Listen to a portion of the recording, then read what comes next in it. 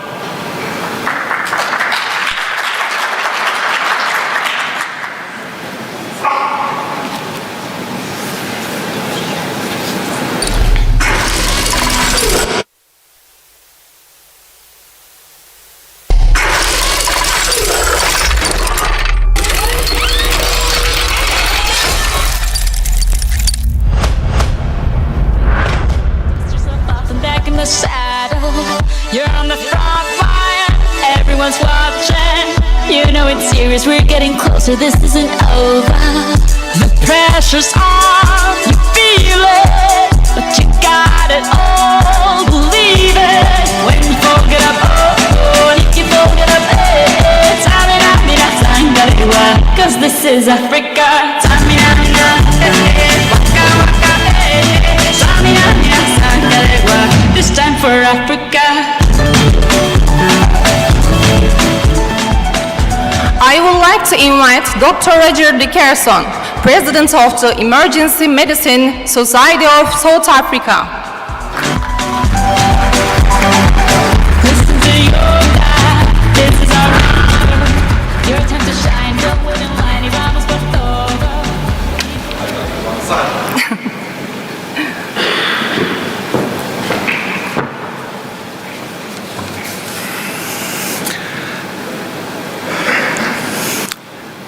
Merhaba Türkiye.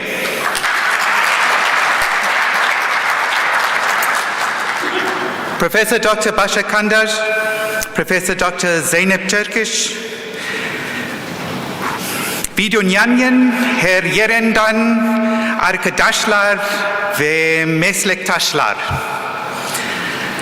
Afrika'nın güney ucundan size sıcak selamlar getiriyorum.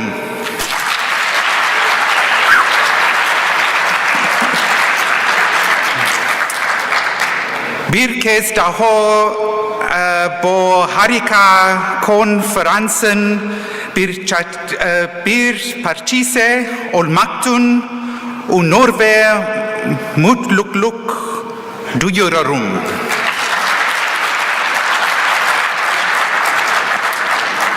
Öğrenilecek eski arkadaşlarla buluşacak ve yeni arkadaşlar edinecek bir yaş. And now I'm going to switch to my home language. Goedemiddag, dames en heren. Sorry, that is my home language, so now I'll switch to English. Good afternoon, ladies and gentlemen. It's an absolute pleasure to be here in Turkey once again, to enjoy the hospitality of the Turkish people, to learn from distinguished international speakers that always join us here in Antalya, and to learn from the students who arrive, to listen, because it's their questions that drive our learning. I come from Cape Town in South Africa, which is really at the southern tip of the African continent, so on the other end of the continent from here. And though we live in very different countries, the problems in emergency medicine are the same wherever you are. And so on behalf of the Emergency Medicine Society of South Africa, it is my absolute pleasure not only to be here to share this conference with you, but also to bring our regards from the southern tip and look forward to working together into the future. I've no doubt that this conference will be completely like the previous ones. They will be of high quality, excellent times for networking, for asking further questions, and learning from each other. Once again, my deepest gratitude to the organizing committee for the invitation to join you once again in Antalya, and I look forward to this every year. So thank you so much, and best wishes with this conference.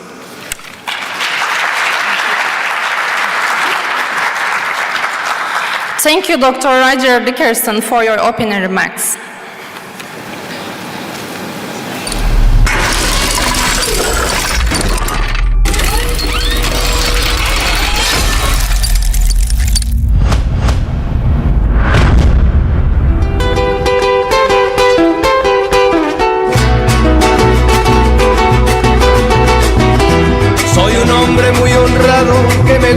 Lo mejor, a mujeres no me falta ni el dinero ni el amor. Jineteando en mi caballo por la sierra yo me voy. Las estrellas y la luna ellas me dicen dónde voy. Ay, ay, ay, ay, ay, ay, mi amor. Ay, mi morena de mi corazón.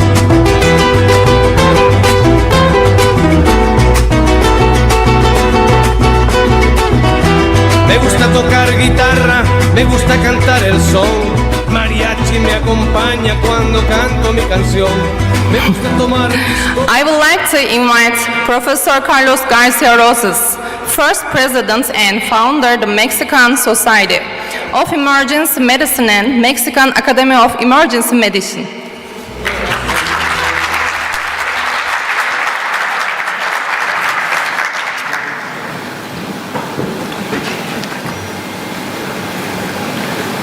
Good afternoon. Thank you very much for inviting me to be here. Bashar, it's a pleasure. Emra, all team of the Society of Turkish, thank you for inviting me to be here. First of all, I want to say that we live in the last 3 years difficult times. We never know that the pandemic will be attacked in that way like we suffer around the world. They show us what important is the emergency medicine around the world. Doesn't matter we are in the north, in the south, in the east, or in the west. The front line of the old system was the emergency room and once the emergency physician. And you are the heroes. And we lose a lot of friends, colleagues, and patients because we don't know how will be this pandemic attack on the humanity. The new times is coming, and we need to change our point of view. We need to be more friendly, more gentle, more help each other to understand how the people suffer in the emergency medicine. Thank you to invite me to be here in this excellent Congress and to share experience and knowledge with my colleagues for other countries and different places around the world. And thank you, and I hope this conference will be great like the other ones. Thank you, and I see you the next days.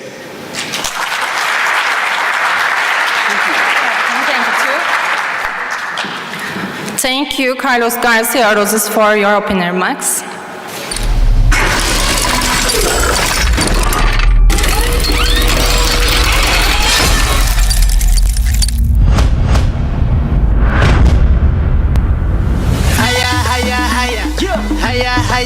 You know what it is. Red one.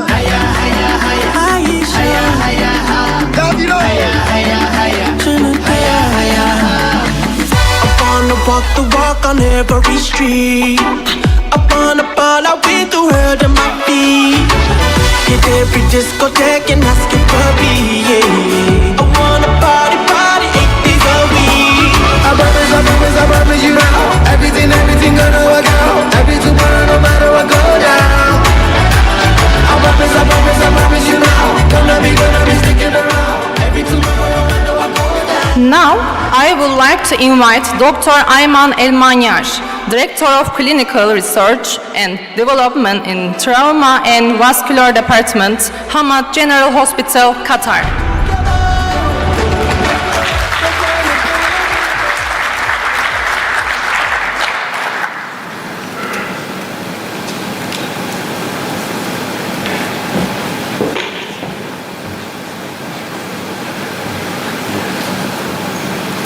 Good evening. Assalamu alaikum wa rahmatullah. I would like to thank Dr. Bashar and the organizing committee for inviting me to attend such a great congress and to maintain a strong academic and scientific relationship with Hamad General Hospital in Qatar. And I hope that this Congress will be very successful, especially we are back in-person meeting.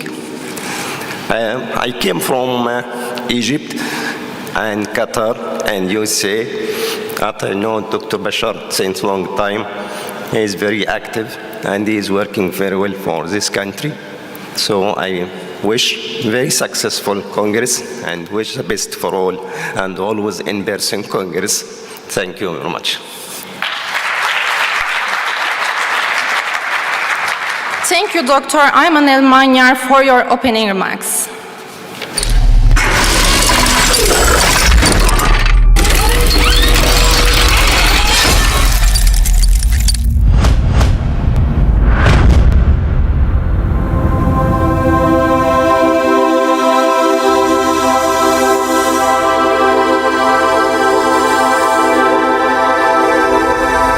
Lasciatemi cantare con la chitarra in mano, lasciatemi cantare, sono un italiano.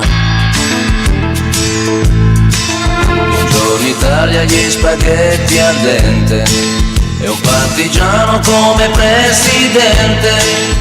Con l'autoradio sempre nella mano destra, un canarino sopra la finestra. Buongiorno Italia con i tuoi artisti, con troppa America sui manifesti, con le canzoni, con amore, con il cuore, con più donne, sempre meno suore. Salvatore Di Soma, President, Great Network Italy. Dr. Salvatore couldn't join us for an important reason.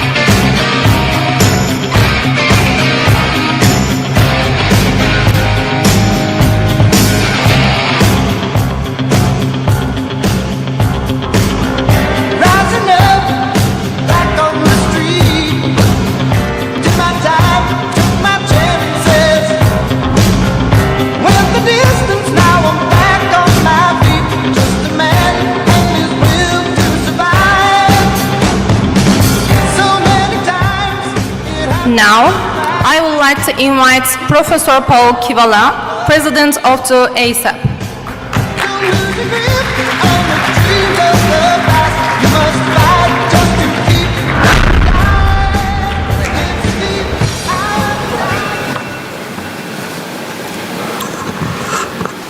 thank you very much. It's a pleasure and an honor, and I'm never always sure what the introduction for me is going to be, but it was very impressive.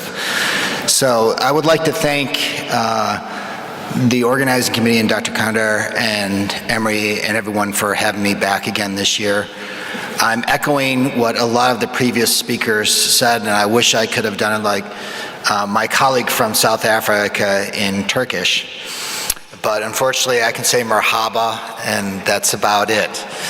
I promise you, though, next year I'm going to up my Turkish if I'm invited back.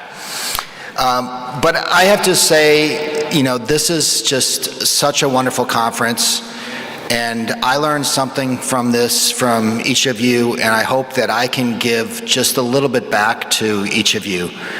And I think conferences like this make us all better, make our specialty better, and allow us to take better care of our patients and our communities. As was mentioned before, this has been a very tough time, and you know, to pull together a conference like this again at the end of the pandemic really requires some fantastic leadership.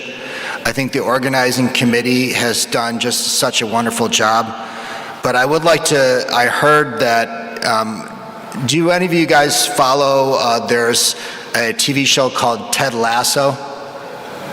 It's about a football team in the UK that hires an American football coach to basically take over the program.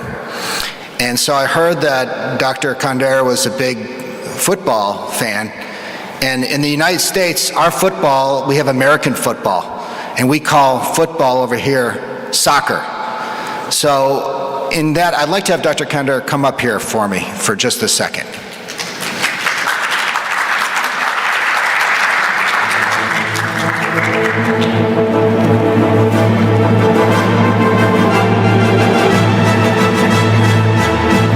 So what I've learned is that, you know, to have a very strong team, you really need a leader that's calling the shots. And so I just flew through Los Angeles, and Los Angeles is the home of the World Championship in American football. So what I know it's football, it's a little different football, but what I'd like to give you here is this is a quarterback jersey for the World Championship team. And you gotta need a hat. And of course, you need the football. Thank you. So I would just like to end in saying that I'm looking forward to working with all of you, and I have to say I personally learned something from each and one of you every time. So please, I look forward, please come up to me. I look forward to speaking to each and every one of you, and if there's anything that I can do, help, advise, or just listen sometimes is all it takes, please don't hesitate. I look forward to seeing all of you over the next several days, and thank you again for your wonderful Turkish hospitality.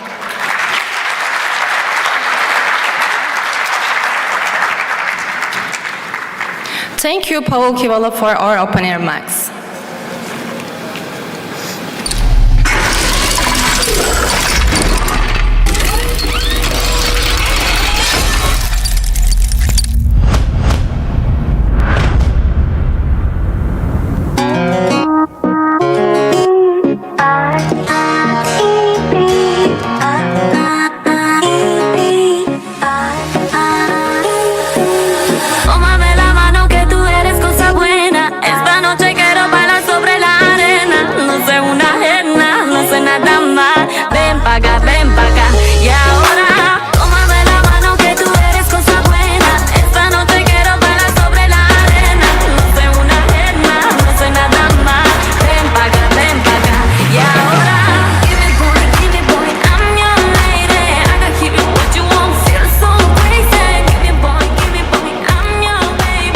Now, I would like to invite Josep Brugada, who is named by the Spanish cardiologist with Pedro Burgada and Josep Burgada, who reported is as distant. The clinical syndrome is 1992.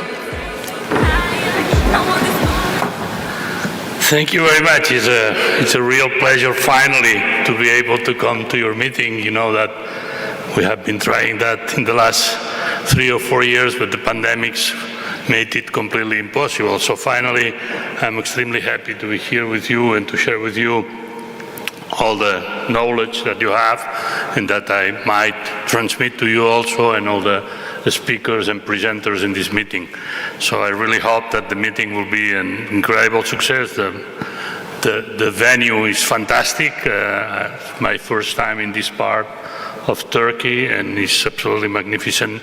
And I'm really sure that the days that we'll be here together will be great days for all of us to learn and to advance, and finally to treat better our patients, which is all about. And thank you very much for this extremely kind invitation, and I'm really hoping to see the next days with you in this meeting. Thank you very much.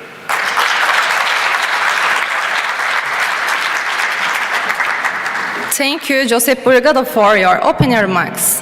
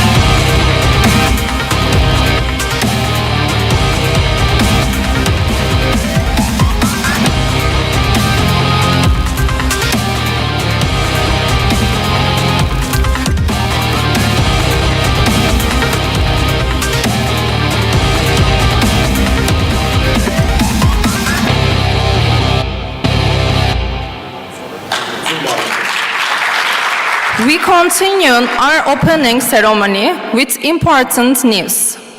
A World Congress will be held in Turkey in 2023, the centennial of our republic.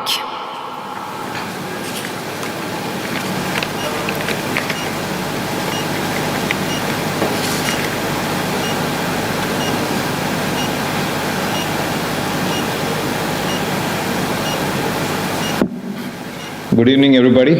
Am I audible?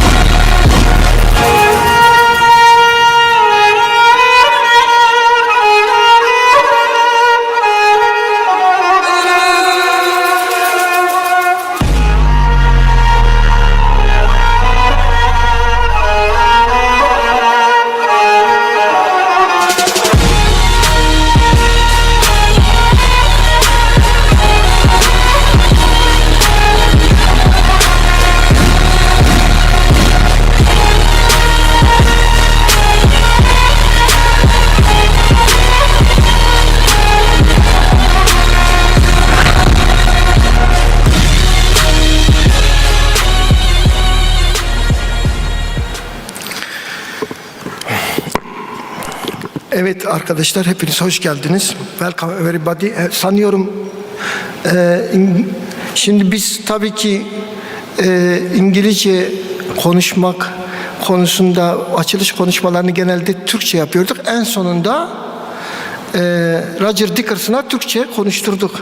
And finally, everybody speak Turkish. We don't speak English. Everybody speak Turkish, okay. Emre, siz şeyleri getirin. Her zaman olduğu gibi geç.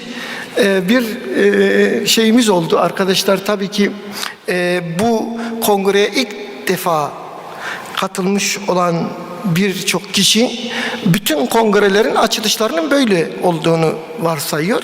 Tabii bizim için bu çok sıra dışı, fantastik, birçok yerde göremeyeceğiniz bir açılış şöleni,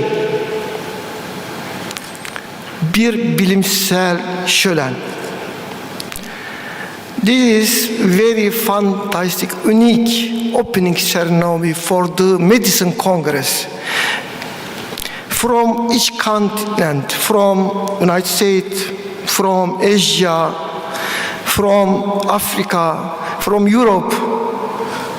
And this year, every year we have from 5 continent speaker, but this year we have from 6 continent speaker. Now we have speaker from Australia too, and I want to thank to this speaker. Welcome, hoş geldiniz. Avustralya'dan aramıza geldiler arkadaşlar. Bir Avustralya kalmıştı katılmayan. Bütün kıtaları biz aslında organize ettik. Avustralya kendisi katıldı bizim aramıza. Çok teşekkür ediyoruz. O yüzden aslında çok zor yollardan yürüyoruz, biliyorsunuz. Yürünemez denen yollar yürüdük. Aşılamaz denen engeller aşıyoruz. Zirvelere tırmanıyoruz. Ve bu konuda sizden aldığımız güçle acil tıbbı daha ileriye götürmek için sürekli çaba sarf etmeye devam ediyoruz. Açılış törenini çok uzatmamak adına bu yıl yaptığımız aktivasyonların birçoğunu anlatmayacağım. Çünkü biz pandemiden önce yılda yaklaşık 400 aktivasyona ulaşmıştık. Bir gün gelmiş 3 ayrı ülkede 6 aktivasyon yapan bir dernek değil, büyük bir devasa güç haline gelmiştik. Tabii siz eğer zirveye çıkarsanız, zirvede olanların karşılaştığı 2 şey vardır. 1, yalnızlık. 2, onu zirveden düşürmeye çalışan insanlar. Ve dolayısıyla biz karşılaştığımız sorunları acil tıpta zirvede olduğumuza yoruyoruz. Buradaki tabloda aslında zirvede olduğumuzun bir göstergesidir değerli arkadaşlar.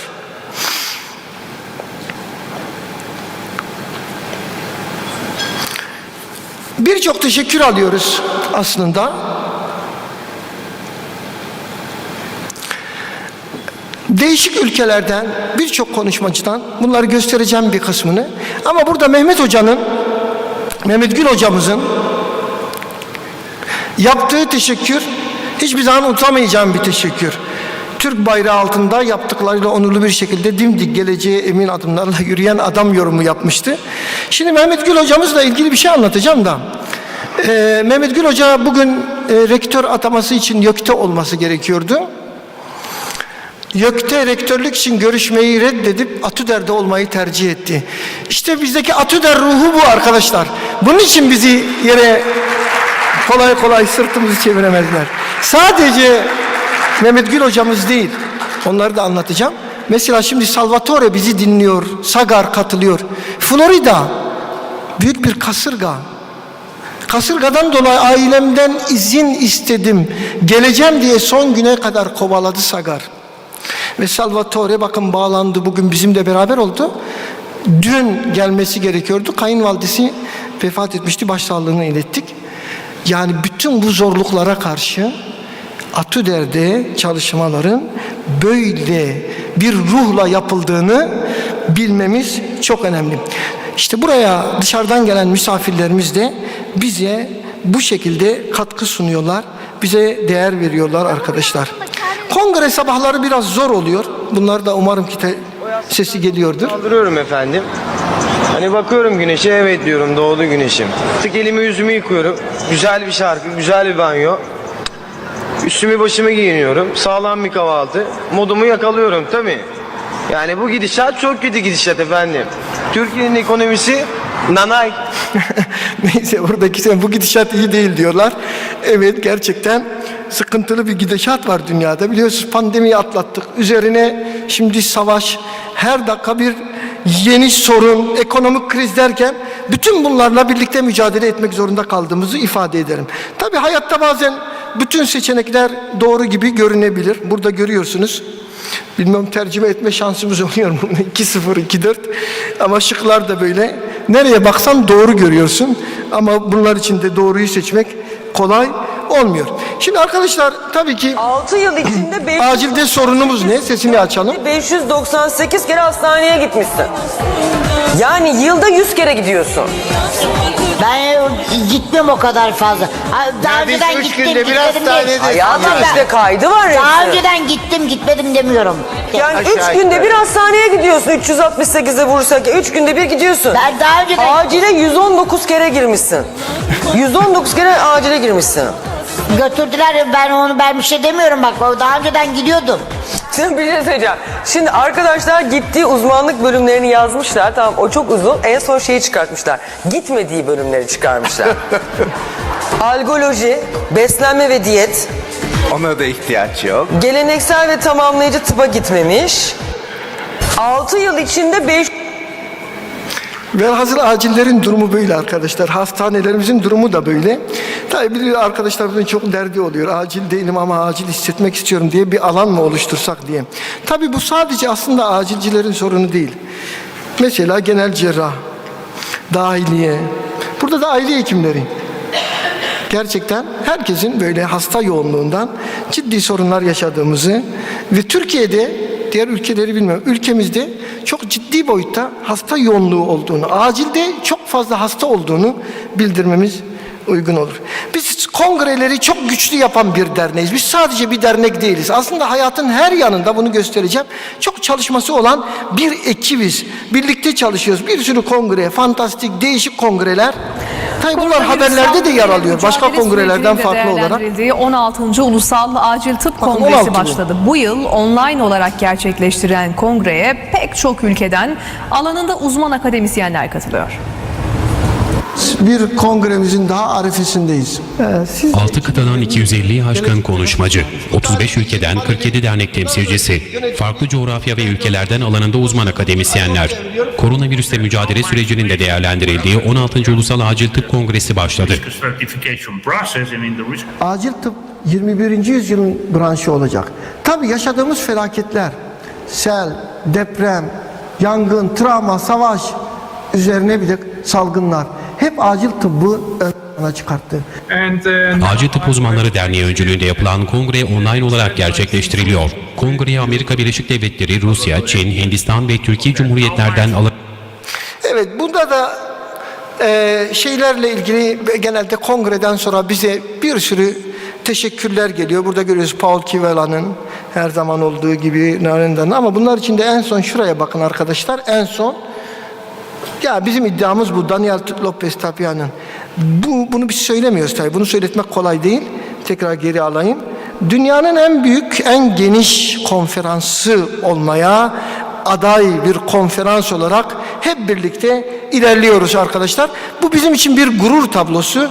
Acil tıp için bir gurur tablosu. Ülkemiz tıbbı için bir gurur tablosu. Bunu da görüyorsun işte, her yerden ciddi bir teveccüh var. Ve bunlar böyle devam ediyor. Tabii biz dernek olarak çok iş yapıyoruz. Bakın bu yine Facebook'tan aldığımız bir şey. Birileri soruyor, biliyorsunuz böyle soran adamlar olur. Sevgili babalar, bu uzmanlık dernekleri ne işe yarar diye. Hangi branşın ne derdine çare bulmuş bilen var mı? Biz hiç müdahil değiliz toplanmaya bak.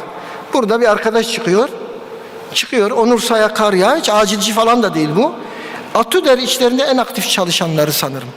İşte bizim bütün camialar içinde örnek bir yapı haline gelmemizin tabi bazen bedeli oluyor ve bunları da beraberce göğüslüyoruz, beraberce üstesinden geliyoruz arkadaşlar. Alex de Souza. Stoh topun gelişine vuruyor ve gol! Miroslav Stoh olağanüstü gollerinden birini daha atıyor Kadıköy'de. Fenerbahçe 1, Gençler Birliği 0. Stoh. Müthiş bir golle başladı karşılaşma. Stoh'un attı. Şimdi Paul spordan bahsedince biz de bahsetmesek olmaz. Bu gol, Stoh'un golü ne bu? Şampiyonlar Ligi en iyi gol. Puskás ödülü. Puskás ödülü alan bir gol. Bizim için Puskás ödülü almak zor değil arkadaşlar. Neden?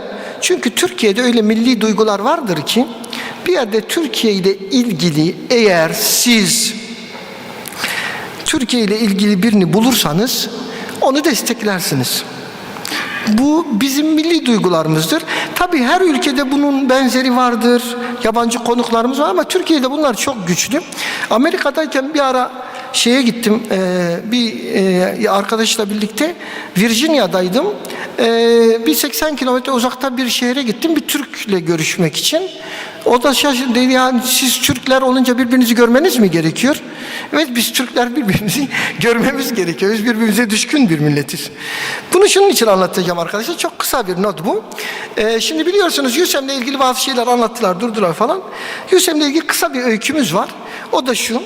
Yusem'de öncelikle böyle kongrelerden sonra bizi başkan adayı göstermek istediler. İstedik, o zaman başkan adayı olacaktık, olduk.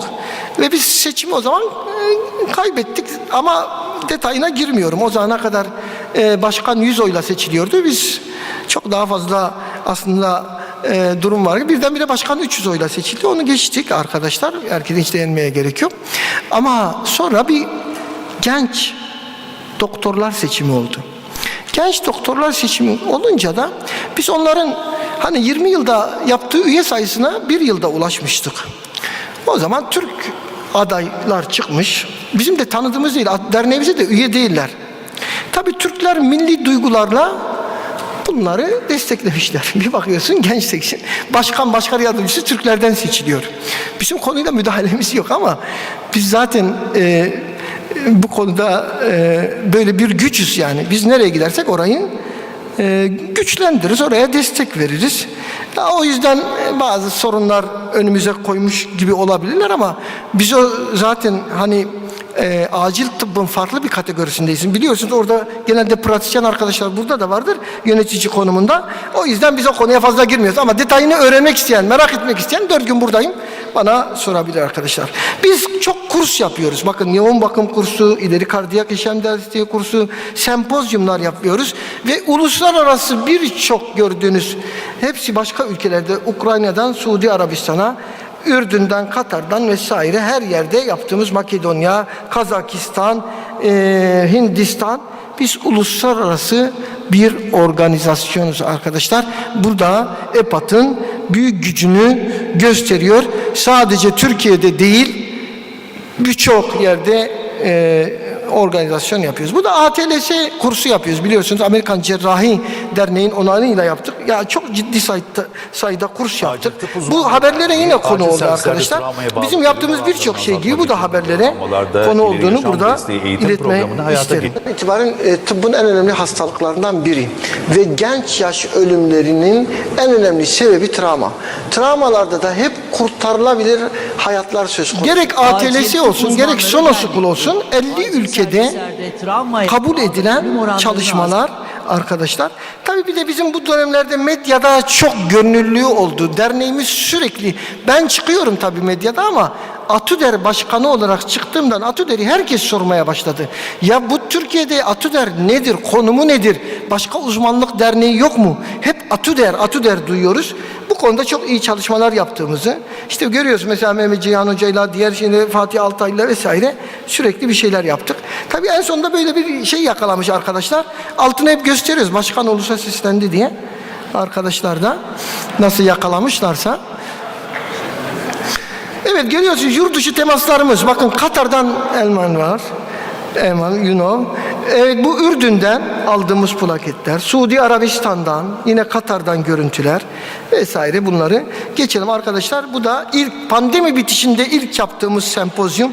Kurallar kalkar kalkmaz hemen Belgrad'a gitmiştik. Tabii Belgrad Derneği de bize böyle şükranlarını arz eden bir teşekkür yapmıştı. Romanya İçişleri Bakanı, aynı zamanda acil tıp uzmanı ve Türkiye acil tıpta oyun kurucu oldu dedik. Kafkasya'da kurduk. Baltık ülkelerinde kurduk ve tabii ödüller aldık. Özel davetler aldık. Hindistan'da, Özbekistan'da, burada da arkadaşlarımız var. Yine Carlos'un bizi tarif edişi, burada söylediği için tekrar gitmiyorum. Bir lider olarak önümüze gerçekten önemli şeyler veriyor ve bütün neredeyse ülkelerden geçen yıl arka arkaya ATÜDER adına neredeyse 3-4 ödül, toplamda 12 uluslararası ödül almış olduk. Bu da VASEM'den aldığımız bir ödül ve tabii ki biliyorsunuz kitap olarak çok değişik kitaplar yazdık. Özellikle bakın bu Meksika'da kitap, orada da editör olarak bulunduğumu görüyorsun. Bu da bizim işte devasa, özellikle yabancı konuklarımız da buradayken 4000 sayfa 400 bölümden oluşan devasa bir külliyatımız. Dünyada en kapsamlı textbook olarak göründüğünü söyleyebilirim. Her dernek bir dergi çıkartırken arkadaşlar biz 4 dergi çıkardığımızı her seferinde söylüyoruz. Onunla da yetinmiyoruz. Kısa filmler çektik biliyorsunuz. Burada da bakıyoruz, artist olacak arkadaşlara da bakıyoruz. CPR yaptık. Görüyorsunuz Gizem Karaca ile birlikte yaptık. Emre Kızılırmak ve ben vardım bu filmde. Bunun geniş versiyonunu izlemenizi tavsiye ederiz. Tabii sağlıkta şiddet hiç çözülmüyor, bitmiyor. Ben onlarla Biz elimizden gelen bütün çabayı yapıyoruz. Filmler çeviriyoruz, kamu spotu. Aslında biz tedaviyi biliyoruz da. Simsiz kahramanları onlar. İşte onu uygulamak önemli. Onu uygulayacak. Beni siz hayata bağladınız. Kendim ve sevdiklerim adına hepinize minnettarım. Ben şanslıydım. Ama sizin anneniz, babanız, eşiniz, çoluğunuz, çocuğunuz, akrabanız, arkadaşınız bu kadar şanslı olmayabilir. Ne olursunuz unutmayın. Size rağmen olmaz. Ama sizinle iyi olur. Evet, Türkiye bu filmi konuşuyor 80 milyon diye. Haber de yaptırdık ne olur ne olmaz diye. Şimdi gelelim bu kongremize. Arkadaşlar şimdi ben kongreyi çok anlatmak istiyorum ama vakit. Ya bizim kongrelerimiz dolu dolu. Her santimetre kadar neredeyse bir aktivasyon var. Çok sıra dışı işler yapıyoruz. Çünkü çok güçlü bir ekibiz. Evet, burada bir futbol turnuvamız olacak. Karaoke olacak. Sonra tabu oynama ilk defa yapıyoruz. Uçurtma, bunları da yapacağız. Acil tıpçıların aynı zamanda bir sosyal bir aktivasyon yapması için şeylerimiz var, çabalarımız var. Tabi biliyorsunuz 99. yılı 100. yıla bağlayan geceyi burada birlikte kutlayacağız. 100. yıla burada birlikte gireceğiz. Gala gecesinde. O yüzden kırmızı, beyaz giyineceğiz.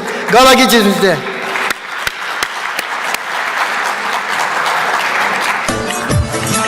Tabii böyle bir performans istiyoruz.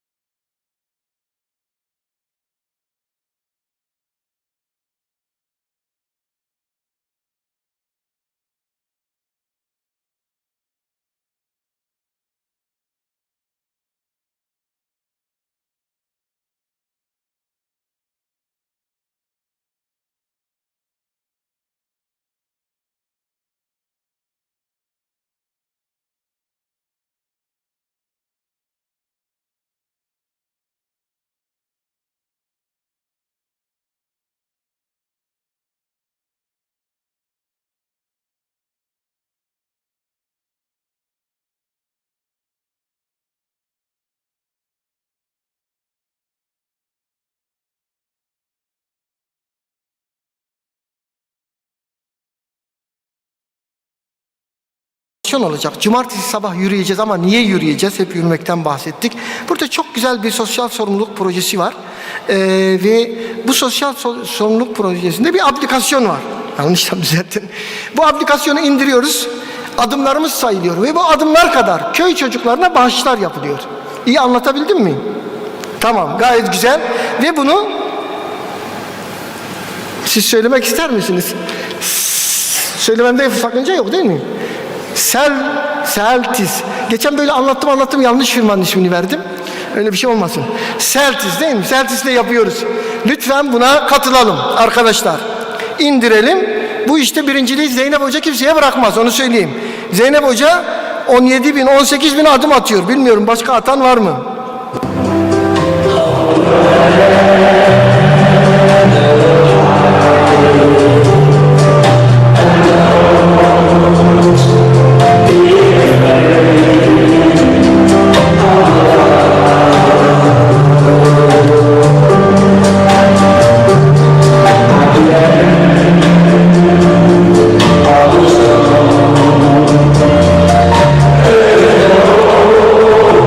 Hepimiz biliyoruz, asla yalnız yürümeyeceksiniz.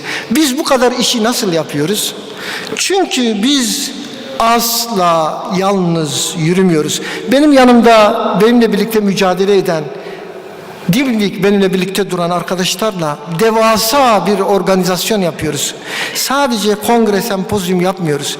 Türkiye'nin geleceğine, dünyanın geleceğine faydalı olacak işler oluşturmaya çalışıyoruz.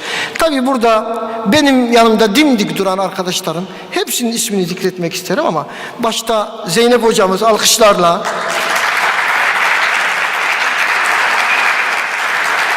Mehmet Gül hocamız ve buradaki tüm yönetim kurulu arkadaşlarımla birlikte, çünkü hepsini sayma diyorlar, uzuyor diyorlar mecburen, ve kongre sekreteriyası, kongre organizasyon komitesi, hepsine minnetlerimizi ifade ediyoruz. Teşekkürlerimizi sunuyoruz arkadaşlar. Hep beraber güçlüyüz. Tabii arkadaşlar bu arada yaprak dökülme veya işte zayıf olanlar dökülüyor. Bir şey desen beraber yürüdük biz bu yollarda demiyoruz. Şimdi arkadaşlar bu zor günler bizim için çok zor günlerdi. Çok olağanüstü. Defalarca organizasyon komitesinde toplantı yaptık. Günlerce, haftalarca. Bu en zor kongremiz dedik. Bu en zor kongremizde ekonomik krizlere rağmen bizim yanımızda duran arkadaşlar oldu. Şimdi biz ödül töreniyle bitiriyorum arkadaşlar. Ödül töreninde önce firmaların ödüllerini hemen takdim edeceğiz. Daha sonra günün en önemli anı bir tarihi an. Dünyada birçok kişinin hayatını değiştiren bir sendroma ismini veren Burgada'ya ödüllerini takdim edeceğim. Şimdi arkadaşlar önce gerçekten bütün firmalara ben teşekkür ediyorum. Böyle zor zamanda ki bir şeyler anlatmak isterim de her şey çete girdi, acil tıbba da çete girdi. Bu acil tıptaki çeteler tehdit ve şantajla bilimi tehdit ediyorlar. Ya bilim tehdit edilmez. Bakın bilim her şeyin üstünde olmadıkça bilim olmaz. Bilimi en üstte tutmanız gerekiyor. Bilim siyasetten de diğer bağlantılardan da hepsinin üstündedir arkadaşlar. Bilimi üstte tutmak gerekiyor. O yüzden tehditlere, şantajlara boyun eğmeyen sizler burada en büyük alkışı hak ediyorsunuz. Önce sizi alkışlıyorum.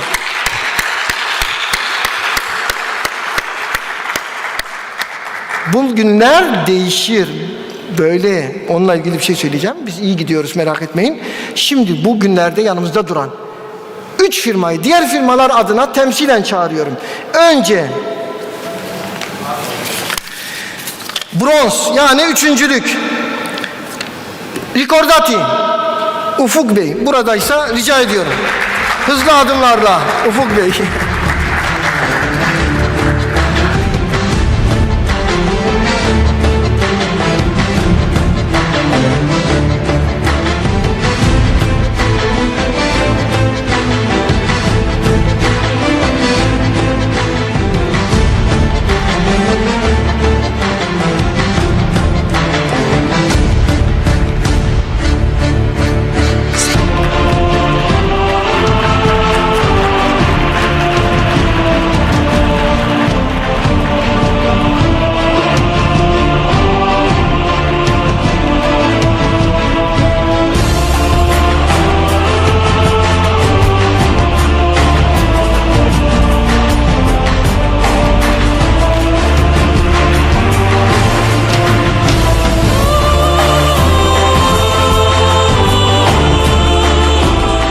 Ben tekrar ortaya kadar yürümek istemediğim için buralarda vermeye çalıştım, yutmadılar.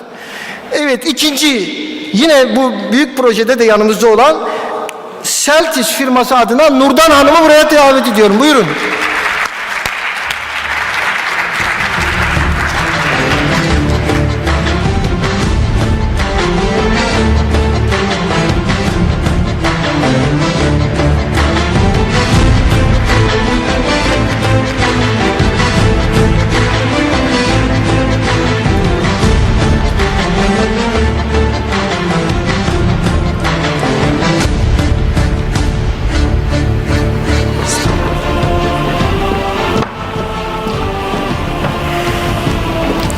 Ve sen olarak altın sponsorluk ödülü.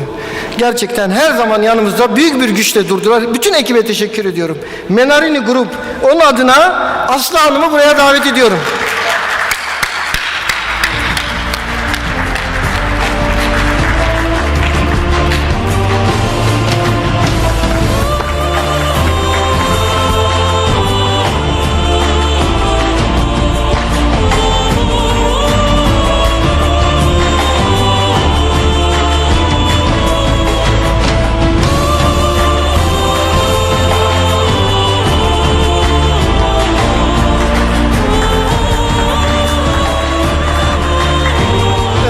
Evet arkadaşlar, şimdi günün en anlamlı anına geleceğiz ama ondan önce biz bu altın acil ödüllerini 7 yıldır veriyoruz ve çok değerli, şu ana kadar gerçekten çok değerli bilim insanlarına bu ödülleri verdik.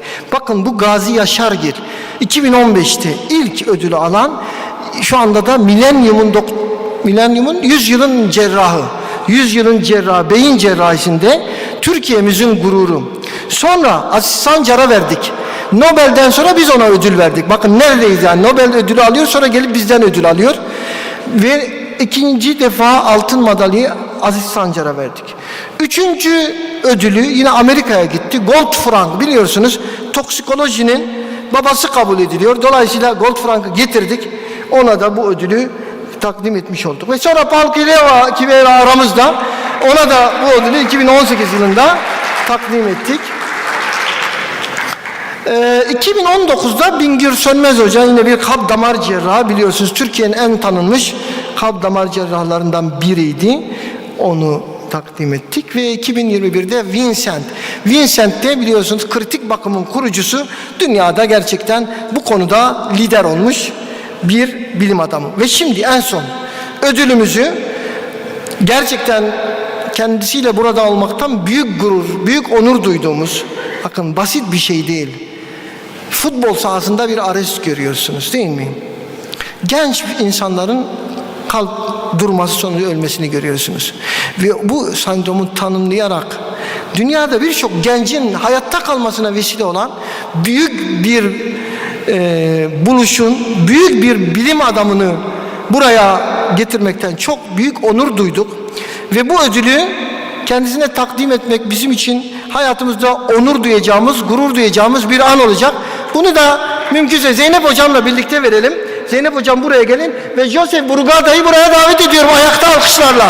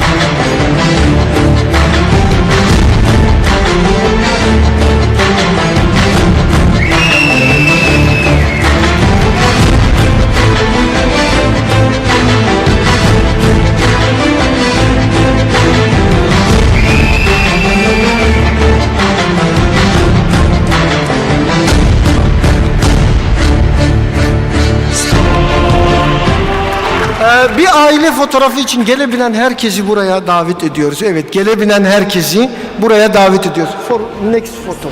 Wait. Evet arkadaşlar, bir hatıra fotoğrafı Burugarda'yla gelebilen herkesi alalım. Evet, gel Halil.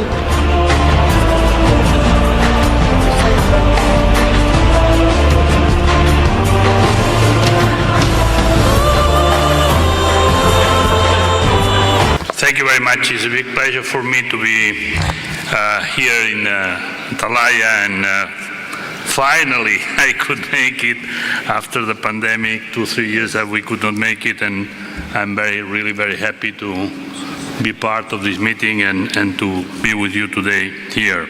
So we have this opening session, and it's a pleasure for me to introduce Salvatore Di Somma from Italy, that will talk about telemedicine for the future health system organization. Salvatore will make his presentation from Italy, I guess. Salvatore?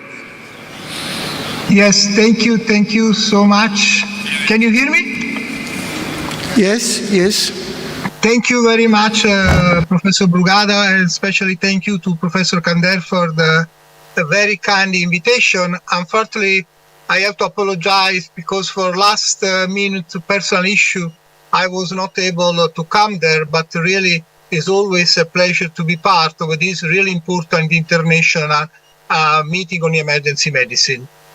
My talk will be on the telemedicine for the future health system organization, and just I would like to share with you my conflict of interest since I am a part of this startup organization, innovations and technology in emergency medicine.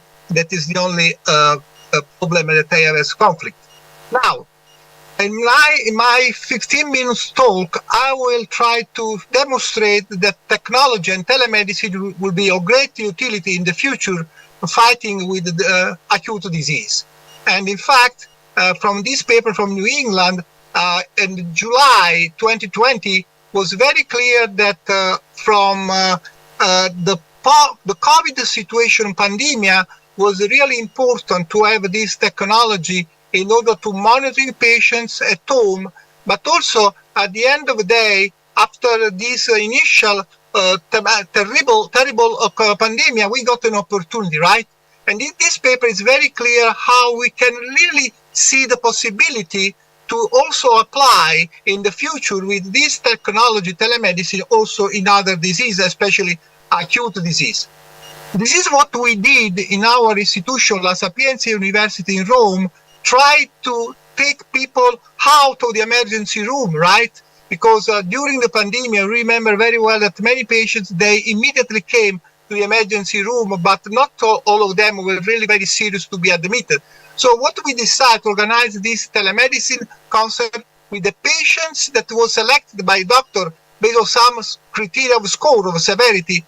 And then there was a nurses station that was able 24 hours a day, 7 days a week to monitoring the patients with this smartphone. And this data were sent to a platform that the nurses was looking, and based on this criteria of news alarms, if the data were green or yellow or red, some decision was be made. And this would be very fruitful in order to reduce inappropriate hospitalization in the emergency room, and also on the contrary, to admit the patients before they become very severe and need for ICU. But let's see now, how can we really try to implement in our daily practice in the emergency room utilization of telemedicine? You remember very well that during the pandemic, many patients with other acute diseases such as stroke or myocardial infarction or acute heart failure, they died at home because they were a little bit concerned to come in the hospital. But at the end of the day, we have to see now which are the consequences of the increase of many acute disease coming and expecting in the future in the emergency room. Therefore, cardiovascular acute disease, both because of neglecting during the pandemic and also because of the consequence of the COVID, we will have in next decades a lot of acute cardiovascular disease as a tail of the COVID that will come to the emergency room. So my question today is, should we apply telemedicine in fighting with this tsunami of patients coming in the emergency room with acute cardiovascular disease? You see from this paper from Nature Medicine just published a couple of months ago that heart failure patients will be really increased number need for admission in emergency room because even in patients that the COVID without severe lung disease, there is an expecting of an increased heart failure patients because, as you know, COVID-19 is not a lung disease, it's a vascular disease. So I think at the end of the day, let's sit together, fighting with the most important reason to be admitted in the world, acute heart failure. How can we use telemedicine? I think this is just an example that definitely we can cooperate in the future in the network to see how can we really apply the experience of telemedicine in COVID, in acute disease in the emergency room. You know very well from this paper that we published as position paper of Association of Acute Cardiovascular Care, European Society of Cardiology, that first of all, we should distinguish between shortness of breath and when acute heart failure suspected, we should definitely immediately approach in the emergency room by diuretics, oxygen, or nitrates, depending on what is the phenotype of the patient. I just want to remark that the job you do in the emergency room with acute cardiovascular disease is always the most important one. I just want to take the opportunity to share with you this fantastic paper just published that in the emergency room with acute heart failure, we can have a best opportunity to immediately treat better the patients using not only furosemide, but adding acetazolamide, 500 milligram once daily IV is going to reduce the need for furosemide increase. Now, let's see how can we use telemedicine in try to reduce the burden of overcrowding in emergency room with the patients with acute cardiovascular disease and especially with acute heart failure. In this position paper we published recently, it is very clear that what is important to immediately make a disposition, right? For acute heart failure patients, if the patient has cardiogenic shock or has acute pulmonary edema or is right ventricular failure, definitely you should admit to ICU. But you cannot admit all the patients. And now what is really important to see the possibility that you can send a team or nurses home patients from the emergency room. And this is coming the importance of telemedicine.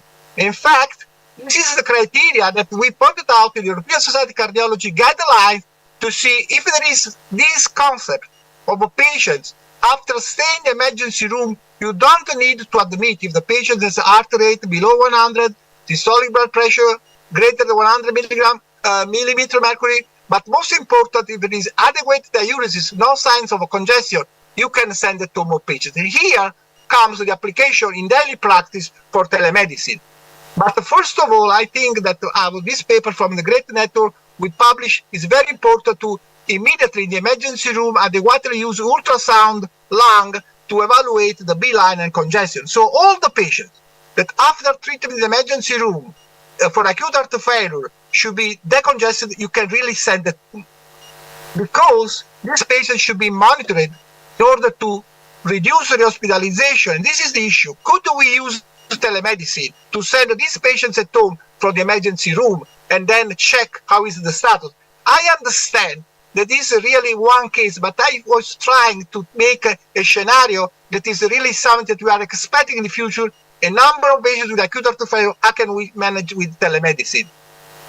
And this is the project. You see again, nurses station, patients are selected based on criteria of score, and they receive at home a waiting system with bioimpedance, blood pressure, glucose testing, saturimetry for oxygen consumption, and then every day the patient is sending once a day at the nursing station the data, and the nurse is in contact with the physician in the emergency room. So the patients that are sent by the emergency room can be connected by the emergency room in order to see, I have to come back, I can stay at home. And this is what we did already in our preliminary 200 patients in Rome, where you can see having this monitoring, you can have a lot of information to decide, especially if there is no body water increase, if there is adequate diuresis, to take the patients at home and not into the hospital. I think this is a kind of, let's say, hospital at home that is also possible thanks to telemedicine. Once there is any issue in terms of the data, assuming that the patient has some symptoms, you can even organize from the, let's say, remote area, these telemedicine consultancy with the nurses taking the patients and with the remote you see the physician looking at the patients, and the patients can be explorated by also ultrasound or even natriuretic peptides, because we know very well that after the discharge from the emergency room, natriuretic peptides represent the most important parameters to control the stability of a patient, such as glucose for diabetes. And this also technology improving, because if you really want also to monitor these patients, you know very well that blood pressure in these patients should be an issue. So we have this special watch that we can use in order to better monitoring the patient. So we also need to familiarize with the patient's need in order to make the technology familiar with him. And this is probably the issue, right? Doctors should be thinking telemedicine as a solution to reducing overcrowding, but the technology should be also an issue for the patients. And even in the future, why not? Like they prepared recently in the UK to send at home even nurses and doctors to take patients at home, especially for let's say final situation and so the final goal of telemedicine is putting people together, working in the interest of the patients and reducing the inappropriate burden in the hospital to move the health system from the hospital to the community when possible. And this will optimize the job of emergency physician that will only work with the severe patients and also for the hospital per se. Now, within the WASM, we really were able to point out in this paper after the COVID that you see many people from the WASM group that I'm honored to be part of, to show which are really the need for improving telemedicine program for emergency medicine. And at the end of the day, these are the most four important pillars that we have to realize in the future: patient safety and confidentiality, matrix analytics and reform, and this is also kind of institutional need, recording audiovisual data, and health record is very important to have the possibility that these data are going with the patient, with also electronic data, and also at the end of the day, lastly, the cost and the possibility to make this kind of activity reimbursed. At the end of the day, this is the last issue that just come out today, New England Journal of Medicine. There are also a lot of ethics issues that we should solve. First of all, the possibility of privacy, right? We should make sure that these data are utilized properly by the patients, and also we should really make possible, as much as possible, the future of improving telemedicine in conjunction with the patient's need. At the end of the day, I was trying to demonstrate that thanks to telemedicine, we can definitely manage acute disease outside the hospital, making a good connections from the emergency room, from the hospital, with the community. And I was taking the example of acute heart failure because we are expecting a lot of patients with acute heart failure as a consequence of the COVID-19. But at the end of the day, I just want to conclude my talk, just say everybody, especially young people in the audience, that always is very important also to have a clinical approach. So telemedicine is not a kind of alternative to clinical setting, is a complementary opportunity. And if you are using this technology in many acute disease, I'm thinking acute cardiovascular disease, but I'm also thinking sepsis, with the utility of biomarkers, definitely we can do a better job. I hope that this was a good opportunity to take some thinking on the people there. How can we really implement the future using telemedicine for reduce emergency room overcrowding and to give patients better healthcare delivery? Thank you very much from Rome and from my residents. Unfortunately, I was not able to come to that, but Bazar, you have to promise me that next year you will invite me again. Thank you very much.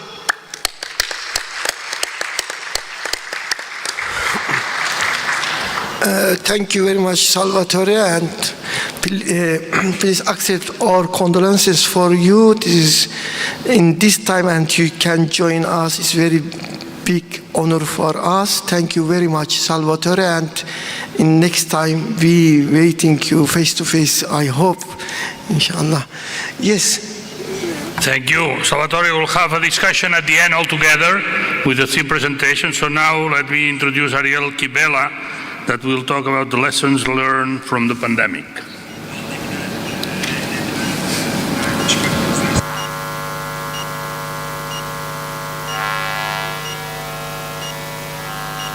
Oh, can you hear me?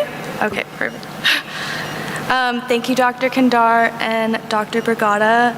It's really an honor to be introduced by two of the most influential cardiologists and emergency physicians in the world, and it's a bit intimidating as well. Nevertheless, thank you for having me, and thank you for joining me today. I graduated in May from Pitzer College in Los Angeles, California, studying international politics and East Asian studies. I wrote my thesis comparing East Asian COVID response model to the United States. So that's what I'm going to be talking with y'all today. Oops.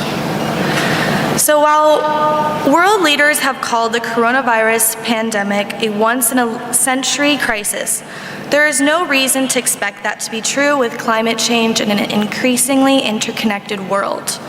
The only thing that is certain is that once this virus is vanished, another will take its place. Pandemics are inevitable. However, the systematic policy failures that accompany the spread of a virus are not. So if you look at this map, you can see that mortality rates due to COVID-19 have varied substantially across the world. In particular, there's a striking contrast between the Asia-Pacific region versus the United States. In particular, the East Asian tigers, which are Singapore, Hong Kong, Taiwan, and the Republic of Korea, have received universal praise for their ability to effectively respond to the pandemic. Given their close proximity to the outbreak and relatively low infection and death rates, are really a testament to the government's response to the virus. So let's talk about these governments and their difference to the United States. So the East Asian tigers are considered to be a developmental state, which means they're a welfare state. Because they were late to industrialize, they had to facilitate their own growth, which sometimes meant intervening in market failures and limiting individual rights to do so. The regulatory state is what the United States is considered to be, and that's not a welfare state.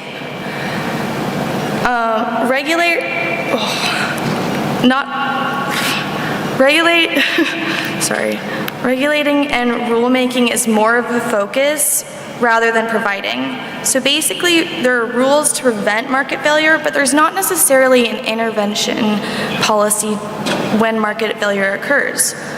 Also, they are not able to override politics in a time of crisis. So the East Asian tigers had a top-to-bottom approach. They started at institutions, and their institutions were made up of skilled technocrats and very educated elites.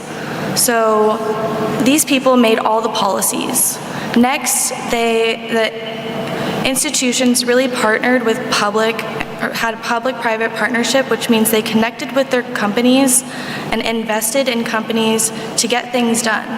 This created a trusting society. So when it comes to pandemic preparation, COVID-19 is not the first epidemic that has spread through East Asia. SARS spread rapidly across the region in 2002.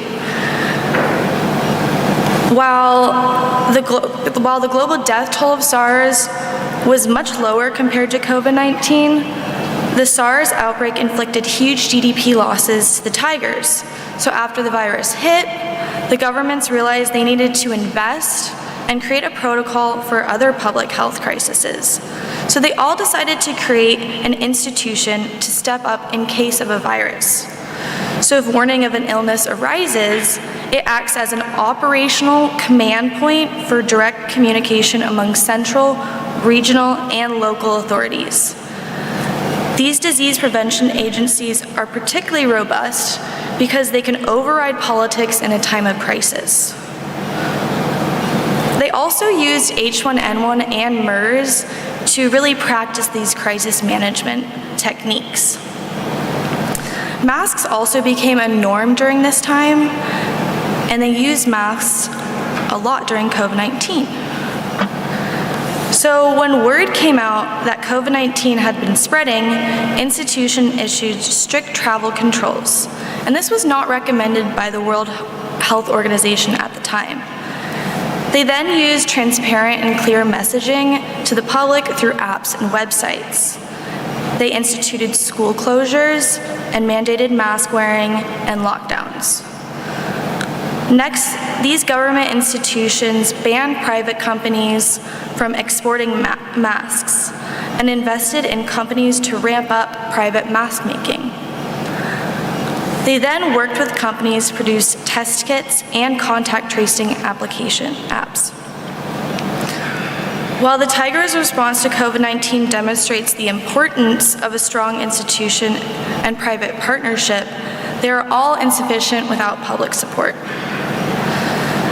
So in Asia, there's a strong culture of Confucianism and collectivism, and this really emphasizes the importance of protecting elders, social responsibility, and it had a strong sense of duty. A number of scholars point to these cultural responses to really explain the success of East Asian tigers. But I argue that focusing solely on this simplifies the picture of public trust in government. Moreover, citing cultural values as evidence of the success in these countries really excuses the United States' failures. So I argue that this collectivist and law-abiding citizenship can really be outproven as these countries have a very strong sense of history and activism and opposition towards political authority. I believe that really it came down to public trust that was gained through the government's ability to appear credible, consistent, and transparent when providing information to the public. Moreover, in a number of these places, testing became mandatory. Isolation and quarantine was enforced with fines for people who did not adhere to the standards. There were also fines for people who did not comply with mask wearing. So the United States prevails as the #1 global leader in COVID-19 deaths. The American botched response to the virus really reveals the nation's insufficient preparation, divided leadership, delayed response, regulatory failures, and a lot of political posturing as well. So taking a look at institutional hurdles, the Center for Disease Control and Prevention, the CDC, and the US Food and Drug Administration, the FDA, made it illegal for private labs and even local public agencies to jump into action with their own solutions for test making. Instead of enlisting the private sector early on in the pandemic, like the East Asian Tigers did, the US officials relied on test kits prepared by the CDC, and many of which proved faulty. So for at least 5 weeks, the United States had no idea where COVID-19 was. Another issue was that in the 10th Amendment, this made it impossible for the federal government to really have a national mandate that applied to every single state. So each state was kind of doing their own thing. Another issue was poor leadership. PREDICT, which is a research program for pandemics and epidemics, was disbanded and defunded during the presidential transition. And the Defense Production Act, which basically tells companies what to do in time of a crisis, was not used to its full potential. And also there was very unclear messaging to the public. So this obviously created a lot of public distrust. So if citizens do not trust their government, they're more likely to question or disobey government orders. Moreover, testing was not instituted was not mandatory, and it was on a voluntary basis. So whoever wanted to get tested could get tested, but they weren't telling people to go get tested.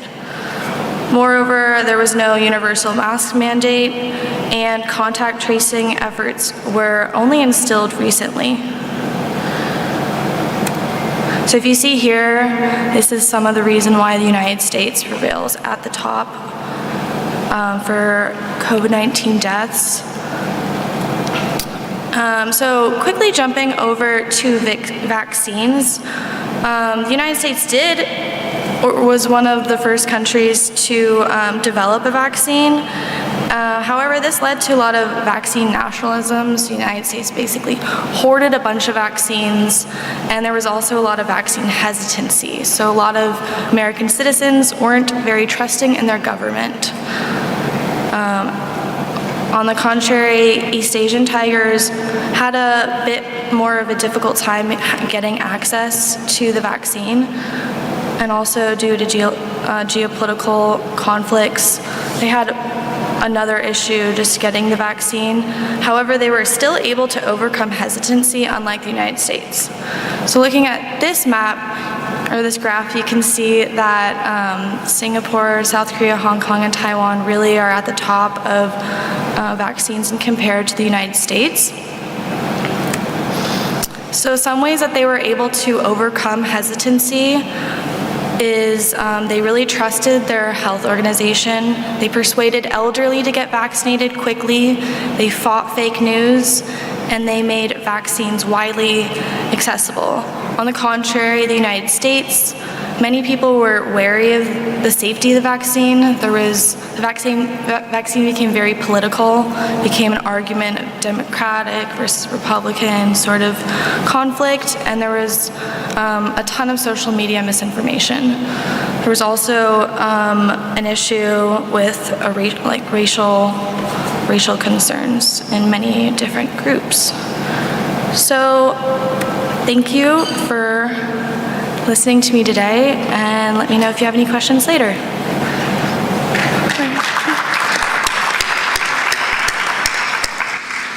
Thank you very much, Ariel. I think we will take question and the rest of discussion. Yes.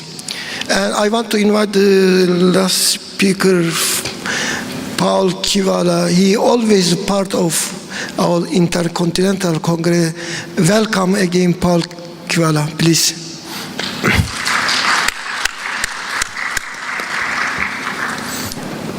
Thank you, Dr. Kandar. It's always a pleasure and honor to be here in Turkey.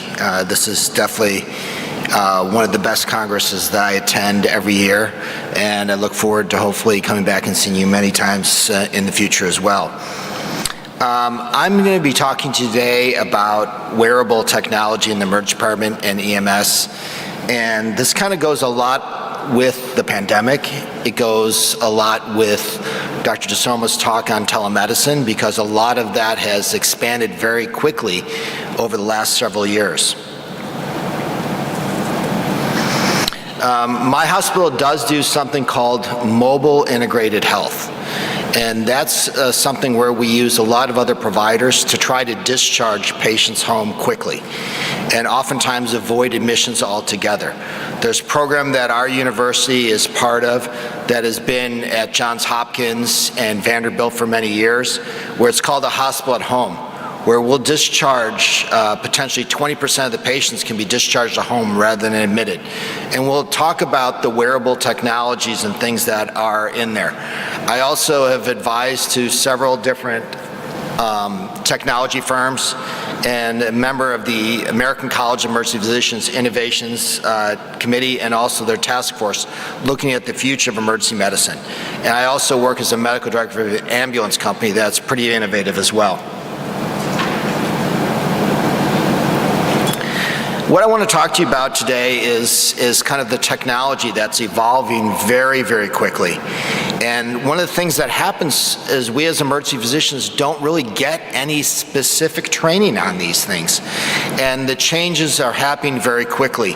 And so I'm going to talk about some of the pros and cons of wearables, but I'm also going to talk about the different definitions, because what's a wearable? Do you know what a wearable is? Has anyone ever told you what a wearable was?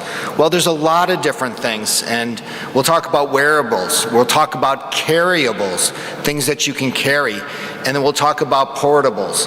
And all of this is something that is in addition to the various apps that are on your phone that could be a whole nother talk all by itself. Many of you are probably too young, and I'm not sure if Star Trek was a big thing here in Turkey. Was Star Trek a big thing? All right. So if any of you remember this, here was something that Bones McCoy carried around, and he was the doctor on there, but also Spock carried it around, and the Geo people. It was something called a tricorder. And it was this little handheld thing that you could basically diagnose a patient with. And so this was one of these really kind of futuristic things in the 1960s. Interestingly, in the US, there's a program called the X Project, where every several years they develop money to basically create a contest. And back in 2012 in the United States, it's a worldwide contest, they said, can someone develop the tricorder? And they went from 2012 to 2017. No one was fully able to develop all of the criteria that they asked for, but they've gone a long way. And over the next 10 or so minutes, I'll talk to you about some of the other ways that this is kind of advanced, and that maybe that tricorder is not so far off. So what I'm going to do is talk to you about several different things. And there's kind of 4 different definitions here I try to talk to you about. Wearables are really something that patients wear. Dr. DeSoma talked about this earlier in the first lecture, and this is stuff of how you send the patient home. How do you monitor them at home? How do you monitor them remotely? The second is something which I'm calling a carryable. And this is something that the doctor, you, can carry on yourself to help diagnose patients. And these are changing very quickly as well. And there's also something that are called portables.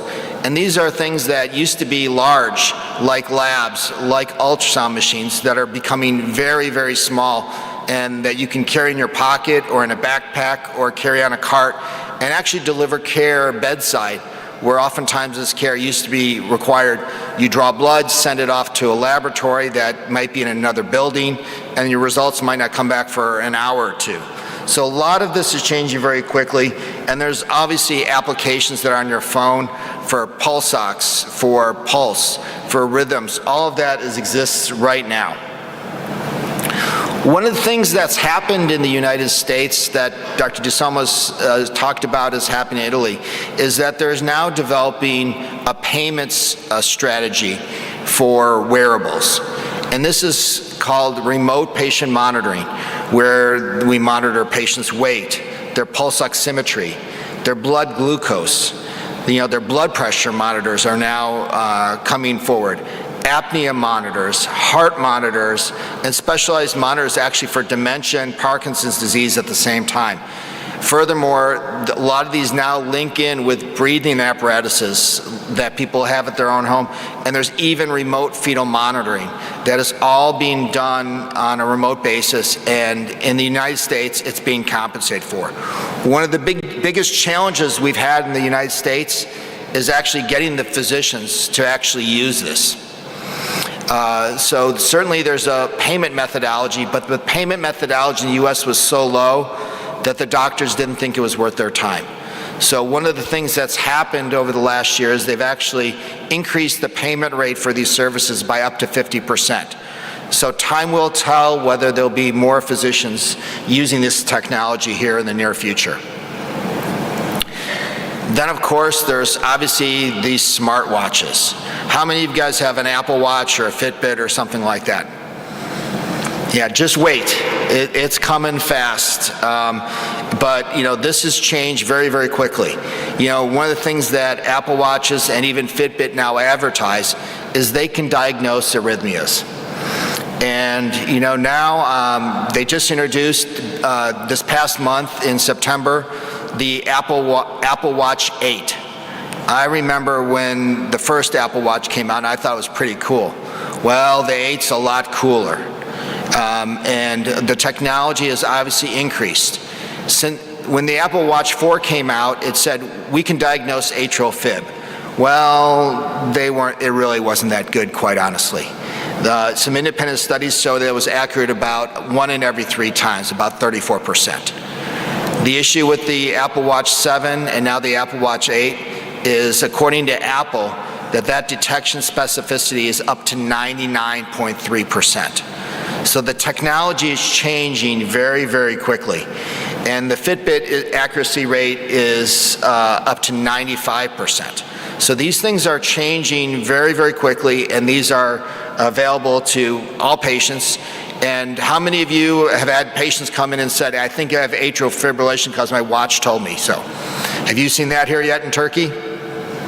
Well, we see it in the US, and so I'm figuring out how to download the technology from their watch to actually figure out if they were reading it correctly. So a lot of that is happening now and something you will see here in the near future. You know, the interesting thing about the smartwatches is this is the 8. It can have high and low heart rate notifications. It can obviously diagnose, or not diagnose, but record irregular rhythm notifications. There's an EKG app that you can get on these watches now with additional technology. We'll show that in a few minutes. There's low cardio fitness. The new Apple iWatch 8 does oxygen saturation levels and also temperature.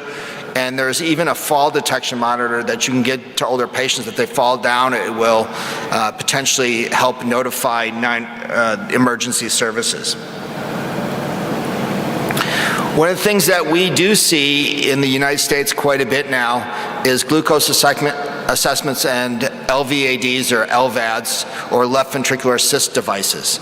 And so we are now using these, and we're learning how to record these, how do we use these to monitor patients' blood sugars without sticking them for additional blood, and making sure that their cardiac assist devices are actually working appropriately. The interesting thing is when the Apple Watch 8 came out, there was a big rumor that the Apple Watch 8 was actually going to be able to test your blood sugar measurement without poking you. Turns out the Apple 8 came out and it wasn't ready for prime time. So is it going to be ready for the Apple Watch 9, which is supposed to be out in somewhere between 12 and 18 months? Time will tell, but clearly the technology is getting very close to be doing remote monitoring of blood sugar and other things without even sticking the patient. So the real question, I guess it comes down to for us as physicians in the room is this stethoscope obsolete? Is something going to replace it? And I don't know if you've seen these. Again, I bought one of these a few years ago, and this is called an Echo. It's a stethoscope that will, number one, it can transmit the sounds to your smartphone. It can also do an EKG tracing, and it can potentially even interpret what the sounds mean. It does it mostly for cardiology, but now it says it's working on algorithms for lung sounds as well. So there's the potential of being able to do this in low volume or in inadequate situations. This is a patient that I took care of when I was working on ski patrol, and this person came in with chest pain, and with my stethoscope, I was able to diagnose the patient as having an acute myocardial infarction. I'm not sure if you can see these too well here, but the lead on the left is the anterior leads, and if I placed it on the left side of the patient's chest wall, those are the lateral leads. So I saw ST elevation in the anterior leads and depression in the lateral leads, and I called for an ambulance, and it turned out the patient had a heart attack. So I was right in using my device. So these things are changing very quickly. The other thing that exists out there are portable ultrasound machines. These are becoming more and more handy, particularly in our younger physicians. We can use it to look at the heart. We can look at it to look at bones, joints, muscles. We can do it for a fast exam in the abdomen. We're using it to help start IVs. And we're now looking at it for more and more for lung assessment. So I can argue with you that very soon, if not already, the stethoscope is obsolete. There's so many things that these devices can do, and maybe we should be carrying these, certainly learning about these more and more. The other thing that happens is that we have devices that we can place on a patient. to cardiac monitor them if they go home, if we're concerned about an arrhythmia. And these are, number one, they can be placed on the skin like this. They can also be injected underneath the skin and last up to 3 years. So these are things that can be done very quickly, efficiently. Another thing that we talked about a little bit briefly, that this can be even ordered by patients now, supposedly, is that this will tack onto your iPhone or to your iWatch and do continued cardiac monitoring and EKG. So you could be looking at if somebody's at high risk and they want to go home, they could actually wear this and determine if they're having a myocardial event. One of the newest things I saw at the latest ACEP conference is something, there's several different things. BrainScope's one of them, BrainView, there's many others on the market now. And these are instant EEGs. And this is something's placed, leads are placed on the head, and in a few minutes you can determine if there's asymmetry or irregular brain activity. So how could this work? You could sit there and say in the field, if someone had a severe headache or head trauma, you could put this on them, and if there was asymmetric activity, you'd be worried about a bleed. If there was hyperactivity, you could be worried about a seizure. All of those things could potentially, or whether someone had a stroke, can even be detected on these devices. So at our hospital, sometimes patients wait 4 hours for a CAT scan. Potentially, this is a device that we're looking at right now to determine who needs the CAT scan first. When we have to figure out who needs it first or second or third, this is one of the devices that's available. The other thing that's been around for quite some time, but probably underutilized, are smart glasses. There's multiple devices. The main issue has always been connectivity, but this is improving very, very quickly. And we even have some of our paramedics using commercially available body cams. So you can kind of see what's available there. They can be head mounted, they can be chest mounted, and so you can actually get an idea of what's happening. The newest technology is smart bandages that are put over wounds, and these can detect if there's temperature changes, there's pH changes, which is one of the earlier evidence of infections, and they even are potentially looking at having certain antibiotics and everything being able to be infused by these. I only have a few seconds left here, but the last thing I'm going to talk to you about are the portables. These are happening very, very quickly. We used to send off lab. Now some of these portables, you can draw blood and put this in a little connectivity that you can have on your belt, and this can get you a hemoglobin or hematocrit in under a minute, and get you a pH in a minute. It can get you a carbon monoxide level in a minute. And soon they're talking about getting other measures like troponins and lactic acid levels very, very quickly. So I'm going to finish here and just tell you that as emergency physicians and emergency medicine, we must embrace innovation. Thank you, and I look forward to taking any questions you may have.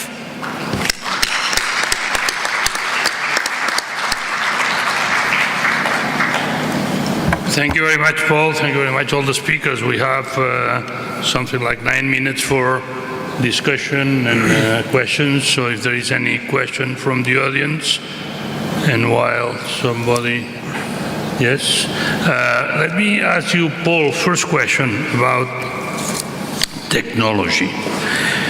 Of course, we have wonderful technological improvements, and we have the portable echocard. I'm talking basically about cardiology, okay, which is my field, and where a lot of technology has been developed in the last years. My feeling is that we have a lot of new devices that are helping a lot, like the portable echocardiogram that certainly will make a stethoscope obsolete. But at the same time, my feeling is that we also have a lot of devices looking for a pathology, and not on the contrary. Some engineer has a very good idea on something, and then we have to find how to make the application in the real world. I'm thinking on Apple Watch or all these sorts of wearable things that measure the ECG, where we see more and more patients that become absolutely dependent on the ECG and on the symptoms. And my feeling is that sometimes we are creating new patients. And in fact, probably in the last 3 years, one of the most frequent things I recommend to my patient is just to get rid of his watch, Apple Watch, or recording ECG, because they are constantly looking at it. So how do we use all this incredible technology in the real world to make life, let's say, more easy for physicians and probably more effective for the diagnosis, but not just because we want to do more? Dr. Brugada, that is a great question.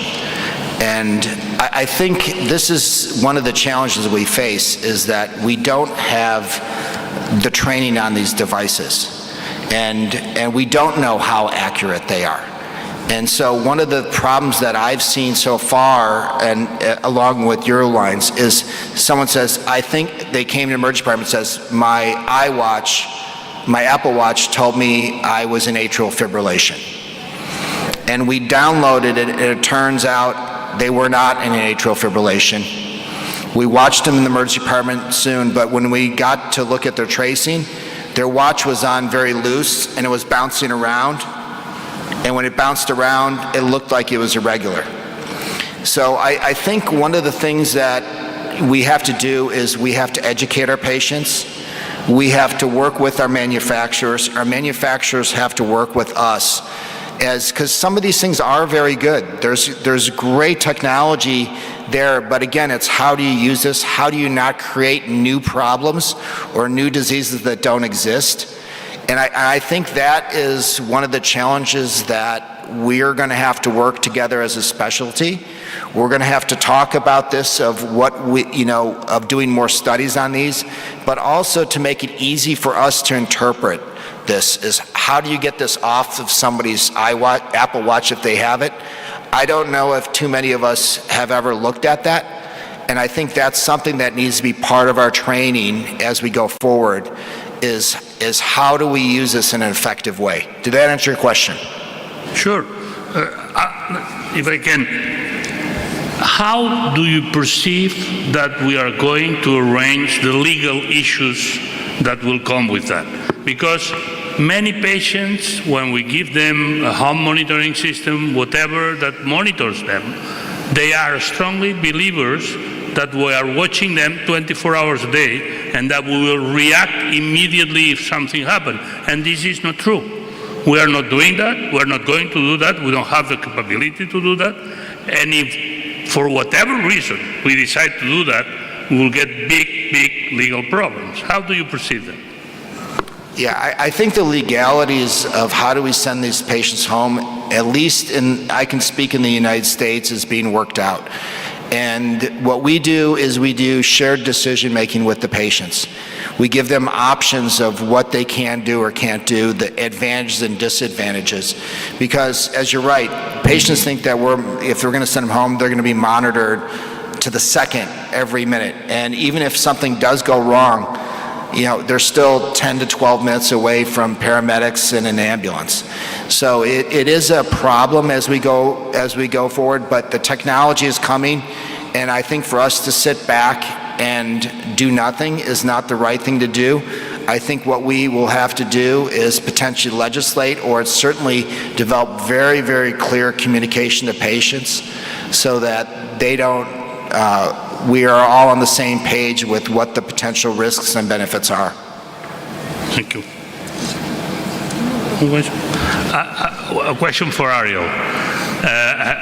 Your presentation was a very political one, of course, and I'm not very sure that the Republicans will be very happy with your presentation after some picture. Of course, this happened everywhere, except maybe in your comparison in the countries where they really trust the system and the recommendations, like the countries you were, the tigers that you were explaining, because this exactly happened the same in Spain, okay, where we have the opposition and the government left and right, and they were, fighting all the time, and if one says one thing, the other one says the contrary.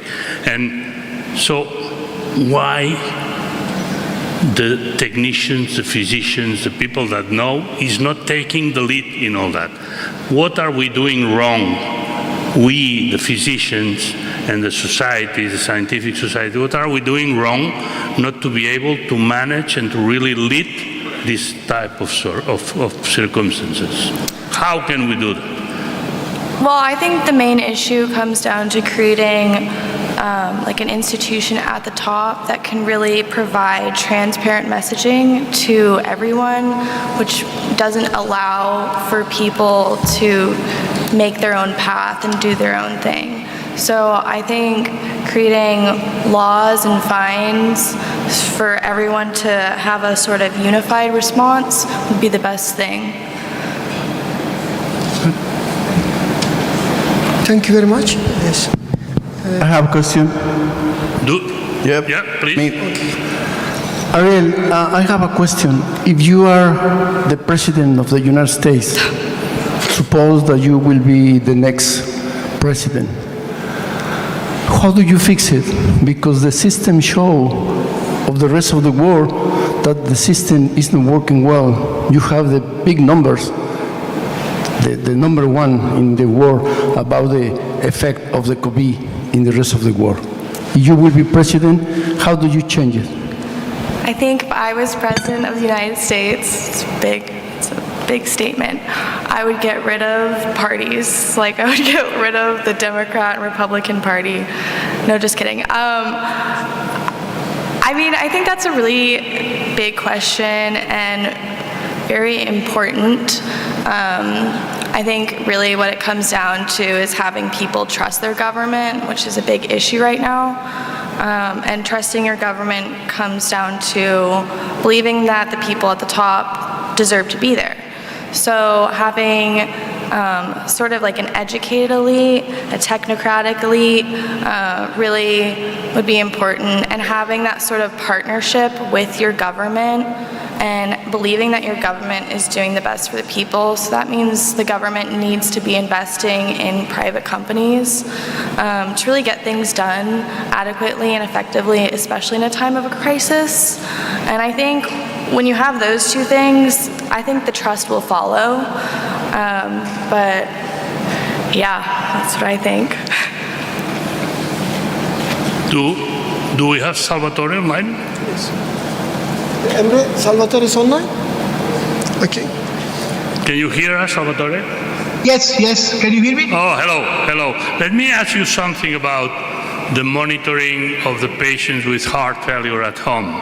Because there are some information that has been published some years ago that basically the most important issue is not to record a lot of things, but just to have contact with them. So if you have a nurse that calls them every morning and reminds them that they have to take the pills and that they have to eat, let's say, healthy and exercise a little bit, and if you do that every morning, this is more powerful than any information you can get, except maybe for weight, okay? That's probably the only two things that have been demonstrated to be very, very effective. Control of weight, and if the weight increases, take more diuretics, and remember them to take the pills, because 50% of the patients do not take the pills appropriately every day.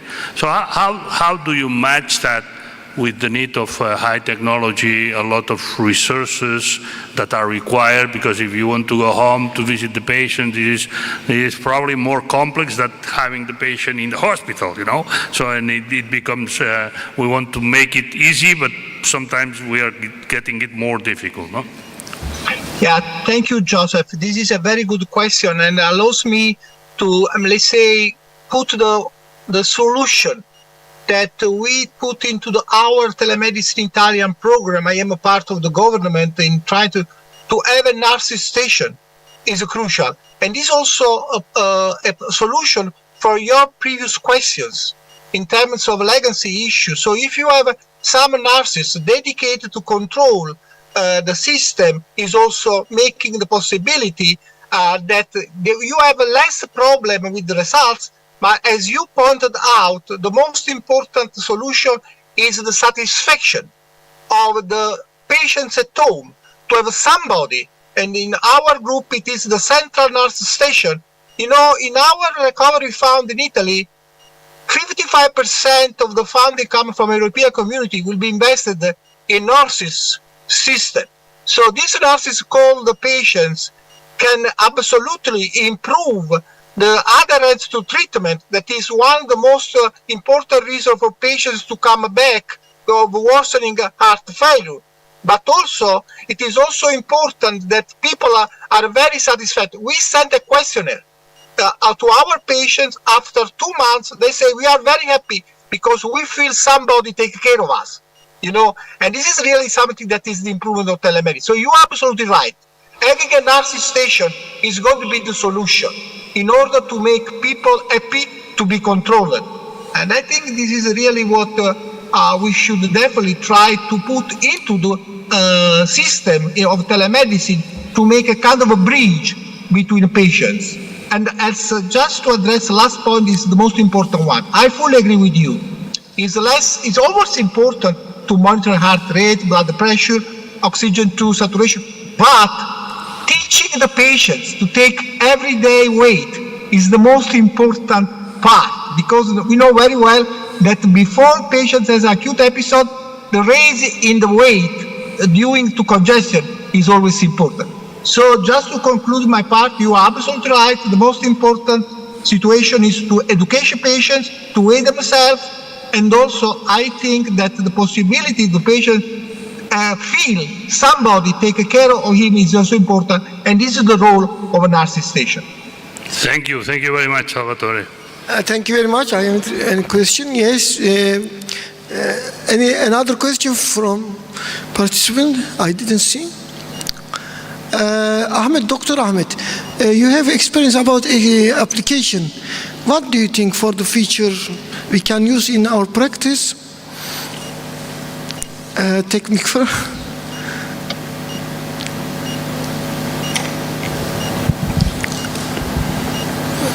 I use scoring system apps mainly in my phone, but maybe in the future I was really interested about the glucose monitor without the pinprick, but I don't see how it's coming to the iWatch before it's developed as a glucose monitor separately without a stick. Do you know if that technology exists currently?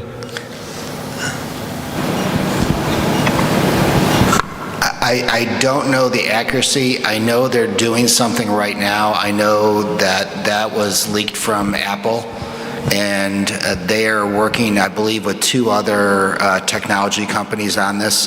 How they do it, I have no idea. But that was, I know it's there. I'm assuming it's not very accurate, and that's why they didn't introduce it on the 8, but could it be the 9, the 10? I don't know, but I think, you know, we all talked about how are they going to do it with the iWatch for pulse oximetry, and they can do it.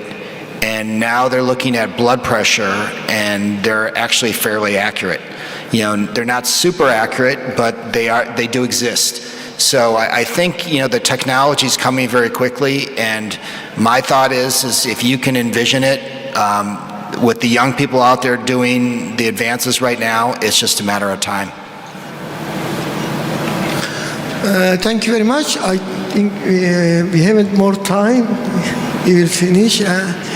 Thank you very much. We're waiting all to after 20 minutes for fantastic opening ceremony.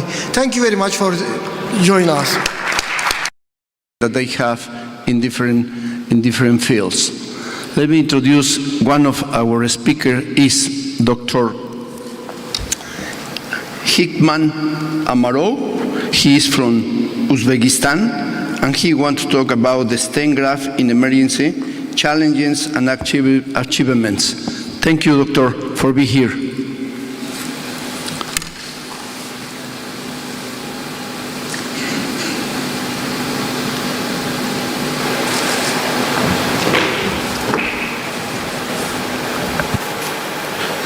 Herkese günaydın, merhabalar.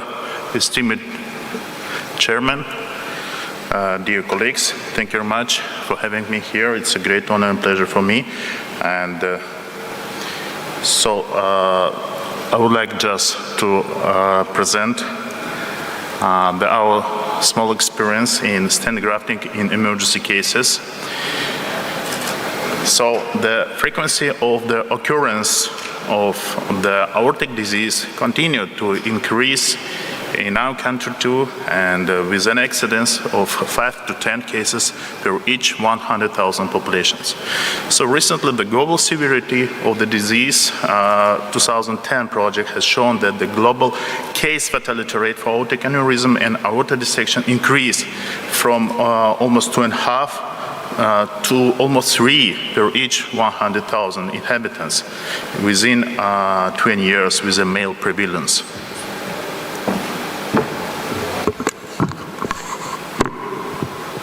Okay, now it's good? Yes. Okay.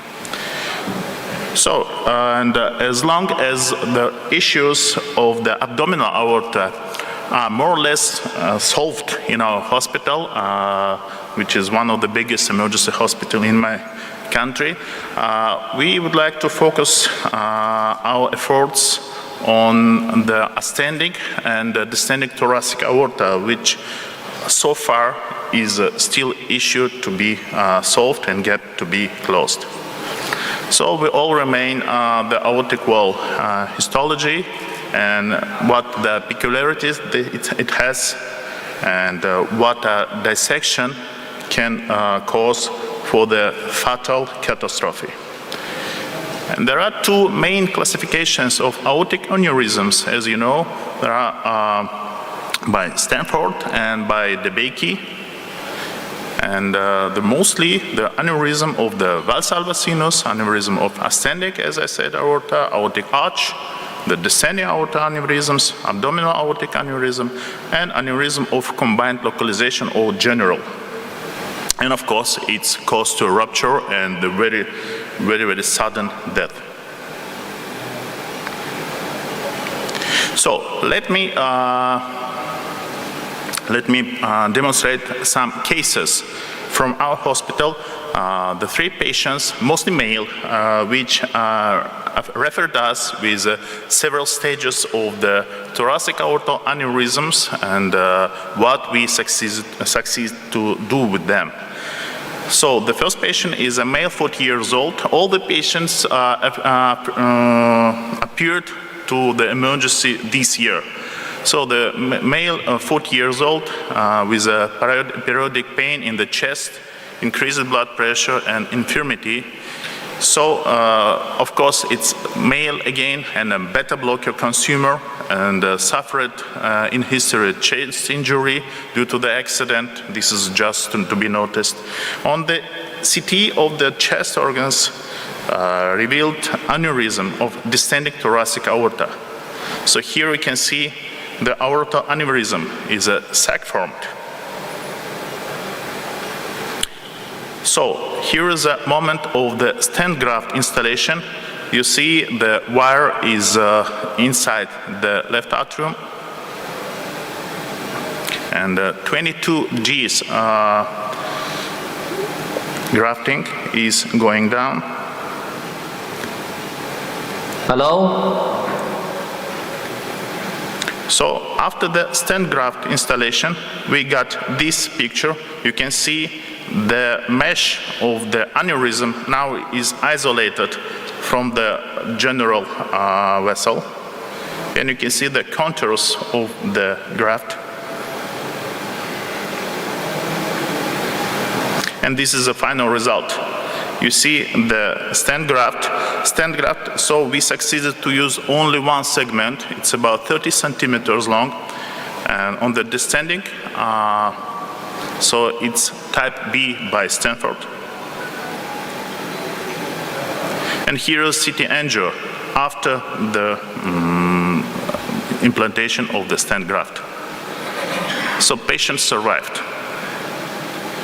The next patient is 47 years old, male again, with a pain behind the sternum, dyspnea for little physical, for very less physical exertion, increased blood pressure again, and general weaknesses. So I think the main clinical factors of this. So remarkable that the blood pressure was above the 240, and this was usual for them. So this is a chest CT again before the procedure. You see again the aneurysm of the descending thoracic aorta. Again, this is a type B by DeBakey. By Stanford. And this is angio, the direct angio of the thoracic aorta. Again, you see the aneurysm.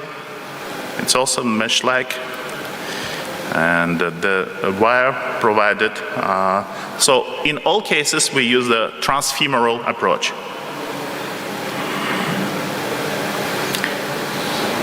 So this is angio for abdominal aorta.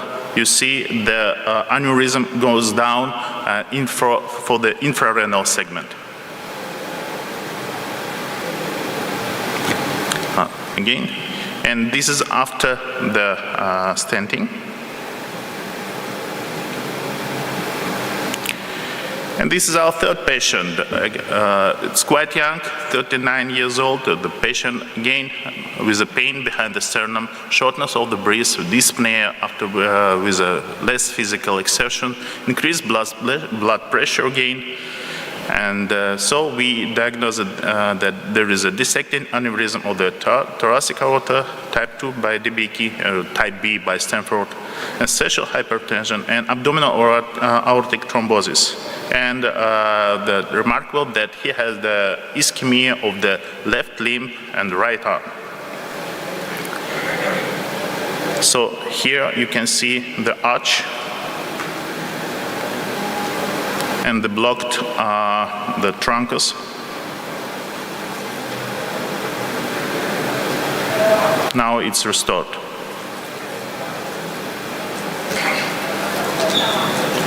Here is a CT angio after the implantation of the stent graft. Again, but here we couldn't succeed with only one segment. We used here, as long as the dissection was 50 centimeters long, so we used the two grafts here. So thank you, and it was a very short presentation. Just would like to remind that the aortic dissection in emergency remain the main death cause in the quite young male population. Thank you. You're welcome. We expect to make the question at the end of the presentation. Okay? Thank you, doctor, for the presentation and the cases that you are here. Well, we want to continue with our speaker is Dr. Ayman El-Meyab. He's cardiology, and he's the Director of Clinical Research and Development in Trauma and Vascular Department in Hamad General Hospital in Qatar, and also is Associate Professor Clinical Medicine in Weill Cornell Medicine College. He wants to talk about the topic in high shock index in the emergency room. What does it mean? Thank you, doctor, for being here.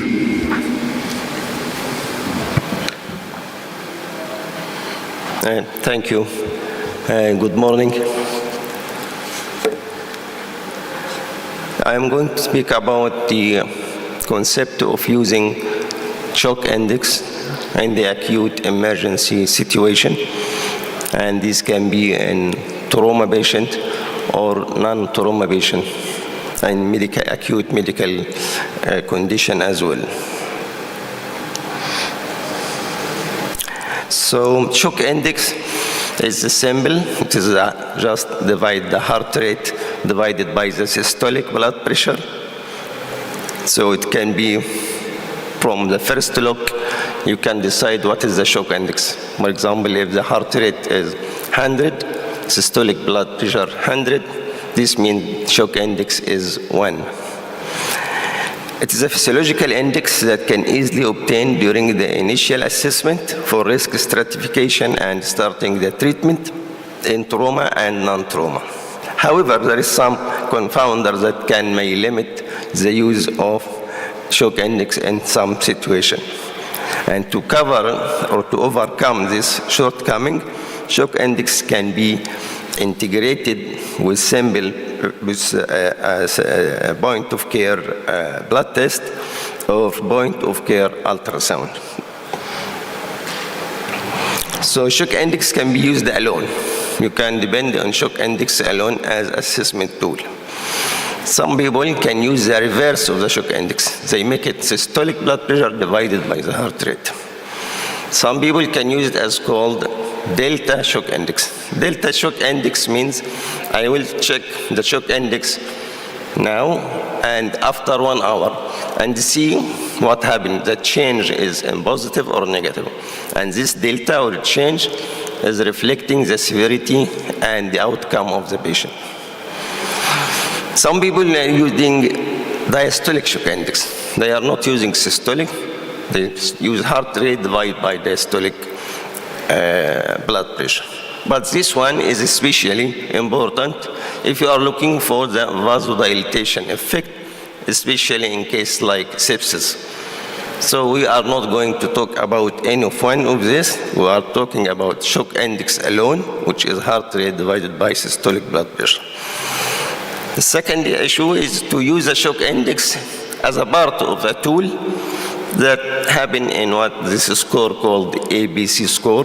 They use shock index with other parameters, simple parameters. We also in Qatar proposed a new score which called Facila score. We use the shock index in addition to serum lactate and ultrasound exam in the emergency, what's called the FAST exam. Bioshock index, we used this also as a new tool in Qatar, which use in brain injury, traumatic brain injury. We use the shock index linked to the result of cardiac troponin. We found that cardiac troponin and brain injury is reflecting the mortality of the patient. It increases the mortality 3 times. Other people can use the age-adjusted shock index because shock index can vary with age. It is not in young like adult, like old. So they multiply shock index by the age. And another people can use with the mean arterial pressure. But the last two need some calculation. So the use of shock index can be in the pre-hospital situation, in the emergency can do it, in the AMS, or on arrival to emergency, or can be in the ICU. What is the normal value for shock index? It is between 0.5 to 0.6. Anything above 0.7 is high shock index, and anything below 0.5 is low shock index. We are focusing on the higher value. Although the low is important, but there is no study, too much study about the low shock index. Only focus on the high shock index. So what is the idea of this shock index? Why we focus on this? Because shock index, heart rate and systolic blood pressure. Heart rate is reflecting the hypovolemia. And when the patient loses blood, the heart starts to beat faster. So there is a heart rate which indicates something, especially bleeding. Also, when they bleed too much, the blood pressure becomes too low, so there is hypovolemia and hypotension. So the shock index will increase if the hypotension becomes more than the increase in the heart rate.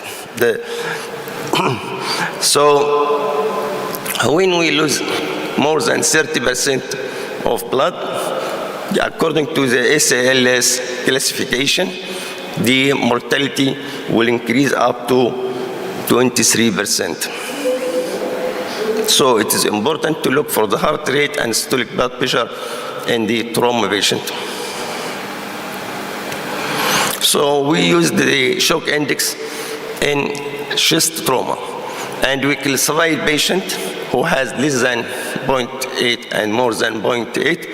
And we found that in chest trauma, the patient who has shock index more than 0.8, they need chest intervention quickly, they need blood transfusion, massive transfusion, and the mortality is increasing. It reached 7% in comparison to less 1% if the shock index is less than 0.8. Also used in pelvic trauma. So in pelvic trauma, which is mainly due to bleeding around the fractured bone, the shock index can predict the need for transfusion, blood transfusion.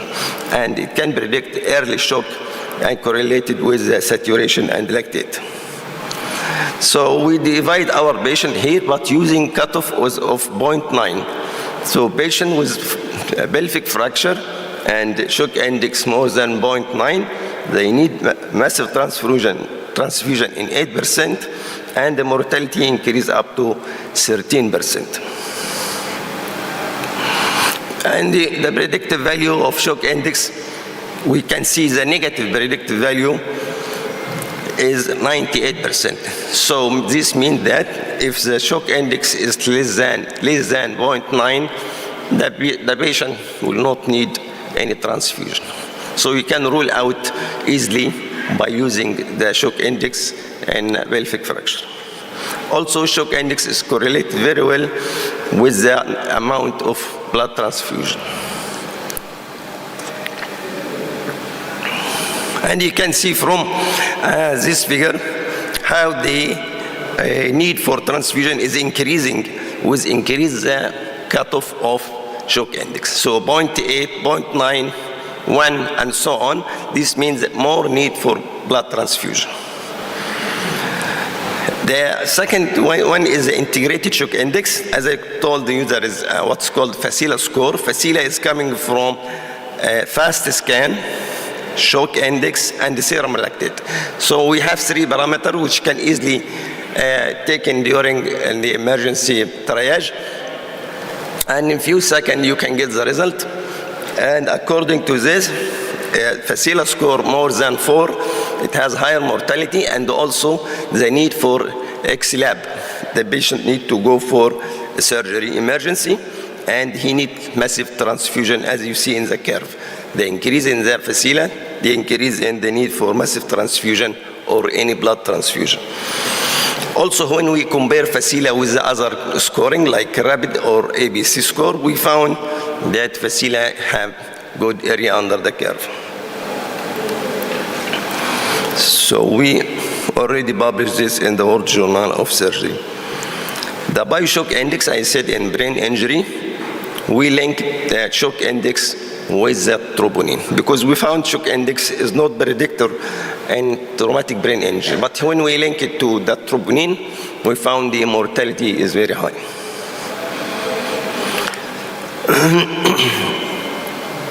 So shock index in non-trauma emergency will take you now away from the bloody field in the trauma to the non-bloody area in the emergency, with like myocardial infarction, acute coronary syndrome, heart failure, and so on. So we have tested the shock index in 24,000 patients in our region, in the Gulf region, patients who presented with acute coronary syndrome.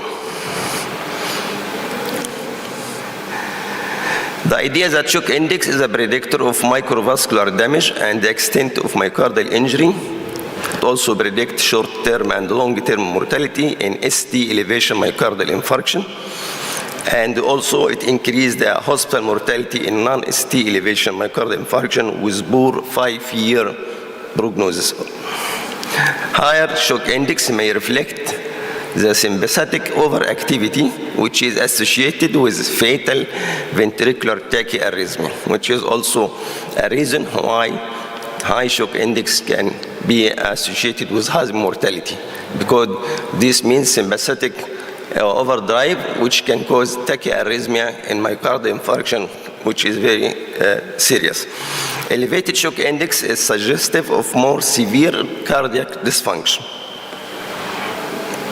We analyzed the data from 7 Arabian Gulf registry and 24,000 patients. And you can see here from the multivariate analysis, the right part of the table, as the arrow showed, that it predicts mortality. So high shock index is associated with 3-time mortality in acute coronary syndrome. And also shock index is associated with a 2-fold increase in the occurrence of heart failure after myocardial infarction.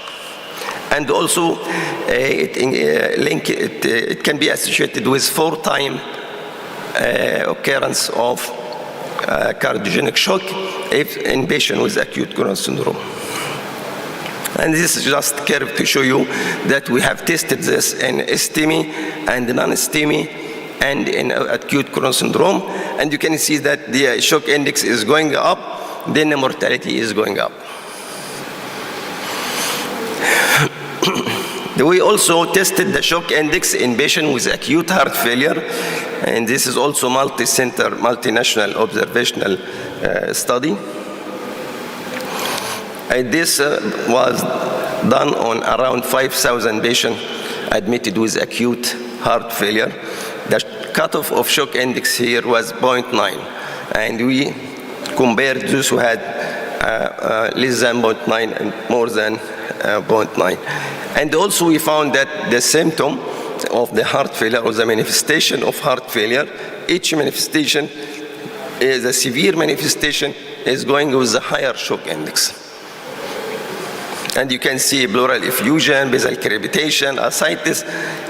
Each symptom or manifestation, there is a link between it and the shock index. And you can see here the mortality and the cutoff of shock index in heart failure patient is going up. Here the multivariate analysis for shock index in heart failure as a predictor of cardiogenic shock. We found that shock index has 9 times risk of developing cardiogenic shock. And for in-hospital mortality, shock index can cause 5-time increase in the mortality. For the 3 months mortality after heart failure attack, the shock index is linked to or can cause mortality by 3 times or 2.5 times in patient with heart failure. So shock index is a simple bedside tool that can use for triaging and risk stratification in acute heart failure, and you can predict the cardiogenic shock and the arrhythmia. In conclusion, that shock index is a simple, instant, bedside, easy tool for triage, risk assessment, early intervention, and prognosis in acute care, including trauma and non-trauma.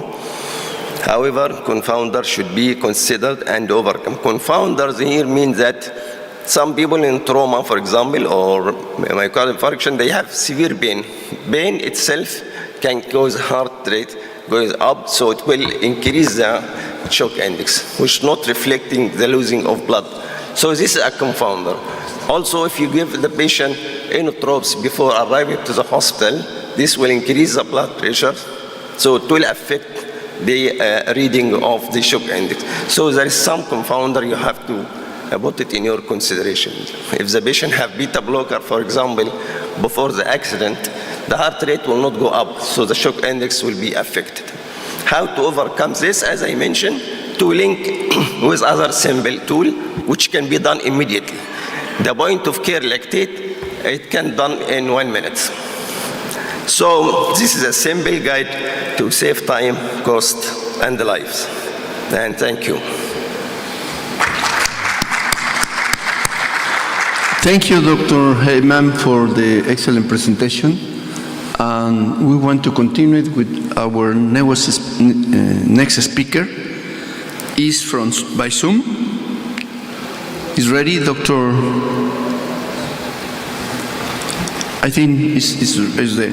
Well, our next speaker is Dr. Wang Shong from China. He wants to talk about what we are doing in the prevention sepsis campaign in China in the emergency department. Dr. Wang is actually working in the Changgun Hospital in Tsinghua University in Beijing. Thank you, Dr. Wang, for being here by Zoom. Thank you for the President for your introduction, and thank you for invitation, and I'm very glad to share our work with all of you.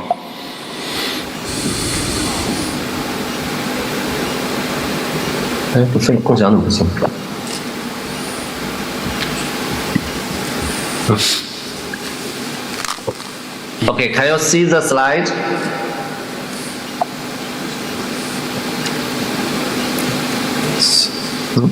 Yes. Can you see slide? Yes. Yeah, great. Okay. Yes. Oh, I want to spend some time to introduce the program Preventing Sepsis Champion in China. You know, 1 million people suffer from sepsis around the world each year, and in the developed country, its average cost of treatment for the sepsis patient more than 20,000 British pounds. The lethality of the patient is also terrible, with a 90-day mortality as high as about 35%. As the disease worsens, it can raise to 50%. In China, approximately 23 million people have to be treated in ICU for sepsis each year.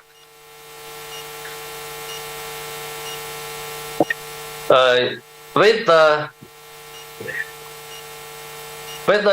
development of infected disease, the hospital length and in-hospital mortality is increased significantly. Before sepsis, patient can be treated in emergency department, and if they had sepsis, the patient should be transferred to ICU. According to the survey, 18% of patients with infection initially present to emergency department, but only 50% patients with sepsis fully received emergency care protocols recommended by the Center of the Medicare and Medicaid Services. Based on this, the concept of PICC was proposed at the Nanjing Jinling Emergency Medical Forum in May 2018, and the expert group was organized to write an expert consensus on sepsis prevention and interruption in emergency medicine in China at the annual meeting of the Chinese Medical Association of Emergency Medicine.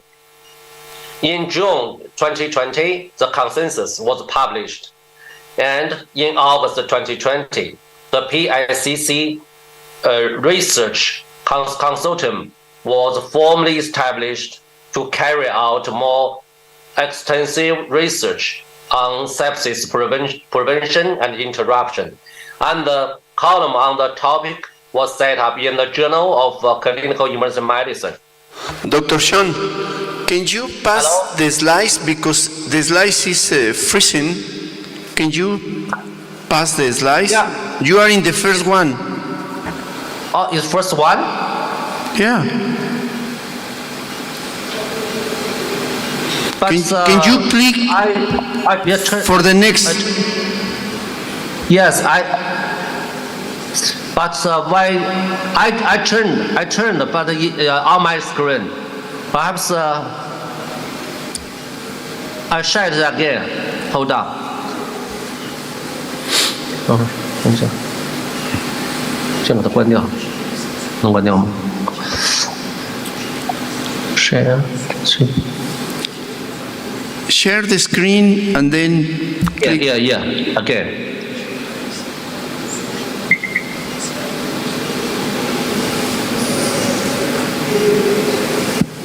这啥意思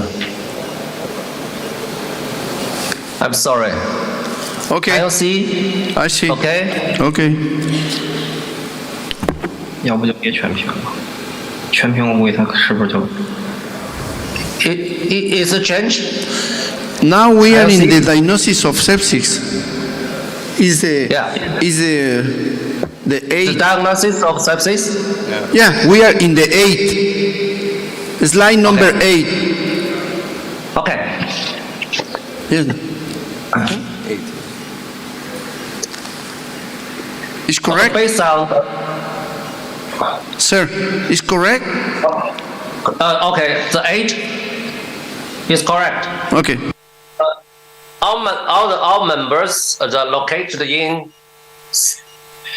Sichuan and Beijing and Tianjin in different provinces in China, all of China, and so in different province and city, the experts do some work for the prevention and intervention of sepsis. In order to find the risk factor of sepsis in infected patient, we collect 17 participants according to the PARO system. 20 experts were asked for review the data through 3 rounds of surveying. We got 48 variables. So we set up a system. We call that the early assessment of sepsis engagement, the EASE. The EASE model was created using multivariable logistic regression. EASE, which consider of alcohol consumption, lung infection, temperature, respiratory rate, and so on, had excellent predictive performance with area and curve value of 0.78. Lastly, a nomogram of EASE was developed to facilitate clinical use. And this is another research work that's with the advantage of ultrasound technology. We can use bedside ultrasound to evaluate the septic cardiomyopathy and emergency shock early. We use different color to represent different ranges of motion of the myocardium, so that we can find myocardial strain and myocardial work in sepsis heart.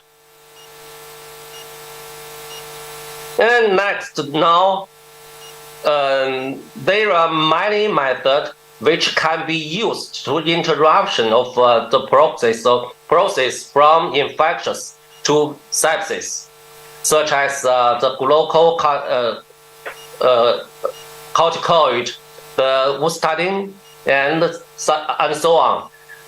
In China, we try to focus our research on the traditional Chinese medicine. You know, traditional Chinese medicine has a lot of way to treat the patient, especially to regulate the body. Sir, can you open the screen, because you cannot pass the slides. This is because you are not complete the screen. If you open the screen, complete 100%, and then you can pass the new slides, because you are talking and the slides is stopped.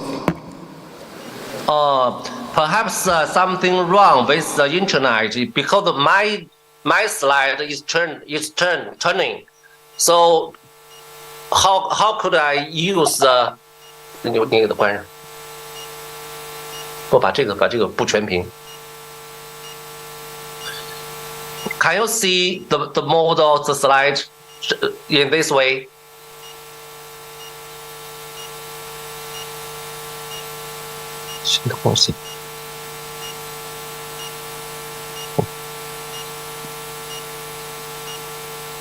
Can you see the slide?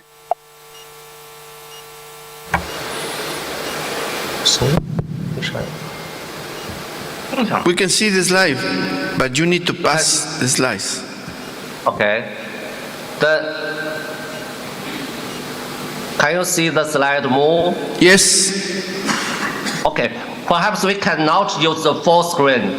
If that the slide fixed, it cannot move on your screen. Okay. So can I use this model? Continue, please. Thank you. Okay. Thank you.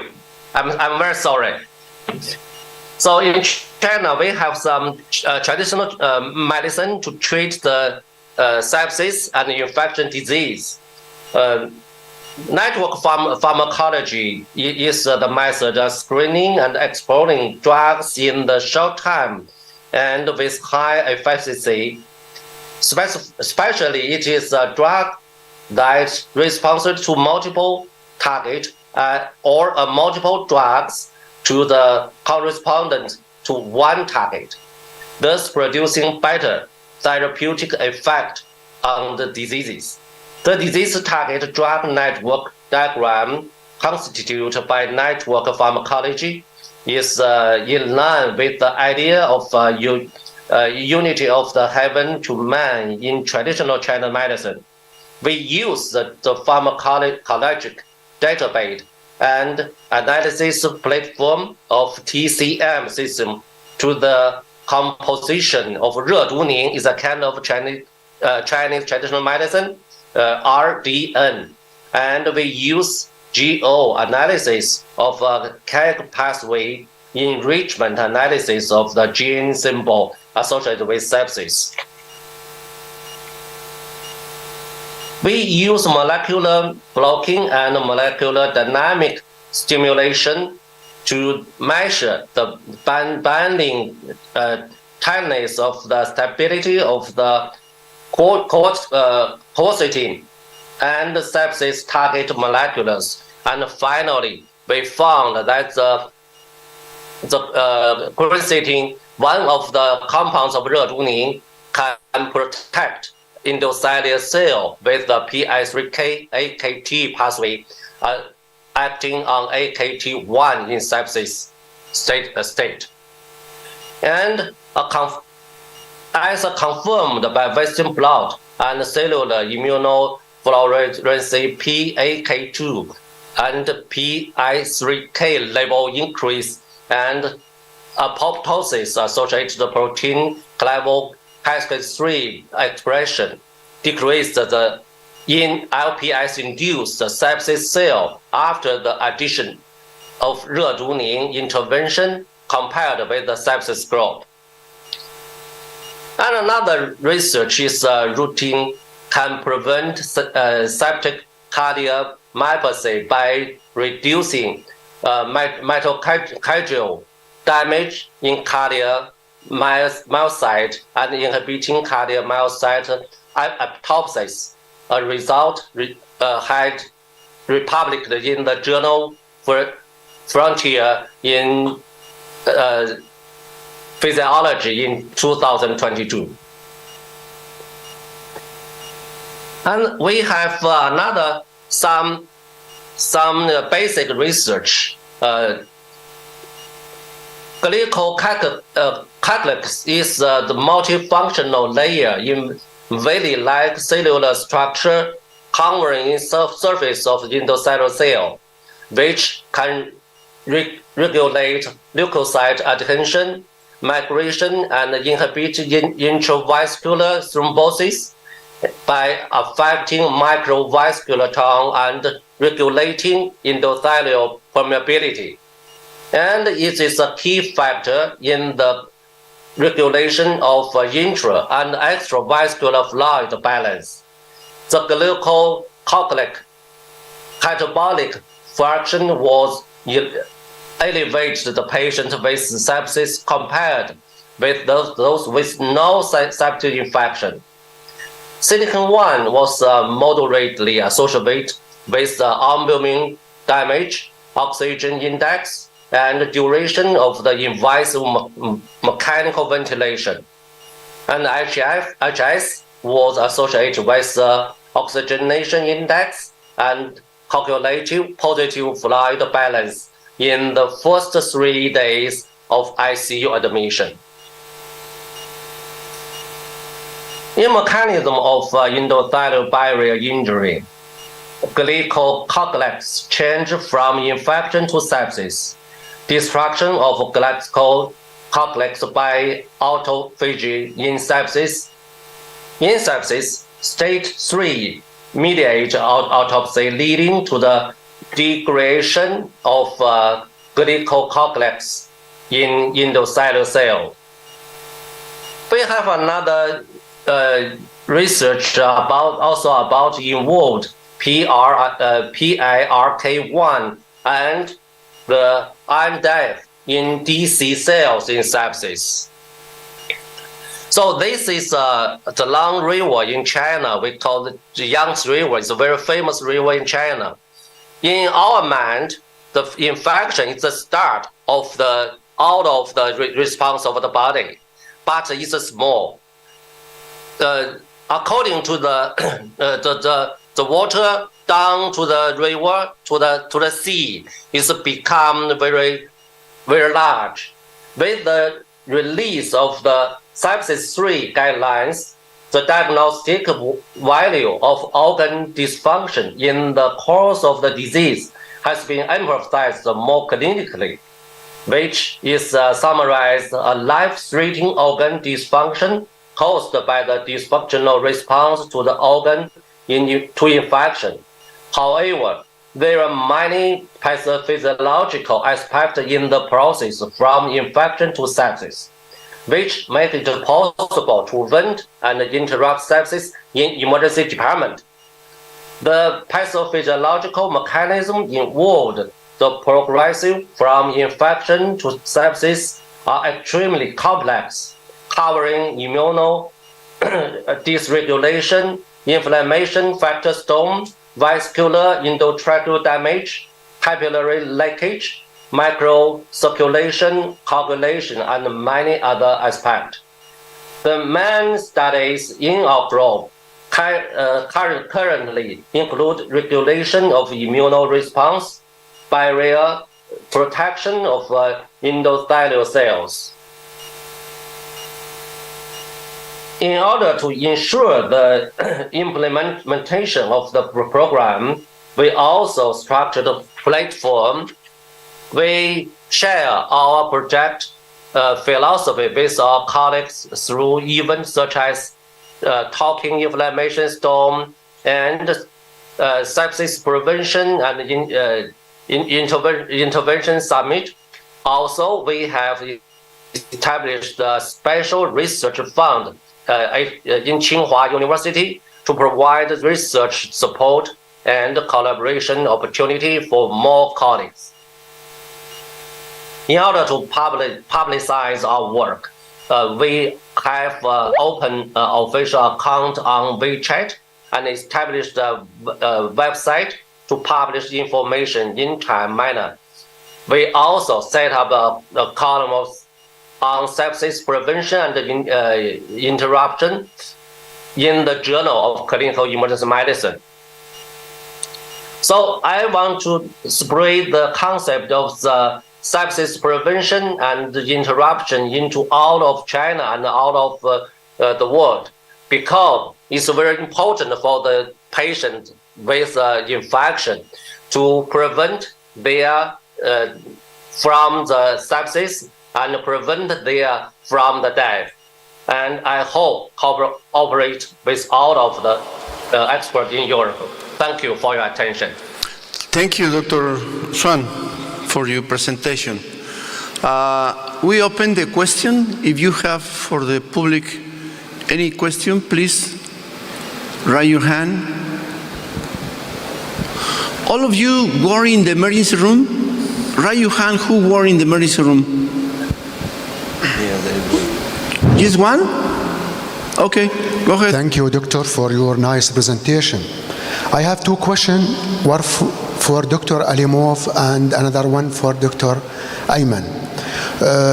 As you know, we are as emergency physician, still chest pain at emergency is a challenging. and we should to exclude the life-threatening condition of chest pain. And as you know, Dr. Alimov, maybe aortic dissection, the gold standard, it is only by angiography.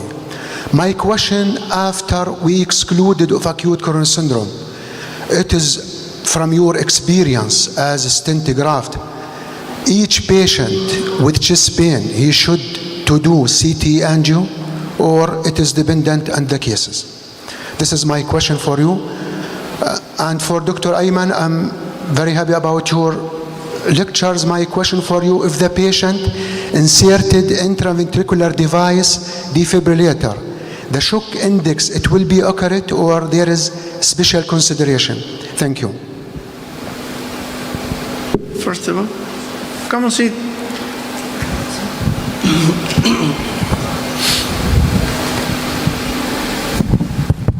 Thank you very much. So yes, chest pain is most frequent symptom in the ER, and of course, the first we have to exclude acute coronary syndrome, and there is no doubt. And within my presentation, I just was talking about the aortal dissection as it, not about the chest pain and what it can cause too. Of course, firstly, we have to exclude acute coronary syndrome, and only after that thinking about some things about aortal dissection or the rupture of it. And exactly for these cases, the CT angio is, by our standard, is a first step. We as a society, there's too many, we call them merit badges. It says everyone's another badge. And so philosophically, we believe that all of that training is already incorporated into our residency, so we do not necessarily require each one of these badges, so to speak. So I hope that answered your question, but yes, it's important that we're all doing the same thing. You know, we incorporate ATLS into our training programs.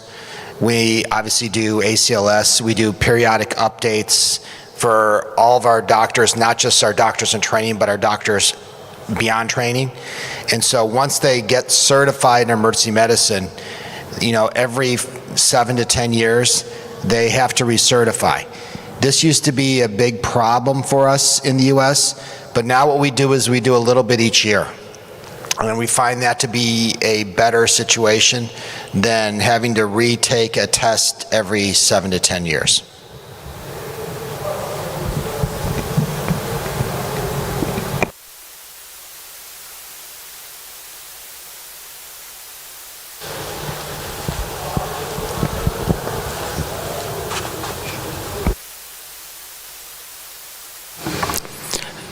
Thank you for all. No any more question?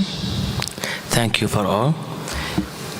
Our session is finished. 5 minutes later, we'll start the last session of today. Okay? Thank you.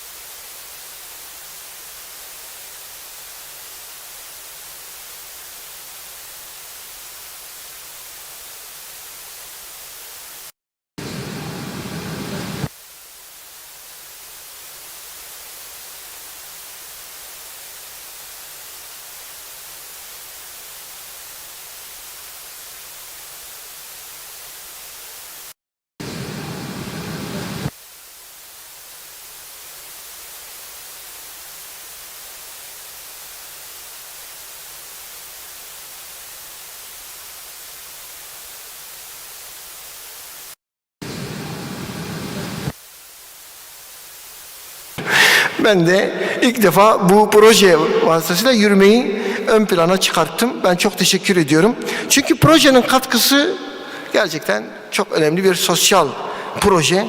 O yüzden de yani böyle bir katkıda bizim de payımız olsun.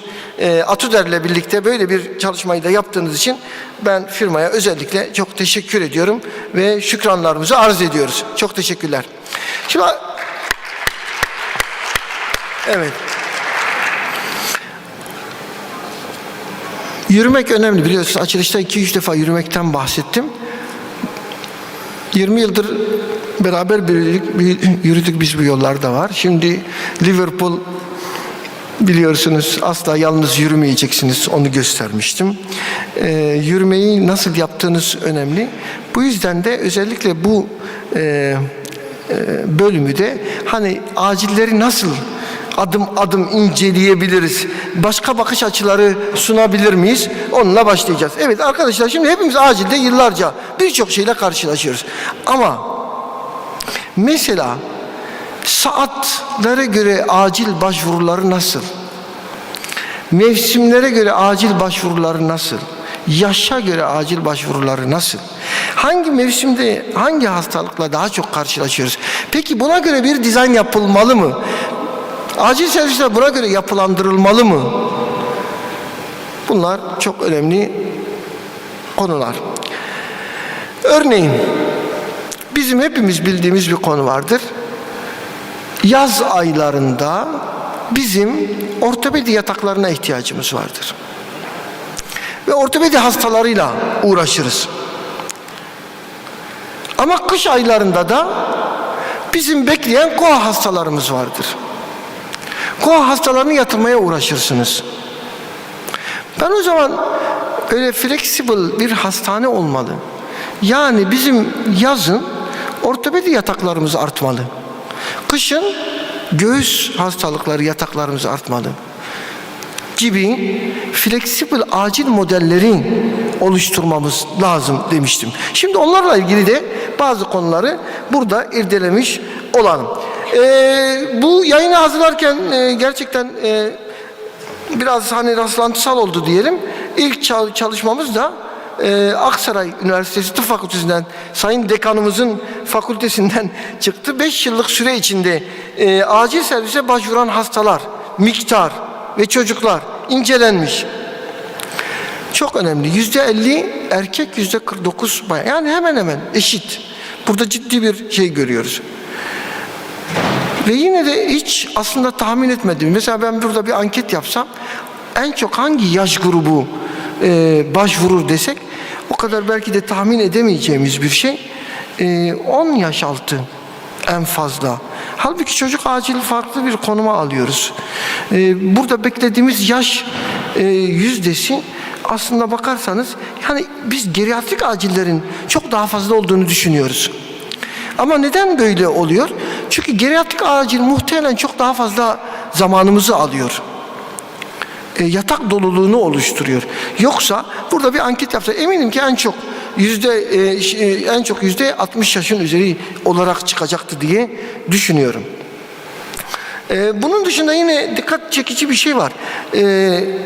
Yani 10 yaş altında ondan sonra ikinci değer 20-29 yani. 20-29 acil başvurusu.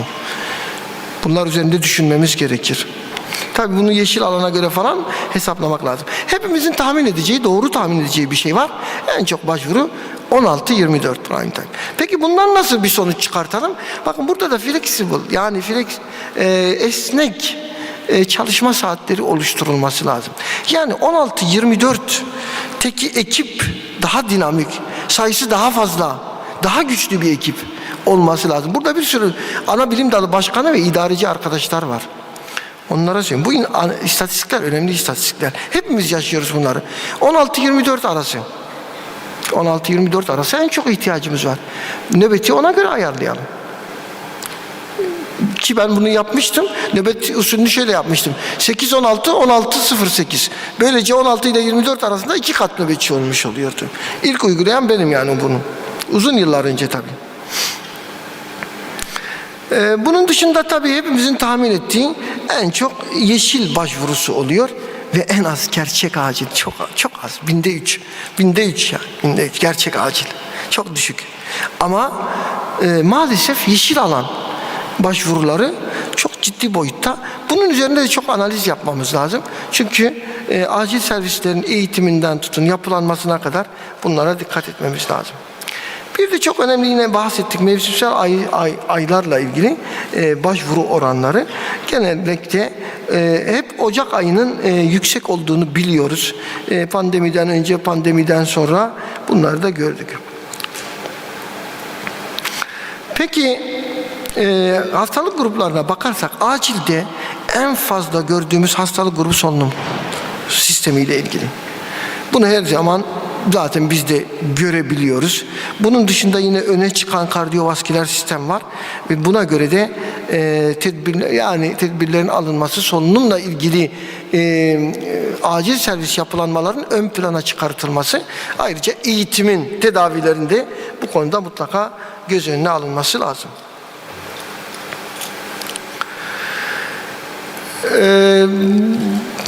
Biz biliyoruz ki Kasım, Aralık, Ocak KOH aylarımızdır. Bakın pandemiden önce şunu yaşadık. Bilmiyorum siz de karşılaştınız mı? Mesela solunum yetmezliği olan bir hastada non-invazif ve mekanik ventilasyon ihtiyacı o kadar oluyor ki KOH atakta. Maalesef bir hastadan alıp bir hastaya taktığımız oluyordu yani. Aralıklı vermek zorunda kaldığımız yoğunlukta KOH atakları oluyor. Bu yüzden ileriki slaytlarda değineceğim. KOH'ta koruyucu tedavi çok önem kazanıyor. Atağı azaltıcı tedavi çok önem kazanıyor. Önümüz KOH dönemi, önümüz grip dönemi. Bir de üzerine pandemiden çıkmış bir dünyadayız. Yine Eskişehir'den arkadaşlar vardı. Onların yaptığı bir çalışma var. Bakın burada. Balgam atılması, azaltılması, bütün bunlar bir şekilde ne yapıyor? Solunum sistemiyle ilgili fayda veriyor. Ama öncelikle çalışmayla ilgili şunları söyleyelim. 632 hasta incelenmiş ve bunlarda işte gördüğünüz gibi akut bronşitin çok önde olduğunu, KOAH'ın da tabii ki şeylere bakmak, burada yıl totali alınmış. Eğer mevsimsel olsa tabii farklı olur. Atak çok fazla başvuru oluyor. Özellikle bu aylarda dedik.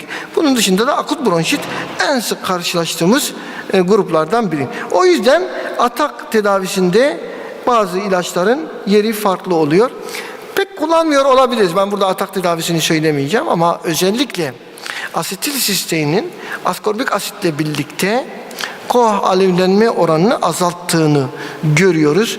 O yüzden bronşit vakaları çok fazla, kronik bronşit vakaları çok fazla, KOH vakaları çok fazla, acil yığılmaları çok fazla. O yüzden özellikle C vitaminli formunu biraz ön plana çıkartarak. Çünkü iki formu da var değil mi? Oradan gel, şöyle gel. Ama bunlar ikisi de faydalı. Ama N-asetilsisteinin burada koruyucu etkisi mutlaka irdelenmesi lazım. Çünkü hepimiz muzdaribiz.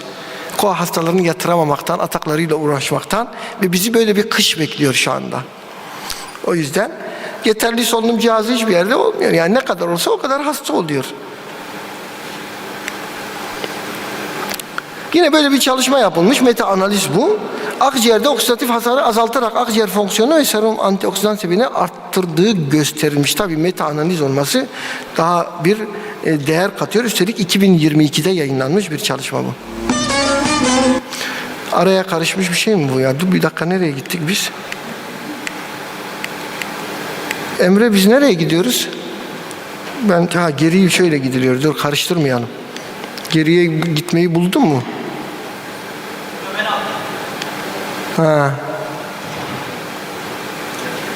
Yardım alacağız her zamanki gibi. Başa kadar gittik, tekrar gözden geçiriyoruz. Ama şurada anlaşıldıysa bir sürü iş başına geliyor ama bu bir halk türküsü en sonunda bir nezle ya da grip götürüyor. O yüzden nezle veya gribi hafife almayalım, tedavisini hafife almayalım. Gerçekten Covid de bize bunu gösterdi. Bakın onu bulursanız dinleyin, gerçekten çok güzel bir halk türküsü. Her şey geliyor başına.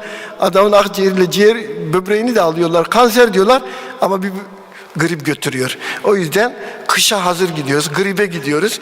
Gribi zaten Covid bize ne kadar bedelinin olduğunu öğretti. Ama şurada arkadaşlar ben hep şunu söyledim. Ya grip olunca gerçekten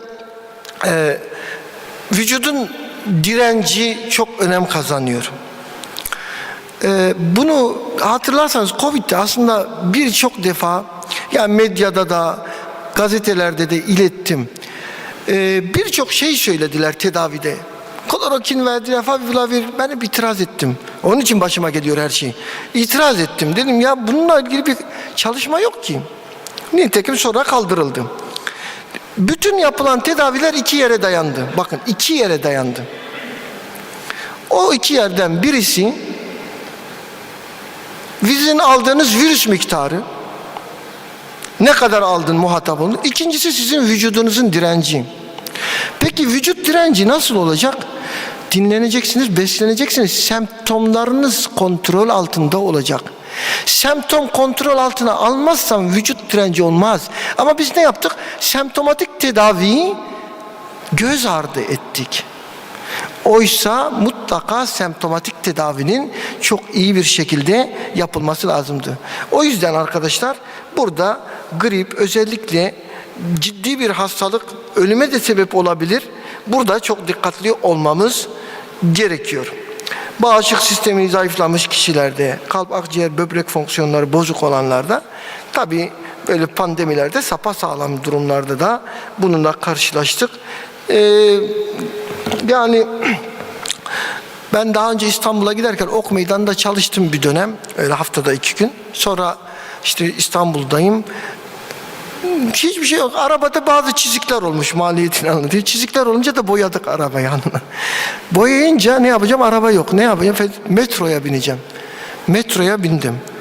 Ya metroda tabii onun özel kuralları var belli saatlerde. Kendinizi bütün kalabalığın içine atmanız gerekiyor. Ve çok uzun bir mesafe.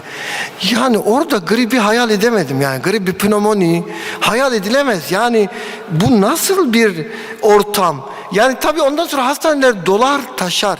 Yani onun için koruyucu tıp çok önemli diyoruz. Grip bizim yakamızı bırakmayacak arkadaşlar, öyle görünüyor. İşte bu kritik dönemde, kritik bir dönem. Özellikle yeni böyle şeyden çıkmışken, Covid-19'dan eğer H1N1 yakalıyorsak mutlaka aktif tedavi etmemiz gerekir arkadaşlar. O yüzden buna pratik bir algoritma oluşturmamız lazım. Yani eğer siz akut influenzadan şüpheleniyorsanız mutlaka oseltamiviri de eklememiz uygun olacak. Çünkü pandemi sonrası risk faktörleri daha çok artmış durumda. O yüzden hani daha belki kendi geçer vesaire olmaz. Bakın burada bir özelliği daha var. Ateş, öksürük ve miyaj gibi az önce söylediğim semptomları tedavi etmekte de bize yardımcı olacaktır. Ayrıca vücut direnci demek iyi uyumak demek. Uyku düzenini arttırmakta önemli, viral yayılmayı önlemekte önemli. Dolayısıyla bunu mutlaka yapalım. Özellikle acilde burada çalışan arkadaşlarımız var. İkinci basamaklarda biz çocuk acili, erişkin acili ayırmıyoruz. Acil tıp uzmanlarımızın, asistanlarımızın çoğu uzman oldukları zaman bir de gidiyorlar. Ne yapıyorlar? Çocuk pediatri acili de bakıyorlar ki burada pratisyen arkadaşlarımız da var. O yüzden de influenza tedavisi onlarda da bir şey kazanıyor, önem kazanıyor. Orada da şahsi tedavilerin daha uygun olduğu görülüyor. Sachet oseltamivirin özellikle pediatrik yaş grubunda daha rahat alınabildi ki çocuklara ilaç vermek en önemli şey görünüyor. Bunun dışında biliyorsunuz koah atak tedavilerinden bahsettik. Soğuk hava şartlarında bunlar artacaktır. Ayrıca kapalı ortamlar bizim zaten hepimizin yaşadığı şeyler. Bu yüzden de atak tedavisinde mutlaka neyi kullanıyoruz?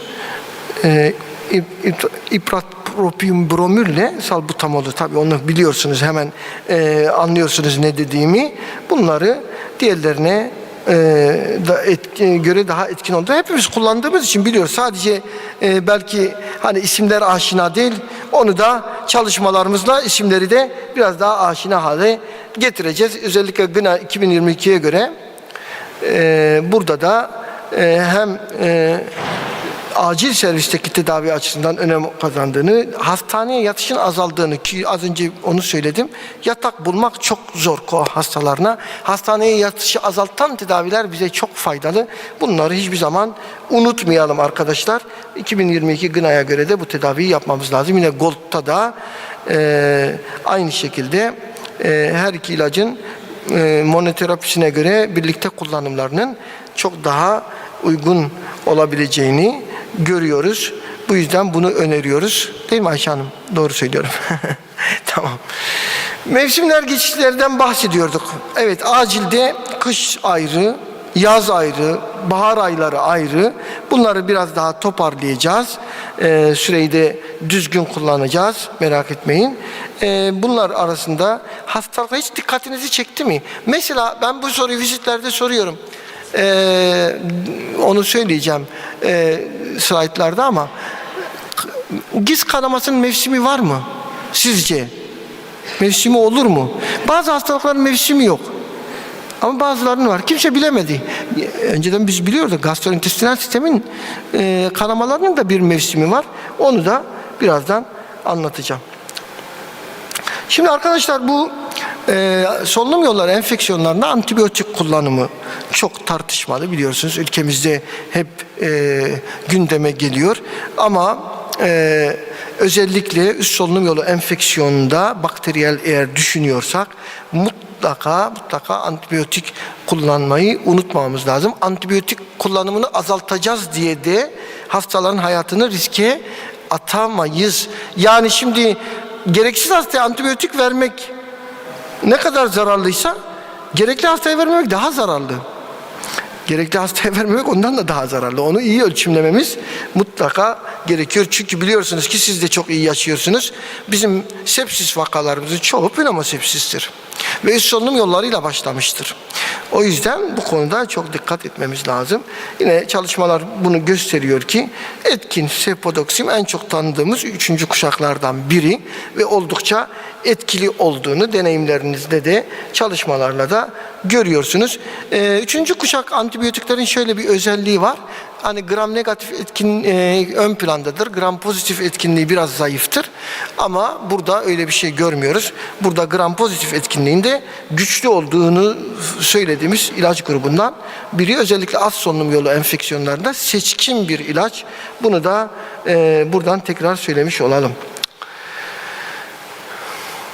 Yine kronik kalp hastalığı ve solunum sistemi hastalıkları ve bu hastalıklara bağlı ölümlerin soğuklarda daha fazla olduğunu görüyoruz.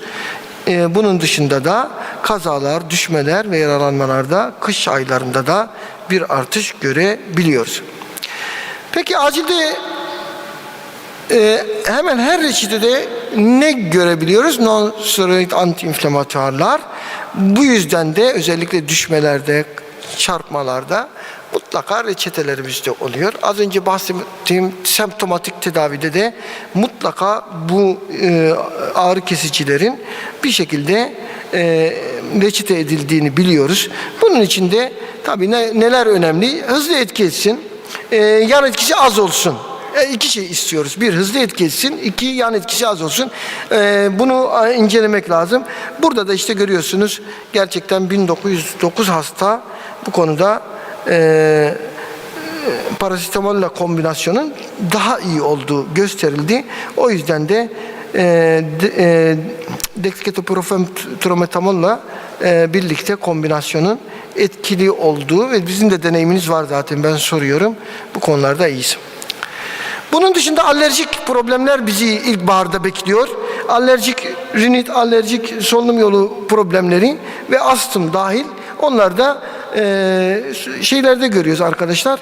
İlkbahar aylarında özellikle atopik yapıda çok insanımız var ve bunların da ciddi bir şekilde tedaviye ihtiyacı oluyor. Yine burada söyleyebileceğimiz semptomatik konularda özellikle alerjik rinitte hapşırma, kaşıntı, burun tıkanıklığı ve rinore gibi birden fazla semptom var ve bunları kontrol altına almakta pseudoefedrin de içeren preparatların kullanılmasında fayda var ama biz bunları gripte de üst solunum yolu enfeksiyonlarında da semptomları kontrol altına almak için önerdiğimizi söyleyelim. Yine az önce bahsettiğim arkadaşlar ilkbaharda ne olur? Stres faktörleri vesaire mide kanamaları. Mide kanamalarında da mutlaka PPI'larla kontrol altına almamız gerekiyor. Ve burada da dikkat ederseniz acilde bir infüzyon tedavisi yapıyoruz. Bunu hep söylüyorum. Burada tekrar söyleyeyim. PPI'de infüzyon tedavisi ayrı bir önem arz ediyor. Çünkü acildeyken ne yapıyoruz? Mide pH'ini 6'da tutmaya çalışıyoruz. Neden 6'da tutmaya çalışıyoruz? Çünkü pıhtılaşma faktörlerinin en iyi çalıştığı şey o. Onu da ancak infüzyonla sağlarsınız.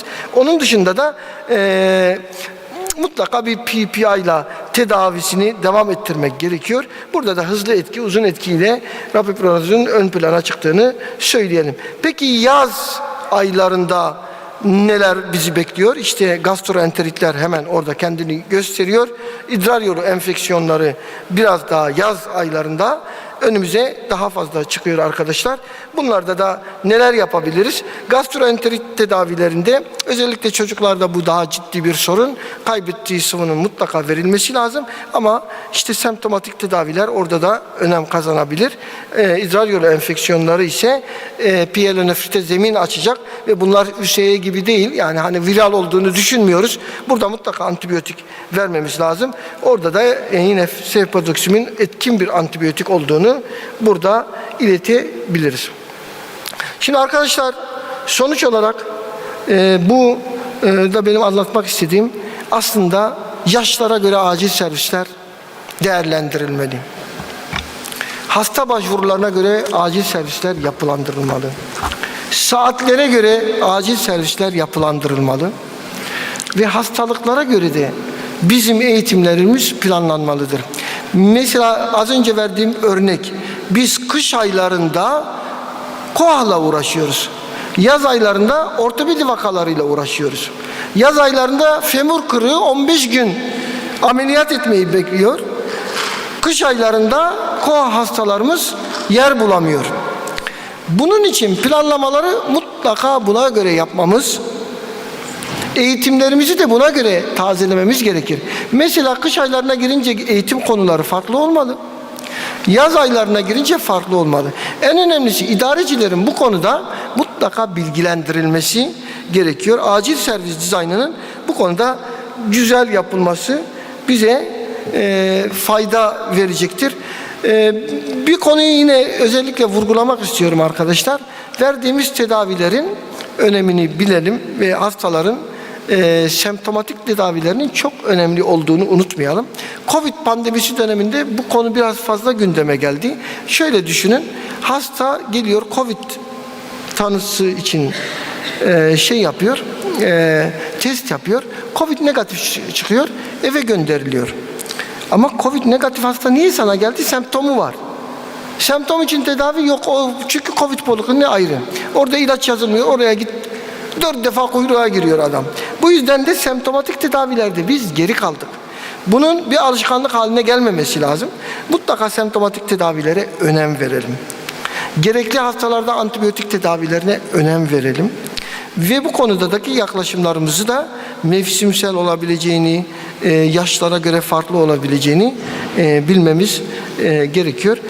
Bu sosyal sorumluluk projesi kapsamında da uydu sempozyumunda bana konuşma fırsatı verdiği için ve bu önemli konuyu gündemimize taşıdığı için Celtis İlaç'a ben çok teşekkür ediyorum. Soru ve katkılarınız varsa buradayım Sayın Başkan. Çok teşekkür ederiz Sayın Başkanım. Başkandan başkana diyor ya. Güzel sunumunuz için.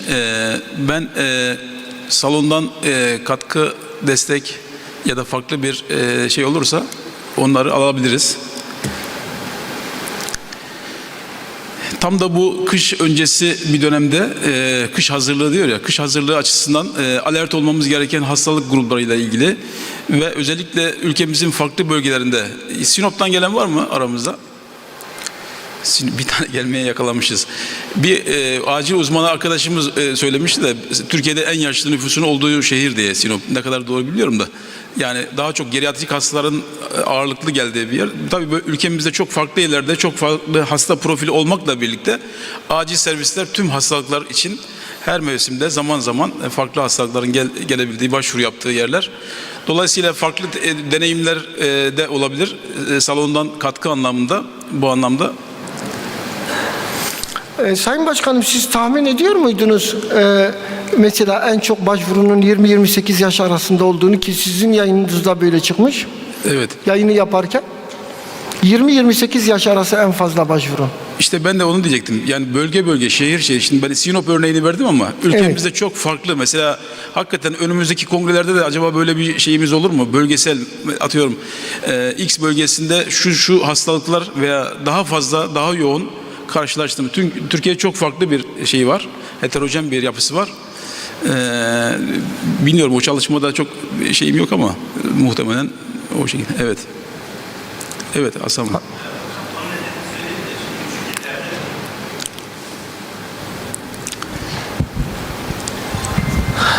Hasan Sultanoğlu Düzce Üniversitesi'nden. Hocam küçük illerde üniversitelerin çok büyük bir etkisi oluyor. Bizde de keza öyle. Üniversite açık olduğu dönemlerde genç başvuru sayısı çok fazla artıyor. 20 ve 29 yaş arası. Muhtemelen aksayıda çıkma nedeninden bir tanesi de o olabilir. Üniversite gençlerinin malum en ufak nedenden dolayı yani, acillere başvurması o oranı değiştirme şeyleri yüksek hocam.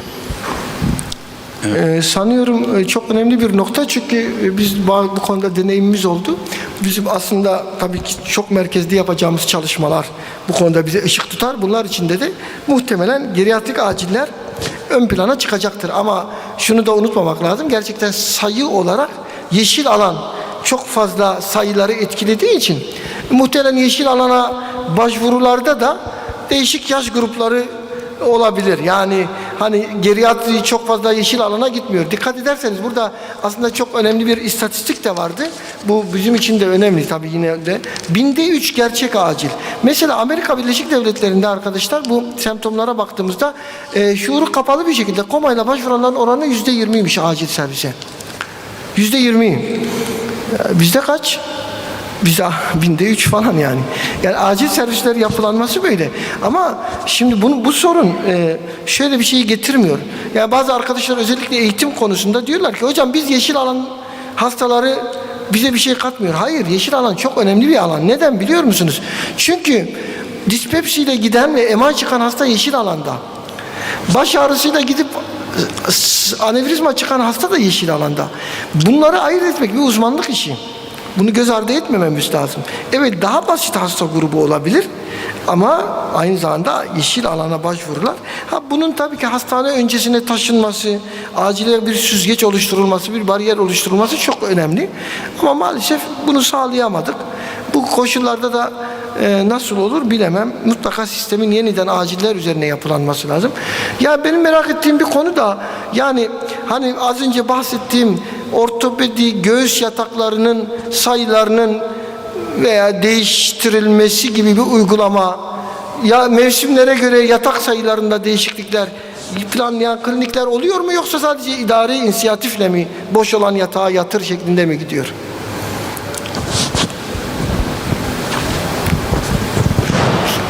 Hocam sizin yönetici olduğunuz birimlerde böyle uygulamalar düşünülebilir mi? Düşünülebilir. Şu anda birçok tahmin ediyorum yani salondan pek şey gelmedi ama farklı uygulamalar olmakla birlikte çoğunlukla acildeki bu yeni işte yönerge ve şeyden dolayı hastalar hastanenin uygun bir şekilde değil mi? Uygun yerlerine yatırılabiliyor bildiğim kadarıyla. O zaman hocam ya bu şeyler buradan birçok sonuç çıkartabileceğimizi söyleyebilirim. Yani bu istatistiklerin bize yol göstereceğini, bu istatistiklere göre yapılanma olacağını Mehmet hocam da sabah gösterdi. Bir tebliğ çıktı biliyorsunuz. O tebliğde 20 yıllık mücadeleden sonra kritik bakım ünitelerinin acilde yapılanması onayı çıktı. Sessiz sedasız bir devrim olacak acil servislerde. Bu çok önemli bir konuydu. Onu da buradan ileteyim. Hocam çekiliş zamanı geldi mi? Herhalde Çekiliş, en önemli zamanı çekiliş zamanı yani. Çekiliş zamanı. Tabii yürümeler de ödüllü değil mi? En son 1, 2, 3'e ödül var mı? Var. Tamam, herkesi bekliyoruz cumartesi sabahı. Ben hızlı yürürüm. Hızlı yürümenin bir faydası yok değil mi? Adım sayısı önemli. Yapma ya. O zaman adımları küçük atmak önemli. Adımları küçük atmak mı iyi? Pekala. Evet, çekilişi Mehmet hocamız yapıyorsunuz değil mi Sayın Başkan? Sunumun başında söylemiştik sürprizlerle dolu bir toplantı diye. Şimdi bu şanslı katılımcıyı bulmak için bayağı bir karıştırdım şöyle. Biraz kendimi arıyorum da. Evet arkadaşlar. Tek bir çekiliş yapacağız değil mi hocam? Bir tane yedek çek istersen. Önce yedeği çek, olmaz. Bir tane çek, olmazsa yedeği. Şöyle en sıkı sarılmış bir tanesini çıkardım. Heyecanla bekliyoruz. Boşmuş. Pardon. Evet. Çalışayım. Doktor yazsa herhalde. Doktor Muhammed Çakas. Muhammed Çakas burada mı? Tamam. Muhammed ne istiyorsun?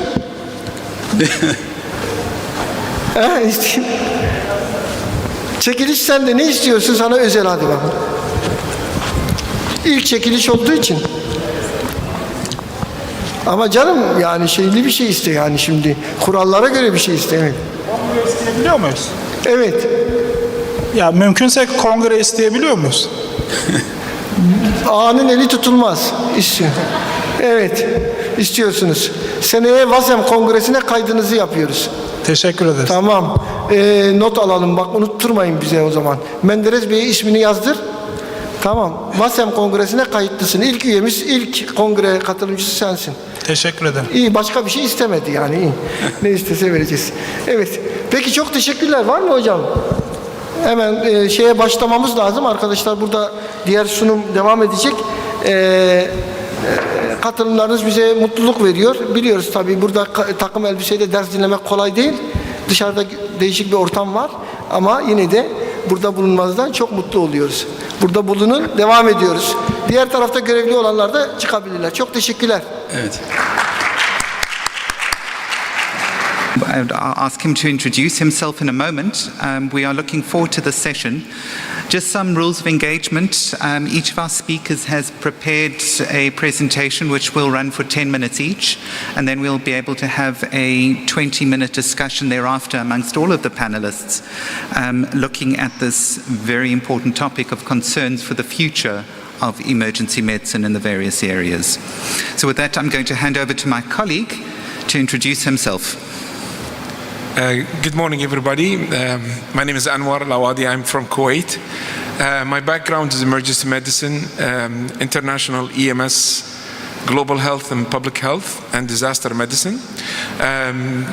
I would like to thank the organizing committee for this, wonderful opportunity, and to meet colleagues from, internationally to share all these experiences. But also would like to thank also Roger for the introduction, and without further ado, we'll start the session. Right, so our first speaker is coming from India. Srinath Kumar is an emergency physician. He has been a pioneer of emergency medicine within the Indian region, and he is passionate about the work that he does. And I'm also told he is a fantabulous ballroom dancer. So time to dust off those twinkle toes and get him out to the stage.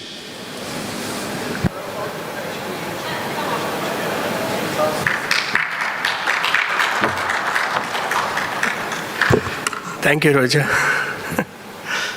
It's always a pleasure to be with you, and you being a moderator, it will be more active for both the audience as well as the speaker.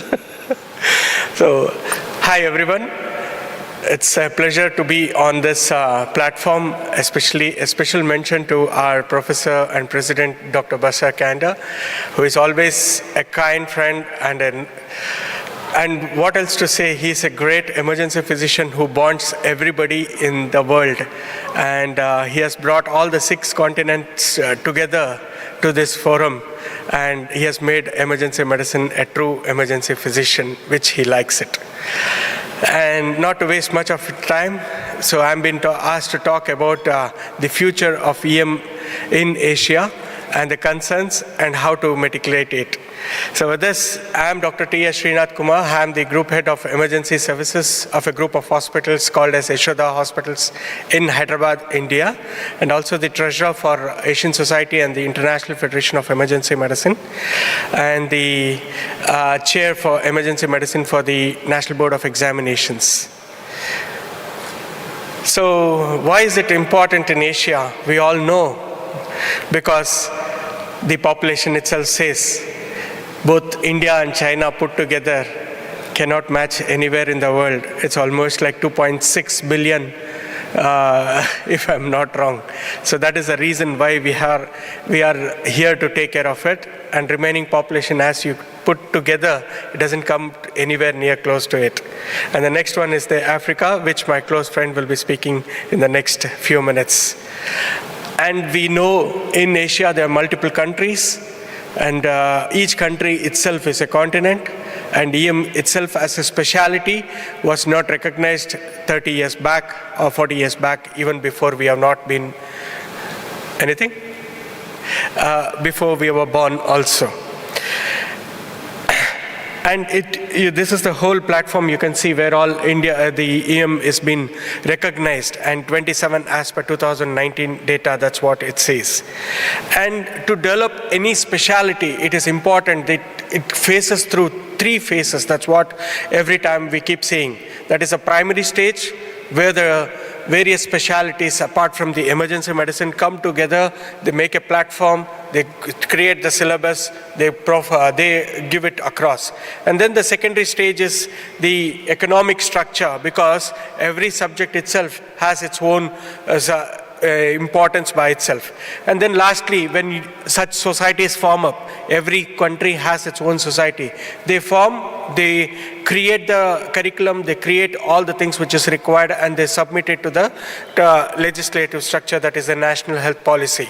And then once the Medical Council of India, what we say in India, which or any other country, the health ministers sit with the societies and take a call and say that this is a specialty which has been recognized. So this is how each and every department gets into place, and EM is the one which is the most important.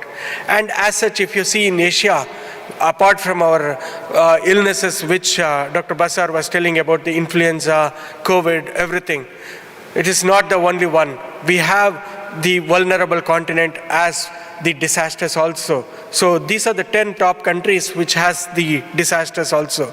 So hence the disaster medicine is also important apart from your regular medicine. And this data I have taken up from the Asian Society, where they have put up a good background of every country which has been developed as an EM as a specialty. So you can see Singapore was the one which got the earliest recognition in emergency medicine, and third was Turkey. And you can see India is way low. It was only in 2009. And if you see the year of post-graduation and the National Society of EM established, it usually takes a 10-year, that is 1 decade. So every specialty goes through this phase, and only then it becomes a recognized specialty in the country itself. So that is how EM has developed. And so we can imagine why I'm telling all these things is the future of EM is now with youngsters of you all. You all should take it forward, because a hardship has been put into the specialty to be developed itself. So you can see the emergency doctors for the number of population. And again, country-wise, if you see, the Thailand has the number of population, and you can see the number of ED doctors, which has the highest. And then you can see the Turkey, which is the 5th highest, having the emergency physician. Again, it's a great credit to the society, the EPAT, which is doing a very good work in the system. And then if you see the breakdown of hospitals with the emergency departments and the capability, again, you can see that Japan, followed by South Korea, Thailand, Taiwan, and again Turkey is in the number 6th position. And India, we could not get the data because not many emergency physicians are there. We could see only one in maybe in 10 million or per crore. That's how it is being going on as per the current data. And this slide will show you the whole of Asia, which has a emergency care systems for universal health coverage. And this is how it has been developed. And with this one slide, we can see that how a tertiary care illness or an acutely ill patient or an injured patient which comes to the ED department and what happens in the ED department itself. And that is how the timeline, and that is where it is. And when I went into each and every country, it shows its own importance and its own problems which has been facing. And then the dispatch capabilities. Every country has a national ambulance system like 911 in US. So in our country, it started with 108 and it covers almost 32 states in the country, as well as we have extended our support to our neighboring countries like Sri Lanka and also in Nepal, where the whole EMS system has been maintained by the 108 ambulance service, which has been developed as a flagship of the government of India. So now coming to the real problems, what are we facing? We are facing a huge issues, and this overcrowding is not only in India, everywhere, every part of the country, every part of the world, every ED which is facing. Usually I see some of the displays also saying that the next patient to be seen in the emergency department will take 12 hours, 14 hours, 16 hours. Even in NHS, that is the main reason. When I was contacting my colleagues, many of my students are there, they were also telling that the next patient to be seen in the ED with a priority 4 illness will take about 48 hours or so. And the other major issue is the disease variability. India is such a diverse country. From north, it is in Jammu Kashmir. In the south, it is Kanyakumari. So in the north, it is the disease variability is extremely different, because the temperature zones are extremely different in the north when it is in the south. So we see -12, -16 degrees. So there is cold emergencies, and down south the temperatures will go up to 45, 50 degrees. So you see in heat emergencies. So that is the variability. And then the accidents, then the disaster prone, whether it is accidents, whether it is natural disasters or man-made disasters. Everything is again different in culture. So in Myanmar, we all are aware that there is a military coup. So even the emergency departments are over-flooded with the injuries itself, so that the Myanmar country has been looking after. And recently in Sri Lanka, we all know that there was an emergency which was being declared, and so many of the EDs were shut down, and the ED physicians had to flee the country, and also some of them who are there during the COVID also could not be able to manage the situation. And of course now, post-emergency, they have come up with a good plan. They're taking the support of the WHO, they're taking the support of all the SAARC countries and developing back their nation into normalcy. In Philippines, we see now and then it is the disasters which is happening, hurricanes, the earthquakes, everything. So they are more into the disaster-prone area, and they are being taking into that considerations. And Nepal, we saw there was a major earthquake in 2017, and post-earthquake there was a COVID, and again there was a huge floods. So they are coming out of this apart from the regular illnesses. Because I am speaking about as an emergency physician, and we are all looking into what care we can take care of. That is how it has been looked after. And Russia, I need not say, there is a war zone which has been going on, and that is how it is happening. And with Pakistan, there are a lot of mass casualties apart from the regular illnesses. So they are recouping with the mass casualties which they are looking into. Middle East, it is the majorly, when I went into the most of the countries of the Middle East, the first and foremost is the heat-related injuries. Second is substance is next common thing. The third one was the orthopedic injuries, trauma, high intensity traumas. These were the main things which we could see there, and that is how it has been looked into. And then EM in Japan and Taiwan, the population is growing. So they are more into the geriatric age group, and they are looking into how they can cope up. Like in Canada, again, the geriatric emergency services are getting ready, and when the population grows, the more intensivity falls on the EM physicians, because we are not only able to take care of the regular patients which are coming into the EM, but we have to take care of the people who are grown up, because they are the one who expect all the care for them. And when it is there, to triage them, to look into them, and again to mitigate them is very, very important, because a subdural hemorrhage in the case of an elderly patient is not the same as an adult patient, because for them it's a regular thing. And when you take a CT scan and see that it is a chronic infarct which they have there rather than the acute infarct. Whereas in an adult which is the 25 to 45 years age group, the relevance will be entirely different. Like this, when you look into the airway for the geriatric age group, it is entirely different. So like this, they are developing their own skills which is required for the geriatric EM. And Singapore and Malaysia you can see that it was well-developed systems right away in the 1983 itself. As per the Western standards, they're growing up. And then there also the same thing, the geriatric age group is one which is getting into the picture. And lastly, we are in Turkey and we all know what are the issues going on. I saw yesterday, I saw today, what are the things is major is overcrowding. Everybody wants to visit an emergency department because it is free in care, and then when they come to the emergency department, they want everything to be done on their table itself. So this major issues are being seen. When you put everything in common, there are four things which I would like to tell. One is overcrowding. Second is the infectious diseases which we are just coming out of COVID. 3 waves, 4 waves, 5th wave is gone through, but we have forgotten our regular medicine. The regular medicine is your non-infectious diseases, that is your hypertension, diabetes. These are the two things and which is going in for the myocardial infarction and the stroke illnesses. So this four, which is the non-communicable diseases, which is still a major burden for emergency departments. And post-COVID, we have seen a spurt in the cases of these four illnesses again. So that we have to overcome. And how can we overcome? There are 5 things which I always keep telling: A, B, C, D, E, airway, breathing, circulation, disability, and exposure.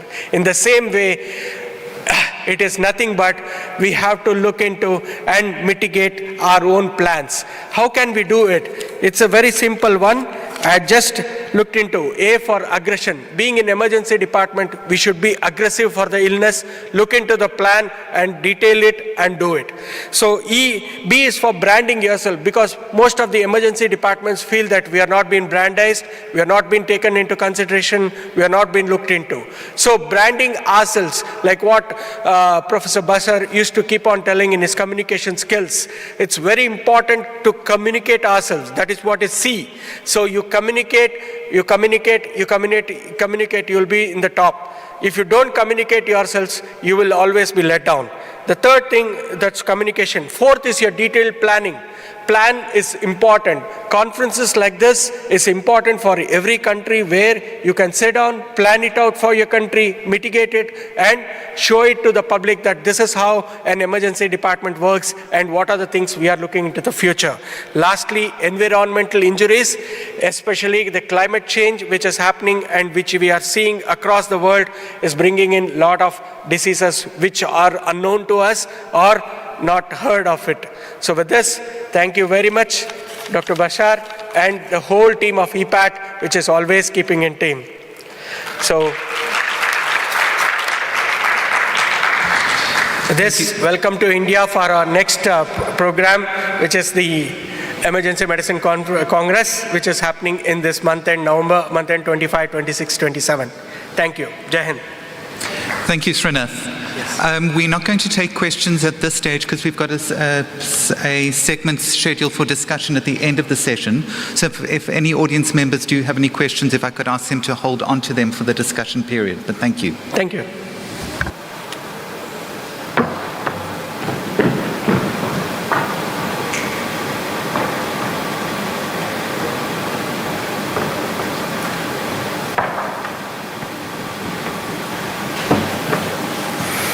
I've realized that I don't walk across the stage with half as much flair as Prof. Canlı does.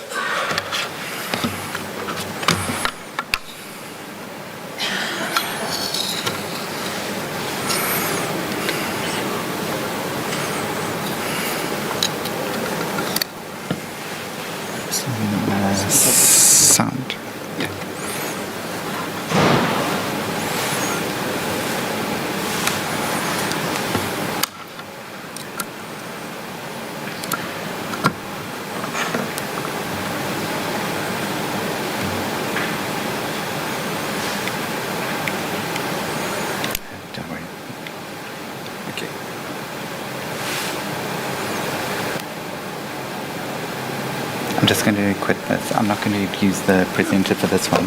I've got my own one as well, so it's not a problem. But thank you.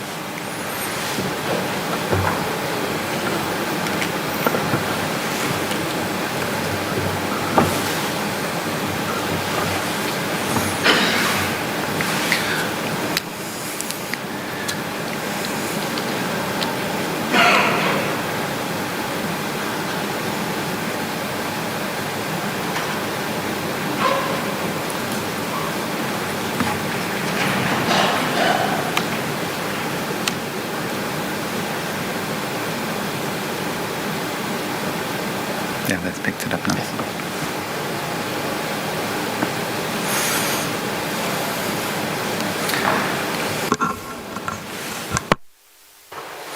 Right, thank you very much. As I said, my name is Roger Dickerson. I am quite frequent at this conference, and it's wonderful to be back here once again. I am from the beautiful city of Cape Town. That is a picture of my hospital sitting in front of Table Mountain. But we are sitting in this beautiful part of the world at the moment. What I'm going to be looking at during this little while is looking at some of the concerns with regards to the future of emergency medicine on the African continent. And I'll be using some of the examples from South Africa and where they can be extended into the continent. Now, I just have to state from a declarations perspective is that I am an emergency physician. And because I'm an emergency physician, I do come with requisite warnings. I can do problem solving, I can do multitasking, but often I'm filled with bad language, and especially if I have not had coffee.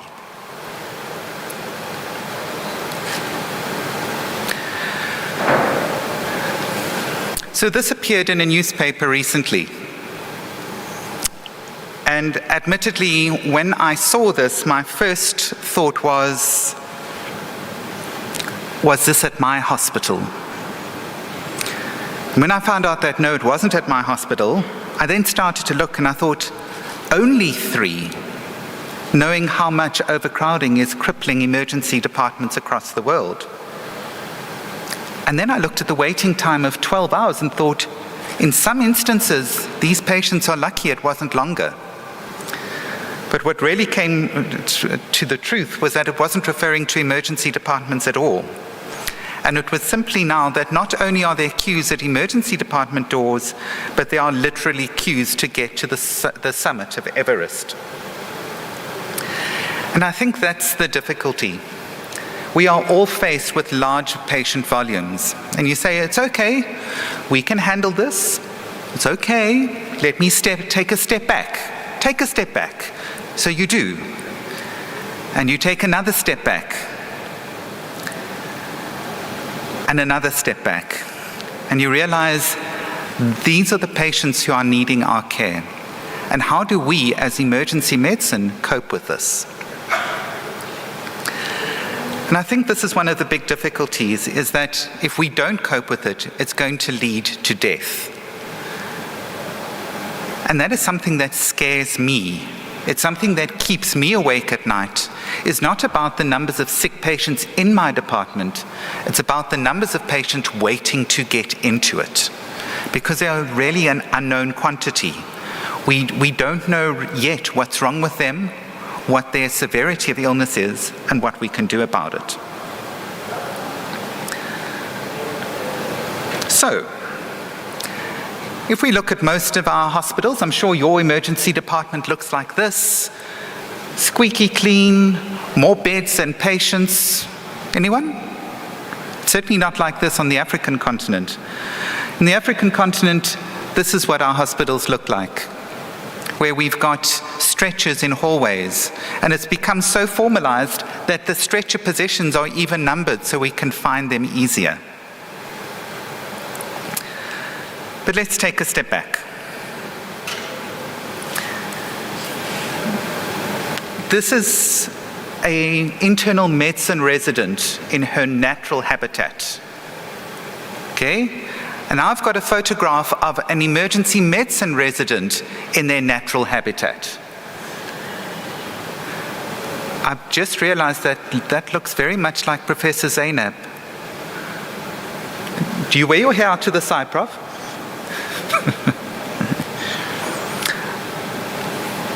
And the thing is that within the continent, we are very similar. So it doesn't matter where you are in the world, whether you're sitting here in Antalya or Istanbul, or going down to the other end of the continent, that continent that has been traversed has very similar problems to what is being faced all over the world. Emergency medicine is the new kid on the block when you compare it to other disciplines.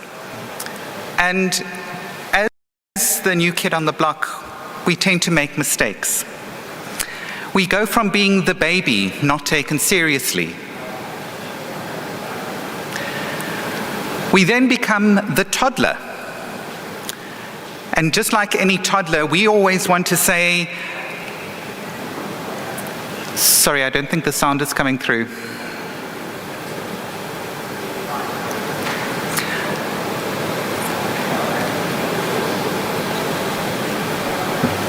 What we find out is that the toddlers throw tantrums. We want it all, we want it now. So we throw a tantrum. And then when we get it, it's a bit of a problem. Because once we've got it, we're the nasty teenagers. And the nasty teenagers who can't learn from anybody. And so we've then got to say, we need to make a decision. We need to be able to see what are we going to do going forward to ensure that we don't make the mistakes that others have made in their development. The difficulty for emergency medicine is that our decision-making trees are never like this. Our decision-making trees look more like this. And trying to make an appropriate decision in the midst of chaos is never easy. We hope that we will make the appropriate decisions, and when we do, we get really excited. But we need to learn from the others, how others have done it. So what now? As we've seen the development of emergency medicine from its beginnings, and we learned from other disciplines, we grew up alongside other disciplines to a point that we were able to stand up on our own 2 feet and become recognized clinicians within facilities. But in our own minds, we are more than that. We are literally often, with our toys, the superheroes of the health system. We are expected to manage all cases at all times. And admittedly, I do consider myself a superhero, but I don't look as good in spandex as others.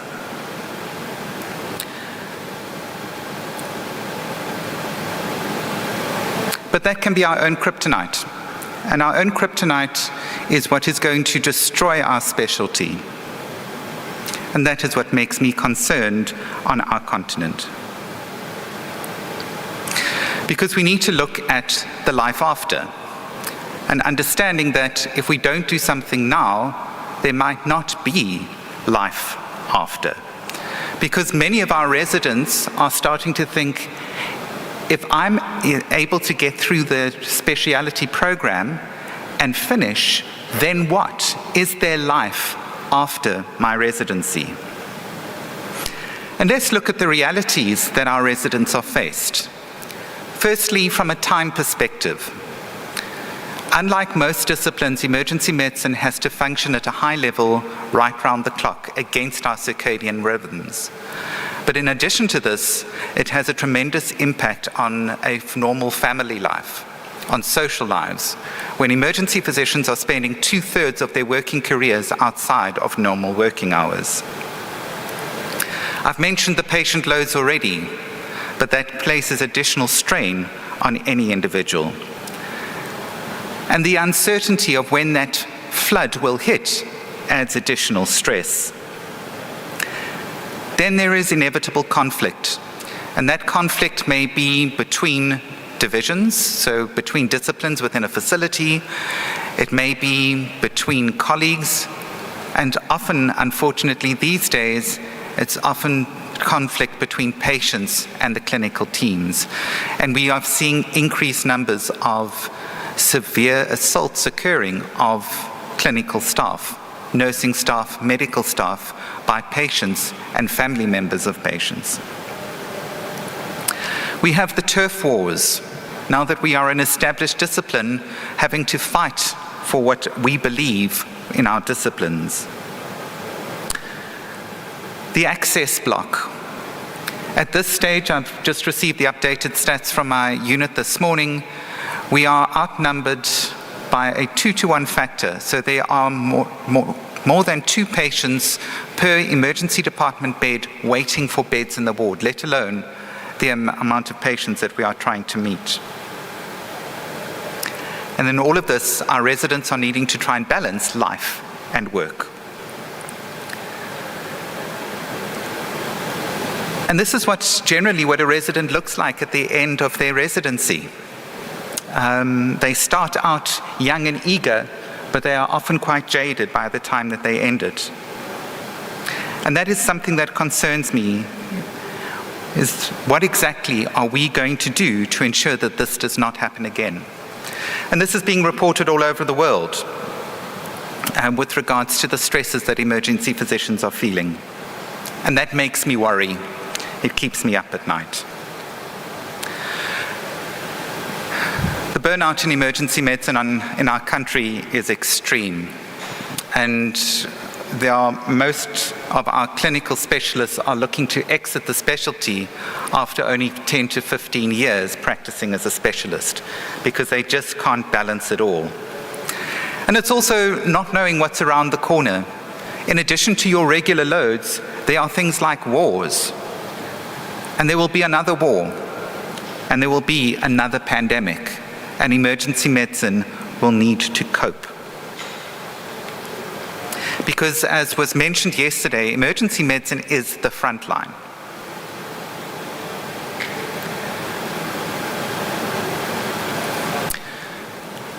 Finally, within our continent, job security has become a greater and greater risk.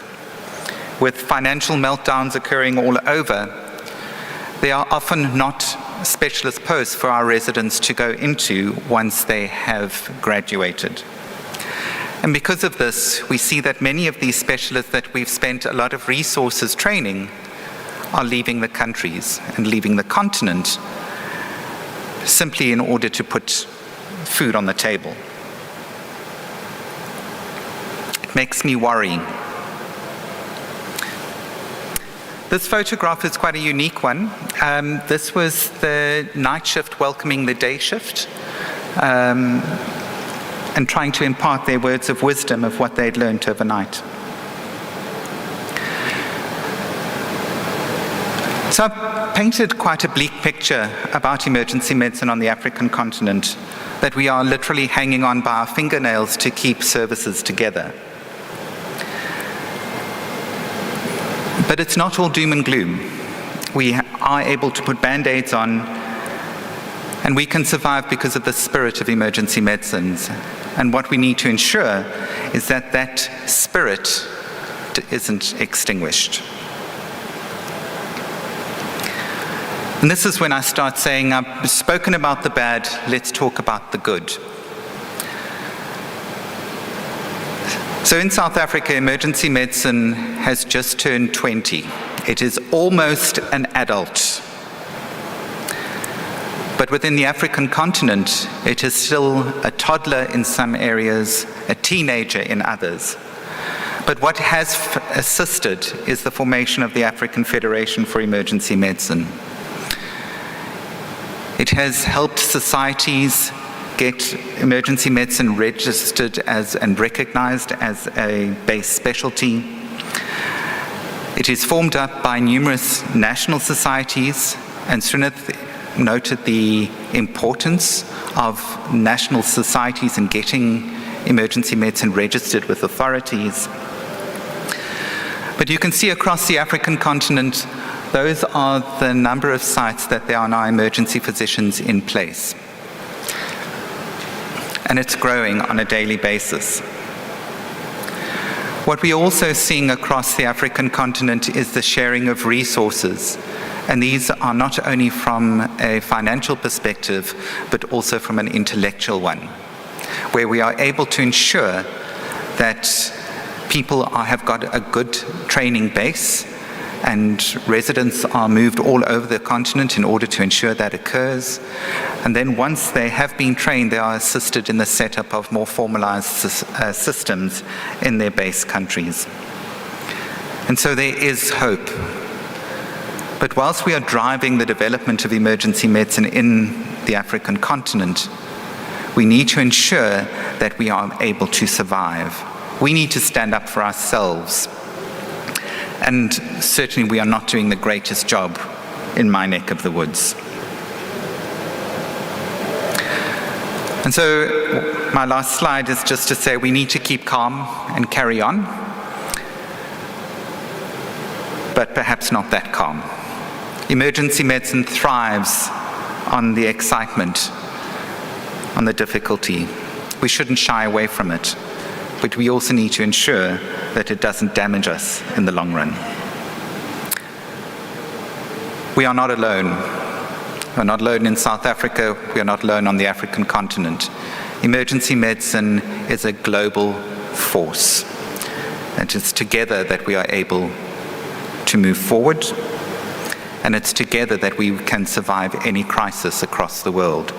And it's meetings like these that emphasize that. I apologize that the sound isn't coming through, but it is one of my favorite quotations from Winston Churchill, who said, "This is not the end. It's not even the beginning of the end. It is perhaps the end of the beginning." Thank you.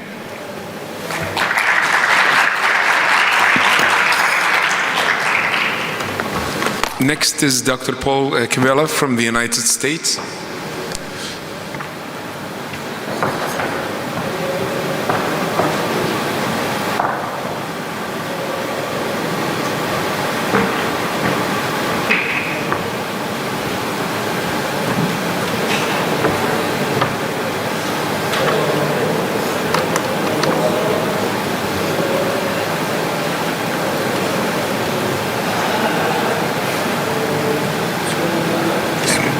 Next page. Okay, perfect. Laser. Okay.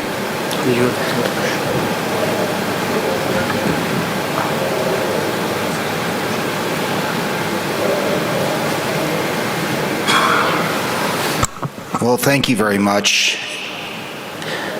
You know, I'm giving a report on the Americas, and I'm going to be more heavily influenced on what's happening in the United States. One of the things that's happened through the Americas, as I understand, the volume in Canada after the pandemic is actually up. The volume,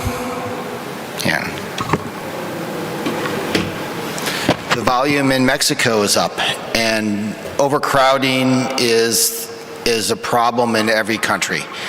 But as Dr. Dickerson has said and pointed out, you know, the African emergency medicine organizations are about 20 years old. In the US, we turned 50 a couple of years ago. And so we're reaching some unique problems that I think all emergency medicine organizations, whatever their age, need to address. And these are some of the issues that we face in the US, which will be very different than some of the issues that face elsewhere. So I'm going to concentrate not on the same issues of overcrowding, but really what's happening in the US and is of concern to the emergency physicians there. The biggest issue that we have in the US right now is a workforce issue. For many, many years, we wanted to train more emergency physicians. We projected that there was going to be surplus, or there's going to not be enough emergency physicians in the United States. But unfortunately now, we probably have trained too many emergency physicians. And so we are looking at potentially in 8 years, in 2030, to actually have a surplus of emergency physicians. But the issue that's happening here is that no one, of course, saw the pandemic. But in the United States, emergency department volumes had gone up virtually every single year. And now when the pandemic hit, volumes obviously went down dramatically, up to 40% decreases during the pandemic. The issue that we have in the US is those volumes are still not necessarily back to 100%. And many, many people believe that we've plateaued in our volume of emergency department visits. I'm not so sure that's the case, but urgent cares have popped up, and telemedicine in the United States is becoming very, very prevalent. And insurance companies in the US, which is not an issue to much of the rest of the world, have scared patients from going to the emergency department, saying they're going to get a big bill, that was going to bankrupt them. So they're actually afraid to receive care. As I mentioned, there's these alternative delivery places. Telemedicine is taking off in the United States. It's amazing how many people will talk to their doctor on their phone now, rather than coming to the emergency department. You know, ED volumes are close, but again, our patients are much sicker than they ever were. The other thing that's happened in the US is that we are always in the US, there's somebody trying to make things less expensive. And so oftentimes in some emergency departments, doctors are being replaced by what are called physician assistants. Whereas instead of receiving 4 years of college, 4 years of med school, and 3 to 4 years of residency or 12 years of training, these people receive 2 years of training, or 3 years of training, or 4 years of training. And so they're lesser skilled people replacing emergency physicians because they cost less money. And that is a big concern to many of our emergency physician graduates. Emergency medicine, again, as we came up through youth, we became one of the most popular specialties in the United States. We were well respected, and a lot of people wanted to go into emergency medicine. And hence, a lot of programs started popping up. And so the number of residents that we were graduating 10 years ago to today, it's almost doubled in the last 10 years. So now, perhaps we are training too many emergency physicians, which is a serious potential problem in the United States. The big question here is what's the need going to be? Are our estimates correct? What we've seen during the pandemic is a lot of emergency physicians basically quitting, saying, I'm not going to do this anymore. So perhaps we are going to have attrition, as Dr. Dickerson warned us about, that people are getting burned out and they don't want to go back to do their job. But this, again, is something that we're watching very closely. One of the biggest issues that's affect the United States has nothing to do with emergency physicians itself. It has to do with our nurses. Our nurses quit in huge numbers during the pandemic. And so now the reason that we have so much overcrowding is we don't have anywhere to send them after the emergency department. There are no beds in the hospital, or if there are beds, there's no nurses to staff those beds. So patients that are admitted are backing up our emergency departments. We have the capacity now in our emergency departments to see the patients if we could just get the patients out of the emergency department. Oftentimes, 2/3 of our beds and our hallways are occupied with patients needing to be admitted to the hospital, but there's nowhere for them to go. Another issue that's happening in the United States is the way that the US payment system works for hospitals. It's now bankrupting the majority of the hospitals in the United States. So we're going to be looking for some type of healthcare reform here to make sure that our hospitals stay open. Right now, almost half the hospitals in the United States are losing money. And this is a dramatic change from 4 years ago. So they started right prior to the pandemic, but during the pandemic it made it worse, but there was bailout money and monies to fund that.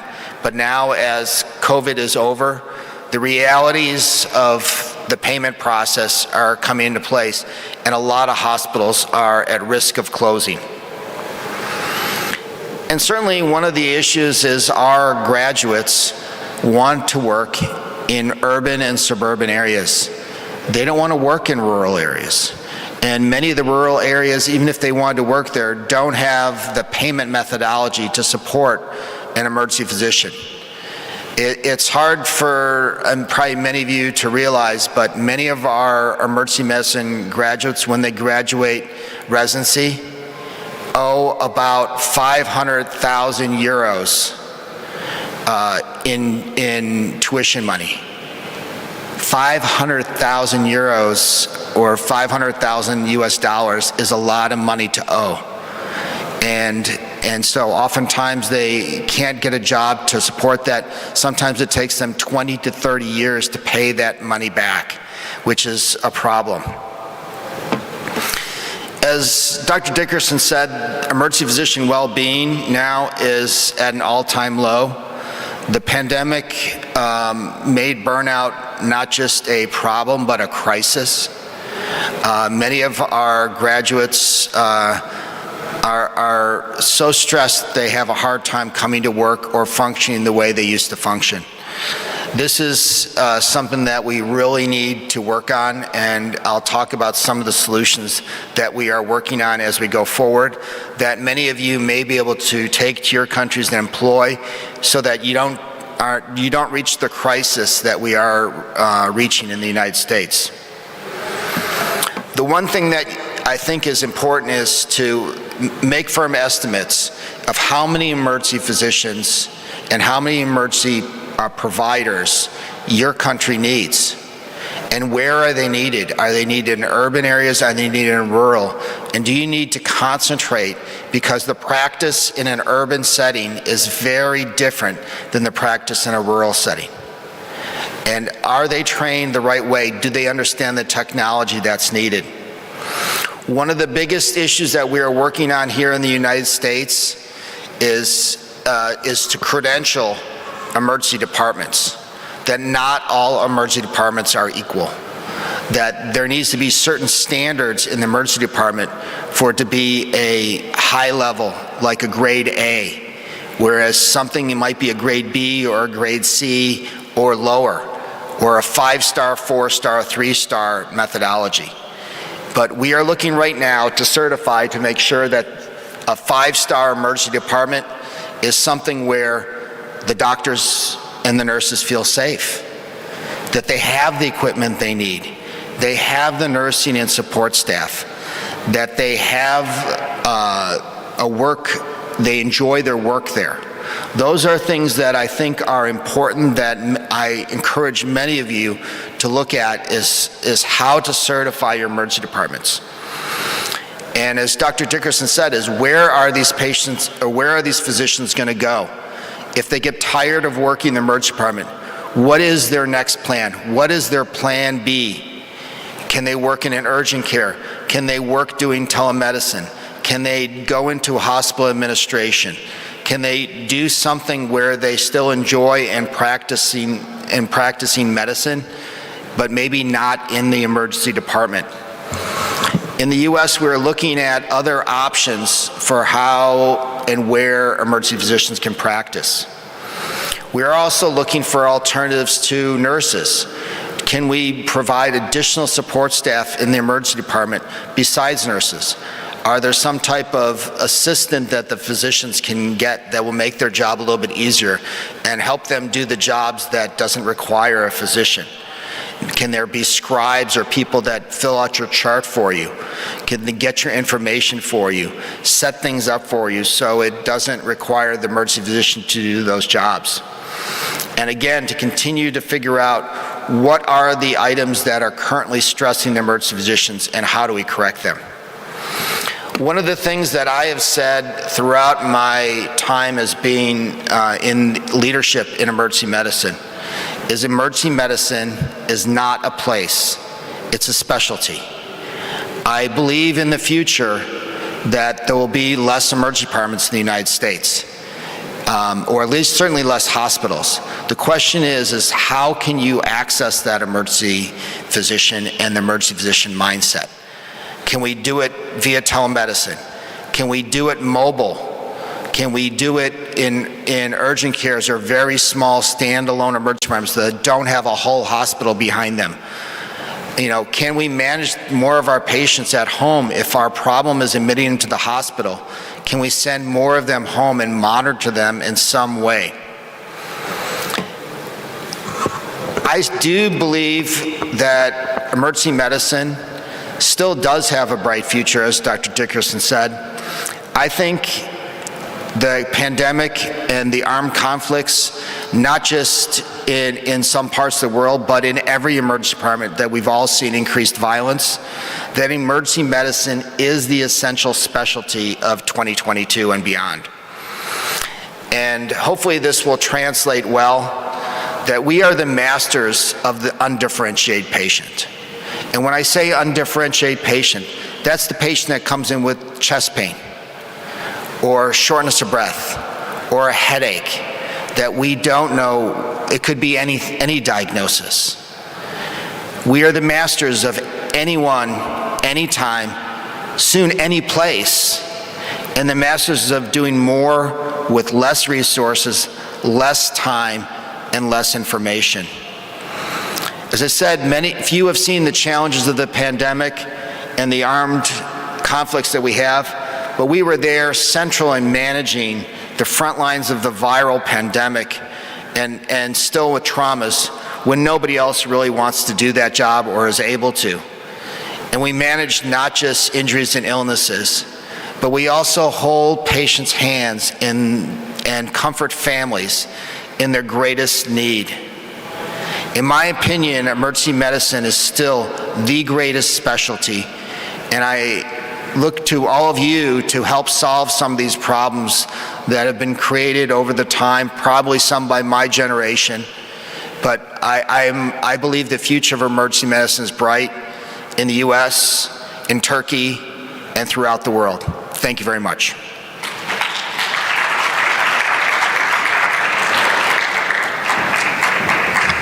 Thank you. Next is Dr. Eric Review from France. I think Eric is doing his lecture through Zoom, so.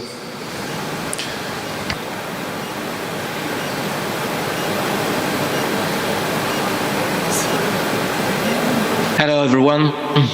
It's a great pleasure to see you. I'm very terribly sorry not being with you because I have a lot of friends in Turkey, Roger, Paul Kivela, and it's a shame I won't be with you.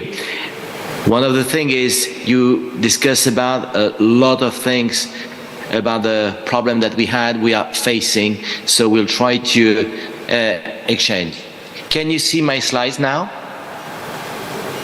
Yes, we can, Eric, thanks. Okay, thank you. So let's take an overview of the situation about in Europe, not only in France, but in Europe.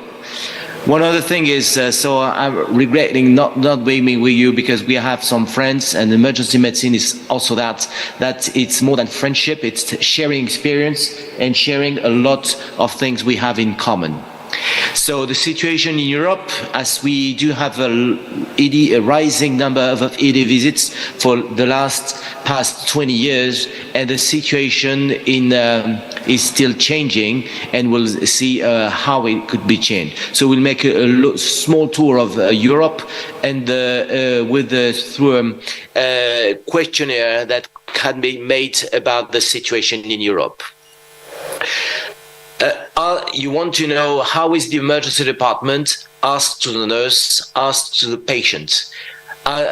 In this study, we asked to the European nurse how they can rate their own hospital and their own departments.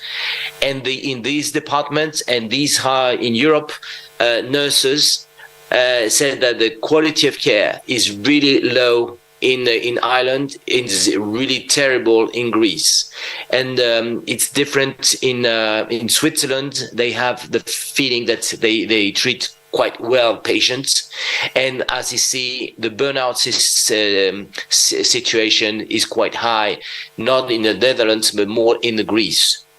The job dissatisfaction is really high in Greece, so they want to leave, and mainly nurses want to leave. And as Paul Kivela said, it's exactly the same situation after the COVID. So we have less than 1/3 of US nurses want to quit their job. It's exactly the same in France and mainly in a lot of countries in Europe. If we compare in this study the situation in Europe and in US, it's exactly the same situation where the job dissatisfaction is really quite high now and is very similar Europe to US. So we don't have a lot of difference about that. And when you focus on Europe, it's really a poor quality of care that globally that comes through from the nurses, and the situation of burnout and job dissatisfaction is quite high. When you compare to, as Paul Kivela said, it's exactly the same, and we are facing this situation now everywhere. When you look for in detail for some European countries, as you see, the worst situation for now is still in Greece, and we have a lot of colleagues from Greece just telling us that it's really terrible. They have a lack of nurse, lack of beds, job dissatisfaction, and a lot of doctors they want to leave. As you see, it's quite similar in different countries in Europe. We don't have all the countries, of course, but it is really terrible that we are facing. The situation is better in the north of Europe, in Finland, for instance, and why not in Switzerland? But that's globally just the exception that we are seeing. If you ask the patient trusts our hospital, patient trusts our emergency department, but they are still coming to the emergency department.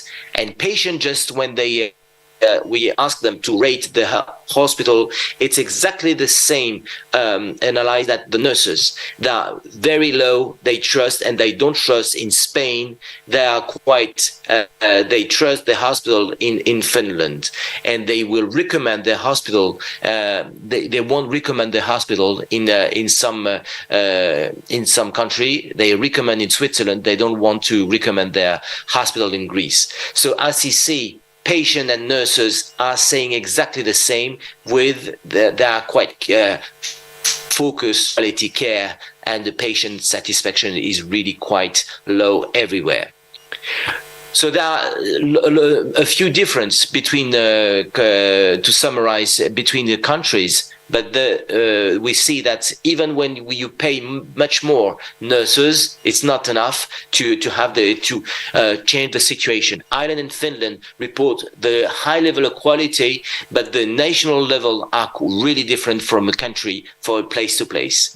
As when you see from USA, they have a fewer nurses per capita when you compare to European country, but the more nurses are not the same per patient in hospital. So we have to have some difference between Europe and US, but it's really quite similar. And one of the things I remember, I gave a lecture 2 years ago in Turkey. We are in the day after the COVID. And as Paul Kivela said, it's exactly the same situation. It's really terrible because we are missing more than 20% of nurses in our hospital now. 20% of nurses, it's exactly the same number of beds we are lacking. So we are closing our departments everywhere in the hospital because of the lack of nurses. We need nurses. And it was due the day after, I could say day after, we are 2 years after the COVID, and it is the terrible situation. We had a congress a few weeks ago in Berlin with the USEM that was exactly the same situation in all over Europe. When you look at the old data about the situation, number of physicians, not the problem of number of physicians. I'm quite glad to see that they have a huge number of physicians in US. It's not the point in Europe because a lot of emergency departments don't have enough emergency physicians. So we are trying to find other specialty could work inside the emergency department. It could be family doctors, it could be internal medicine, it could be geriatrics. It's one of the main concerns that we should have in our emergency departments. And the second problem we are facing in Europe is the aging population. And the aging population, as you see, is quite different from place to place in Europe, but it will be a tsunami that we will face in the next 10 years. So the aging population will come more and more. And the situation is really quite worrying in Germany, for instance, because they have a high level of geriatric in the emergency department, but exactly the same in Spain, in France, in Italy, that we have a lot of those patients. They are patients, they are geriatrics, but the problem, we don't care enough about them, particularly in the overcrowding situation, as you have seen in everywhere. The overcrowding, here is the map of Europe. Where are the overcrowding problem? Everywhere. And as you may have seen, it was worse after the COVID period. So we have a lack of beds. And why our patients are coming? Here are the data from Europe. They're coming in emergency department because they don't have family doctors, they don't have a GP available, they have for financial reasons, they have many reasons for coming emergency department, but those patients are not responsible of the main problem of overcrowding. The other problem of overcrowding is the lack of beds, and it's the output patients, and as Roger said, it's access block also. So we have many reasons to have quite worried about the situation in Europe. And we have violence. We do have more and more violent patients in our emergency patient department because it's not a safe place in the emergency department. We have a lot of reason for that: alcohol, drug, and do not forget that the nurses and nursing staff are the higher risk of the harm on the emergency department. We have a reason for that. Take, for instance, agitated patient coming in emergency in the waiting room. This patient is coming, he's getting agitated, and the other guys are quite under pressure, that the pressure cooker effect, and are waiting for hours, waiting for long. And why the patient is coming in front of me? Why? And it's the better and better system because they're waiting for hours. Nurses says you don't have a problem, urgent problem. What happened then? It's the explosion. That's a patient die in emergency department. It's in the media. And the burnout, I could not come again about the situation. It's all over the world, and particularly now. And after the day after with the COVID, it's worse now. So the burnout, we have a lot of doctors and nurses that are living now. They don't have the feeling that they can stay. So what we can do now? About some data, they said that maybe we need to organize the hospital with a better good work environment for nurses first, and we have to focus on nurse because we could have a better quality care. You can tell me that we need nurses also for that. If you take the example of Sweden, they are a teamwork organization program to organize and to make a safety program and a workplace environment for nurses, and the attitude, and they have quality care better organized with this in Sweden. So we could take the example of the Swedish hospital they have done. So the situation in Europe is not really quite high. We need to organize things together, and thanks to Bashar to organize an international conference, because we need to have our brains together, how we can face in a different way, because it's very important to work. We want to solve the problem very quickly for the overcrowding, of course, and the thing is we have to focus what are the main threats we are facing, how we can be attractive for our emergency departments, and because we need to reorganize our emergency department and organize and take our resources. So I would like to thank you, Teşekkür ederim, and sorry, Joe Roger, for the pictures, because it was necessary for me to make that joke. Thank you.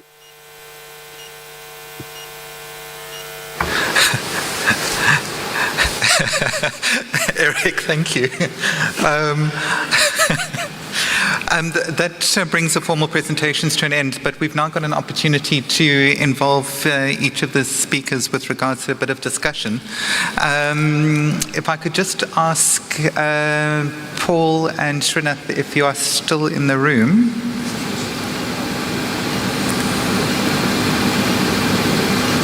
If I could ask you to share the microphone on the far side of the stage, it might be easier. And then we've got Eric on the line still. So, first of all, Paul, I want to say, thank you for training so many emergency physicians. Can you export? The question is, can we export some of our emergency physicians? Interesting you ask that. A lot of our younger physicians want to work elsewhere. And I think conferences like this are something that, I've talked to Dr. Abdel Balou previously that he wanted to come and work more in the U.S. I think we need to look at how we can open our borders for physicians. I think it'll help not just to unload some of our U.S. workforce, but I think in exchange of ideas, I come and I learn something from Dr. View and Dr. Dickerson, you and my Turkish colleagues, and every single time I come to one of these conferences. So I think we really need to look at that, and I have to tell you, if you're looking for American emergency physicians that are well trained, I think it's a matter of putting that out there and making sure there's a mechanism for that to happen. A lot of our physicians are young and incredibly intelligent, and many of them speak other languages as well. So I think there's that potential. I was actually also referring to there are existing programs. I know the global emergency medicine programs like out of UCSF have been doing great work and assisting with setting up emergency training programs. So whilst it's a bit of a flippant comment on my behalf, I think there's already some of that in place which has been well used. But I think your comments regarding almost an international force of emergency physicians that can respond where there is need is probably a good thing. What we don't have, and it seems to be going all around the world, listening to what Eric had to say, and yourself from the US, and certainly from the South Africa and the African continent, is what are we doing about emergency nurses? Because that seems to be a global critical situation. If I can bring Eric in there, what ideas would you have to try and keep nurses happy on the one hand, skilled on the other, but still be able to manage the patient workload that we are all being faced with?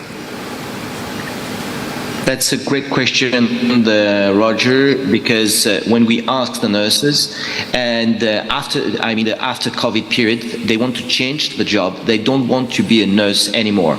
So that's the main concern, that we can focus on it. And we asked and we talked many times to the nurses, and they say it's over. We had a discussion with colleagues from US. They said exactly the same point. I don't know why, because they have the feeling that maybe they're scared about that, but they don't want to work anymore in the same situation. So to be attractive, of course, we could talk about the salary, but it's mainly working condition, training, and training our nurses, and maybe having a new perspective for nurses. For instance, we are working on a program in France to have the equivalent of the nurse practitioner we didn't have for 20 years. And so we are starting a new program for nurse practitioner training, for a 2 years training program for nurse. So maybe it could be a new job to be attractive for nurses. Thanks, Eric. Roger, one of the things that we are looking at in the U.S. is that nurses in the U.S. take about 3 to 4 years of training.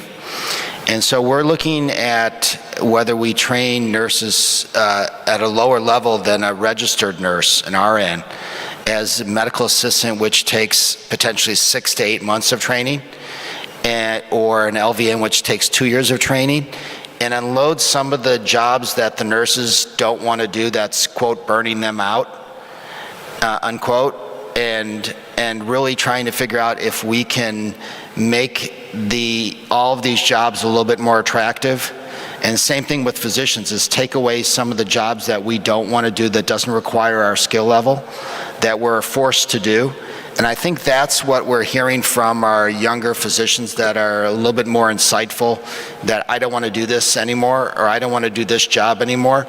And I think we have to listen to them, and I think they have to speak up and make those suggestions.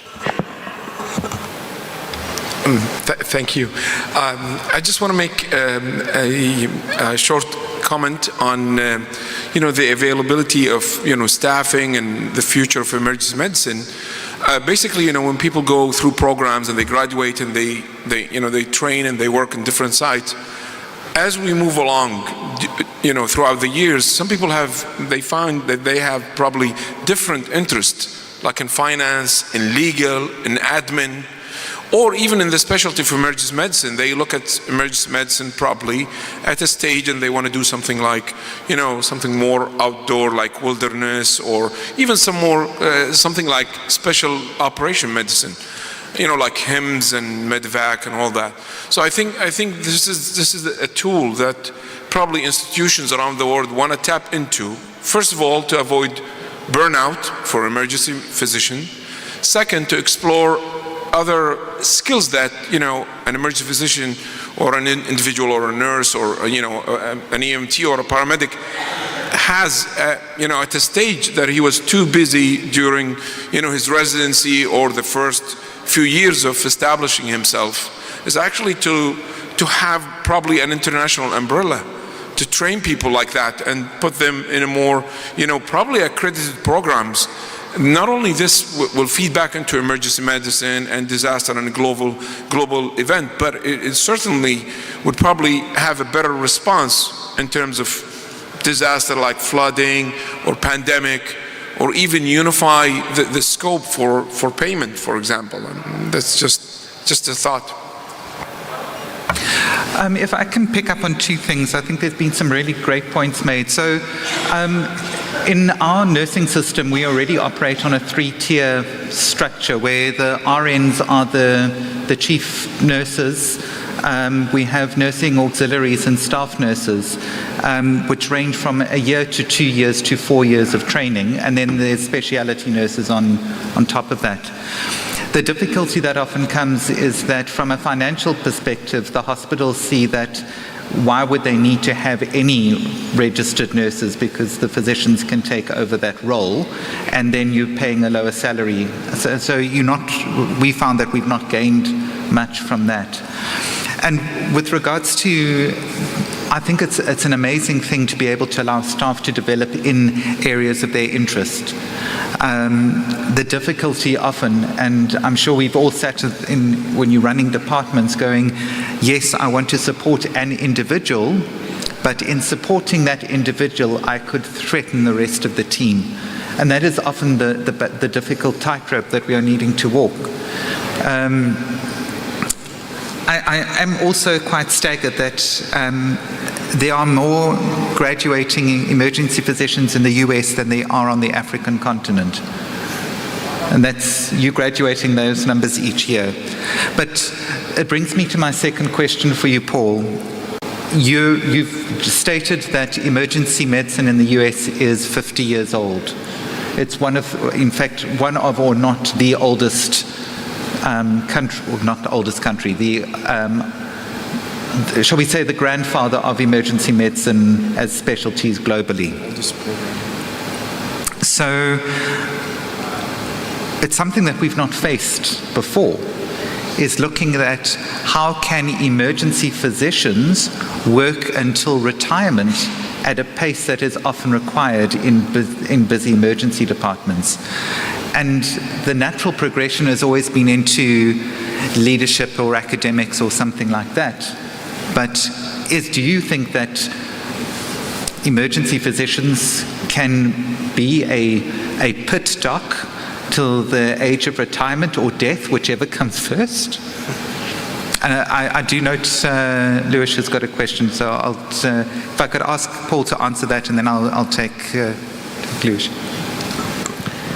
I think, Roger, this is a great question, is can you be a pit doc until your 60s. I have to tell you, I've worked alongside a lot of the physicians that I worked with were 60 plus.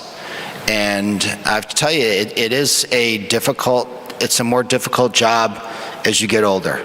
I'm looking into the audience, and when I was 20, 30, 40, 45, doing a night shift was easy. It's more difficult now that I'm in my mid-50s. And I still do them from time to time, but they're much more difficult than I recall them being when I was younger.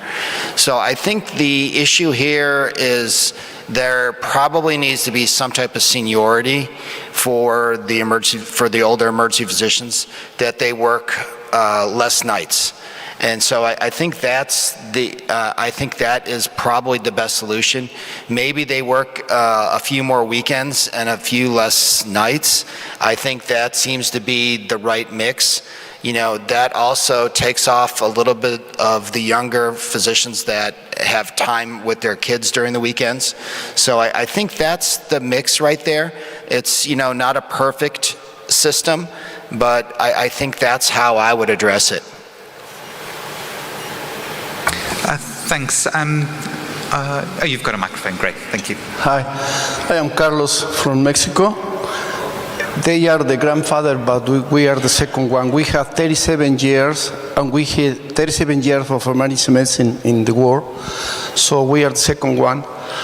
One of the things happening in the emergency medicine is that we need to tropicalize the emergency medicine in different countries. Every country has its own problem.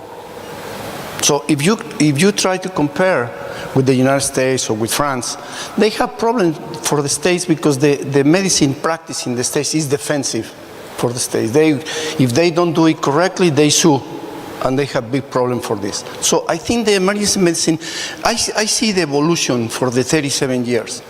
So at the beginning, like Paul said, we have less tools and we resolve the problems. Now we have a lot of tools and we make more mistakes.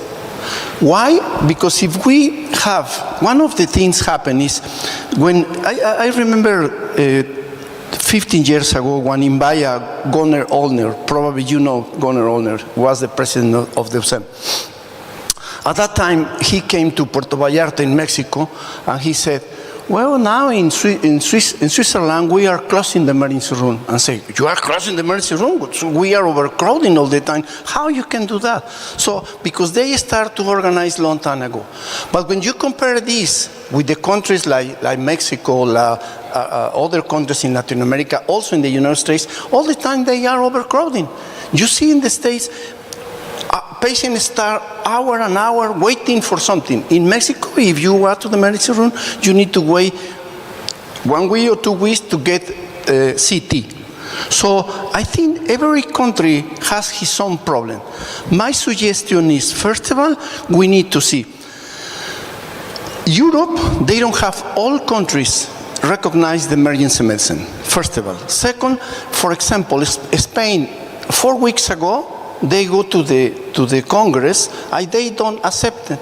But they have fighting for 25 years or something like that. Eric, you know better than me how many years they're fighting, but they don't recognize. So we need to training that the people is working in the emergency room. I know many people is general practitioner, internals, but if you want to work in the emergency room, you need to resolve the problem for the emergency room. So probably you don't want to be specialized, but you need to take the correct courses to improve your knowledge to resolve the problems, first of all. Second, who held the doctors in the emergency room? The nurse. Sometimes the level that they have the nurse between the doctors is too high, too different. So we need to prepare people to help the doctor to resolve the problem.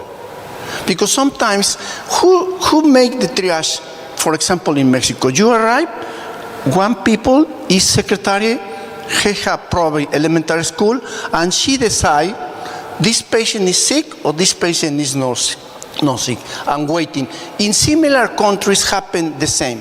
So we need to do something that the access to the emergency room need to be quick, good, gentle, and effective.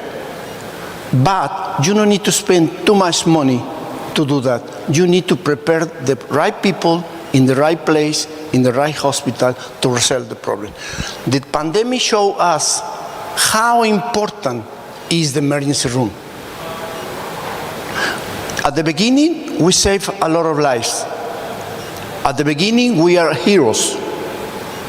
2 weeks later, 4 weeks later, the heroes was the ICU doctors. Excuse me, we take the care for the patients, but they don't remember exactly what's going on. So if we work together, we'll be stronger and better, and we can resolve many problems around the world because we are similar ideas, similar knowledge, and work together and be successful in the couple of days. We need to make re-engineering to create ways in the wayside to fix it, the holes that create the pandemic in the emergency room and also in the system.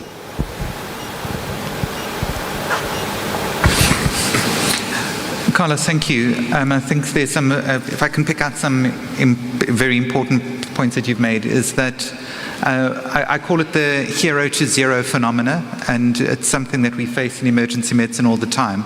And you've encapsulated it well with how it applied in the COVID response, is a hero 1 minute and a zero the next. The second, I think, is the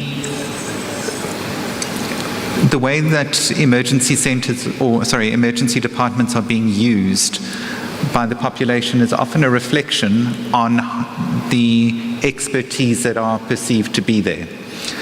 And it's something that's being picked up by Eric in his presentation and by Paul and Srinath, was that we are seeing an increase in the number of emergency department presentations in favor of other areas within health systems. And that may be from a financial perspective, it may be an availability perspective, but I think a lot of the time it is seen as an expertise. If they go there, they will get the problem diagnosed and sorted because that's what emergency physicians do. There's also a perception that they will wait less time, which I don't think they've, certainly if they've sat in my waiting room of my emergency department, that's certainly not true. But thank you for your comments. I think some very valuable input made there. Sorry, could we have the mic back on there? I can't hear you. There we go. One point more. When you're talking about the retire, you need to think about it. What is the period of the time for the sport guys? For example, Messi, Cristiano Ronaldo, Jordan, they have one period of the time. 37 is all. Like Paul say, when do you try to work in the emergency room? I think the best time to work is at the beginning, 20s, 30s, 40s. And then you need to take other positions, like training, like teaching, but you don't need to go out all the time because you are the values that you have, you need to teach for the new guys. The new guys need to understand better than us to advance quicker and in the best way. Because one of the things happen now is that many of doctors, like you said, the burnout around Europe and around the world they affected our population. So we need to create, don't go away the old doctors, support for the teaching, support for the program, but stay there because you are very helpful for the system.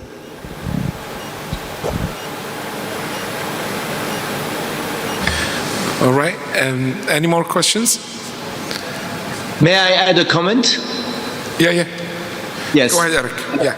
A quick comment about, to summarize what you said, and I agree with one main point that Roger said. We are always on the front line, and emergency medicine, the creation of emergency medicine was in 1974 in UK, and then in Ireland and USA, and that evolution of emergency medicine are still the same concept. We are on the front line. When we create the pre-hospital EMS in France, it was just because we had a lot of road traffic injuries and we have patients dying before they come in the emergency department. It's not the problem anymore.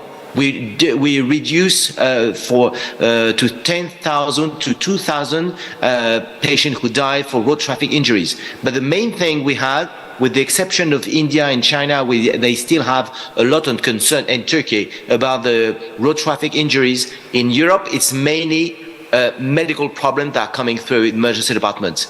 But the thing we are facing for now is we still are pioneer of emergency medicine, and we live day after day a new concept.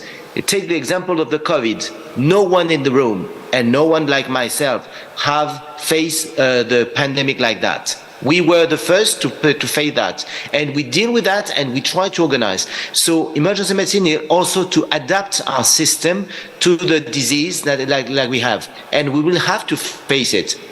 And I agree with Carlos Garcia, as he said, that we do have a lot of things in common, but we have to adapt our system on our own system of our own country, because we have a different concern about the system. I will be really lucky to take the example of the emergency physician in USA. I would love to have a huge number of emergency physicians in my department, but we don't have, so we try to find some issue for that. But that's very interesting talk we have together, because I think we still are pioneer of this creation of the specialty. Thank you.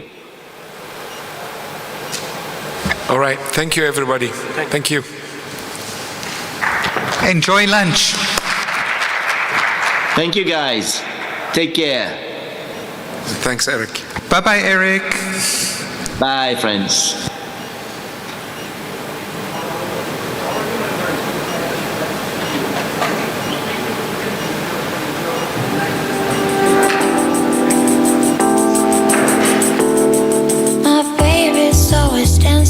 And I want to give the mic to my close friend Hikmet from Atayurdu, Uzbekistan. We are in very good collaboration between Turkey Emergency Medicine and Uzbekistan. Yes, Hikmet, please. Thank you very much. Yes, indeed, we are collaborating for more than 5 years, and it's a great honor and pleasure for us. It's quite challenging to start after lunch session as usual, and this is an endless battle of curiosity with physiology, but nevertheless, let's start.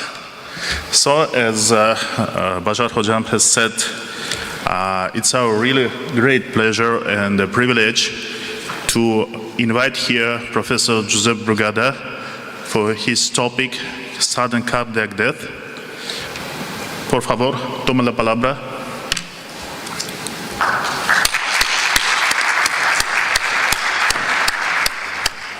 Thank you very much, Dr. Andarov, Dr. Canterbury. This one, next page. Okay. Next page, and laser. You This laser? push, yes. Hold push button. Yes. Okay.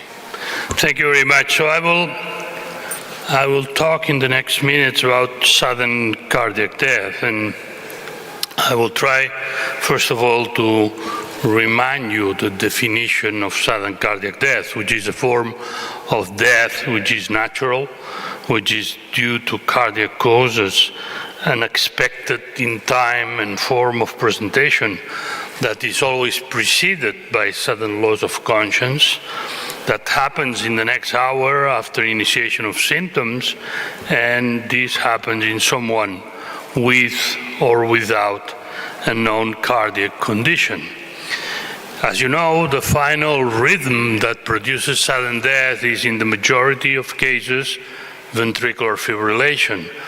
But there are other rhythms that might lead to the same situation, which is the asystole, complete AV block, or electromechanical dissociation. But basically, in our interest, the most important one is ventricular fibrillation. Practically any form of cardiac disease can, at the end, produce sudden cardiac death. But basically, we are dealing with ischemic causes, with myocardiopathies like hypertrophic, dilated, or arrhythmogenic, but also some electrical conditions like the long QT, the short QT, Brugada syndrome, but also other conditions like the postoperative congenitals, cardiac amyloidosis, etc. All of them at some moment can produce sudden cardiac death. So if we talk about ischemic, we're talking about #1 cause of sudden death in our environment. In Europe, #1 cause of sudden cardiac death is acute myocardial infarction. So during the acute phase of the myocardial infarction, the cells get with ischemia, and they complain about this ischemia by having pain, but also by producing ventricular arrhythmias that can produce ventricular fibrillation and sudden death. So if we want to fight against sudden cardiac death in our environment, we have to fight against acute myocardial infarction and prevent acute myocardial infarction. When we are dealing with patients that have already gone through an acute myocardial infarction and have survived the myocardial infarction, in the chronic phase of the myocardial infarction, there is also a risk of having sudden cardiac death because of the occurrence of electrical circuits in the area of the myocardial infarction. The bigger the myocardial infarction, the most chances that during follow-up ventricular arrhythmia or sudden death might occur. Although in the last years we have learned that it's not only a matter of the size of the myocardial infarction, but you see here that a small myocardial infarction, very homogeneous, is a non-arrhythmogenic scar, but also a huge myocardial infarction, but very homogeneous, it's also non-arrhythmogenic. On the contrary, you can have a small myocardial infarction which are very inhomogeneous, or large myocardial infarctions, very inhomogeneous, which are really arrhythmogenic. So the point is that probably in the future we'll be analyzing the risk of sudden death in a patient post-myocardial infarction, not only because of the size of the infarct, but on the quality of this infarct and the survival of cells producing an inhomogeneous scar, which is more prone to arrhythmias than an homogeneous one. When we're dealing with dilated cardiomyopathy, we're dealing with probably what has been called the pandemic of the 21st century, because the increase in the number of patients suffering from cardiac insufficiency, dilated cardiomyopathy, because of the increasing age of the population, increasing risk factors like hypertension, diabetes, obesity, etc. Remember that 50% of the deaths in patients with dilated myocardiopathy are sudden death because of ventricular arrhythmias. So we have to treat the cardiac insufficiency, but also we have to prevent the arrhythmias in this population. When we're dealing with hypertrophic cardiomyopathy, here we are dealing with a genetically determined disease that produces a hypertrophy of different parts of the muscle, and this hypertrophy produces arrhythmias, many of them ventricular, many of them polymorphic, and many of them lethal, that might kill the patient by sudden cardiac death. And remember that hypertrophic cardiomyopathy is the principal cause of sudden death in patients younger than 40 years of age, especially sport practitioners.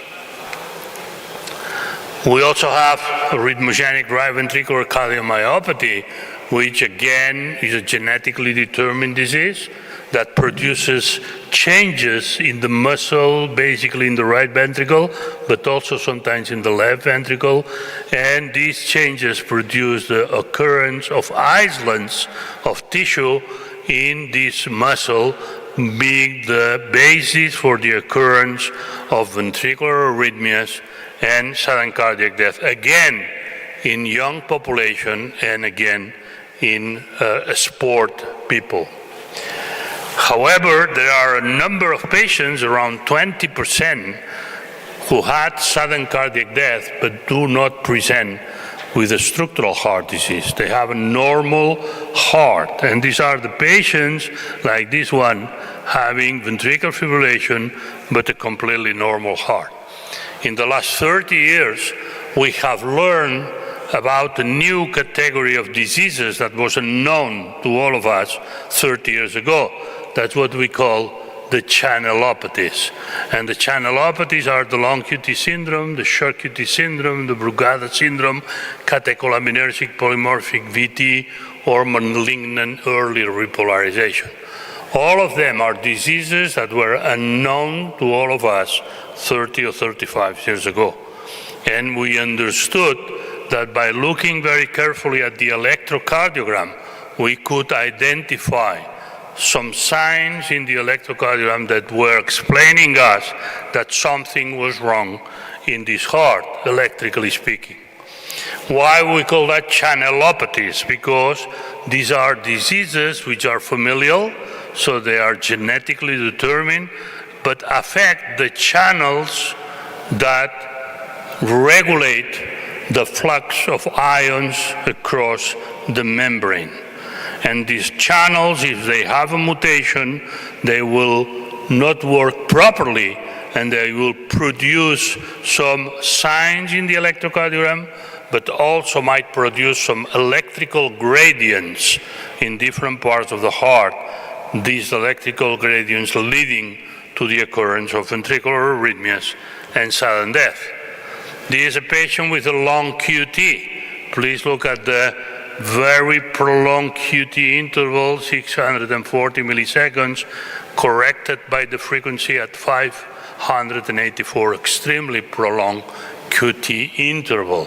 When we have this type of ECG, and this ECG belongs to this lady here, you see that 7 members in her family have died suddenly because of the prolonged QT interval, and she was the only survivor in this family. So it's a very, very malignant form in this family of the long QT. This is a patient with Brugada syndrome. Look at the ECG, which shows this ST segment elevation in right precordial lead, simulating a myocardial infarction, which he has not.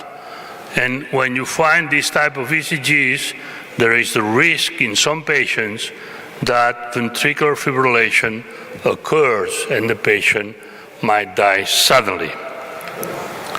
Again, we are dealing with a familial disease. This is a family with Brugada syndrome. This guy here died suddenly.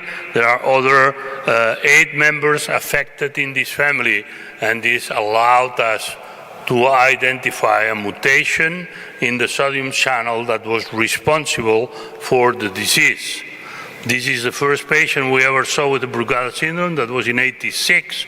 In '92, we published the first paper. We defined the characteristic electrocardiogram. We understood the mechanism leading to these anomalies in animal models. We understood that the patient should be protected with an ICD. We could define in 1998 the first mutations in the families with Brugada syndrome. In late 2010, we could, for the first time, do some ablations in patients with Brugada syndrome in the epicardium, and certainly the future will tell us how to change the genetic defect in these families to normalize everything. Look, that it took 30 years to go from the initial description to the actual reality in the patient with Brugada syndrome, and we have learned a lot, we have advanced a lot in how to diagnose, how to risk stratify the patients, and how to treat the patients.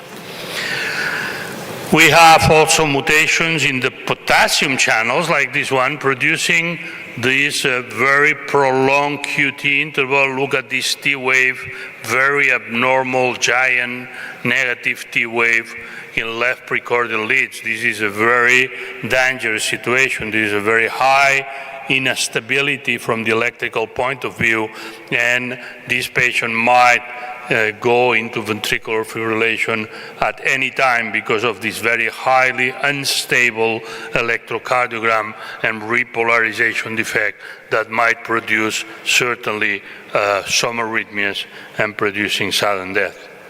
So when we're dealing with the long QT, we have the long QT3, which is the one affecting the sodium channel, but then we have the 1 and 2 that affect the potassium channel. So the result at the end is the same by different mechanism.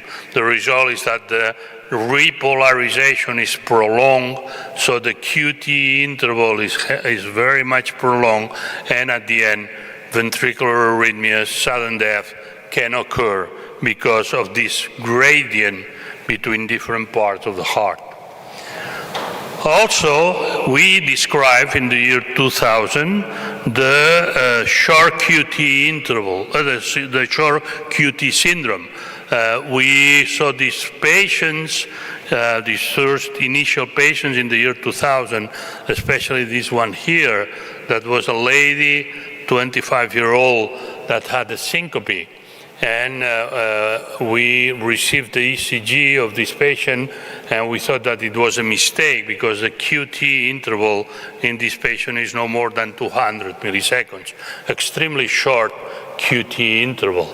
So at that time, we asked for a repeated ECG because we thought that the machine was not working properly, and we received the same ECG, so we understood that this was probably the first case of short QT syndrome ever described. Unfortunately, this was a Friday evening, and we asked the lady to come to our hospital, but the lady was living 100 kilometers away, so she decided that she will come to our consultation on Monday because she had a very young boy of 5 or 6 months of age, and unfortunately on Sunday morning, this lady died suddenly. So then we learned that this was a familial form. Here you have some families with a short QT syndrome. Look at these very short QT intervals, very tall T waves, and very short QTs in families with sudden cardiac death. So probably this is the most malignant of all the channelopathies because of the very short QT interval. There is a huge window of vulnerability in these patients, and any arrhythmia, any extrasystole might produce ventricular fibrillation and sudden death. That's why probably there are very few patients described with the short QT syndrome all over the world, probably because they are dead. This is a bidirectional ventricular tachycardia, and this is specific from a condition called the catecholaminergic polymorphic VT. Again, a familial disease, genetically determined disease produced by a mutation in the ryanodine channel. The ryanodine channel is the channel that regulates the flux of calcium inside the cell. And during mental or physical stress, the flux of calcium increases. If the patient has a mutation in the ryanodine, this flux cannot occur, and there is an accumulation of the intracardiac calcium, and this produces an intoxication of the cell, and finally produce this type of arrhythmias that you see here appear during a stress test or mental stress test. This is the ryanodine channel and how the calcium accumulates inside the cell and produces this type of arrhythmias. Finally, the last situation described is what is called the malignant early repolarization, which occurs in patients having this abnormality at the end of the QRS complex, like an early repolarization that in some cases might be responsible for the occurrence of ventricular fibrillation. In some patients, there is an overlap between this early malignant, early repolarization and Brugada syndrome, and still it has to be studied in the future. At the end, all of these diseases produce ventricular fibrillation because of this electrical gradient between different parts of the heart. So we can say that genetic studies have identified a new category of diseases responsible for syncope and sudden cardiac death in patients without demonstrable structural heart disease. That's what we call channelopathies. The good news is that if you look carefully at the ECG, you will find the signs to identify the patients at risk. So be careful and read carefully the ECGs and learn how to identify the patients that might be at risk. So, of course, in the patients that are recognized as patients at risk, we have to protect them. And we protect them basically by using implantable defibrillators. As you know, implantable defibrillators are extremely reliable devices that identify the ventricular arrhythmia and treat them very effectively in the majority of cases. But we know, and you know as emergency physicians, specialists, that time is what counts. So not everybody can be identified and can have an ICD implanted. The majority of patients that are at risk for sudden cardiac death do not have an ICD implanted because they have not been recognized. And we know that every minute that lasts, we have 10% less chances of surviving. So we need early defibrillation, and early defibrillation requires, of course, very good emergency systems, but also we need public access defibrillation that might allow for the general public to use these devices and to treat the patient waiting for the emergency system to arrive. There is a study in Japan that compares the number of public defibrillators installed in the countries and the number of patients that are shocked when they have a cardiac arrest. And of course, the more devices you have in the street, the more probability that you will be shocked by a bystander if you have a cardiac arrest. And this is my last slide. This is the number of deaths in car accidents in Spain all over the last years. And you see that they did a very good job, because you see that from the 60s we had an increase maximum in 1989, and since then the decrease is dramatical. So they did a lot of very good jobs, a lot of investment, a lot of money, a lot of fees, a lot of fines if you were too fast in the street, you were not having your protection, whatever. So a lot of money invested to go from almost 6,000 to 1,000. Do you know how many patients died suddenly in Spain? 10 times this number. And the number or the amount of money that is invested is 10 times less.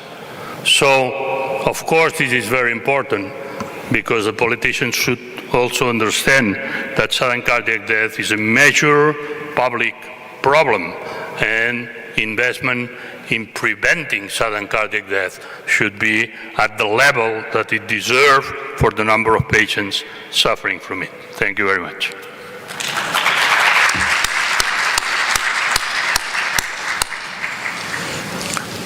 Thank you very much for this great presentation. I think we can take the question, the last. Yes. Yeah, okay. Okay, thank you very much. We will take the question later. Okay. Yes, yes. Now I want to invite the second speaker, Dr. Hikmet Anvarov, about our dissection.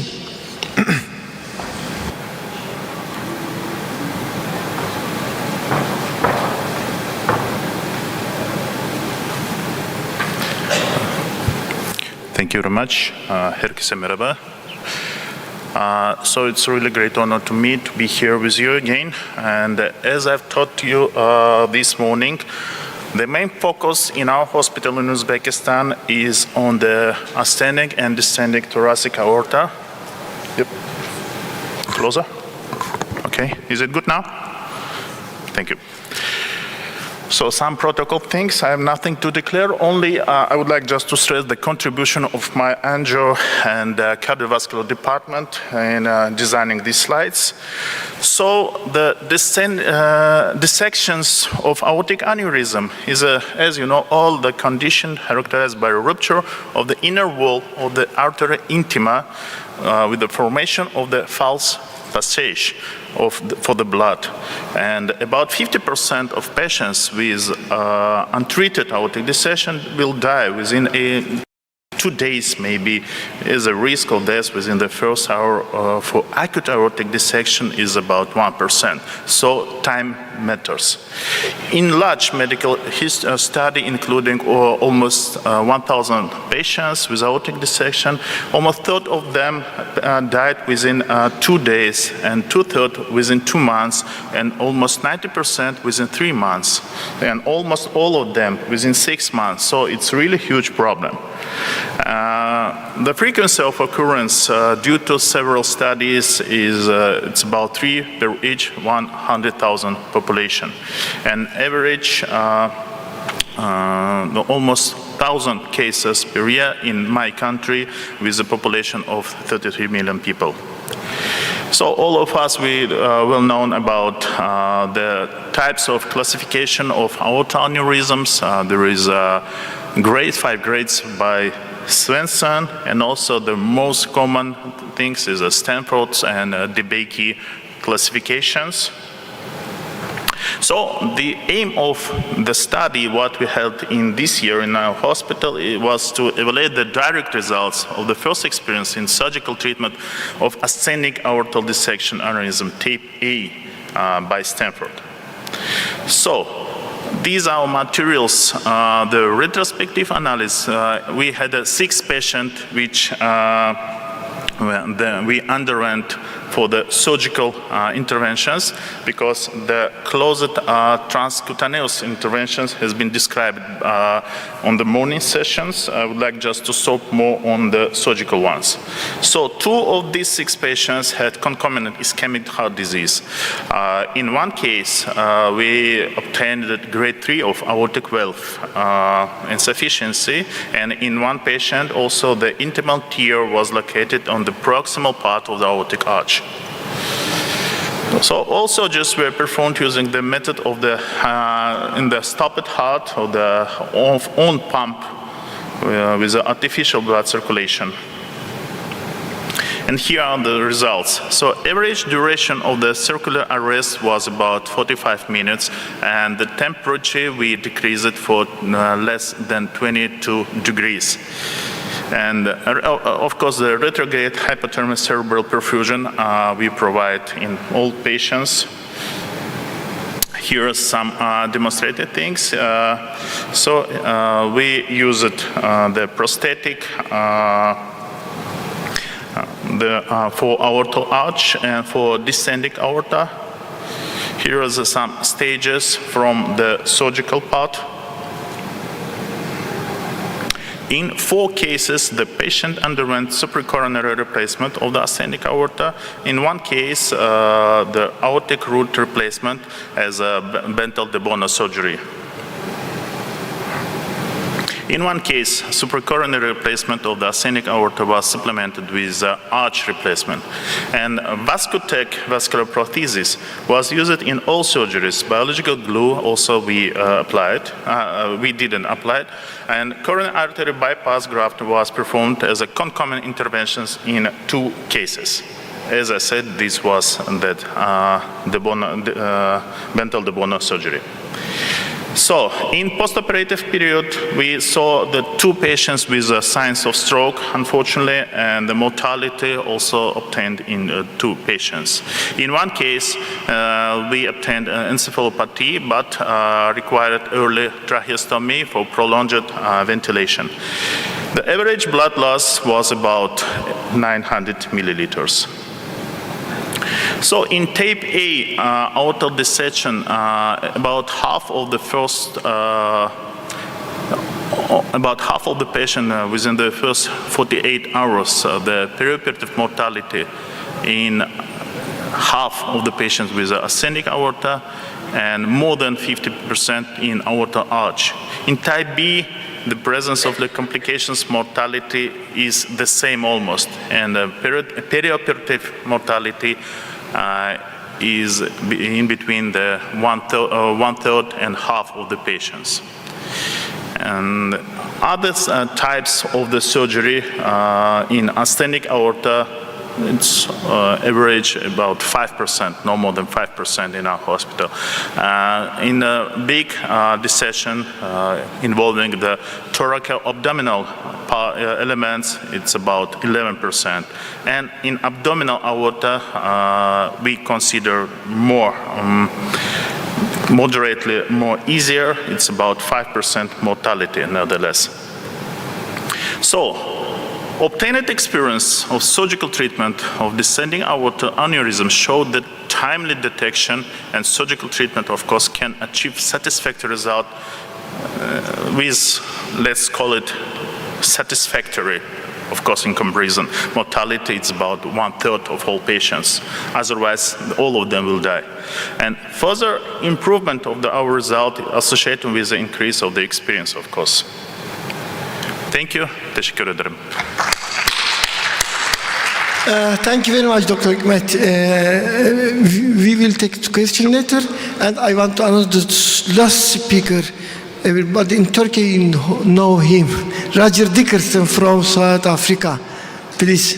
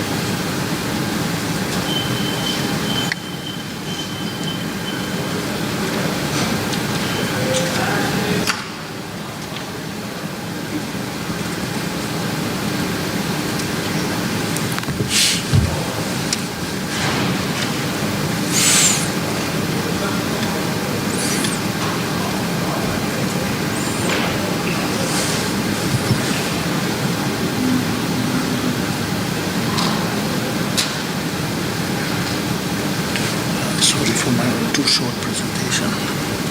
Yes, it's very good. Wow, wonderful. I understand it. I understand. I understand that. Short translation, very good. Very good.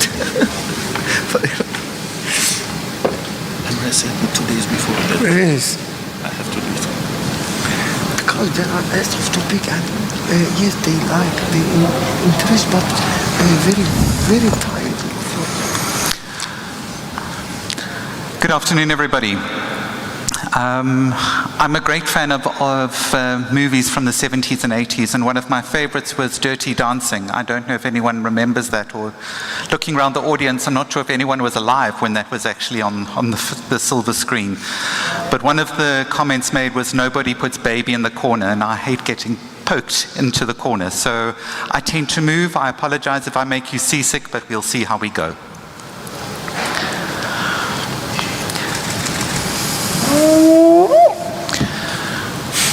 So this is my hometown of Cape Town, and I work at New Somerset Hospital, which was actually the first hospital built in South Africa, purpose-built, and was actually the first teaching hospital of the university in South Africa. It is positioned in the waterfront, and so it's a really difficult place to work. But when it was first brought about, it didn't quite look the same. And this was when they were still constructing it back in 1806. But let's talk about this afternoon. Now, it's an interesting topic, and I must admit, I have to declare that I was a substitute. It was a topic that one of our esteemed colleagues had chosen, and he was unable to make it. And I must admit it was a very interesting topic. And so I'm literally hoping that whilst I know Prof. Kande is a great fan of soccer, I'm really hoping that I don't score an own goal when I go through this topic. And what we're going to be looking at this afternoon is the what if. We're going to be looking at the what if our gold standard of managing patients is not available. And I hate what if scenarios, but it's something that we do need to plan for. Because unfortunately, we don't all work in scenarios that are often portrayed in Hollywood. I have never been in the situation where I have been able to park my high-heeled shoes under a bed, or where martinis are brought to me in an on-call room. But the one thing that Hollywood has shown is that in a golden standard environment, anything can be done. Now, I'd like to ask a question. If I look around the room and I ask the question, who here has access to PCI in their facilities? Can I ask you to raise your hands? Hold them up high. Okay, so it's probably about 5% of people in the room. Can I ask you to keep, for those who put your hands up, keep them up for me? Nice and high, wave them. I'm old, I don't see so well anymore. Good. All right, keep them up. This is your calisthenics for the afternoon. Okay, keep your hands up. Now, for those of you who've got access to PCI on a 24-hour basis, or is it only during certain times? So we're looking, if I look around this room, thank you for your participation. If I look around this room, very few of us have actually got access to the gold standard in managing some of these cases.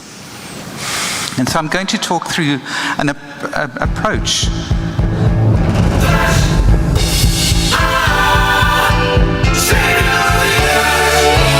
Now, for those of us who don't have PCI, thrombolysis does tend to be that savior of the universe. If we select it for the appropriate cases and we select it for the appropriate individuals, it can certainly save lives. Now, if we think about the indications for thrombolysis, there are many applications. Some of them apply to acute cardiological emergencies, but there are many others that apply. So looking at the management of acute stroke, for instance, or for pulmonary embolism, or looking at peripheral vascular matters. But if we're looking at it specifically with regards to cardiological emergencies, they tend to become far more narrowed.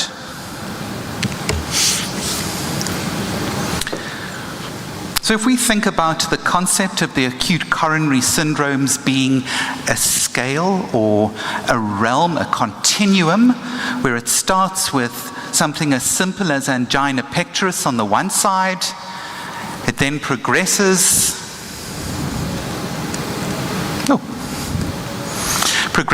from angina, it will progress onto unstable angina. We'll then end up looking at something like a non-ST elevation myocardial infarction. And there we can make true interventions with regards to thrombolysis. We're looking at your true STEMIs. Now, if we look at this continuum, this spectrum of the acute coronary syndromes, the application of thrombolysis is actually in a rather small subgroup. And the reason for that is that not only do you have to have a STEMI diagnosed, you need to confirm that it is not one of the channelopathies that Prof. Brugada spoke through, that we often can mistake it for. We also need to look at things like, do we have access to PCI? And if we don't have immediate access, what time frame would we have access to? And there's been various timelines that have been postulated. But the suggestion is that if you don't have access to PCI within 2 hours, we should be proceeding with thrombolysis. Now, in the facility that I work, we do have a cath lab, but it doesn't operate on a 24-hour basis. And so, depending on the time of day, will change our approach to these cases. So time is an aspect. There are indications and contraindications that need to be applied from a patient perspective, and they need to meet the diagnostic criteria. And so it really is a very small subgroup. That very small subgroup of the acute coronary syndromes that can, in fact, be thrombolyzed. But now the problem that we often run into in these scenarios is that we use it as our base therapy.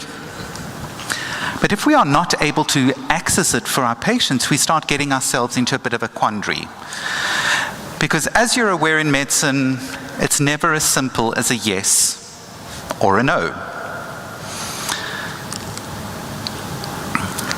Because if we look at the things like the contraindications, and if there are absolute contraindications, that makes a lot of sense. And you'll see contraindications listed on thrombolytic checklists in many organizations and published in many journals, etc.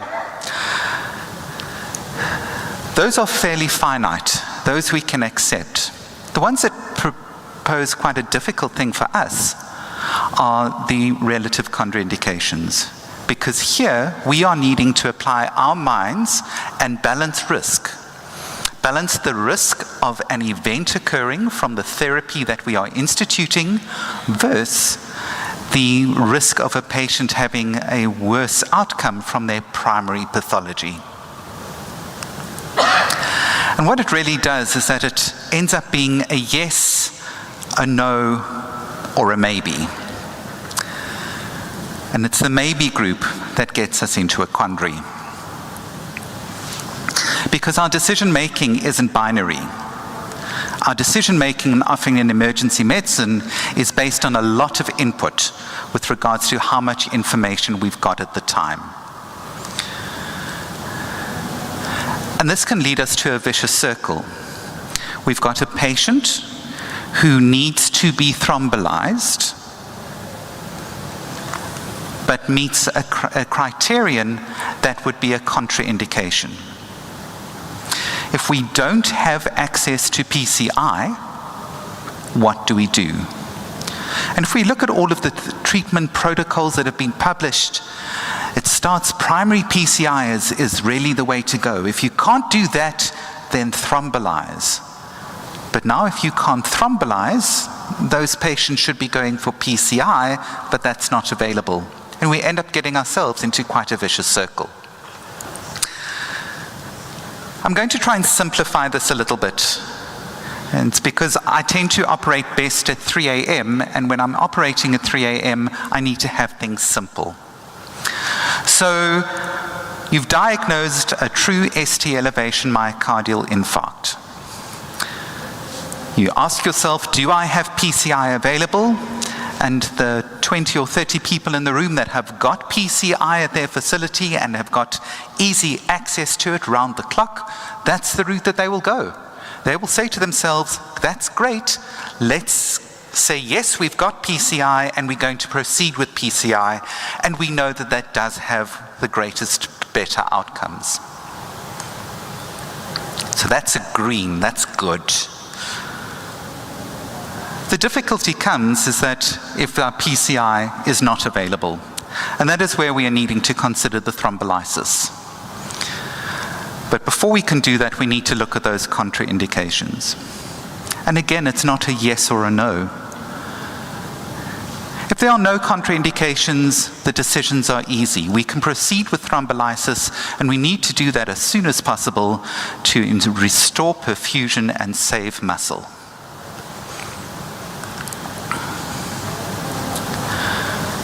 If the answer is yes, there are absolute contraindications, then we can't proceed with thrombolysis. And we'd have to consider them alternative maximal medical therapies to try and improve a patient's outcome, but we're not going to be able to save that muscle. But it's the middle group that often leads us to quite a bit of difficulty, and those are the maybes. And in that group of the maybes, we're needing to balance the risk. And I think this is where we find ourselves often in a position of difficulty. The green is the easy, the red is the easy. The difficult one is where we as clinicians are having to balance risk. Balancing the risk of an adverse outcome from our therapy versus the risk of an adverse outcome from the original pathology. And we can go round and round and round in ourselves trying to find a solution. But we know that in emergency medicine, there is something worse than a bad decision, and that is no decision. And that's often where we run ourselves into difficulties, that we're needing to make a decision with limited information at the time. And now there are a host of medical interventions which I'm not going to be going into here. We can look at the antithrombotic therapies, the good old aspirin, to try and stop that clot getting any bigger or propagating elsewhere. We can look at other medical therapies in an attempt to try and limit the damage, or if there has been damage, to try and improve the outcome. But it all comes down to that balancing of risk. Now, in the international session earlier this morning, Eric Review spoke about the pressure keg of the emergency department, and he very kindly put my head in a pressure cooker. And so, with tribute to Eric Review, who presented earlier today, I think we need to take an approach that I'm going to give his nomenclature. We need to evaluate the risk, the indications, and the contraindications. So we need to do an ERIC. And if you think about it, we're reviewing those factors, and we can do an ERIC review, or rather, an ERIC review.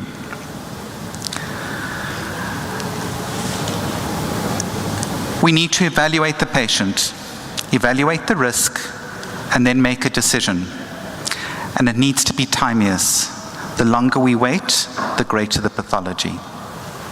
The maybe group is the most difficult one that we have to manage. It is non-binary. We take risk ourselves, but at the end of the day, the patient takes the ultimate risk. Thank you very much.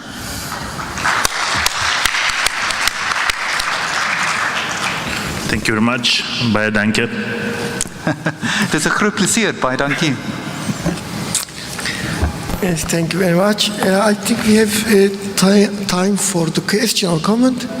Any question or comment for all speakers? Okay, we can start. Emre, you have a question?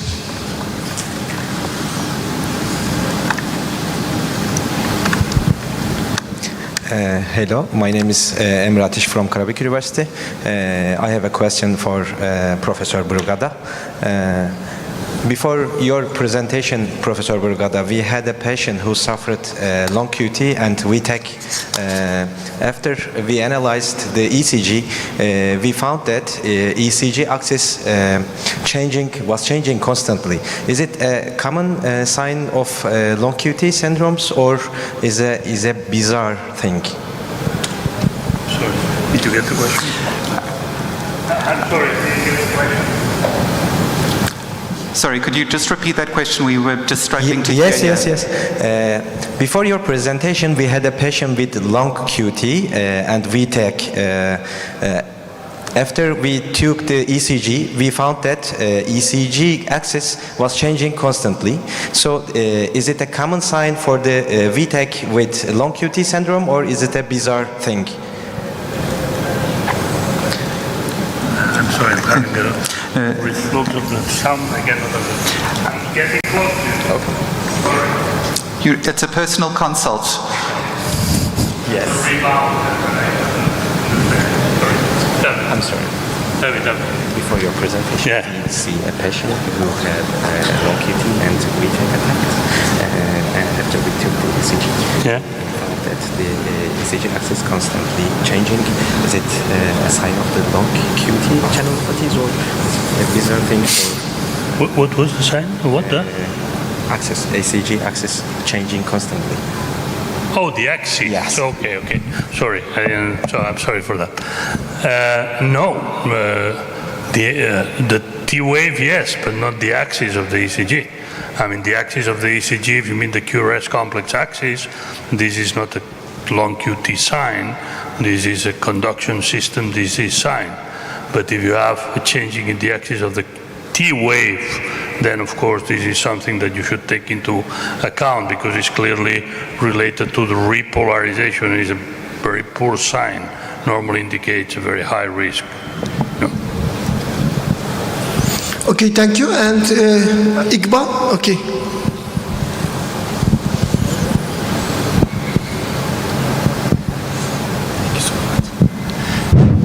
And thank you for all the professors for their great presentations. I want to add something about Professor Reger's questions about the PCI. I think we couldn't get the question or we misunderstood.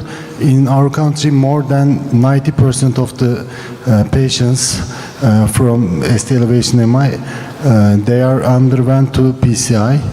And I have a question for Professor Brugada. The patients are coming to emergency or emergency department for the syncope or loss of consciousness or chest pain, and we diagnosed Brugada syndrome. But even they are stable. Are all the Brugada syndrome patients must underwent to the ICD replacement before discharge, or can it be delayed?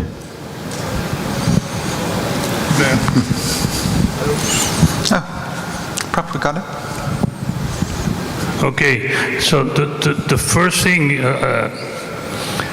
we have to make sure that he has a Brugada. That's the first thing. Okay, why I say that? Because there are many patients that do have what we call a type 2 or type 3 ECG and not a type 1, and this should not be classified as Brugada. This is just an ECG which is suspicious, but it's not diagnostic, okay? So the first thing is that you need a type 1 ECG to make the diagnosis of Brugada. If the patient has a cardiogenic syndrome, I mean, if the patient has had a cardiac arrest and has been recovered, of course, you have to do whatever you have to do, and probably the patient should be on a defibrillator before it leaves the hospital. If the patient has a cardiogenic syncope, so syncope which is clearly cardiogenic with no prodromes, and you have a type 1 ECG, probably this is a patient that should receive an ICD. But be careful, because this is the minority of patients. The majority of patients do have a syncope or do have a chest pain or do have palpitations, and then they are diagnosed because they have a type 2 or type 3. Be careful. This is not yet a Brugada syndrome. This is not yet something that you have to treat as a Brugada. You have to do the test. Sometimes you have to do pharmacological tests to see whether you get the type 1 or not. And in our hands, you will always do an electrophysiological study to make sure that the patient is inducible before implanting the patient. You know that this is controversial in different departments, but we always do electrophysiological study. If I could just, it pleases me greatly that you've got access in so many of your facilities to PCI. It's certainly not like that in other parts of the world, where we find that healthcare is very stratified, and cardiology, for instance, in the system that I work in, is considered a super specialty, and it's housed at the tertiary level hospitals. So it is a very small minority that will have primary PCI. And it's not only with regards to getting the patient to, and so if I look in working in the metropolis of Cape Town, we should be able to get a patient to a PCI suite within the necessary timeframes. The difficulty is that we've got large rural areas with long distances, and getting a patient to those facilities becomes problematic. I previously worked at Krithani Baragwanath Hospital, which is in a township called Soweto, a very large tertiary academic hospital, but with a cardiology department that I used to have to pull out of the emergency department because they would come hunting for patients to take to PCI.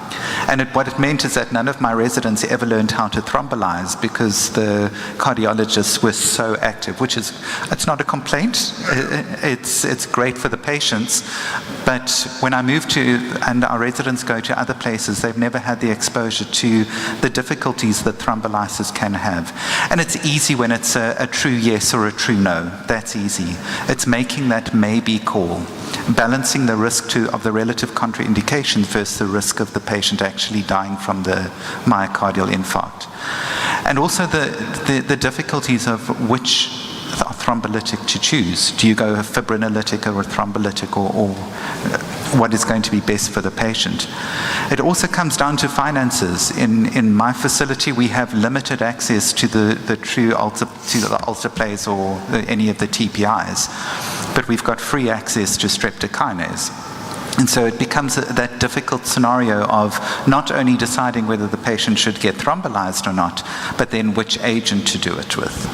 And I think it thrills me that you've got such free access. May I ask just to sign, who here has thrombolized myocardial infarct? Maybe that was a better question to have asked. Okay, thank you, Roger. Okay. Any another question or comment? Yes, Dr. Ayman, please. Thanks, Dr. Borgada, for this excellent presentation. Do you know sudden cardiac death is a disaster, actually, and it's common in poor country like South Asian. Do you have any recommendation to have a screening plan, for example, in the school, for the student to screen for ECG to pick up who has the channelopathy, and is this any patient who has channelopathy, the ECG finding, it's present since birth or it changed with the age? From this, we can know what age we can screen if it is possible. Thank you. Thank you.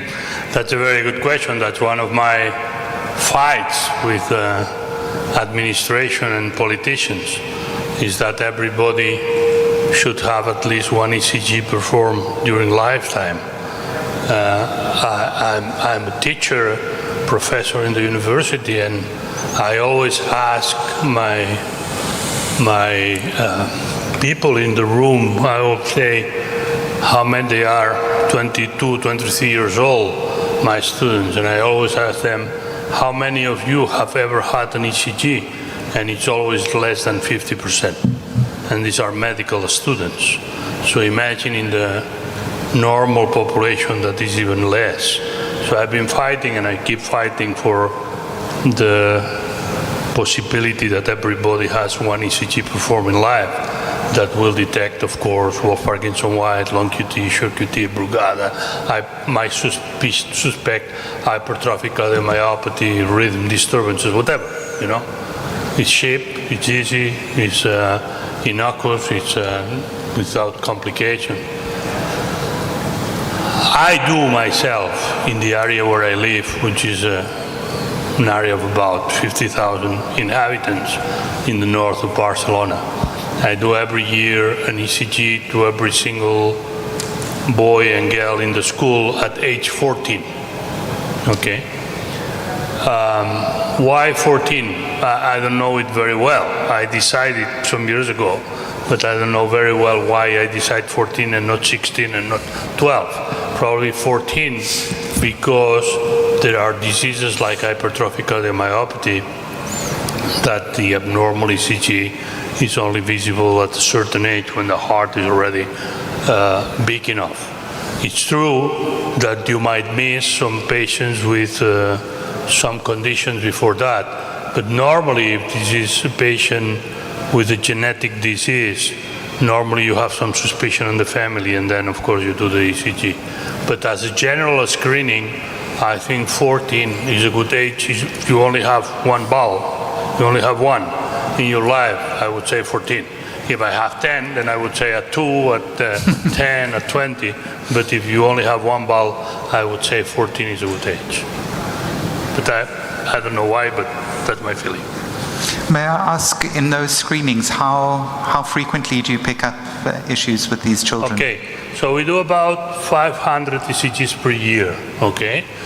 The first thing that is very curious is that 12% of the parents do not allow us to do an ECG on their child, which is something incredible for me. I still don't understand, you know. So, look, this is free, I will do it, there is no problem.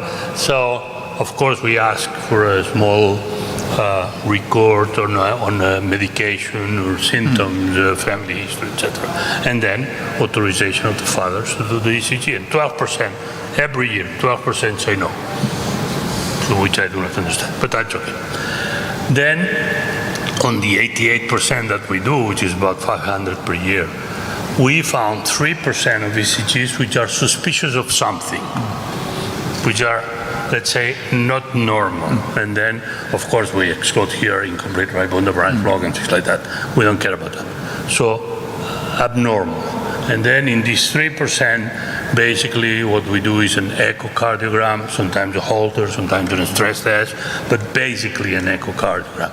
And finally, we find 0.7% of ECGs that have something which is really abnormal, which does not mean that requires treatment, okay?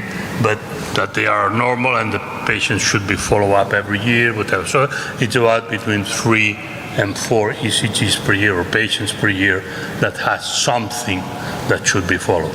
Of course, we found Wolff-Parkinson-White, which is asymptomatic.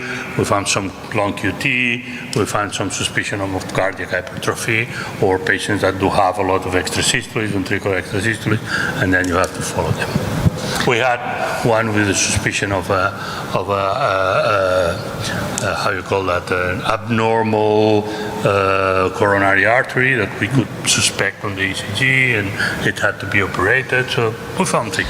If you take those numbers and extrapolate them to a country's population, those become huge. Sure. And those are numbers of lives that could be saved. Yeah, but if you do that, it is like, why should you not do that once in lifetime?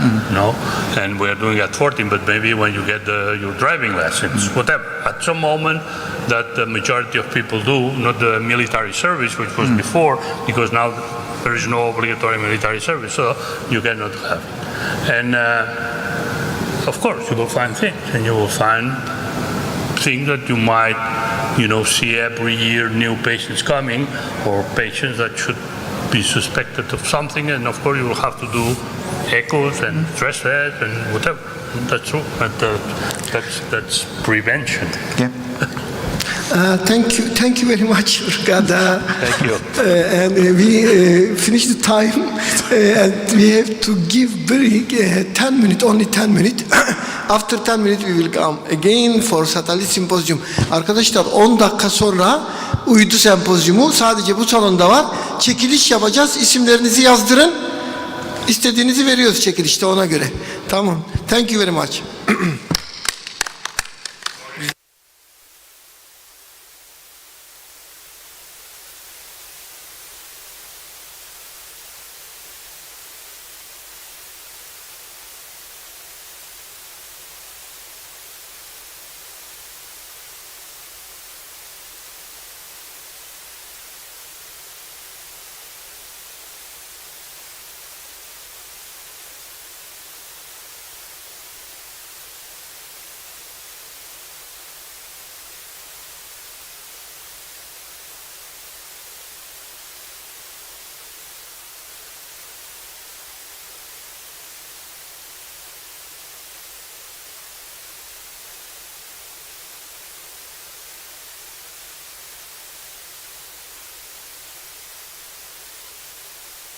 ortam.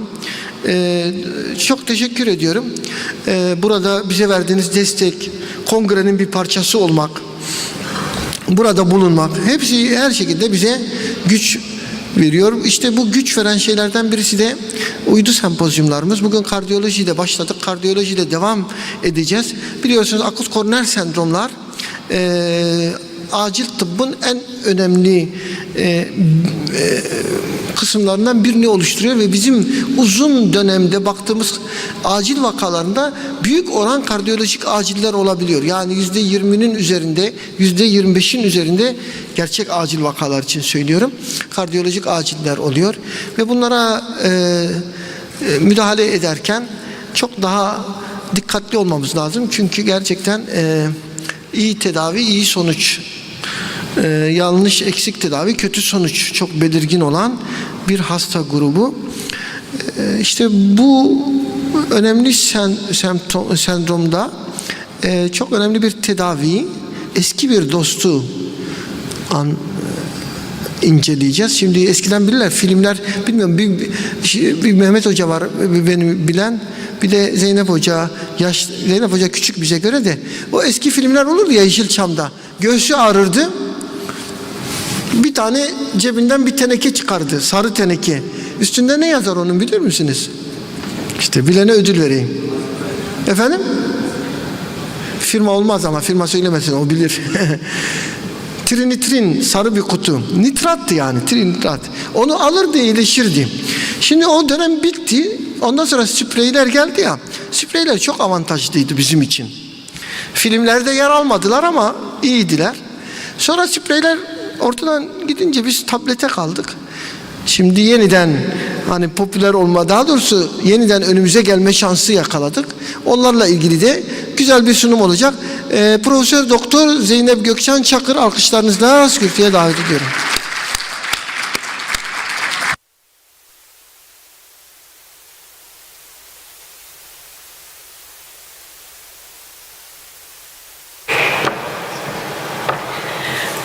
Daha fazla adım olsun diye biraz uzağa oturdum. Sahneye çıkmam zaman aldı. O arada adımlarımı da saymaya devam ediyorum. Ben kazanacağım inşallah diyorum. İndirdiniz mi uygulamayı? Evet, Başar Hocam zaten neredeyse benim anlatacaklarımı anlatıp bitirdi. Ben de size yine de kısa etkili nitratlarla, Başar Hocam'ın dediği gibi o eski dostla ilgili bir şeyler söylemek istiyorum.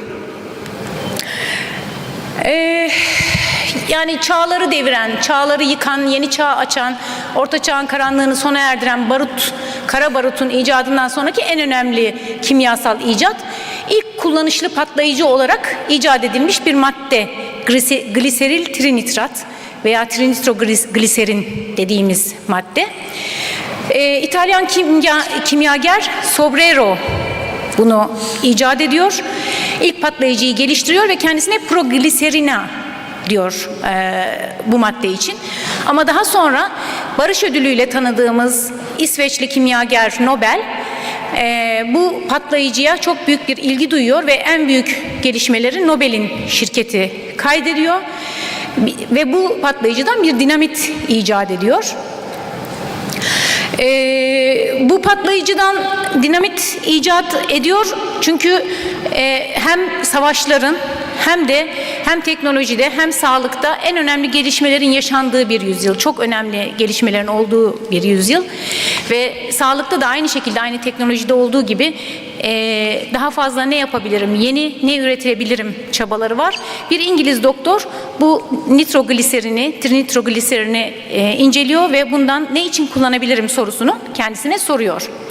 Ama ondan önce Alfred Nobel, Sobrero'nun bu icadından dinamiti icat ediyor demiştik ve İsveç'te ilk dinamit fabrikasını kuruyor. Maalesef kardeşini dinamit kazasında kaybediyor, kendi erkek kardeşini dinamit kazasında kaybediyor ve ondan sonra ilk nitrogliserin fabrikasını Almanya'da açıyor ve sonra da Amerika'ya sandıklarla tren yolu yapımları için Amerika'ya sevk ediyor. İşte Red Kit hikayelerine nitrogliserinin konu olması bu nitrogliserinin Amerika yolculuğuyla başlıyor.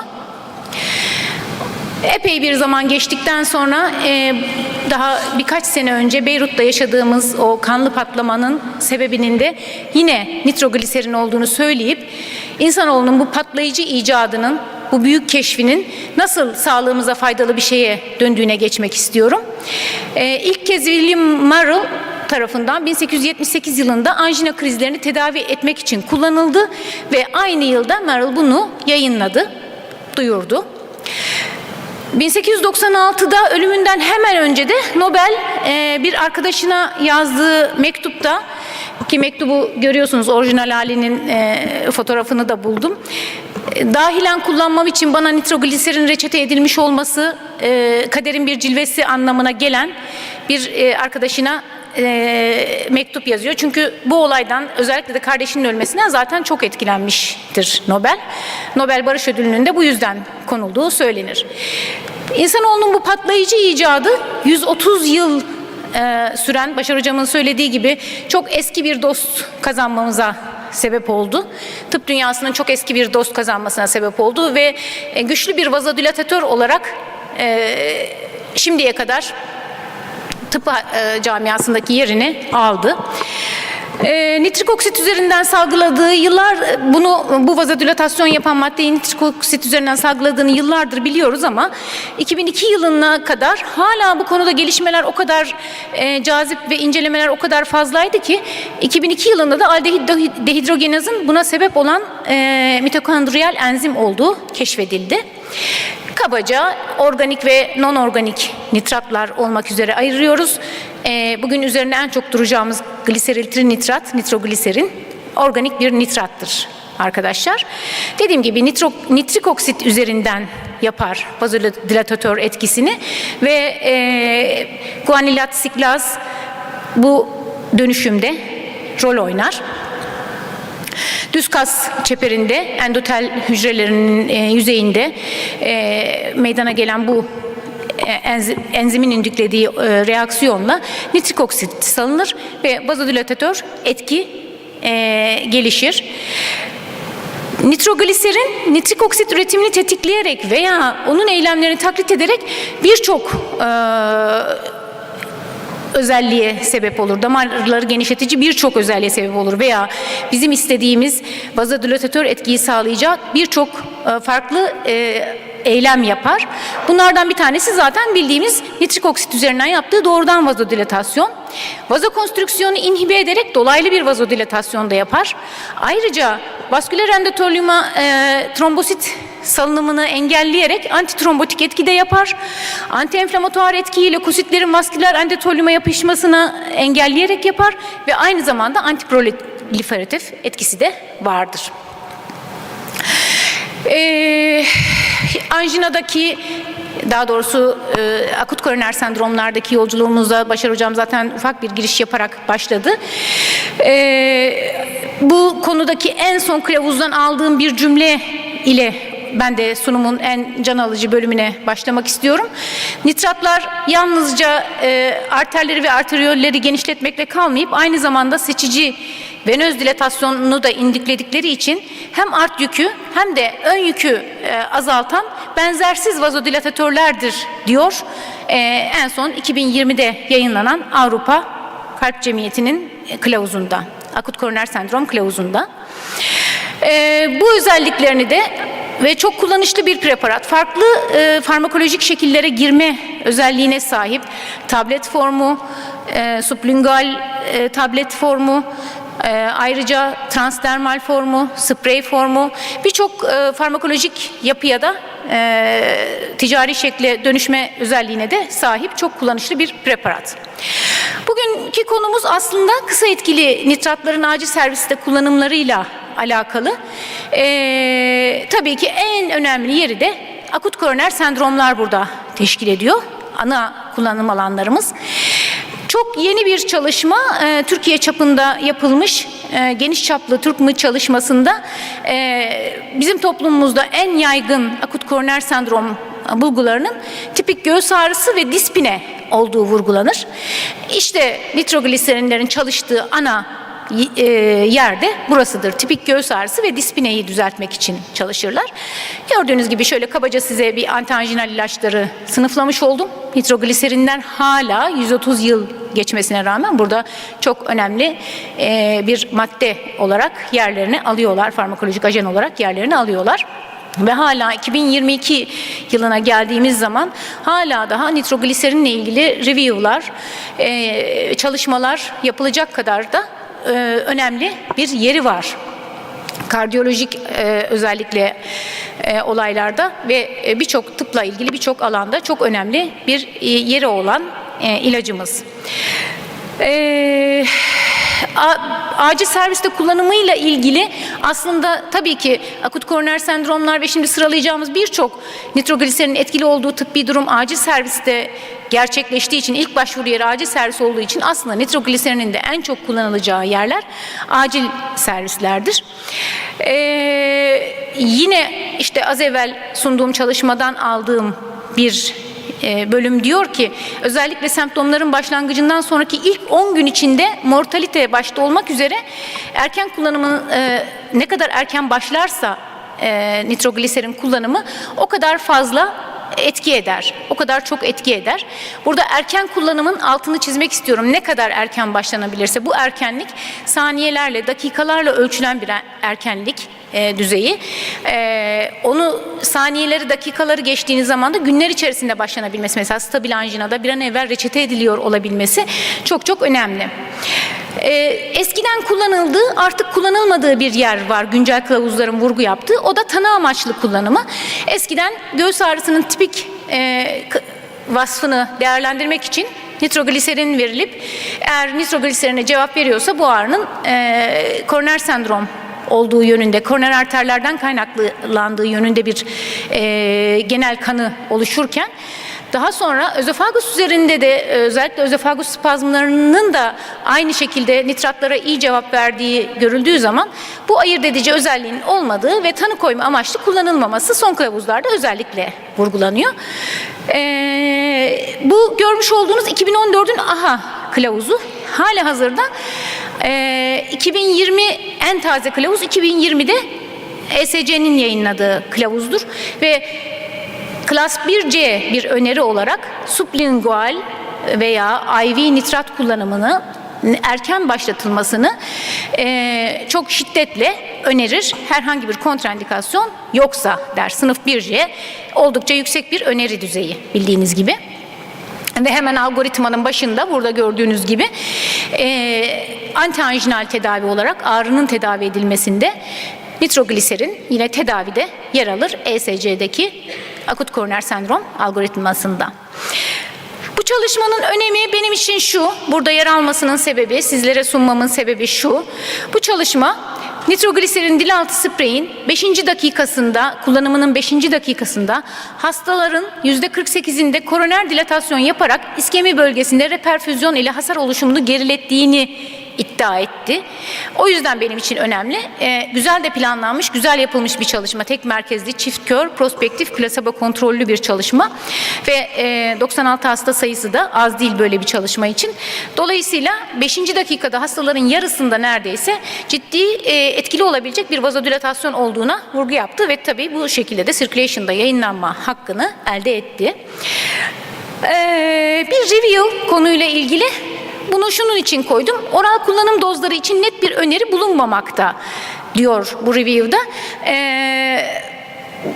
Biz IV dozlardan yola çıkarak oral dozları tahmin yoluyla buluyoruz diye hatta bir iddiada bulunuyor.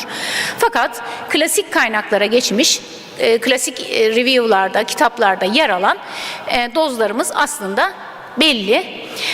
Translingual spreyde gördüğünüz gibi doz 400 mikrogram sprey 1-2 metreden puflanacak şekilde 5 dakikada bir tekrarlanabilecek şekilde ağrı iyileşinceye kadar verilebilir. Sublingual sprey için söylüyorum.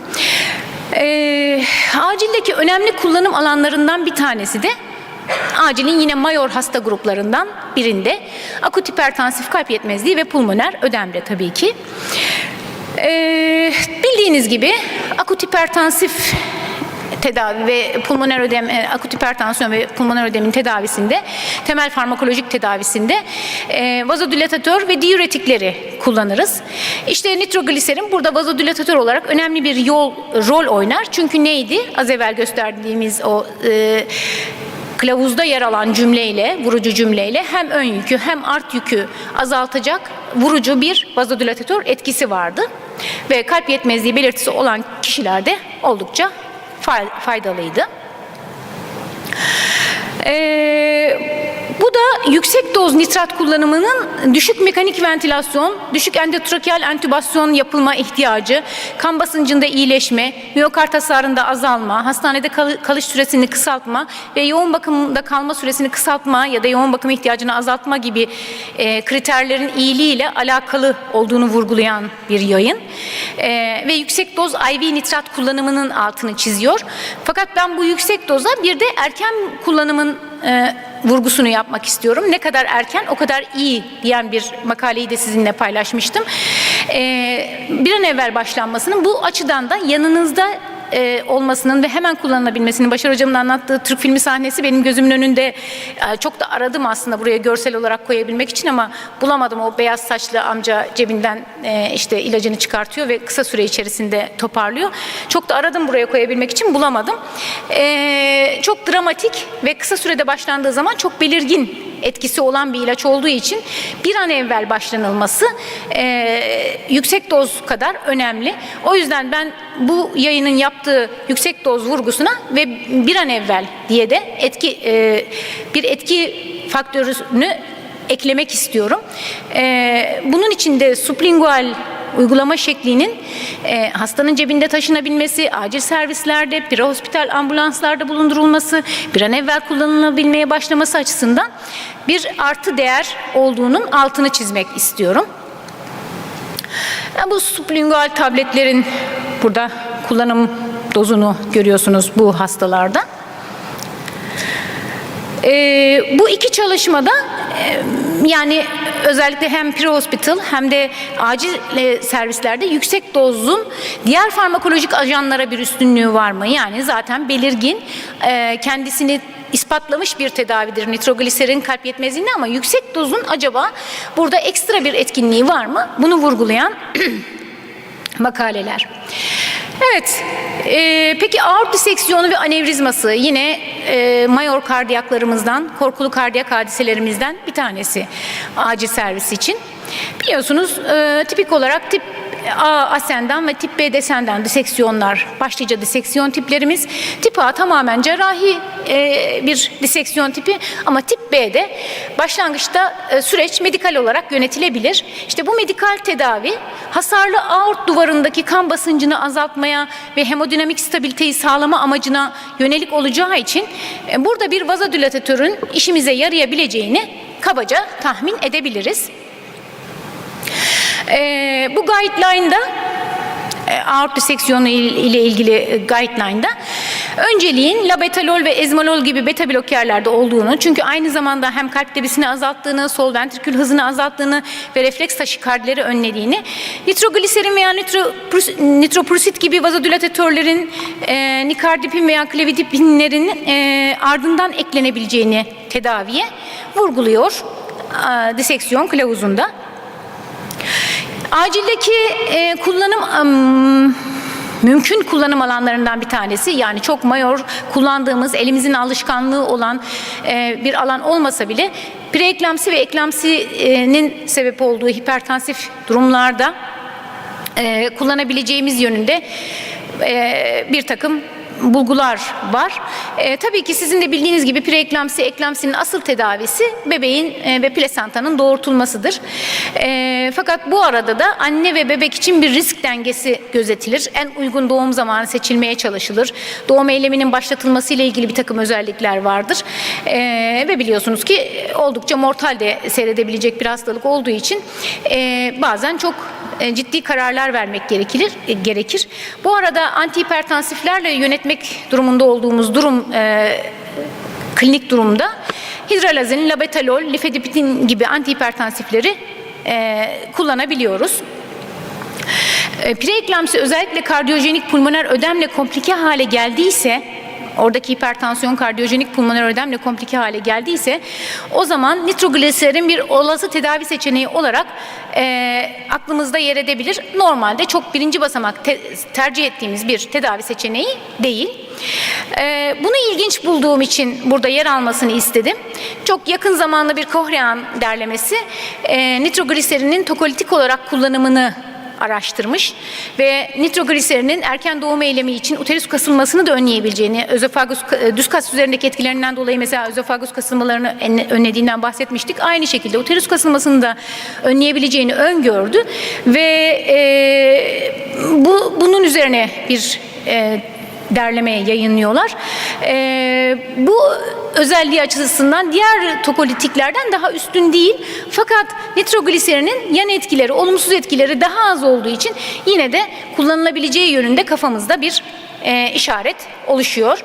Burada gördüğünüzde pardon, ne yaptık?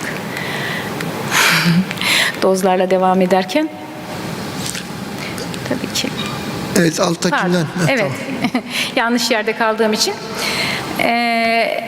Burada da dozlarını, eklamsi ve preeklamsideki dozlarını görüyoruz. Son olarak acil serviste hipertansif inmelerde, ensefalopatide ve sempatik krizlerde acaba kullanılabilir mi? Ne derece yeri var? En çok çalışma, bu konuda en çok çalışma prehospital alanda, özellikle de kanaması olan hastalarda, hemorajik stroke olan hastalarda gliseril trinitratın daha etkili olabileceği, yüksek doz kullanılması, IV kullanılması durumunda etkinliğinin olabileceği konusunda çok sayıda çalışma var. Fonksiyonel sonuçlara fayda sağlayabileceği ile ilgili bir takım veriler var. Fakat yani nitrogliserinin hipertansif ensefalopatiyi tedavi etmek için tercih edeceğimiz bir antihipertansif olduğunu gösteren çok güçlü elimizde kanıtlar yok. Sempatik deşarj konusunda da kokain kötüye kullanımının sebep olduğu koroner vazospazm hariç sempatik hiçbir krizde nitrogliserinin yeri yok. Sonuç olarak ben şunu söyleyebilirim. Birçok farmakolojik molekülün aksine zaman geçtikçe modası geçeceğine, değerden düşeceğine, değer kazanan 130 yıldan beri devam eden kullanımımızda olan sarsılmaz bir yeri olan bir molekülden bahsediyoruz. Ve bu molekül sublingual sprey formuyla kolay taşınır, çok çabuk elde edilir. Yanınızda taşıyabileceğiniz, o anda yanınızda olabilen bir form halinde çok özel bir kullanım alanı sunar size diyorum ve çok teşekkür ediyorum.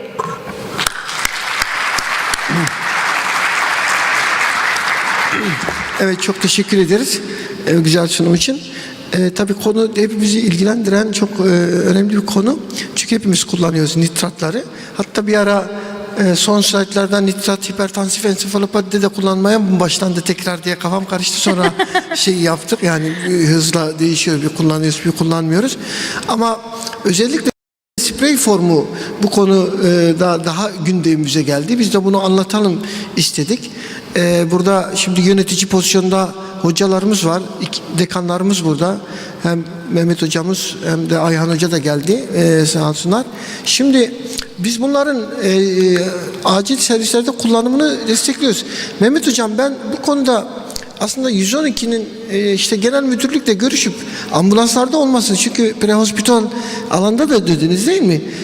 Olmasının uygun olduğunu düşündüğümü ifade ettim. Ne dersiniz, ambulanslarda kullanılsın mı bu hastane öncesi? Tabii ki, yani Türk filmi sahnelerinde kullanıldığına göre bundan yıllar önce çok ben prehospital'la ilgili makalelere özellikle de koydum Mehmet abi, bu konudan bahis açarız diye. Ambulanslarda kullanımıyla özellikle acil servislerde zaten bulunması Zeynep lazım. hocam, şöyle bir şey de var ama acil önce deneyimleyecek, öne çıkartacak. Yani bizde işler öyle yürür. Yani bizim önce acil serviste bir defa nitratlara ihtiyacımız var. O yüzden sayın dekanlarımıza iletiyorum. Bir defa acile alalım. Acilde olduktan sonra bu kullanım deneyimini biz mutlaka ambulanslara yansıtmamız lazım. Yani ambulanslar acilden aldığı bilgilerle hareket edebilir. O yüzden direkt onlara şunu kullanın demeden önce bizim acilde önce bir şeyimiz olsun da kullanım alanımız olsun. Ondan sonra oluşturalım diye istiyoruz ama her halükarda sprey kullanımının avantajlı olduğunu görüyoruz. Nitratların kullanımının herkesin bir deneyimi var. IV nitrogliserin kullanmayan yoktur aramızda acilci olduğumuz için. Bir de böyle alternatif formların çıkması çok iyi. Soru katkı alabiliriz salondan.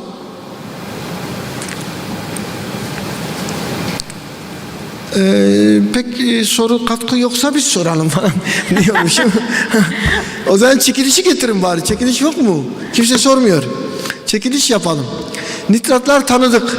Onu da söyledim. Bak bu soruya ödül ver. Trinitrin de hatırladın mı Mehmet Hocam? O sarı kutu. Bir de o şey vardı. Yaşlı amca alıyordu böyle göğsüne alıp iyileşiyordu hemen.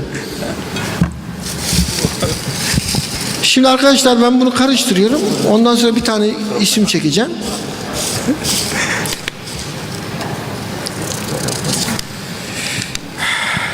Emine Aykol. Emine Aykol burada mı? Yok, şansını kaybetti maalesef. Üzgünüm. Bence ikinci şans. Emine Aykol yok. Ona da söyleyeyim biraz içi yansın. Derste olmadı. Şimdi şunu çekiyoruz. Bir dakika şu geldi.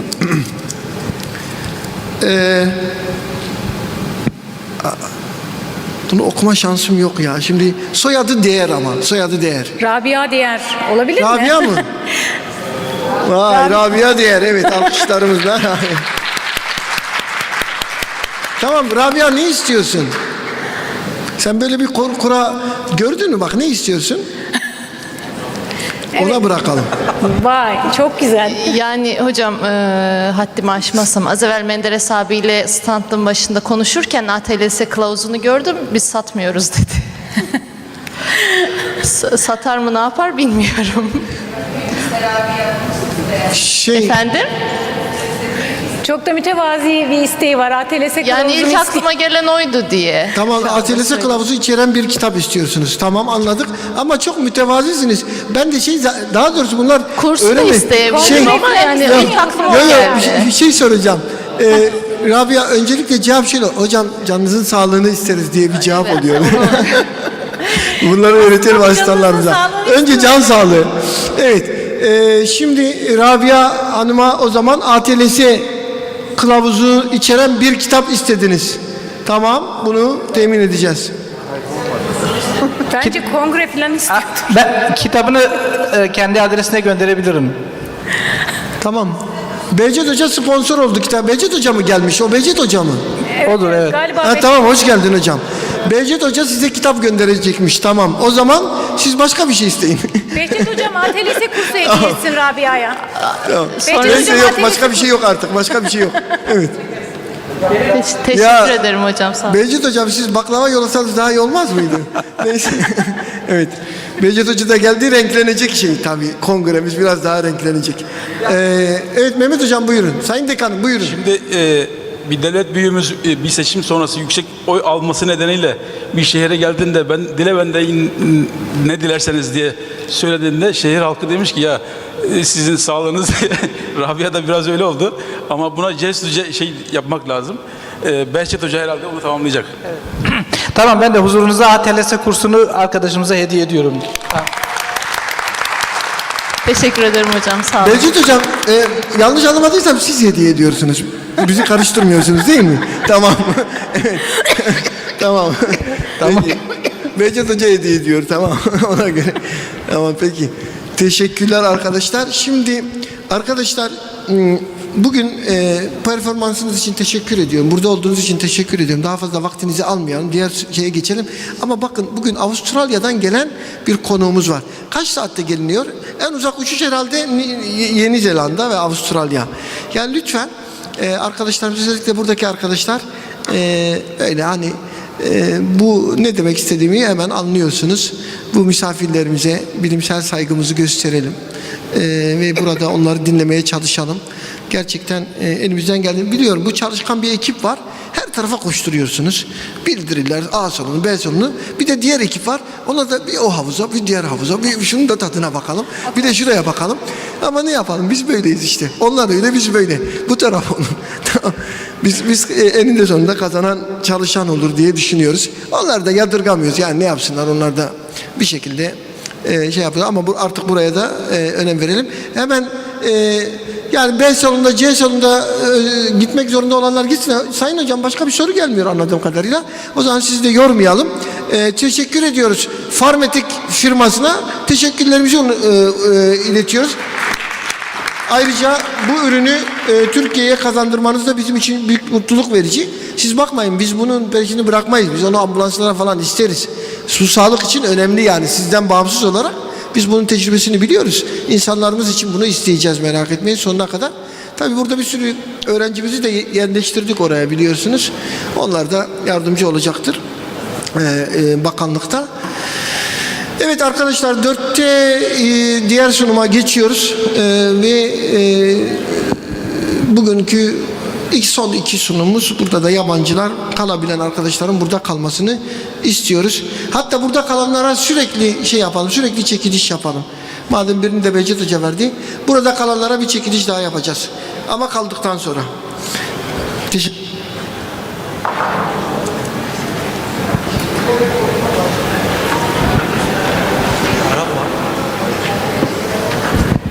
Department and Poison Center for taking any kind of an help.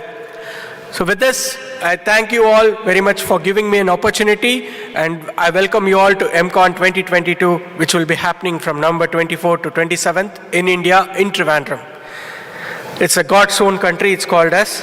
So welcome you all. Thank you very much.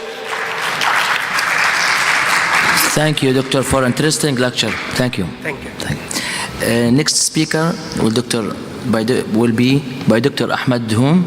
Dr. Ahmed is a Lieutenant Colonel in the Royal Medical Services, Emergency Consultant, European and France, Emergency Fellowship, Louis Pasteur University, ICU and Critical Care Training, Basket University, Director of NIMSIC.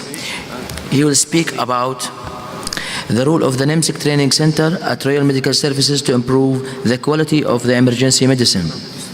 From Jordan. Thank you, Doctor. Good afternoon. It gives me a great pleasure to be among you. Thank you, IBAD colleagues, for invitation. And thank you, Professor Bashar, also, and the organizing committee. It's give me honor and great to introduce my organization, Jordanian Royal Medical Services, in a few slides. As you see,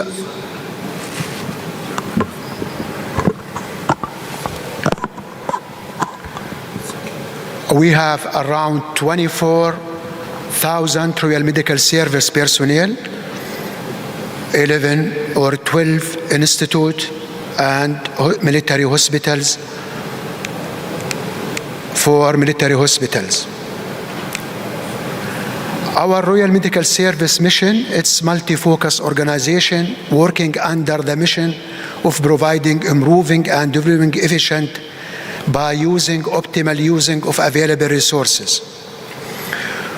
As I informed, the RMS Jordanian rules, military rule, national rule, international humanitarian rule, crisis and disaster management.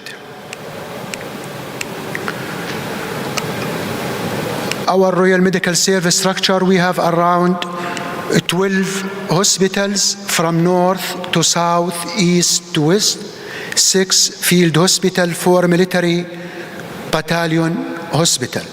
This is our King Hussein Medical City, the largest and most disciplinary medical institution in Jordan. It contains around 6 special hospitals and preventive medicine, also nuclear medicine and ophthalmology center. The capacity of beds around 1,400 beds. Also, we have 4 Military Academy, Prince Muna Royal Medical Service College and Institute Biomedical, and my National Emergency Medical Service Training Center. With pleasure to share with you our experience. I am the director of the National Emergency Medical Service Educational Center at the Royal Medical Services, and how we have the courses to increase the efficiency for emergency physicians. Our vision, excellence and leadership nationally, regionally and globally. Our mission to provide state-of-art training program that keep evidence-based guidelines through optimal use of available resources, including well-qualified instructors, modern technology and appropriate setting. In 2009, our training center, NIMSIC, was accredited by American Heart Association, and we started to conduct basic life support, advanced cardiac life support, pediatric advanced life support, pediatric emergency recognition and stabilization, in addition of neonatal station program, and also triage courses. Also, it is these courses for physicians, nurses, midwives, paramedics, and also for non-healthcare providers. In 2013, our center accredited by American Cardiac of Surgery, and we conduct advanced trauma life support for physicians, for doctors. In 2015 also, we are accredited by American Society of Trauma Nurses in cooperation with American College of Surgeons to conduct advanced trauma care for nurses also. In 2015 also, accredited by American National Association of Emergency Medical Technician, NAMET, and we provide PHTLS, pre-hospital trauma life support for doctors, nurses, and paramedics. In 2019, we accredited by American Academy of Family Physician, and we started to conduct basic life support in obstetric and advanced life support in obstetric. Our training center,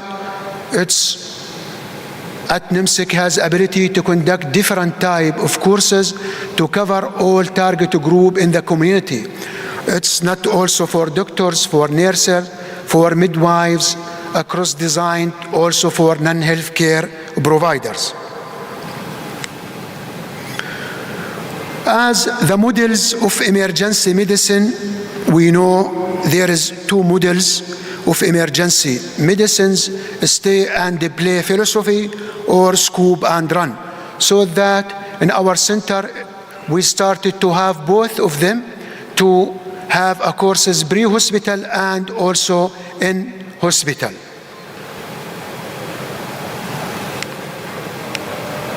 It is our accreditation from training center. This slide, it gives us information how many participants in our training center. It is not only for emergency physician, but also GPs. And what we are did that the all medical or Royal Medical Service doctors, they didn't have promotion from rank to rank, or from, for example, specialist to senior specialist or consultant, if he didn't pass some of these courses. As you see, basic life support around 150 per 1 year. We have advanced cardiac life support, pulse, peers for pediatrics, NRP also for program of neonatal, emergency triage, PALSO, and also basic life support, advanced life support for doctors. They are working in as pediatrician or gynecologist, advanced trauma life support for doctors. They are working with a trauma or surgeon, pre-hospital trauma life support also for all paramedics and doctors. They are working in the field. Also, we have TCCC, Tactical Compound Casualty Care, Tactical Emergency Casualty Care, and also Tactical Medic, Emergency Medical Technician Basic and Intermediate. To rising the paramedics we have for newcomer and emergency medical technician qualification. As I mentioned before, our American Heart Association courses, it's basic life support. I think you are familiar with these courses: advanced cardiac life support, pediatric advanced life support, pediatric emergency assessment and recognition. Also trauma courses, advanced trauma life support, ATLS, and we congratulations Professor Bahjat that you are an instructor of ATLS, I think, in Turkey. ATCN also for nurses, as I mentioned before, pre-hospital trauma life support, and all of these courses, it's very important to raising the efficiency for emergency physicians. They are working at emergency or at the field. The importance of courses that conducted at our training center, that they provide concise of easy to remember framework for the medical personnel who involved in the courses. When they come across with any medical emergency, they will be able for optimal using of available resources and teamwork dynamics. Others courses we have like Diploma of Emergency, Neonatal Triage also, and tactical courses for non-medical health provider. This is the average of our courses during the year. We cover around 90% from our military Royal Medical Service, and the statistics 10% from the civilian people. Thank you very much.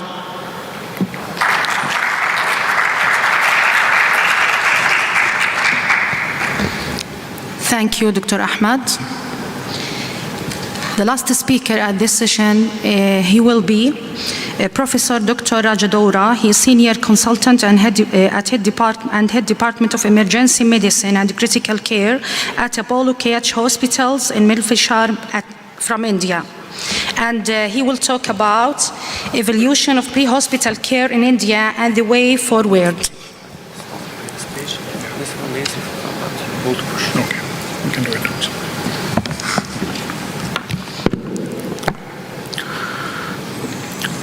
Thank you for that nice little introduction. Thank you for the opportunity. So I'm going to talk about the journey of pre-hospital care in India since a decade. And the good news is I'm going to talk within 10 minutes. And I'm going to keep my lecture short as possible. Well, not this short. So who said the thank you slide have to be only in the end? So I take this time to thank the organizers for giving us the kind of opportunity. Professor the President, EPAT, and all his team, our SEMI team, and all the organizers for giving us this wonderful opportunity to speak on the platform, which deserves this kind of topic. Is this topic important? So most of my presentation will have this slide as a mandate, where I'll usually engage the participants about whether the pre-hospital or the topic what I'm going to talk is important. So here, the pre-hospital care, probably after some slides you'll understand whether the pre-hospital care is important or not. So these are all some of the statistics across the world, where we see 80% of the deaths occur outside the hospital. So please note that it is not the deaths which is happening only inside the hospital. In a developed nation or a developing nation or in the Western countries, we come across more deaths outside the hospital. And this is the statistics which was taken 5 years before the COVID. So it is still rising. Over 2 lakh people die of sudden cardiac arrest every year.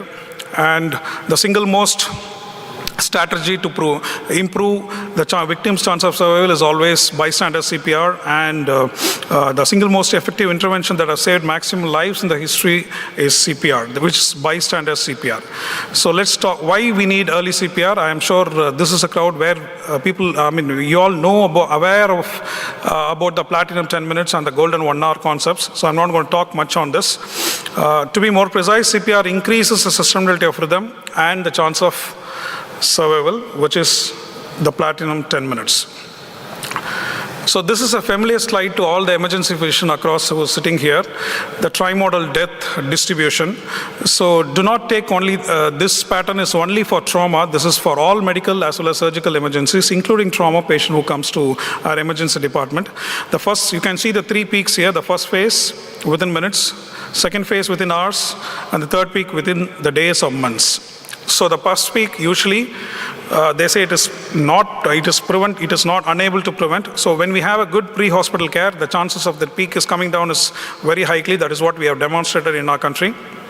And the second phase, when we have a good ER, good functioning ER with all, good emergency physicians, trained emergency physicians to take care of ACLS, the cardiac life support and trauma life support and all emergencies, this peak also can come down. When the accessibility and the emergency physicians, the ambulance services, which all I'm going to talk in the next coming slides, we can bring down these peaks also. And the third peak, which happens mostly inside the hospital, either in the ICU or in the wards. So death due to infection or multi-organ failure, when you have a good team of doctors working along with you, and when you have good pre-hospital care and the emergency care, the chance of you reducing the third peak of death is also inevitable. Right, so this is a trauma statistics. This is our country, India. Most of you all know. So by the time I was talking, I was talking for the past 2 minutes, a death would have happened by now. Death related to trauma and other medical emergencies would have happened. So every 2 minutes a death is happening because of trauma or related to it. And these are the various state-wise representation of deaths which is happening inside our country. So how do we prevent or how do we reduce the chances? So we need to improve the pre-hospital care.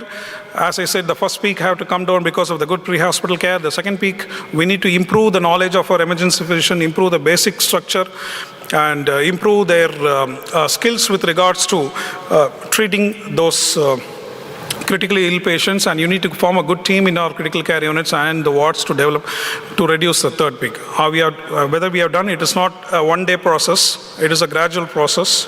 And so as it has been mentioned in AHA's chain of survival, you need to follow this interlinked chain of survival without any break. Any break in this interlinked chains reduces the chance of survival for patients. So now you guys tell me, based on the statistics, is this topic important? The pre-hospital care, what we are doing for the past 10 years? Definitely yes. So I'm going to talk a little bit about the journey of our pre-hospital care for the past 10 years in our country. And I'm not going to include, I'm unable to include all the people's work here. So we have included maximum what we could do for this objective. In short, the short objective would be to save lives. So a typical scenario on Indian roads, a road traffic accident. So what do you think people would be doing there? Or what do you think a healthcare professional would be doing there? A good summation, ADMAX even now would try to ask for an ambulance, to try to call for an ambulance. Why they are not coming forward to help these victims? Of course, there are places where people are helping and people are doing resuscitation. People are trying to help each other, but not everywhere it is happening, particularly not only in our country, almost all the countries. Why? When we assess the reasons, we found that it is lack of awareness, because people are scared when somebody is fallen, collapsed, and with a lot of blood, and somebody screaming or screaming next to the patient. Somebody has fallen unconscious because of various reasons. They do not know what they exactly need to do. So it is lack of awareness, fear about the loss. People think that most of the time the bystanders are also harassed after the incident, and they fear about the loss. We don't have a good communication system. The transport ambulances are all short, because I'm from a country where about 1.4 billion people are there in that single country, as Dr. Srinath was telling. So we and China together can match the rest of the population throughout the world. So accessing to the ambulances, communication system, access to the healthcare, and a trained emergency physician are all pitfalls. So what, as a group, as Society for Emergency Medicine, as each and every emergency physician in India have done so far.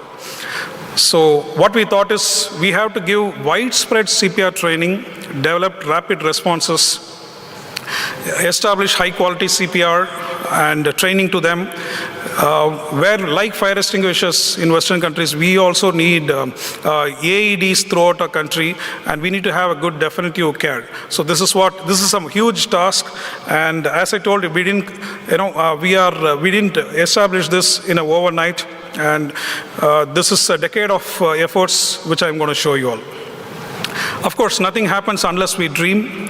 We dreamt of the same, and to some extent we have, arrived to this. A dream of every emergency physician, at least one BLS provider in each and every home. This was a dream since a long time, and we need to create mass awareness, that is large volume, high frequency, large volume, low frequency, and as well as low volume, high frequency training is what we aimed at, to create awareness to the general public as well as to the other people.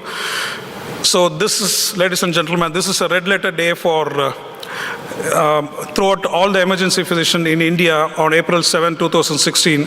We trained about 50,000 people. Can you all imagine? We trained about 50,000 people in CPR, and it has been in the Guinness World Book of Records.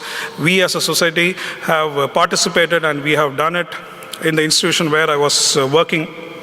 So by this, we created a mass awareness. Each and every emergency physician society, after this, we thought, when I was having a meeting with the media, one of the media person asked me, when do you think this record will be broken? I told to them, I wanted this record to be broken the next day. Even the organizers was slightly not happy with me, having spent crores when I was telling that I want this record to be broken, because we didn't do record for records, we do this record for awareness. So more and more such records where it comes, more and more people will be aware, and as expected, like a chain reaction, a lot of people attempted. And of course, ladies and gentlemen, this record still remains unbeaten, and many of the people have done subsequent records in CPR in different categories.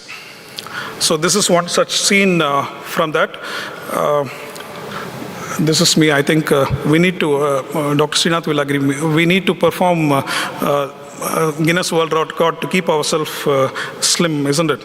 So this was me training about 5,000 people at one go. So we had about 8 sessions where we trained about 40,000 people, and subsequently there was a relay about 10,000 people. So on that particular day, that is on 2016 April 7th, we trained about 50,000 people, and this was marked in the Guinness World Book of Records. But creating a record, as I told, it is not good. It is a one-time event. It is not going to help much. We need to focus on the low volume, high frequency training, which we are aware, and we identified the end users, the school, college students, police, fire, and district officials, and we started training for them too, which has been happening for the past, from the time we established as a society in emergency medicine. Each and every physician is doing their part to do the same, and we are also doing the same. So this is the present hospital where I was working. Of course, every hospital, every emergency physician are donating AEDs to make AEDs available in different parts of India, and we are training people to the first aid thing. And this is the integration of first aid and school curriculum. Most of the emergency physicians across the world go to the school, train them in CPR, and then come back. Instead, what we have made in our group is, what we have made in our place is, we have integrated first aid in the school curriculum, like how the kids will learn maths or physics, they will learn CPR. CPR is a non-exam subject. So it is compulsorily, it has been taught in each and every, the school student of that particular school, and he will be trained in CPR. That is our goal. So once he's trained, he's been certified, we have a process, and he's been certified, he's been retrained. So we see to that the integration of first aid in school curriculum happens even now in the right way. Of course, as I was telling you, the small volume, concentrating on the small volume, we as a SEMI was doing this national level basic life support and cardiac life support. It is a replica of AHA's, American Heart Association's basic life support. For the people who are unable to participate there, we have formed this. It is an interactive session where we train a lot of people on every day in different cities. So this is the National Trauma Life Support. So this platform is a peculiar or an interesting opportunity, I would call, because I'm sharing all these things in front of our academic chair, Dr. Srinath. So this is the training report, what we have from the last year. This training is provided to all the government doctors, and this is done as a pilot course in Tamil Nadu, a state in India, which has pioneered this aspect of spreading training to the doctors, combining with the government. This shortly will be adapted to all the states. We are spearheading for the same, and more people will be trained for the same. So these two, Dr. Srinath and Dr. Sarana Kumar, are the program directors who developed the group of people and organized the team to teach each and every medical colleges. So we are doing this for the past 2 years. We have trained about 15 medical colleges in across Tamil Nadu. As it is again like an advanced trauma life support 3-day course with interactive lectures, hands-on training, Kahoot online quizzes, and pre-test and post-test. On the completion, they will be given a certificate. So we didn't do just the course, we assessed the outcomes also. As the graphs clearly mention, the knowledge post this NTLS course was very high to the participants, and this is what exactly we wanted at the end. So when it comes to the ambulances, of course, the drone ambulance is coming into the picture, which I'll be talking in the newer advances. We have road ambulances. Of course, we have pioneered the air ambulances across India, and we have separate teams to take care of air services as on date. And we have what is called as bike ambulances, which we introduced a decade before in our country, to assess the narrow roads to help the victim as soon as possible. So of course, we cannot be expecting everyone to be a good Samaritan. So we have, approached the government to look after a few guidelines to help the victims. So in that way, we have suggested that, the bystander have to help if there is a patient suffering from the unconsciousness or after a polytrauma. So he has to be trained, and the legal system should not harm the Good Samaritan in any way, is what we have suggested to the legal system, and it has been carried out in the right way. Hopefully we have a system where people will be helping out and will be scared if they don't help out. Of course, I was talking about the innovations. We have drones. We have developed drones to help people. This is in the pilot project, and hopefully we'll have drones all across in the country in a short while. Of course, the telemedicine, Dr. Srinath was mentioning about the telemedicine, which has played a vital role during our COVID scenarios. And we have developed several applications for the patients to approach the hospital, the ambulances, in a way it is very effective. Right. So this is the slide which I am projecting again. So for your country to develop the pre-hospital care, you cannot do that on day one or within a short span of time. You need to have a specific period of time for which, and of course it is an ongoing, so you need to have widespread CPR training, both large volumes as well as small volumes. We need to develop rapid response and AEDs and definitive care. So there is no I in teamwork, right? Everyone can be a superhero if they combine together when it comes to emergency medicine. Once again, thank you for the opportunity given to me. Thanks for all speakers at this session, and it was interesting lectures, and they have enough time to listen to your comments or if you have any questions to them.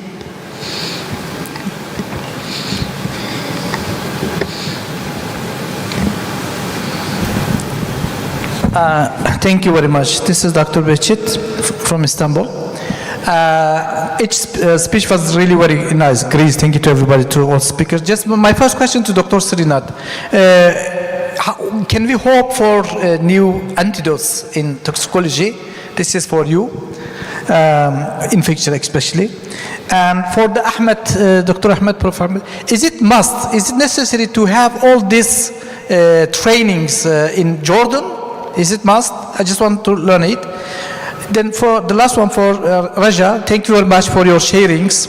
Just firstly, I want to appreciate and say congratulations to the Savitri University in India for their basic life support and first care that they teach to the community. But the photo should be specific to India.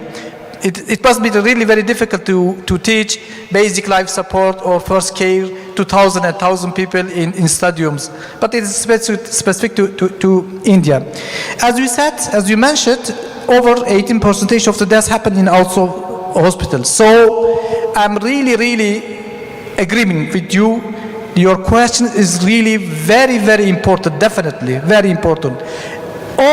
As you mentioned about the dreams, I think all the reality should be given from the dreams. You know, there is a philosopher in your country, one of your previous presidents, he says, the dream is not the thing that you saw while in your sleep. The dream is thing that doesn't make you to sleep. So that's why I want to appreciate you. You are teaching the community about the first care, first aid in India. This is one of my dreams. I just have a suggestion. Can we achieve it? To teach all the students graduate from the university, and it could be must to teach the basic life support or first care to all the couple that are going to marriage. Thank you very much.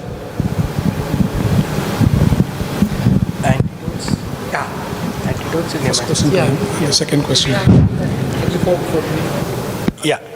So the first question is towards the antidotes. Yes, there are a lot of things which is happening, and especially if you visit to many emergency departments now, they have created the disease-specific antidotes in those emergency departments where they see commonly. If you take me, I have created a full box of antidotes which comes commonly. I have taken an epidemiology of my system where last 2 to 3 years which have come to my emergency department, I have seen that this is what is required.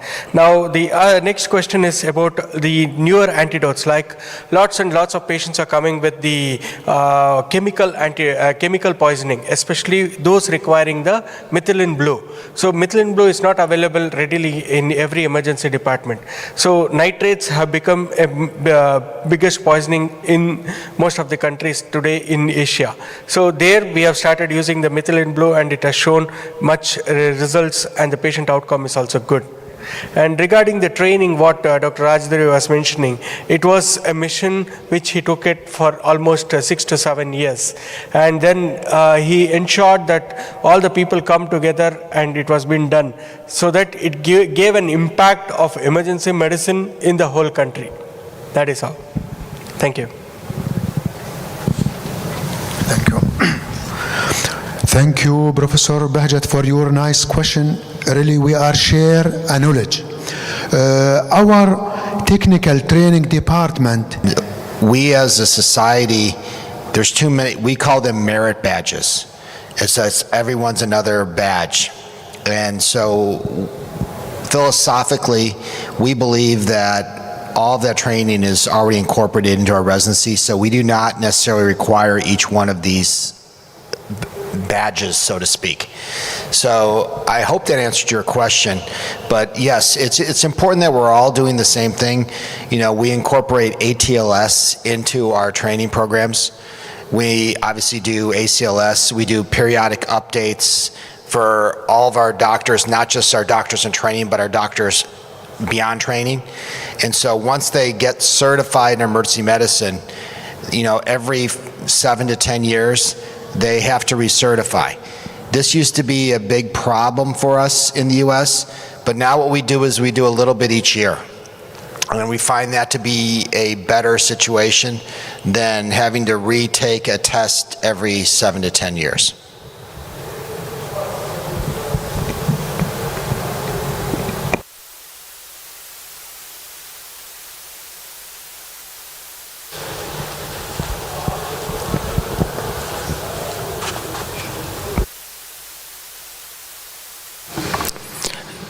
Thank you for all. No any more question? Thank you for all. Our session is finished. 5 minutes later, we'll start the last session of today, okay? Thank you.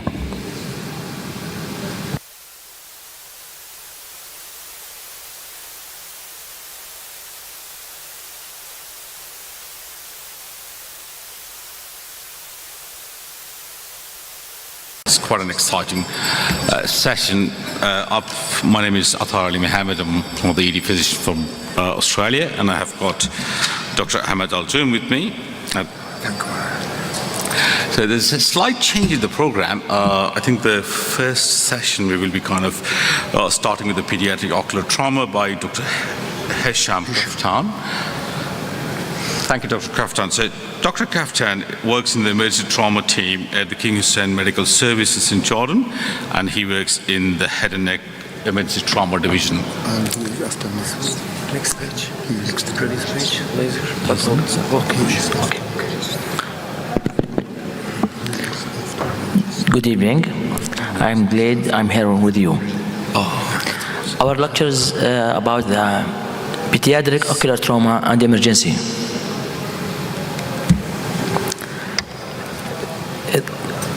Pediatric ocular trauma is the preventable causes of the visual impairment in the world. Up to 40% of the all injury occur in the person less than 17, especially in the small age. Why it is important? Because as we know, trauma to the eye in the first 6 years is critical because it leads to lazy eye, amblyopia, as we know. So eye injury are leading causes to the visual disability and non-congenital unilateral blindness in children. Very commonly, eye injury occurring during the sport and even when at the home or school, anywhere. Speak fast about the anatomy of the eye. You know, our eyelid, lower eyelid, the cornea, sclera, and the retina and cornea and iris, everything. The most important thing we know about the orbital wall is the lamina papyracea. Lamina papyracea, which is the thinnest bone in the orbital wall. Approach to the eye examination. The history, the details of the mechanism and time of the injury, where, when, how, and with what, chemical or alkaline. Change. First, we ask about the change in the vision, flashes, floaters, or any shadow. Symptom: pain, visual loss, double vision, photophobia, or any other symptom. The eye examination, the vital sign, as we know, is the visual acuity, external eye anatomy, look for trauma, foreign body, or any other. Pupillary response, equal rounded, reactive, full, visual field, extraocular movement. If there's any limitation, we must keep in mind, because there is trauma make the fracture to the orbital wall, so the entrapment for the muscle. Fundoscopic examination is the last and the important thing. If there is chemical bone, proceed for provide copious irrigation before history and before examination, before anything. Imaging study, plain X-ray to look for orbital wall fracture, CT scan to look intraocular foreign body, MRI. If there is metallic foreign body, MRI is contraindicated. Keep in mind. Emergent eye situation, eye trauma, blunt versus sharp, chemical, infectious. First, eye trauma, eye laceration, maybe superficial or deep, special care to the involving the lid margin and the tarsal plate and levator muscle, and the lead maybe lead to the apoptosis and that canaliculum, the medial canthus. The latter need tubing technique to prevent it before after healing. Check for associated foreign body or globe injury. Treatment: primary closure or delay closure after 12 to 24 hours if a human bite or contaminated wound. Tetanus prophylaxis for all any skin injury. Full thickness, this is picture like this presented to our emergency. Okay, maybe trauma lead to the subconjunctival hemorrhage. As we know, this is treated with a cold compressor and artificial tears of the symptomatic, and avoid aspirin or NSAIDs and heavy lifting. And this take to 1 or 2 weeks or maybe more to resolve. And maybe trauma lead to corneal or conjunctival foreign body, which is the The patients complain of the pain, tearing, photophobia, blepharospasm, and foreign body sensation. We must avert the upper eyelid to look for any hidden foreign body or any entrapment. Treatment: topical anesthesia and remove with the foreign body by the needle or cotton, triangular swab, or topical antibiotic drop or ointment. We must avoid patching in children because it leads to the lazy eye. Like this foreign body, maybe in the upper eyelid, on the inner surface of the upper eyelid, or in the cornea directly. Corneal abrasion ulcer. It's an epithelial defect due to the trauma occurring by the pain. Foreign body sensation, tearing, blepharospasm, and decreased vision. Dramatic response with installation topical anesthesia because it's pain relief. The ulcer could be sterile or contaminated or infected. If you have the upper eyelid, always as foreign body maybe it is the causes of the ulcer. Treatment: lubricant and topical antibiotic and cycloplegic to relieve the pain. Like this ulcer. Orbital anatomy, as we say previous, the most important is lamina papyracea, which is the thinnest point in the orbital bone. Orbital wall anatomy, orbital wall fracture. Orbital floor fracture, maybe blowout fracture. The most common, as the floor is the weakest part, the roof of the maxillary sinus, usually due to blunt trauma. Symptom and sign: eyelid swelling, diplopia, restricted eye movement, especially upward, due to entrapment of the muscle. Enophthalmos, hypoesthesia over the cheek. Imaging study: plain X-ray or CT, observation with the tetanus prophylaxis, prophylactic antibiotic with a broad spectrum, and nasal decongestion by 2 for 2 weeks. No nose blowing because this is increase the air under and delay the healing. Ice pack 1 to 2 days. Go for surgery if entrapment muscle, oculocardiac reflex, heart rate decrease with eye movement. Facial hypoesthesia, sympathetic diplopia with minimal improvement over the time, or large floor fracture leading to the enophthalmos. Surgery is the most commonly performed if indicated after 1 to 2 weeks if indicated.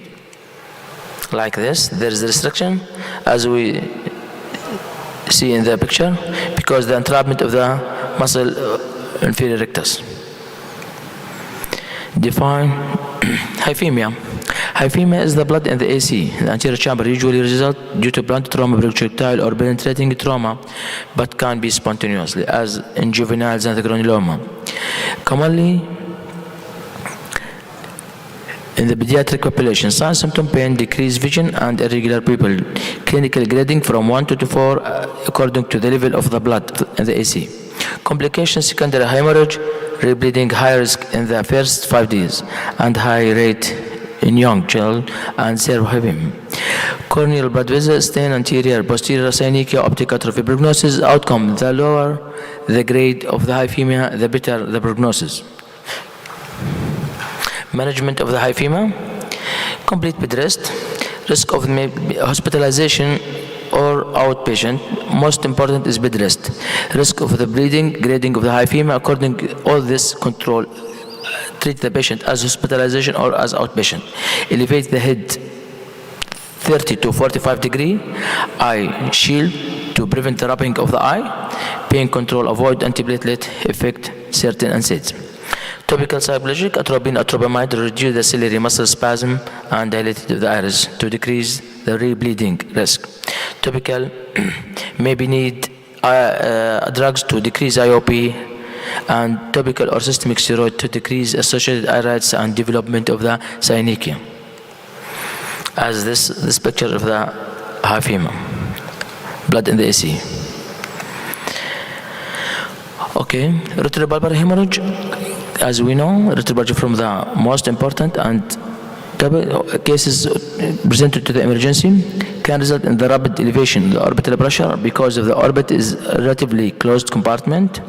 Untreated orbital compartment syndrome may result in the optic nerve ischemia and irreversible vision loss and less than 90 minutes.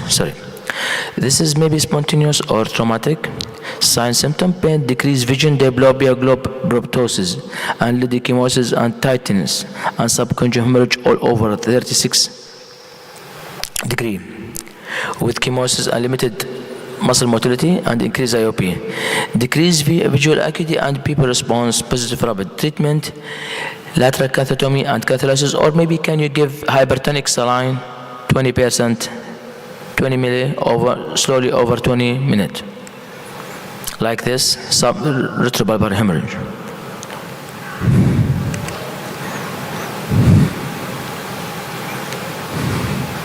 Okay. Iridodialysis, separation of the iris may be result from the trauma to the eye, blunt trauma. Separation of the iris from its root due to blunt trauma. Or maybe the result of the trauma is ectopia lentis, subluxated of the lens from its normal position, maybe downward or in the anterior chamber, according to the mechanism of trauma. Optic nerve avulsion, which is very rare to happen. Partial or complete avulsion of the optic nerve as a result of the trauma that lead to the sudden extreme rotation of the globe or sudden anterior displacement of the globe. Retinal detachment is immediately post-traumatic or maybe delay up to several months. Separation of the neurosensory retina from its base. Rupture of the globe may be a result from the trauma. For thickness, laceration of the globe as a result of the trauma that may be within blunt or penetrating or perforating object. Can be corneal scleral or combined corneal scleral. Symptom, pain, greatly decrease in the vision, diplopia. Sign, low IOP, teardrop pupil, prolapsed iris, hyphema, maybe with normal or high IOP, 360-degree subconjunctival hemorrhage all over. Management, if suspected rupture, minimize manipulation of the globe and apply the protective eye shield. CT orbital or brain axial, coronal with thin cut, coronal thin cut to evaluate for the intraocular foreign body. And keep patient NPO in order to prepare for the surgery under GA. IV antibiotic to cover, especially in the children, and antiemetic pain medication, surgical repair is the definite treatment. This is rupture of the eye, like this picture presented to our hospital. Okay. The most important, again, ocular chemical burn. Being irrigation immediately before complete history and examination. We must directly start it by irrigation, especially if alkaline, because alkaline is more detergent than acidic. Alkaline burn are worse than acidic burn. Acidic burn lead to coagulative necrosis, denaturation of the tissue protein, act as a barrier to prevent further diffusion and further penetration for the acid, as battery fluid and chemistry lab solution. Alkaline liquefative necrosis don't denature tissue protein, tend to penetrate deep in the eye, like cement cleaner, drain cleaner, fertilize, any other alkaline burn, because they contain sodium hydroxide. Clinical finding, conjunctival hyperemia, blanching. The latter has bad prognosis and indicate severe ischemia, hemosis, corneal epithelial erosion, and corneal haziness and edema, and severe corneal opacification, limited ischemia all over. Complication, corneal melting, severe corneal and conjunctival scarring, uveitis, glaucoma, and maybe lead to the loss of the vision in this eye. Like this chemical injury, which is very dangerous. Ocular chemical burn, continued management, immediate irrigation with normal saline or lactic ringer lactate for at least 30 minutes until the pH is normalized, maybe require up to 8 liters. Do before checking VA or hospital or a history or an examination or fluorescein, and recheck pH 5 minutes later in order to be sure that his pH is normalized. After irrigation, check the visual acuity and complete the examination. Treatment, give any ointment like erythromycin 1 to 2 hours with cycloplegic atropine and may need IOP lowering or steroid. Eye infection in ophthalmic neutrum is conjunctivitis within the first month of the life. Common causes is chlamydia, and this is from the cases presented to the emergency because this small baby and her parent is very fair, like chlamydia, trachomatis, and staphylococcus, strep, Neisseria, gonorrhea, and herpes. Sign: purulent gonococcal and or mucopurulent discharge, conjunctiva injected, and eye edema, chemosis. Management: conjunctival scrubbing for gram-positive and stain, chlamydia antibiotic test, culture, blood and chocolate agar, and viral culture for treatment with topical antibiotic, eye drop, and or ointment, and guided by the result of the gram and negative. If chlamydia trachomatis, treat with the systemic erythromycin, and since pneumonitis and otitis media can coexist with the erythromycin ointment 4 times per day. Acute conjunctivitis, the last, may be viral, chemical, bacterial. Conjunctivitis, mucopurulent discharge, viral watery discharge. Treat as bacterial, topical antibiotic, and expectation is the gonococcal, which is require systemic antibiotic and topical drop. Viral supportive treatment with cold compressor and artificial tears, which is highly contagious for 1 up to 10 days. So we must be careful with the deal with this patient with the virus because it's highly contagious. Cellulitis. Cellulitis may be preseptal or orbital cellulitis. Common organism: staph aureus, staph epidermidis, or strep pyogenes, and Haemophilus influenza. Preseptal cellulitis involve soft tissue of the eyelid and preorbital tissue anterior to the orbital septum. Patient presented with erythema, swelling, tenderness, eyelid, and surrounding preorbital area. Orbital cellulitis, more serious infection, involve extension of the infection posterior to the orbital septum, which is more danger than preseptal. And the risk, it's danger due to the risk of the cavernous sinus thrombosis, and meaning that's brain abscess.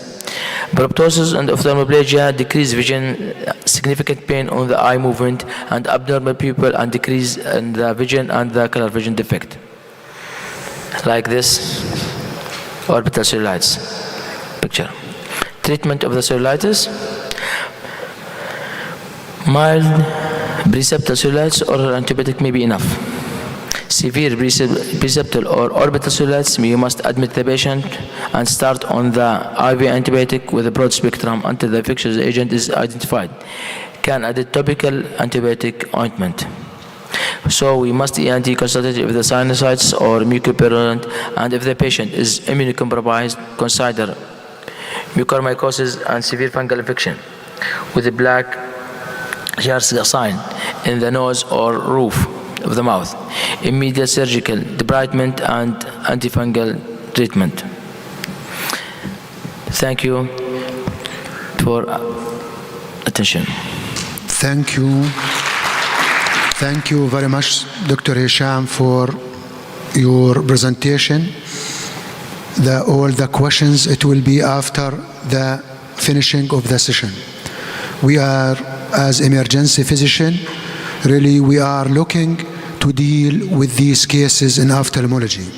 With the pleasure to introduce our next speaker, Major Dr. Arij. She is family medicine specialist, training fellowship in community medicine, master degree, working as representative of infectious disease at the Royal Medical Services. She will talk about public health emergencies in our Royal Medical Services. Please, Dr. Arij. Good evening, everybody. Thank you, Dr. Ahmed, for introducing me at this sweetie way. And also thanks for organizing committee for kindly invitation to me. And I'm really so happy and proud to be here with you today as a guest speaker. Today I'm going to talk about public health re-emerging disease, and I will give more details or focus on one disease of it, which is seasonal flu. And really I have chosen really flu, this topic, because influenza familial, okay. I have chosen this topic because influenza familial for all of us, and is constantly re-emerging disease because it's, as we know, it has genetic variation and rapid adaptation, which allow virus to serve up new strains each cold and flu season. And that occurs because immune system or our body is not primed to fight. Let's start.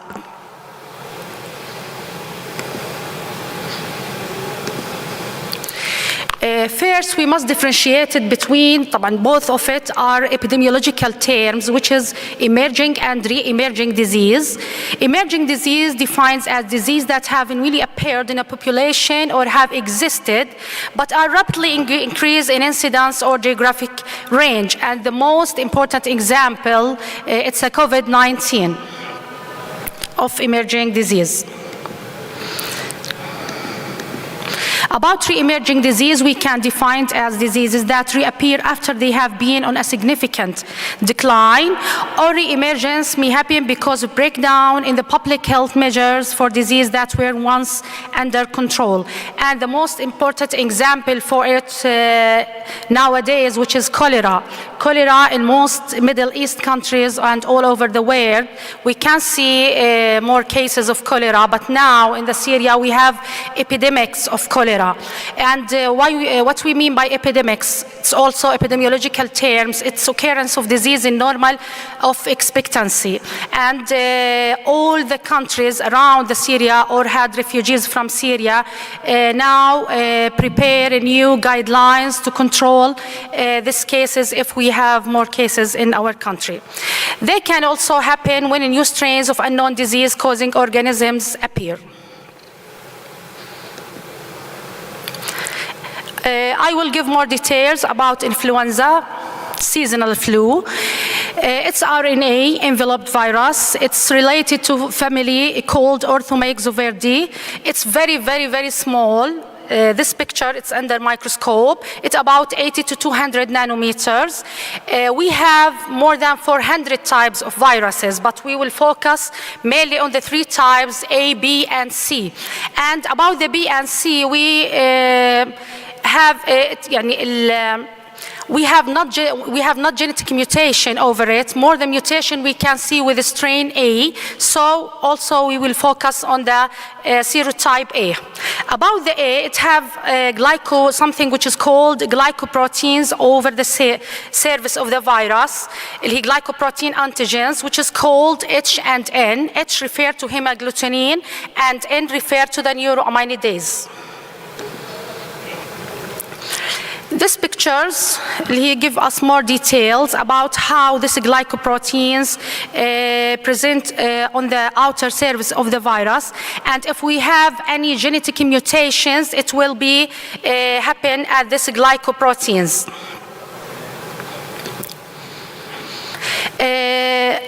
In the influenza, how its mutation or that mutation happen? It through something which is called antigenic shift and drift. What we mean by antigenic drift and shift, at what's the main differences between it? About the antigenic drift, it's a show change. It's a slow change, and the main difference between the antigenic shift and drift, it's a slow change in the viral genes due to replicating error or random mutations result in the new virus strain, and that's what happened with seasonal flu every year. But about shift, it's rapid and large antigenic change in a virus and requires at least we need 2 different types or serotypes or strains to combine to form new viral serotypes. Also, we have another name for it, which is called phenotyping change. And the most familiar example of us, what happened in the swine flu, H1N1 and H5N1. Let's give more details about influenza flu. Why it's important? Because we have every year about 9 to 41 million cases.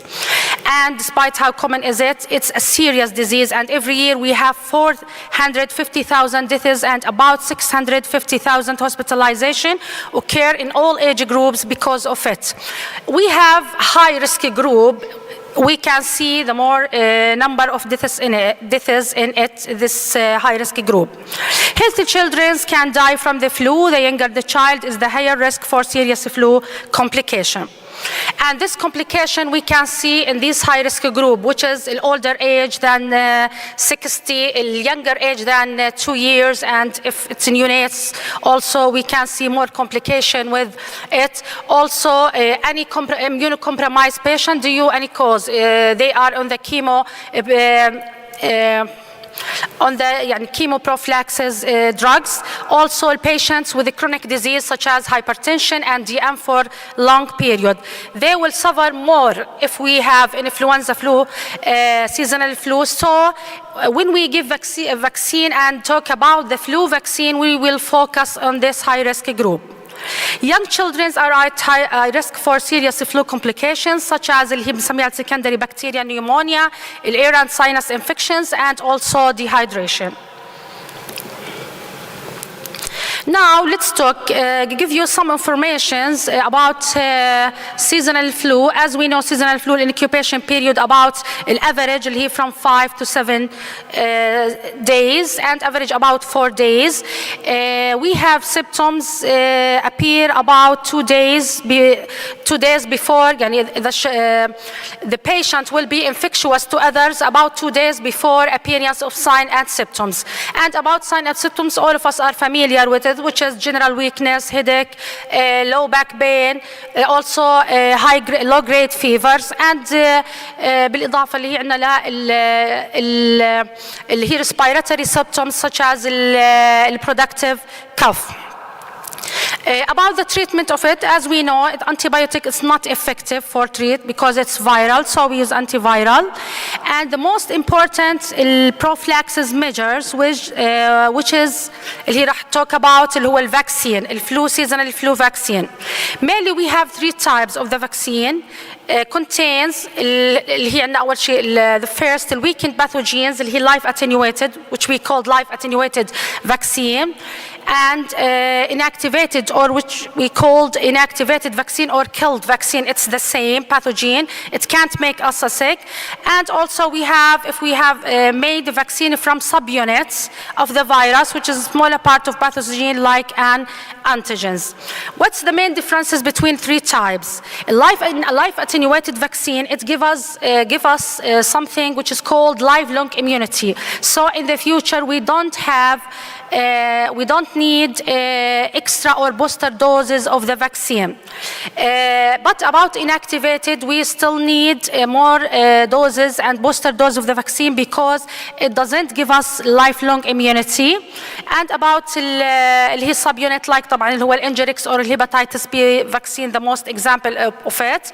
Life attenuated, the most example of it, which is the mumps, measles, and rubella vaccine.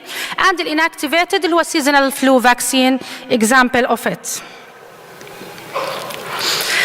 All vaccine mechanism of actions contains antigens which trigger the immune system to create specific antibodies, which is we called memory antibodies, and it will give a signal for pathogen destruction in the future. What's the benefits of the vaccines? It provides us protection from pathogens which can kill or make you sick. Also, we use this to control and eradication of once common pathogens like polio, smallpox. Polio, it's one of the re-emerging disease. It stops outbreaks and global epidemics, and that's what will happen with the COVID-19. The COVID vaccine, it have a great role to stop outbreaks and the global epidemics. About the risks and challenges, we must know about the vaccine. We must know no medicine is 100% effective. So people can sometimes still catch the Botulinum, but this is very, very, very rare. Side effects, maybe we have side effects, and we can classify it into local and systematic side effects. Local side effects such as the swellings and fevers, and also we have the most dangerous side effects, but also it's very rare, which is anaphylactic shock, and it's need emergency. Not all pathogens have a vaccine. For example, still now malaria, it doesn't have specific vaccine for it. The benefits overweigh the risk, so vaccines are given to people. We must give it. And also scientists work to make and improve vaccines. We will give more details about the flu vaccine. Who should get vaccinated? As I said, mainly focus on the high-risk groups. Who are high-risk groups? Everyone, we can give it for everyone 6 months and old. We have mainly two types of the vaccines. We have injectable one and nasal spray one, and I will discuss, give more details about the main differences between them. About that, اللي هو هون بحكي, I'll talk about the shot flu vaccines. Who should get vaccinated? Everyone 6 months and older can receive it, especially individual at high risk of developing flu-related complications, and or if you live with or care for people with high risk for developing flu-related complication, or if you are medical staff, so especially in emergency rooms, so you are always in close contact or direct contact with patients, maybe they are flu patients. What's the absolute and relative contraindication for the vaccine? Who should not get vaccinated? People who have severe allergy to chicken eggs, and because the vaccine is prepared at chicken embryo. Anyone who had known allergy to chicken pox, it's absolute contraindicated, so we must take a good history from the patient before give him vaccine. People who had a severe reaction to the vaccine in the past, people who develop Guillain-Barré syndrome after prior dose of the flu vaccines, and people with moderate or severe illness. People with moderate or severe illness, it's not, it's relative contraindication. We will wait until the patient gets well, and after that, give him the vaccine. About the nasal spray, the injectable vaccine, it does about 0.5 ml. We can receive it IM, and as we said, it's given to the age from 6 months to the 65 years, and it's a type of it, it's inactivated or killed. But about nasal spray, we are in Jordan, we don't have just injectable type, we don't have nasal spray, nasal spray vaccine. Nasal spray vaccine, it's life attenuated vaccine, so any absolute contraindication to any life attenuated vaccine should not receive the vaccine. And about nasal spray vaccine, اللي هم بياخذوا healthy people aged from 2 years up to 49 are eligible for this type of the vaccine, and absolute contraindication for it, they should get the flu shot instead. Adults 50 years of age and older, or children from 6 through 23 months of the age, children younger than 5 years with any of this condition, asthma or one or more of episodes of wheezing within past years, the pregnant lady, because as I said, it's life attenuated. Injectable, it's safe for pregnant lady at any stage of the pregnancy. She can receive it from the first stage, from the first trimester of the pregnancy. People who have certain long-term health problems, muscle nerve disorders or weakened immune system. Also anyone in close contact with someone whose immune system is so weak, because it's, I said, life attenuated, and they require care in the protected environment. Also children or adolescents on long-term aspirin treatment. Does the shot cause the flu? It's the most common questions we received from the patient? The answer, no, the flu vaccine doesn't cause the flu. Maybe it causes flu-like symptoms, but it's not a flu. The viruses in the vaccine are weakened, as we said, it's attenuated or killed, inactivated, so the shot and the nasal spray won't cause you to get the flu. The vaccine will prompt your body to develop the antibodies necessary to fight, and it's the mechanism of action, as we said, of the influenza viruses, and a slight reaction to the shot, such as soreness, redness, hotness at the site of the injection, and maybe we have mild muscle or fever may occur. Thank you for listening. Thank you, Dr. Arich, for your nice lecture. All the questions, as I said before, at the end of the session. With the pleasure to introduce our last speaker today, Dr. Attar Ali Mahmoud. He is consultant of emergency medicine, clinical lecturer, University Melbourne, Director Advanced Life Support in Australian Station Council, Emergency Medical Service Trauma, Advanced Trauma Life Support Instructor, Stream Lead Clinical Service of Clinical Governments, and also Australian of Emergency Medicine. He will talk about transformative scenario planning in healthcare.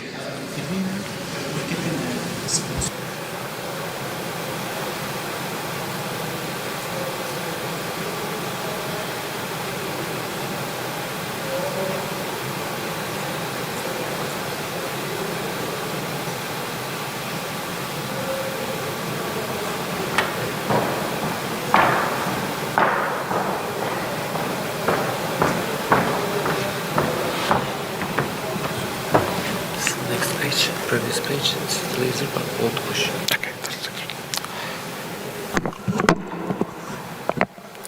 Good evening, everyone, and it's an absolute pleasure to be here today, and thank you very much.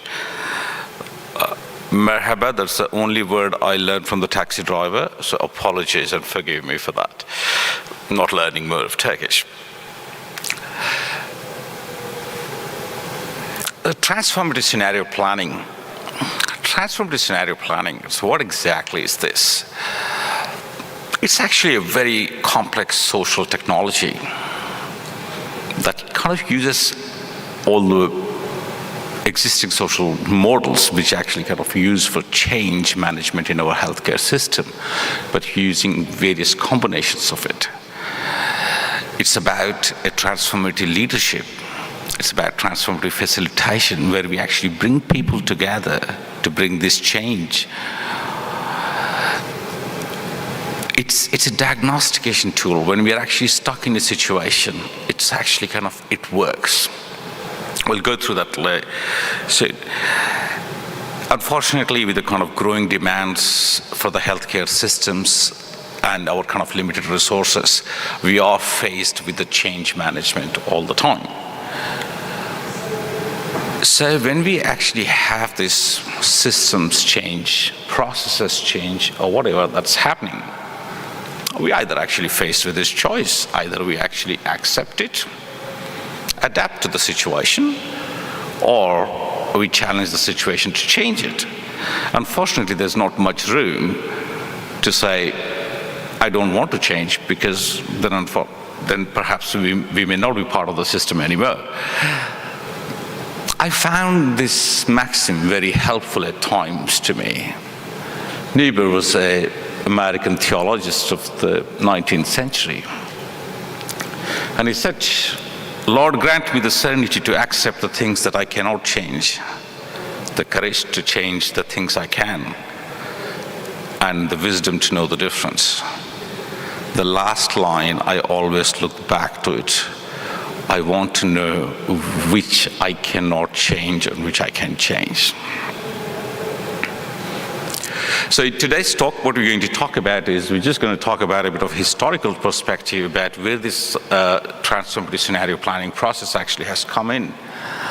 We'll give a bit of introduction about how change management happened that you must all have faced in your institution, in your hospital, in your health service, in your country. we talk about my story that the grandkids' health, we kind of took a major endeavor there, and how we use this technology, these systems in our health service. And we do a bit of more delve into the principles of transformative scenario planning. Thanks to Adam Kahan. Adam Kahan done a lot of work, and he's one of the pioneers actually establishing transformative scenario planning. Adam Kahan, he used to kind of work first in the scenario planning division of Royal Dutch Shell Company. So Royal Dutch Shell Company was the 7th largest oil producing company at the time, and they had this division. This division of team would actually write different scenarios. So what would happen? What could happen? What may happen? And they would write these scenarios across globally, across regions, governments, political, geopolitical, wars. But their interest was, if something happens, what do we need to do? Their interest was money. And they also say that their interest had environmental impacts and all. Kahan worked in this division for about 2 decades. And he did not stumble across, he did stumble on the transformative process. It's purely by an accident. He was invited to Montfleur scenario planning meeting. This is the transitioning of South African post-apartheid government into the new government, into the newer systems. There was a lot of conflict, the conflict between the government, conflict between the rebels, the unionists, civil societies. Everybody had a different vision for how they want the change to happen, how they want the country to change. And there was a very famous joke at that time in South Africa.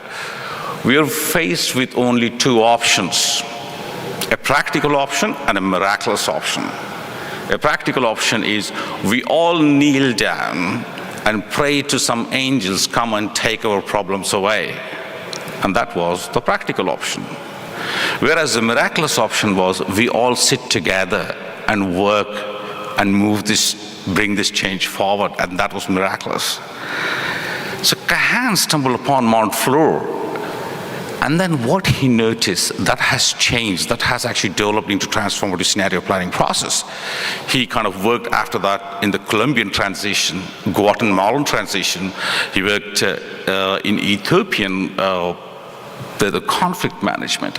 So initially it went on to the high conflict zones, then it actually came to some civil society movements, health movements.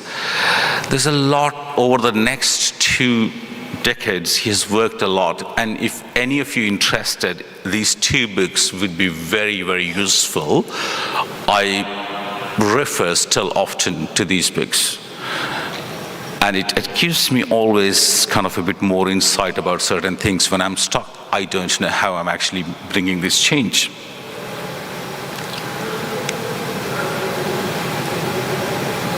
So what the Australasian College of Emergency Medicine did is they took Kahan's work, saying it's been applied in societies, it's applied in various big institutions, it's applied in the country transitioning. Why can't we use that in our healthcare? And they developed this changing module, leading change module. And I was fortunate enough to be the part of that module. That led to a second opportunity that we worked on that, to use those kind of principles into my next major project. So conventionally, whenever we are actually talking about change, we actually see these 2 models. Institutions, generally hospitals follow this longitudinal facilitation model. Once, because we don't have time, say what happens? The bosses decide, said, we have the right answer. They say, we need to agree. We know the way forward, and we will decide and we must fix this. With longitudinal facilitation, it's much coordinated. It could be cohesive because everybody in the organization knows that I have to follow. I don't have a choice. So this could be quite rigid, and it may not give you much opportunity to think laterally, saying, hey, we could do something else. Whereas most of the social change the conventional process uses is the horizontal facilitation. In horizontal facilitation, when the organization says, we have the right answer, the people say, we each have our own answer. We need to agree. And the people say, we each need to keep moving. They say, we'll each find our own way. We each decide for ourselves what we need. We must each put our houses together so that for change to happen. The problem with this is it could be too lateral. Sometimes containing could be quite difficult. In transformative facilitation, what happened is we're going to move the facilitator. That's a sign of leadership. They move forwards and backwards, stop, iterate, go backwards, go forwards. So they use various types, various decisions, and using this various combination, it's most like a spiral thing. The beauty of transformative scenario planning and the transformative facilitation is we don't push change. We bring people together. We kind of take the blocks away, remove the blocks, and the results from the change happens. It's like actually removing the boulders from the mountains so that the streams flow. It's done, but it's done, there's an art to it. So when does it work? Whenever we find our situation is unacceptable, unstable, and unsustainable. Pretty much that's the state of emergency medicine services or emergency department across the world. We are overwhelmed, and this is the situation we are facing.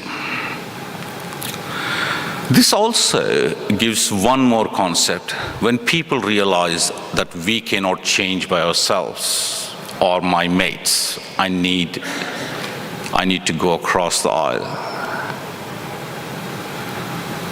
And they also realize we cannot change our situation directly. That's when the transformative scenario planning works. So how we use these principles at my place. We are the tiniest state in Australia. For some reason, we have over 190 health services in this tiniest state. And you can imagine what happens. Each health service has to have its own compliance, its own governance structure, its own employment systems. That's a lot. There's a lot of duplication. And that kind of is giving a bit of big problem for us to kind of recruit people into smaller health services because everybody wants to be in Melbourne. So this is kind of a detailed map, and I'd just kind of like to point out, so I work at this place called Ballarat, which is about an hour from northwest of Melbourne, and we are the second largest regional receiving unit. So we were faced the task that we take this region. That's a huge region. Okay, please do not compare Australian population to the size with any European nations, because our population size is a lot smaller than for our geographical areas. So the 4 health services which is the Ballarat Health Services, was where I'm primarily based, and we were actually had to bring another 3 health services under a single entity of Grampians Health. Just a 2020 snapshot that actually when we looked into our service, that was the population in the first column, and then the second column actually talks about how much admission rates that we had. So what are the service challenges we were getting? The Wimmera Health Group, which is our second biggest hospital in there, we almost spend about 10 million for the year on locums. And there was issues with actually having these people consistency in providing the care. Whereas the smaller hospitals, which is the Eden Hope and the Stall, we actually seen there's a less public engagement there. The public did not have trust because of, again, the staffing issues and all other. As a result, we were kind of underutilizing those capacities there. Whereas at Ballarat, our surgical wait list gone up by 12%. Our bed occupancy was almost kind of 90. We were running at 90 to 95% bed occupancy per day. And we all have noticed our population is getting older. So we had to do something about it. Okay, we realized if we bring all these health services together, there are a few things we can achieve. There's a local community access, so the people actually don't have to travel for long distances. We want to kind of build some strength and some capacities. As a bigger organizations, perhaps we would be able to do that. We want to deliver a more effective healthcare system. And plus, we want to have that community engagement that they don't have to travel 100 k's down the line, right, to kind of just accept the same cases. So whenever we actually face with change, this is the behavior change paradigm. What happens when there is a drive to change is very high, and also there is enough support for the change to happen, that change in behavior can happen. If there is any mismatch, unfortunately, this change doesn't happen. So we had to form kind of a massive project team. I don't want to dwell into much into that. And I was leading the clinical services and governance structure of this team. So we have to make one governance structure, we have to make one clinical services plan. And there are a lot of factors, a lot of players in this. And the biggest thing would happen, the smaller units felt threatened, saying, oh, we're going to be actually, the big guy is going to come and tell us what to do because they are from a bigger unit. And the other hospital which was struggling, they were just taking anything we would say as threatened. And the people from the main hospital were saying, oh, some more additional work for us.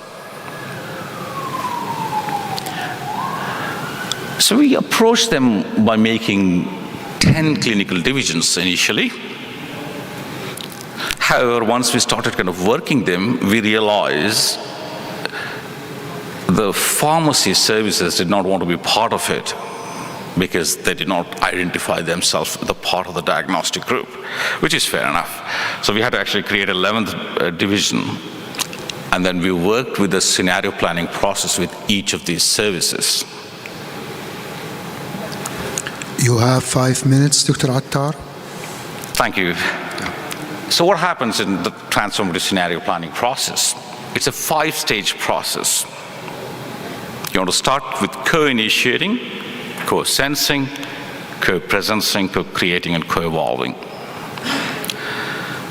The first step as a co-initiating is quite important. You want to kind of recruit people. the system-wide representation. You want to have as much wider group that you want to recruit. But there's few things that you want these guys to be. Before you recruiting them, have a bit of exercise, whether it will be individual level, whether it will be systems level, that what barriers you would come across. And when you have barriers, you always find some enablers as well. That will give a good opportunity to see who do you want. You want a whole team, whole system people. They have to be a bit insightful, influential, interested people. And more importantly, you may notice that when you actually form this team, some people just don't want to be there. Some people come there just because they've been told to come. Some people have lost faith in the systems, that the systems will ever improve. Some people are burned out, they just don't have time. To bring these people, you need to actually kind of build a very strong container, not a physical container, but it's a form that they feel safe. They can come and tell anything they want. And you have to have some processes developed, how you want to kind of manage these people. You start with having a few people to start a convening team. Don't give more than 10. Probably 10 is a bit useful. And then you want to construct from that 10 members, you want to discuss with them, and you want to have a large team. So what we're going to do, we're actually kind of bringing people together who are influential, insightful, and interested for this change to happen, for the drive to happen. We want to give them the safety container that they can express anything they want. Let's learn together. The role of facilitation here, the transformative leadership here is, it's quite important. You need to have this very fine balance. You want to be part of the group, because if you're not part of the group, the people don't get engaged with you. But equally, you have to be outside as well. So you want to have a circle. You want to be inside the circle, and you want to be outside the circle. So outside the circle, so that they see you as a third party who's there to kind of brokerage a deal here. But they shouldn't actually see you as a threat either, because if you kind of give a lot of your expert knowledge, then people actually perceive as a threat. It's a bit of delicate balance. But the other thing about this facilitator plays is he or she plays a game, an inner game and an outer game. Outer game is, we want this change to happen. Whatever the change may be, I don't know, because I haven't actually unraveled the mystery. But I want to be. So the inner game is, that's when we call it a reflective inaction, that I do not have to do anything, but what I need to do so that I do not have to do anything. It's a very interesting concept of the reflective inaction. I would encourage you to read if this actually kind of philosophical concepts interest you. Once you bring these people, you listen to them. Let them tell their stories. Try, Dr. Attar, to finish in 1 minute, please. Okay, so sorry guys, I have to just kind of, so towards the end, once we actually kind of have listened to the stories, once we have actually found out what's happening, you start building some relations. Unfortunately, I had some couple of good examples, but I have to kind of let it go.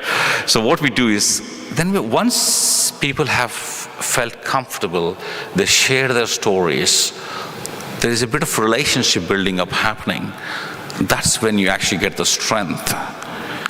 And the strength, actually, people open up more. There's trust building happening. At that time, you just ask people, okay, so tell what can happen. What should happen? or what might happen. The last stage, the fourth stage, is very important as a kind of facilitator. You module how this would do.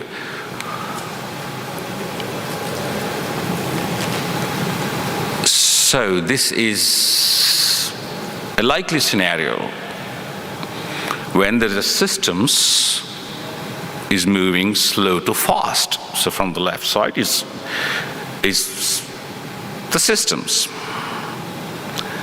And on the vertical axis, if you use people moving slow to fast.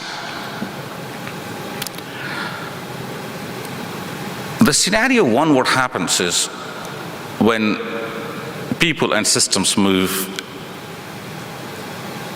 so one is moving very fast, the people are moving very fast, or the process is moving very fast. But so like an organization saying, we need to do this very fast, but the people are not ready. That's a disastrous situation. That actually results in capsize. The second is a situation that where both the systems and people both move forward to bring this change. This is good. You want to capture this. But this cannot last long. People get tired, exhausted. The resources, resources we don't have. A scenario 3 can happen, which is portage. In portage, what's happening is everything is moving at a pace and adapting. And again, a scenario 4 is they're both very slow. The people in the and the systems, they're both very slow. So really change doesn't happen. You look at these likely scenarios and use 2 different analogies here. So you want to kind of start kind of a adaptive process. So if this happens, what I need to do? Whereas you look at a transformative process, in transformative process you say, hey, this is the possibility, which one I want? Which one is in my best interest? But once I know which one is my best interest, I want to write that scenario. So it's like, what are my threats if I want to achieve this? What are my weaknesses if I want to achieve this? How can I achieve this? You get your answers about the situation that you're stuck in. You remove the roadblocks. It gives you a very clear picture that lets you to act on it. So you transform your understandings, you transform the relationships, you transform your intentions. With all those transformations, you transform your actions and change your systems, change your situation. And you fly together. The flight of flamingos was actually the theme of Montfleur, going back to the same situation. Thank you very much. Thank you, Dr. Attar, for your amazing lectures. Now we are open the session for the questions. Any question, please? As usual, Professor Bahjat, please.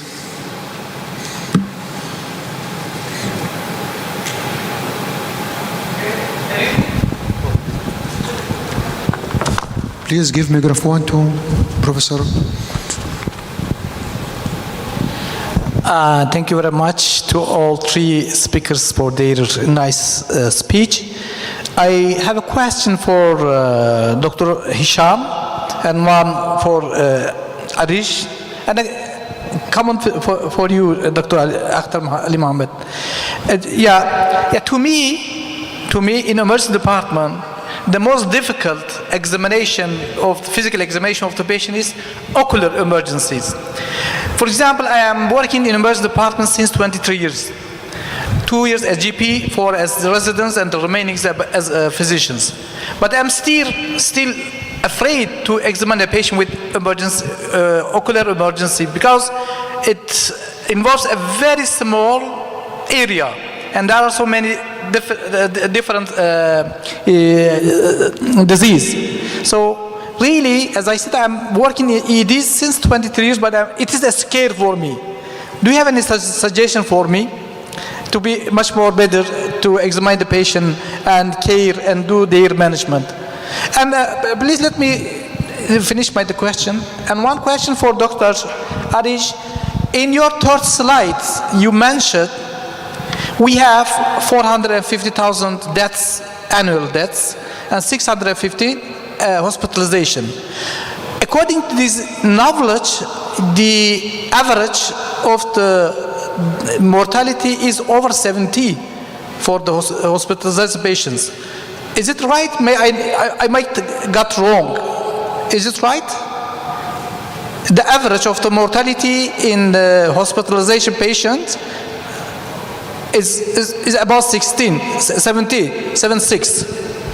This percentage, it's Dr. Arish, Dr. Hisham, please be in the front of listening. Okay. You can come here, please. And for Dr. Ali, Akhtar Ali Mahmoud, thank you very much. It is really very impressive, very interesting for me to listening such a lecture, and it is about transformative scenario planning. You mentioned about many things that are really, really very important for a success. I mean, you talk about the coordination. Okay, I think it would be better to have additions such as communication, a well communication, have communication, when to communicate, to whom to communicate. And also we may mention about the responsibility, sharing the responsibility. And also to accept the mistake. If anybody accept the mistake, they can find a solution. Otherwise, never. They can. If I do not accept my mistakes, I cannot find any solutions. Then, and to always we mentioned about the self-protection. I think it is wrong. It should be a group or whole protection. We may mention about it, and changeable. Everybody should be prepared as changeable, change their mind, their skills, their, practice, and like this. And we may know about our limitation, knowing or aware about the limitation. Nobody is a hero alone. Nobody is here alone. So you shared and philosophy sentence. I want to share one of my. There is a problem. You have a problem, and it needs a solution. If you have a solution, do not wait. Do it immediately. This is the first step. The second, you have problem, but there is no any solutions. There is no any solution. Please and please, do not hurt anybody and neither yourself. Thank you very much. No any question. Okay. First, thank you, Dr. Bahjat. The cases I speak in my lecture, we must manage by any doctor in the emergency, even by the GB doctor, because if there's cases presented to you to the emergency with chemical injury, acidic or alkaline, we must keep in mind first step irrigation before sent or before even sent to the ophthalmologist, or even before the ophthalmologist come to the emergency in order to examine the patient. This first message. Second message, we must keep in mind, maybe the patient is presented to the emergency after midnight.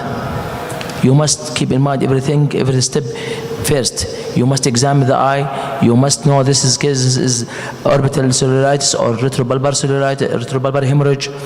We must deal, because the time is very important. We don't delay up to the ophthalmologist come, because maybe this is affect the patient and maybe lost. If you try to examine the eye, maybe you manage the patient in proper way. But maybe you fair because it's a small area. No, this is wrong. You can deal even before the ophthalmologist come. According to from the history, take the history of the patient and try to examine the eye. If there's foreign body, we can remove by triangular swab or by anything. If there's trauma or rupture, we can by under the good light, we can manage the patient. And solve the problem before the ophthalmologist come, because the time is very important in these cases. Thank you.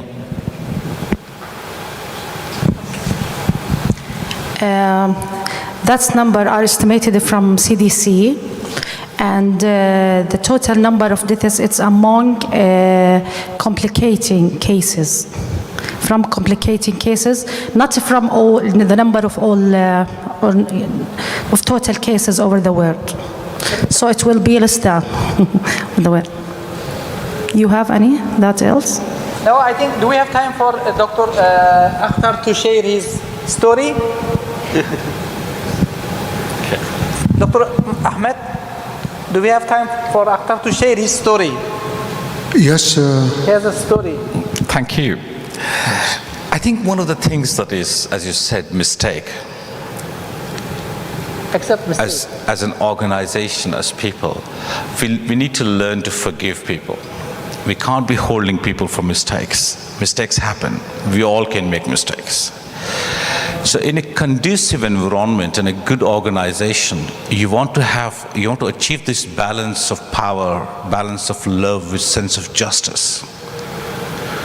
When this balance prevails in any organization, you have a much healthier staff, you have a much healthier organization. So forgiveness, we need to have incorporated into our systems. The second aspect is, as you said, that if you see that you have seen, if you know how to fix a problem, perhaps it could be the right approach in that situation, but not necessarily always. Because we again, going back to that longitudinal model of command, we're saying, I know this, I have seen this, this will be done. But if you ask a story from a different person, that could be quite different. So yes, there's no right or wrong answer. There's no hard and fast rule. We just kind of adapt. But again, how we are adapting, how we're getting that balance. And sorry, just remind me the last part of the question was. No, you had a story. You want to share a story, one of your story. Oh, the story. Okay. So apologies if I'm taking a bit longer time. So when Kahan was actually working with the Colombians in the 2017, so when the Colombians were actually brought in, so they had the guerrillas, they had the military, they had the government, they had the academics, business people. And one of the priests got up and said, so how the relations got built up. The priest got up and said, I happened to go to this mass grave, and I found bones mixed with adults and very young children. And I asked the forensic pathologist there, how did this happen? So this is a mass grave of pregnant women. The moment he said that, there was an absolute silence in that group. And that is your aha moment to bring these people together. And the same guerrilla said, we are here for this meeting because we don't have to do this again. So this is the art of transformative scenario planning, how you bring people together. Thank you. Any questions, please? Any more questions? Okay, thank you very much. At the end of the second day of our sessions, we wish you good luck and success. And tomorrow we will meet with another speakers. Professor Bashar, please.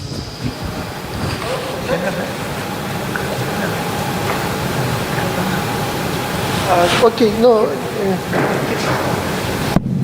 Thank you very much. Okay, time is very hot and we have only lotto bir çekilişimiz var.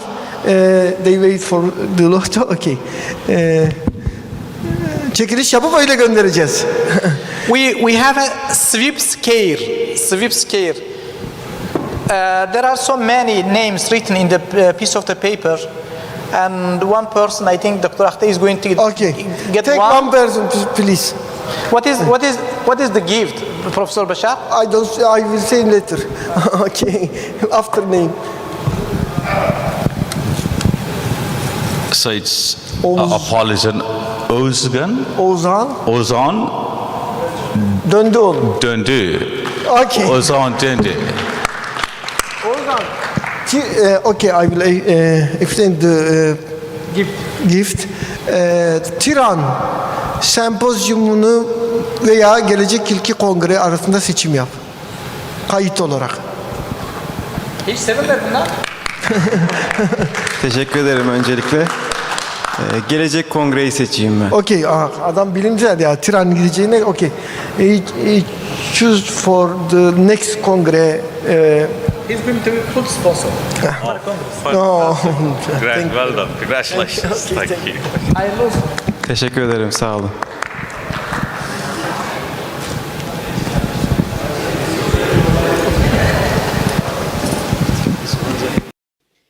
Distinguished professors, esteemed participants, welcome to the 17th National Emergency Medicine, 8th International Critical Care, and 8th Intercontinental Emergency Medicine Congress.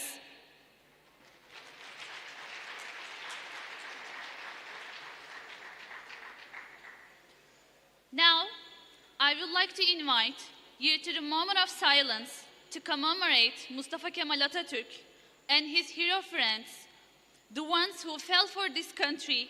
Then the national anthem will follow.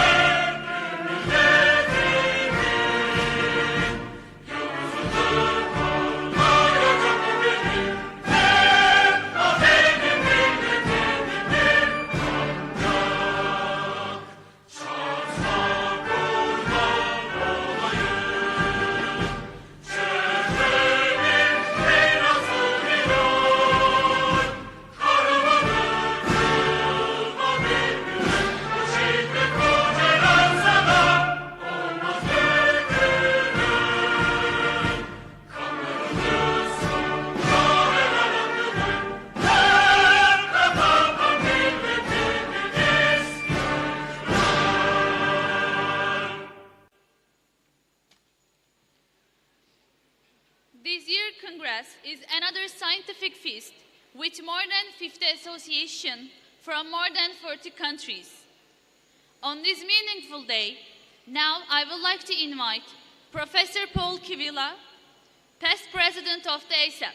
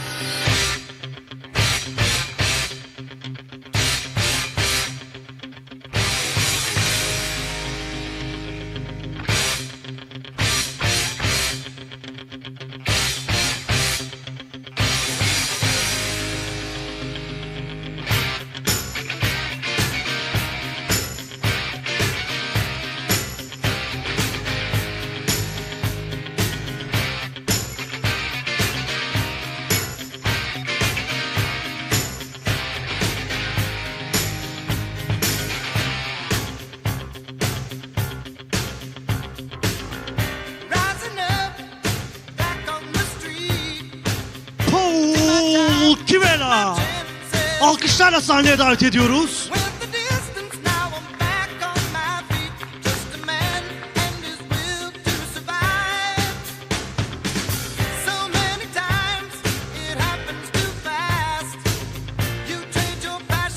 Glory.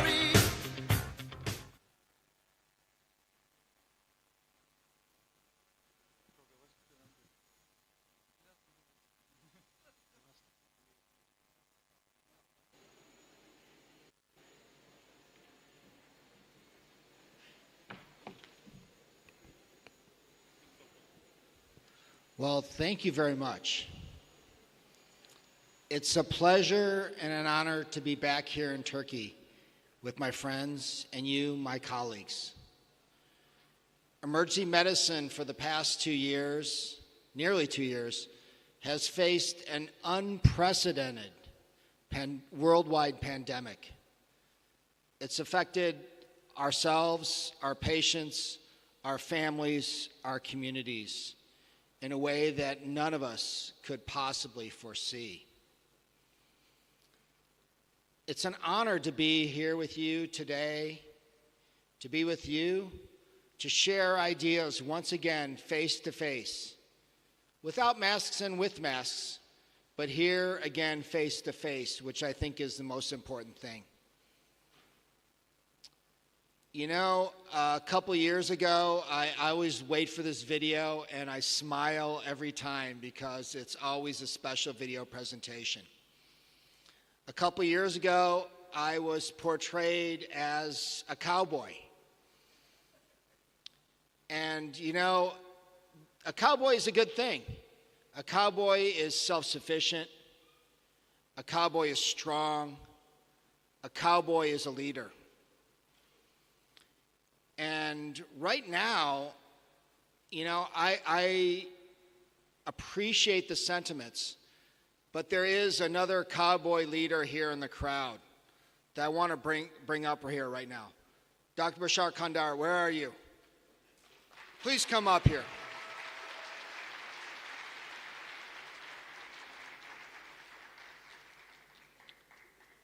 And no conference, no group is without a great leader.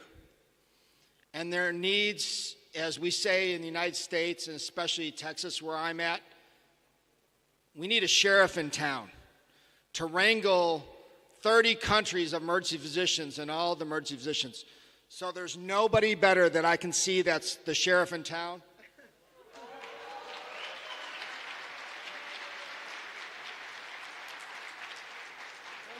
And I hope you all agree. I think he wears that hat proud and well.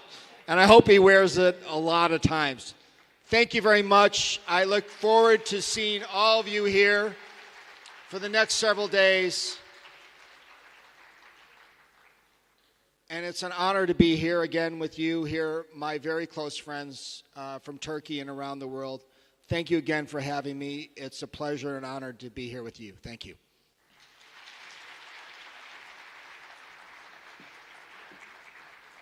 Thank you, Paul Kivila, for your opening remarks. Now I would like to invite Professor Srinath Kumar, past president of the Society for Emergency Medicine, India, SEMI.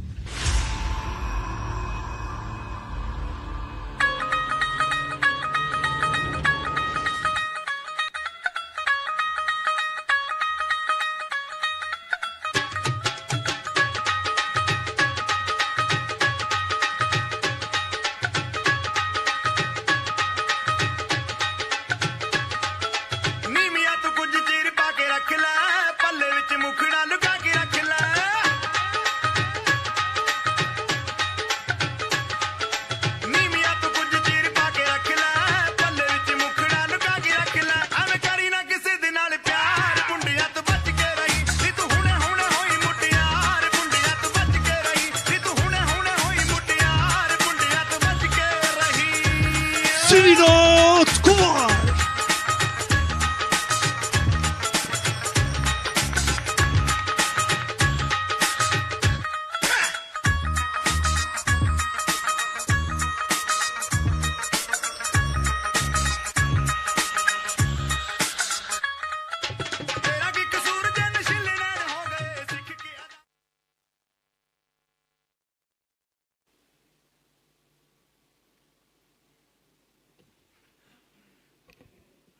Good evening, everybody.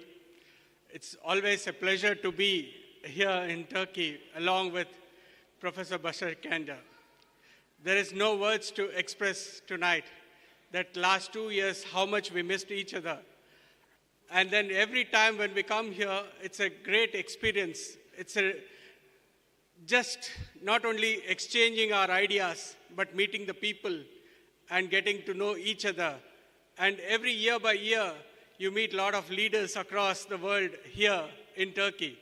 It's always blessed to meet the tallest leader in emergency medicine in Turkey. There is no competition.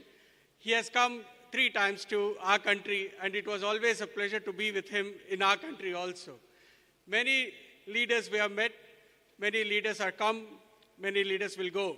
But what we never forget is emergency medicine, which brings together all of us. I would request Professor Bashar Kanda to come onto the stage to receive a memento from India. And I also request my secretary, Dr. Saravana Kumar, Society for Emergency Medicine, to join and give away this memento, which is very particular. And you can see what it is. It's nothing but we had sent a that is the Society for Emergency Medicine India emblem to NASA, which was been taken all the way to Mars. And there we dedicated this to each and every emergency physician across the world.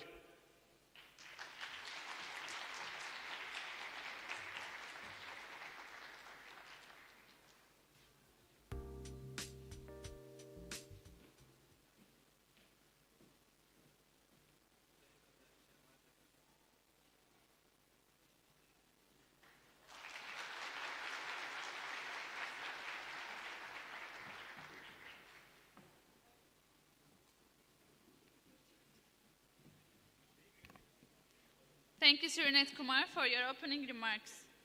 Now, I would like to invite Eric Review, co-chair of the pre-hospital section of USEM, co-chair of the Clinical Practice Committee of IFEM.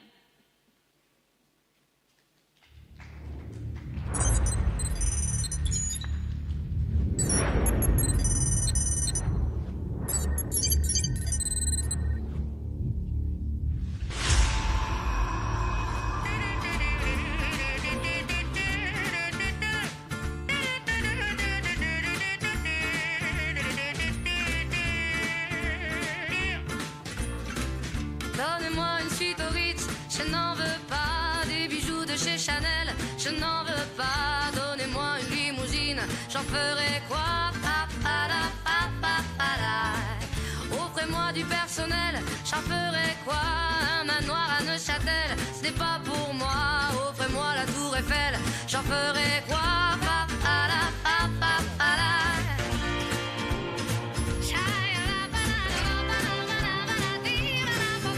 Je veux de l'amour, de la joie, de la bonne humeur. Ce n'est pas votre argent qui fera mon bonheur. Eric Revue! Alkışlarla sahneye davet ediyoruz. Allons ensemble découvrir ma liberté. Oubliez donc tous vos clichés. Bienvenue dans ma réalité.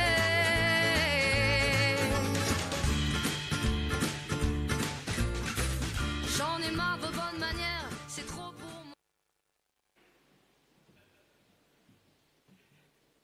Thank you. I didn't have a present, I gave it already to my friend Bashar. 2 years, it's too long. I miss you guys. And just let's have 5 minutes, about why we are here and why we love emergency medicine. This emergency medicine is the most interesting 15 minutes of every specialty. Who has the best story to give? We do. We are the good friends when we have dinners to speak about that. We give lots of funny stories about that. We are always on the front line, always. We are in terrorist attack, in overwave, in COVID. We do have always our EMS system, emergency department, physician and nurse. We are always here. That's why we have to be proud of. The thing is, we never sleep. Never. We always there. And then we are the best doctors of the hospital because we let them surgeon sleep. We are good. We are good emergency physician if the surgeon can sleep. That's why. That's our job. And our family knows that. We made mistakes, but we learn from our mistakes, and we exchange of our mistakes. And this Congress, we exchange of that. I made mistakes. I just give you my mistakes. You made a lot of things we have to exchange together. That's a lot of things we have together and to learn from you, from the others. Yeah. Sorry, Barbara. Portugal had Ronaldo. Brazil had Neymar. Argentina had Messi. You had a team. Not anymore. We have a team now, a soccer team. I know that Bashar loves football. You have an excellent team. But you in Turkey, you are the first in the world from emergency department. No one has more than 1,000 to 2,000 patients per day. No countries has got. You have it. So that's the thing. I'm very proud to be here and to learn a lot of you and your experience. One of the things is emergency medicine, that's it. Normally, our part of life, home, work, community, and self. That's normally that we have to do. It's not always like that. Our job is bigger and bigger. It takes more and more for us. And we are far from home, far from our family, far from our friends. It's dangerous. And all of the colleagues from all over the world speak about the burnout system. The thing is, we know that maybe our life will have to change in another way. This way, you have to keep on ourselves. Work is very important. We have to take care of a home, of your community. And this Congress is the famous example of why friends are here, why we are here, and we are together. So thank you to you to make this Congress so funny, to have so lot of exchange together. So I enjoy you to come to the next Congress. And as you know, we are here in Turkey. And what's the name of the hotel here? Titanic. I hope we won't sick together. But I would just say thank you to Bashar.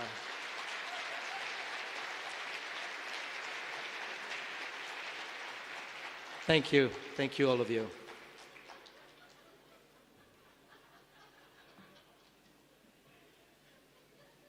Thank you, Eric Raviu, for your opening remarks.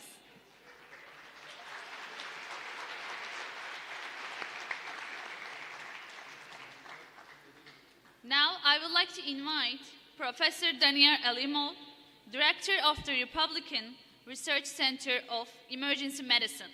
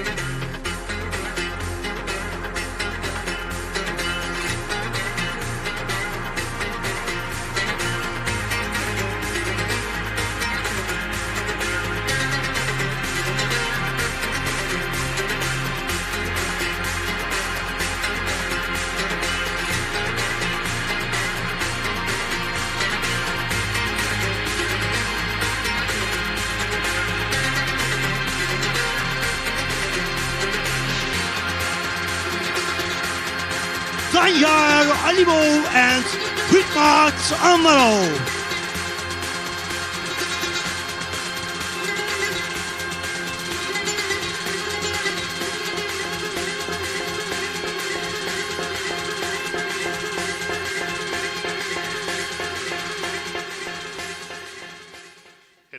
Merhaba. Thank you very much. It's a really great honor for us to stay here again and again. We wish to come here, and we came here again. Professor Bashar Jander, sorry for disturbing, but I would like to ask you to come and join us here on this stage, please, too.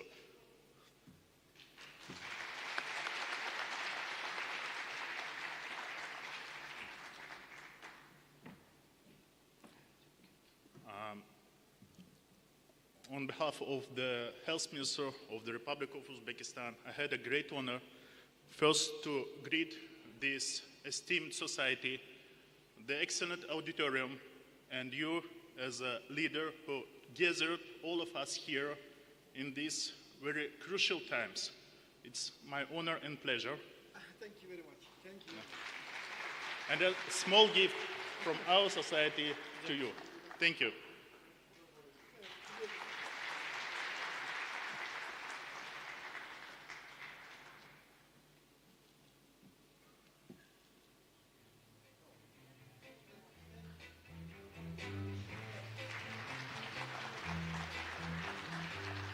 Thank you, Daniel Elimo, for your opening remarks.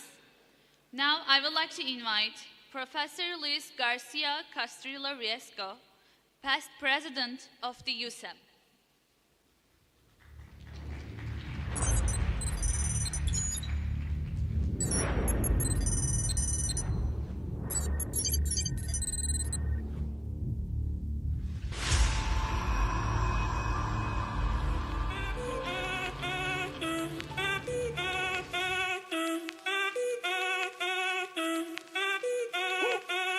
Si el ritmo te lleva a mover la cabeza, ya empezamos como es. Mi música no discrimina a nadie, así que vamos a romper. Toda mi gente se mueve, mira el ritmo como los tiene. Hago música que entretiene. El mundo nos quiere, me quiere a mí. Toda mi gente se mueve, mira el ritmo como los tiene.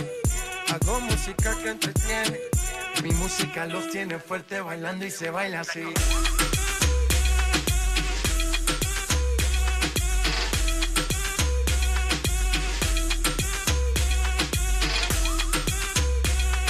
Luis Garcia.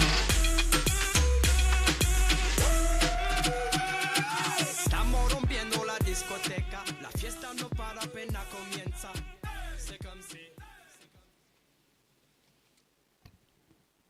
Thank you, thank you, thank you.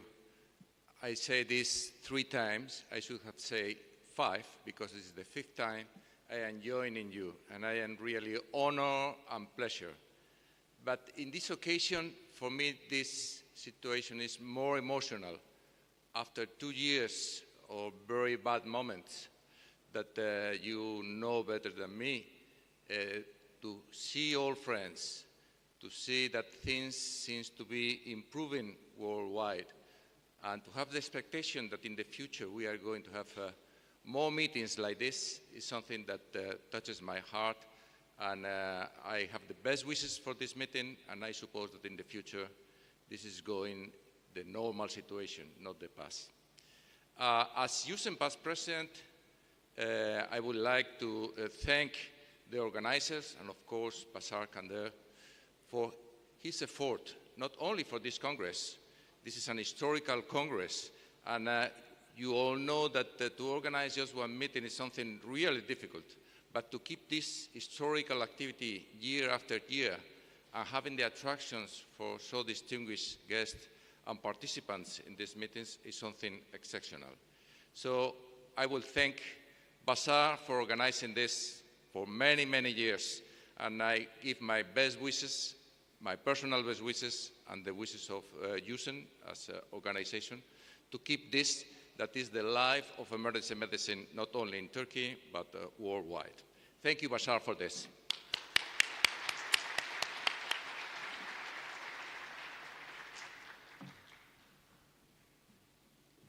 Thank you, Luis Garcia, for your opening remarks. Now I would like to invite Jesus Daniel Lopez Tapia, President-elect of the Latin American Federation of Emergency Medicine.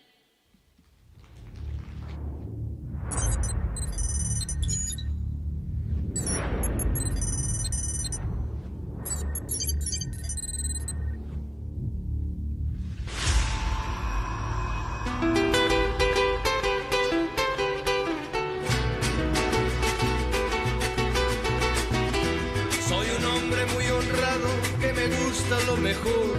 A mujeres no me falta ni el dinero ni el amor. Jineteando en mi caballo por la sierra yo me voy. Las estrellas y la luna ellas me dicen dónde voy. Ay, ay, ay, ay, ay, ay, mi amor. Ay, mi morena de mi corazón.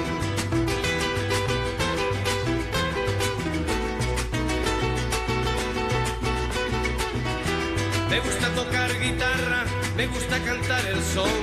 Mariachi me acompaña cuando canto mi canción. Me gusta tomar mis copas. Daniel López Tapia. El tequila blanco con su sal le da sabor. Ay, ay, ay, ay, ay, ay, mi amor. Ay, mi morena de mi corazón.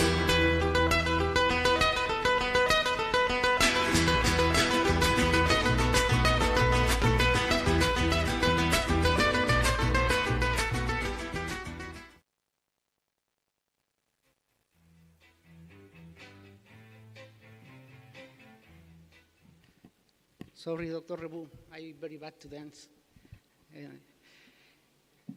Well, all my colleagues told all about this conference. I just can't repeat. Dr. Bashar Kander, thank you very much for this invitation. For me, it's really a honor to be here. When the people ask me if it's a long trip, yes, 28 hours to be here. But it's nothing. It's nothing because be here is a great experience. Congratulations, Dr. Bashar. I'm sure it's one of the most conferences in the world. Thank you very much.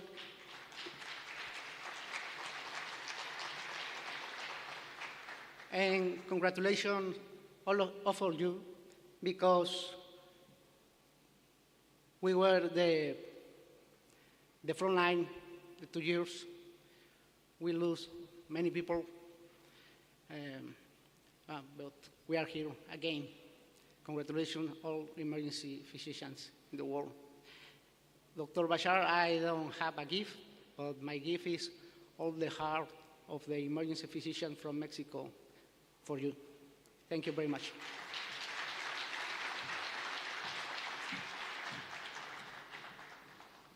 Thank you, Jesus Daniel, for your opening remarks.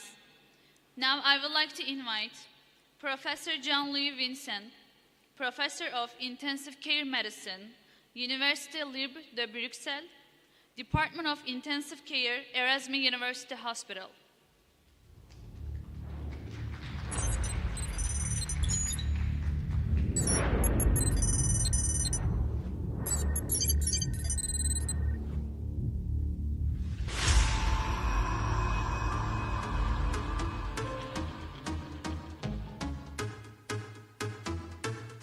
Alors,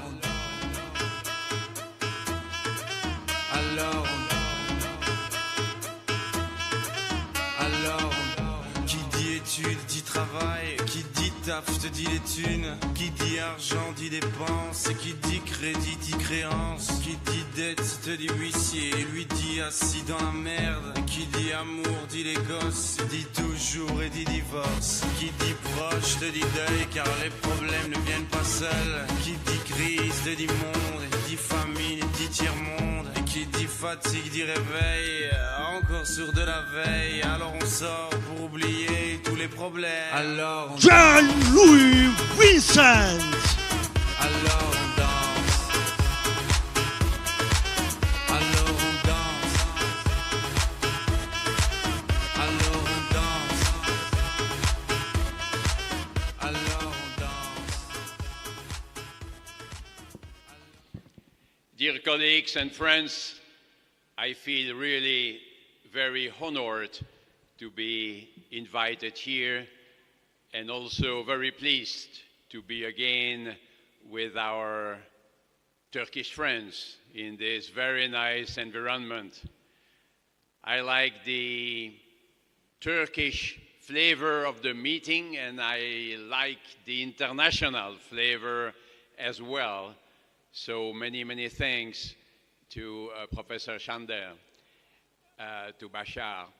I do believe that intensive care doctors and emergency medicine doctors should work together, hand in hand. I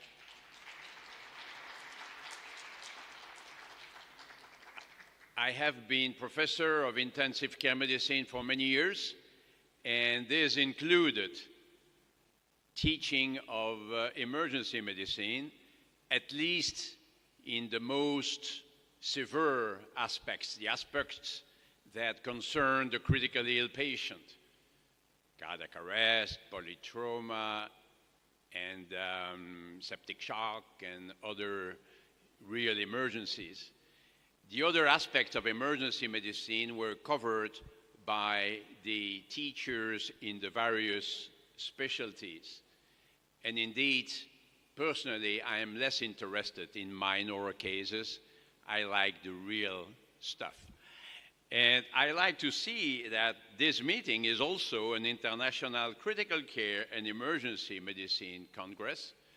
And we have organized in Brussels for 40 years now the ISICEM International Symposium on Intensive Care and Emergency Medicine, combining the interests of the two specialties, again, when they deal with critically ill patients. And I really think that in the hospital too, there could be some kind of umbrella for our two departments. That's the reason why, as I say in my talks, I like the American approach of critical care medicine. In Europe, we speak about intensive care medicine, but in the US, there is the intensive care unit, of course. There is the ICU, but there is a critical care medicine umbrella which is broader. And it can cover also the rapid response systems in the hospital. So in one word, I can tell you that in our institution at the University Hospital of Brussels, our two departments of emergency medicine and intensive care medicine are very close to each other. And we have an area in between that we call the shock lab, but that's just a name, with 4 beds for critically ill patients arriving either from the emergency medicine department or from the floor, and we work together, emergency medicine teams and ICU teams, together in a very good atmosphere, and we all love it. We all love to do that. And I think it's a little bit of a model. In too many institutions, people are far away and the emergency department is there and the ICU is there.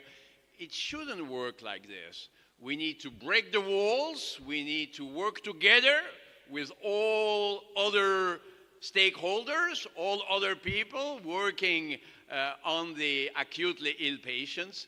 And so I love to interact with people who do primarily emergency medicine, as I do primarily intensive care medicine.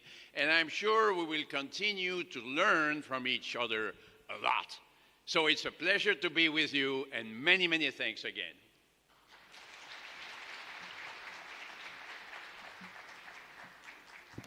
Thank you, Vincent, for your opening remarks. Now, I would like to invite the mentor and the constructor of the emergency medicine training in Turkey and the president of the EPAT, Professor Başar Candar.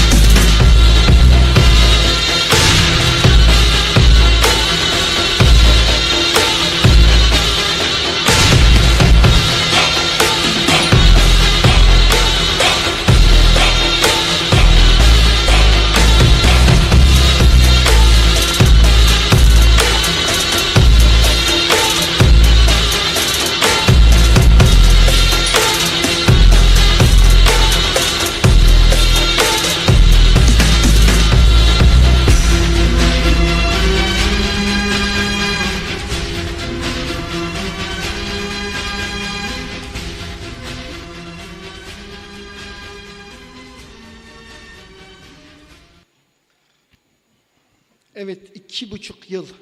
Bu arada ben Türkçe konuşacağım. Kulaklıkları verdiniz değil mi arkadaşlarımıza? 2,5 yıl. Nasıl geçti? Aralık 2019. Ne hayallerle girdik Aralık 2019'a ve çok farklı bir dünyayla karşılaştık. Şu anda biz tarihi anlar yaşıyoruz. Tarihi anlar. Neden? Çünkü 100 yılda bir olan bir pandeminin şahitleriyiz. Biz daha önce söylemiştik ama. Ne demiştik? Sağlık böyle önemlidir demiştik. Acil servisler önemlidir demiştik. Acil tıp uzmanları önemlidir demiştik. Görülen süreç dünya düzeninin sağlık üzerinden yeniden dizayn edildiğini gösterdi. Bunu bir teori olarak değil, yaşadığımız süreci tarif için söylüyorum. Bakın hayatımızda olmayacak şekilde değişiklikler oldu. Kim bizi bu kadar evlere kapatabilirdi? Çocuklarımıza sarılmadan 1 yıl geçirmek zorunda kaldık. Bunları hangi güç yaptırabilirdi? İşte hiç hesaplanmayan bir süreç bizim en iddialı olduğumuz kongreden 2,5 yıl ayrı kalmamıza sebep oldu. Ama şimdi her şeyin bir sonu, her gecenin bir sabahı olduğu gibi 2,5 yıl sonra çok özlediğimiz insanlarla bu büyük organizasyonda birlikteyiz. Hepiniz hoş geldiniz.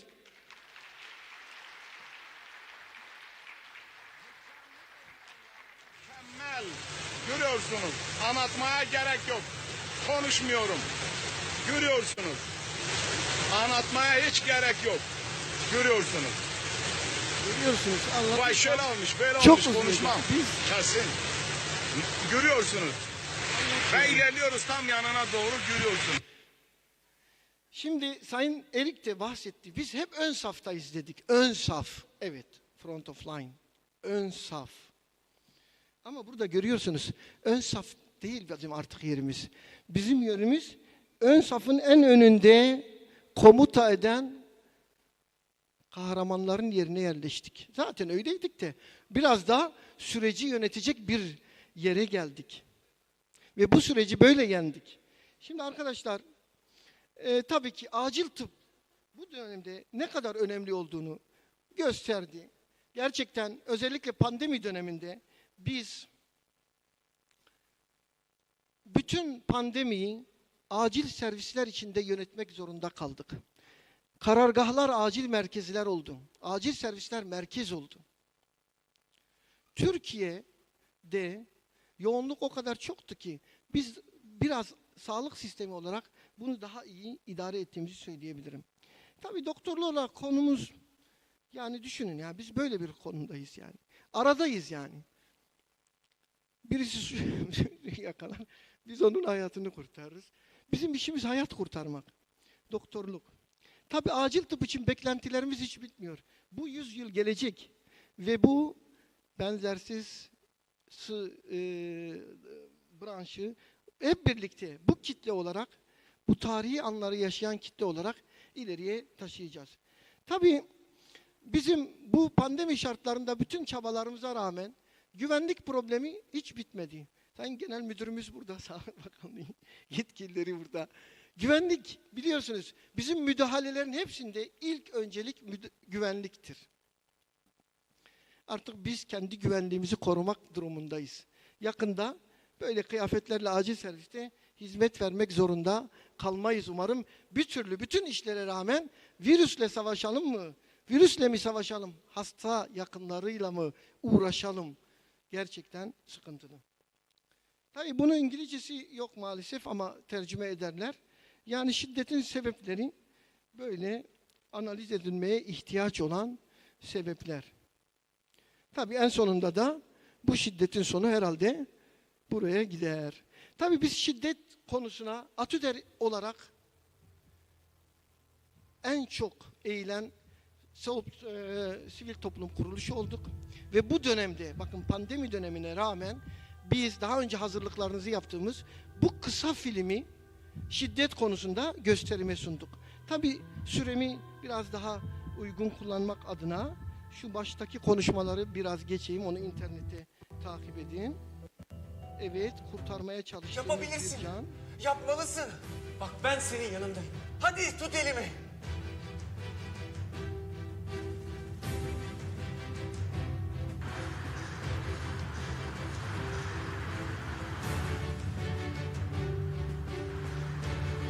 Hadi kardeşim hadi. Hadi yapabilirsin. Hadi kurban olayım hadi. Bırakma. Evet. Aynen böyle. Uzat. Buradayım ben. Hadi. Tut elimi.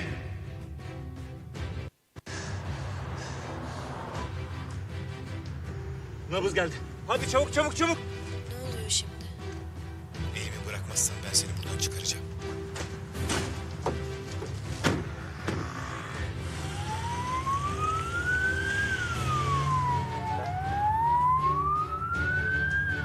Uzun sürecek mi? Evet. Olsun. Ben bırakmam elini yolda. Alo hocam. Hasta travma hastası, mavi kod getiriyoruz. Ares hasta döndü. 5 dakika CPR yaptık. Nabız var.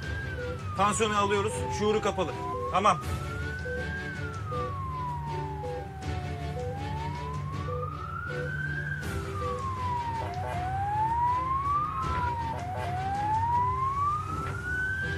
Acilin önünde kalabalık olacak. Hastalar, hasta yakınları, meraklı bir kalabalık. Ailenden haber alıp gelenler. Onları aşarken de tut elimi. Bırakma. Görmedin mi diyorsun? Ya olacak şey mi? Burada ne yapıyorsun sen o zaman? Üzgün ve sinirliler. Kabul edemiyorlar olanı biteni. Annem doktor. Doktor kızım yaşıyor mu? Ne olur? Bir suçlu arıyorlar. Acılarını çıkartacakları birileri. Hanımefendi. Hanımefendi alır mısın? Burada bulamazlar ki. Doktor kızım yaşıyor mu? Ne olur söyleyin. Buluyorlar. Hasta bakıcıları, hemşireleri, doktorları. Kimi bulurlarsa, kime güçleri yeterse. Ama siz bana yardım ediyorsunuz. Elimi tutuyorsunuz benim. Sen sakın elini bırakma. Biz onlara rağmen başaracağız. Sen yeter ki tut elini. Ya niye bir şey söylemiyorsunuz Allah aşkına? Söyle ne olur. Niye konuşma? Öldüm çocuk. Kızınız yaşıyor. Ambulansla biz gerekli müdahaleyi yaptık. Kızınız iyi olacak inşallah. Tamam mı? Sakin ol.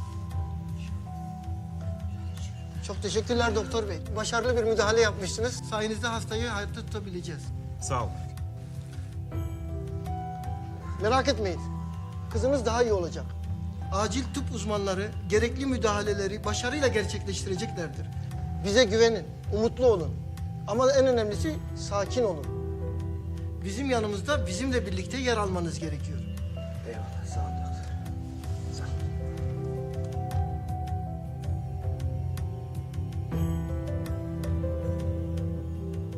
Ben onlarla hayata tutundum.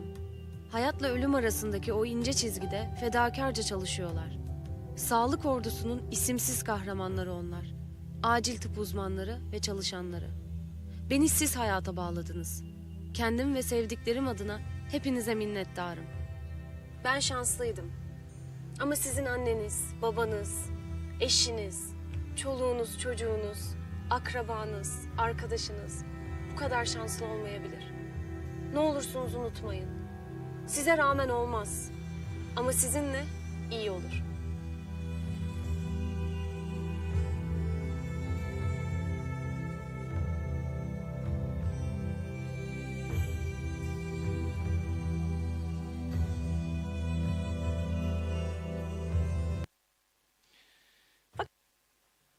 Evet.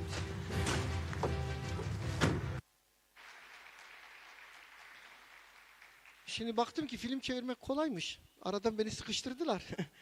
Senaryoyu da yazıyoruz. İkinci bölümde artık düşündüm ya bu hastalar genelde kendini kurtaranlara böyle aşık falan olabiliyorlar diye. Böyle kolaymış bu film çevirmek yani. Emre bunu nasıl götürüyorsun? Fakat öncesinde bu- sağlıkta şiddet meselesine bir göz Görmekle atalım. kalmadık. ATÜDER yani Acil Tıp Uzmanları Derneği son günlerde sıkça tartışma konusu olan sağlıkta şiddet meselesine dikkat çekmek için sosyal medyada bir etkinlik CNN'de düzenledi. haber ve olarak etkinliğe bunu- tüm hekimler davet edildik, görelim. Bunu verdik. Yine hızlı geçeceğim. Bu daha da ilginç. Yani güzel bir haber. Türkiye bu filmi konuşuyor. Evet. Tüm Türkiye bu filmi konuşuyor. Uzun sürecek mi? Evet. Olsun.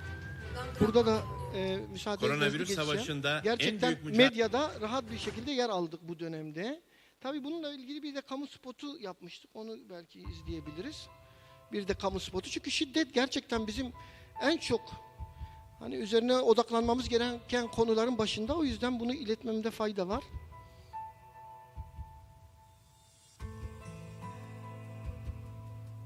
Acil tıp uzmanlarına ve sağlık çalışanlarına yöneltilen şiddet, hastalara, hasta yakınlarına, topluma ve tüm insanlığa yöneltilen şiddettir.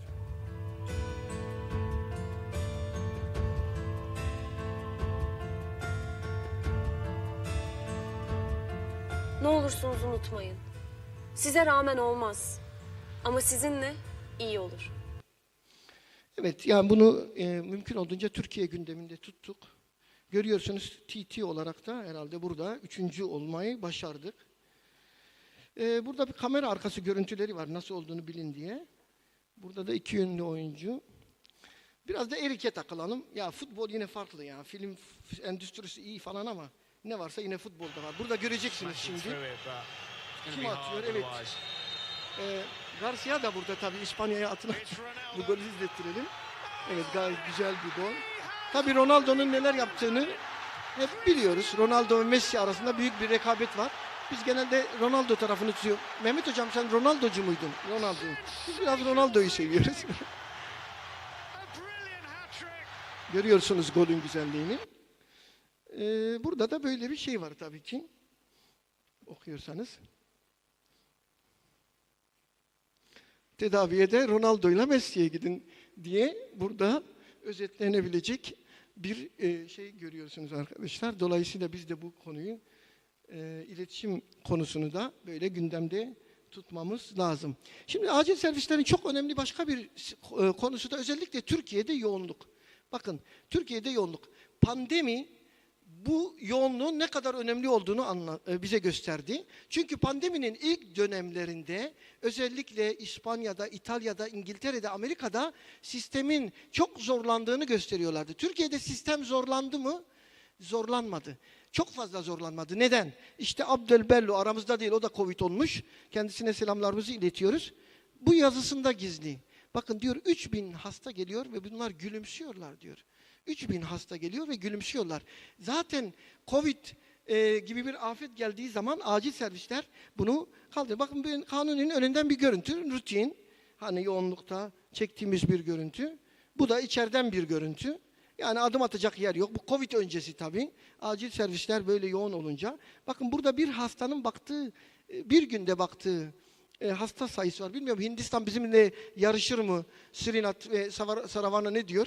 Bir doktor 500 hasta bakıyor 24 saatte. Bu rakamlara ulaşıyoruz acilde. Tabii bu çok olağanüstü bir güç. Ama her yerde bu sorun var. Tabii gereksiz başvurular. Mesela burada Amerika'dan bir örnek. Yani dünya hep aynı değil. Yani metal gibisi başka şeyler de var. Türkiye'de de biliyorsunuz başka bir sağlık sorunu olmasına gerek yok. Bununla acile başvurabilirsiniz. Tabii acil şiftleri böyle yoğun olunca da çıkışımız pek iyi olmuyor. Bakın burada yine Amerika'dan paylaştığımız bir şey. Evet gece 3'te geliyor. 5 yıldır olan. Biz Türkiye'de ya ne yapıyorsunuz, niye geliyorsunuz diyorsunuz. Ya sorun Türkiye veya başka yer değil. Sorun aciller ve diğerleri. Öyle bir sorun var yani. Bu da Hindistan'dan herhalde. Konstipasyon için acile gelenler. Ve Amerika'daki yatak durumu. Bak ben takip ediyorum. Yatak en gelişmiş Amerika kabul ediyor. Paul bilir şeyleri.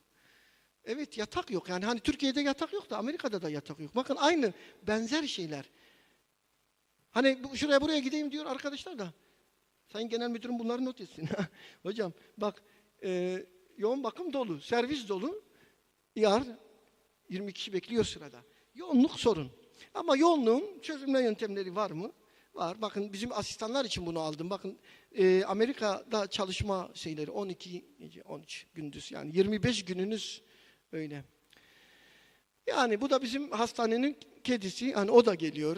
Hatta Japonya'dan bir şey aradı. Kedi yavrusunu getirmiş acil servise. Onu internette görebilirsiniz. Böyle bir şey var. Acil tıp ve acil servislerde. Tabii TUS'lar açıklanacak. TUS tercihleri var. Şimdi bu oftalmolojist, radyolojist, dermatolojist bunların off day yani tatil günü. Bu da acilcilerin tatil günü. Genel olarak böyle bir yapıyla karşı karşıya kalırız.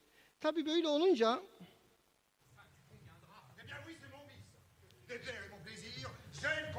Si tu laissais un peu ton âme mousquetaire, la fortune et la gloire. Et que faudrait-il faire? Chercher un protecteur puissant? Prendre un patron?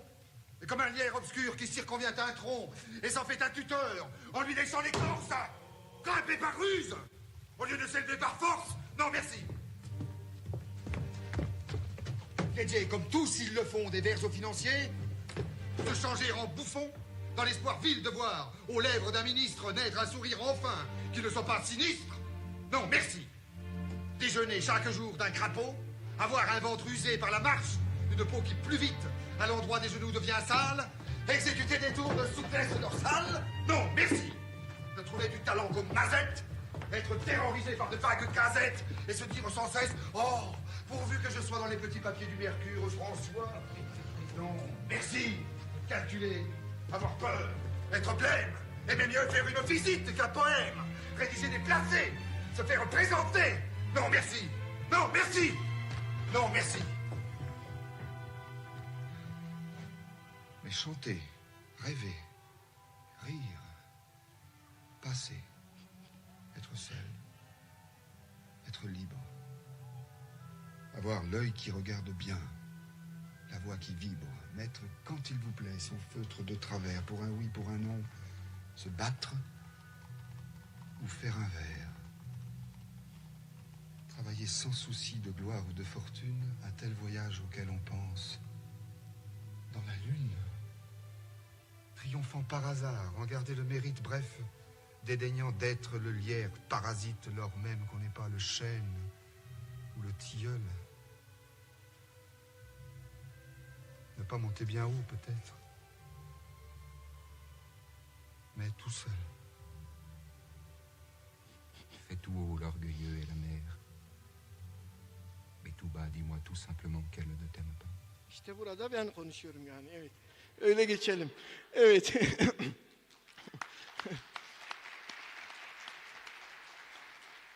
Bakın buradaki aslında acili seçmek için çok sebebimiz var. Bu sebepleri USM'de paylaştık, başka yerlerde paylaştık. Ama bu cümlelerin hepsini ben Türkiye'de duydum. Aslında biz de bunu söylüyorduk. Hepimiz bunları bilerek seçiyoruz acili. Yani mesela her gün birbirinden farklıdır. Ama burada özellikle şu cümleyi ben çok seviyorum çünkü çok kullanmıştım. Sen acili seçmezsin, acil seni seçer. Ve biz hep böyle seçilmiş kişiler olarak hizmete devam ediyoruz. Yani sonuç olarak aynı dili konuşanlar değil, aynı duyguyu paylaşanlar anlaşabilir. Ve Erik'e yine ithafen söylüyorum, o da aynısını söyledi. Biz aynı duyguları yaşayıp aynı hizmeti veren farklı insanlarız. Burada da bir araya bunun için birlikte geldik. Tabii bunu göstermek çok doğru değil. Bunun muhtemelen şeyi çok güçlü değildir, kanıt düzeyi. Ama böyle bir çalışma olduğu söyleniyor. 20 yılımızı geçelim. İletişim kurmak çok önemli acilde. Yani neyi ne zaman anlatacağımızı çok iyi bilmemiz gerek. Evlilik konusuna baktığımızda da biz fena değiliz aslında. Ortalarda bir yerdeyiz ama göğüs uzmanları daha uyumuş. Yani bizimkisi de bir CPR hikayesi gibi bir şey diye geçelim.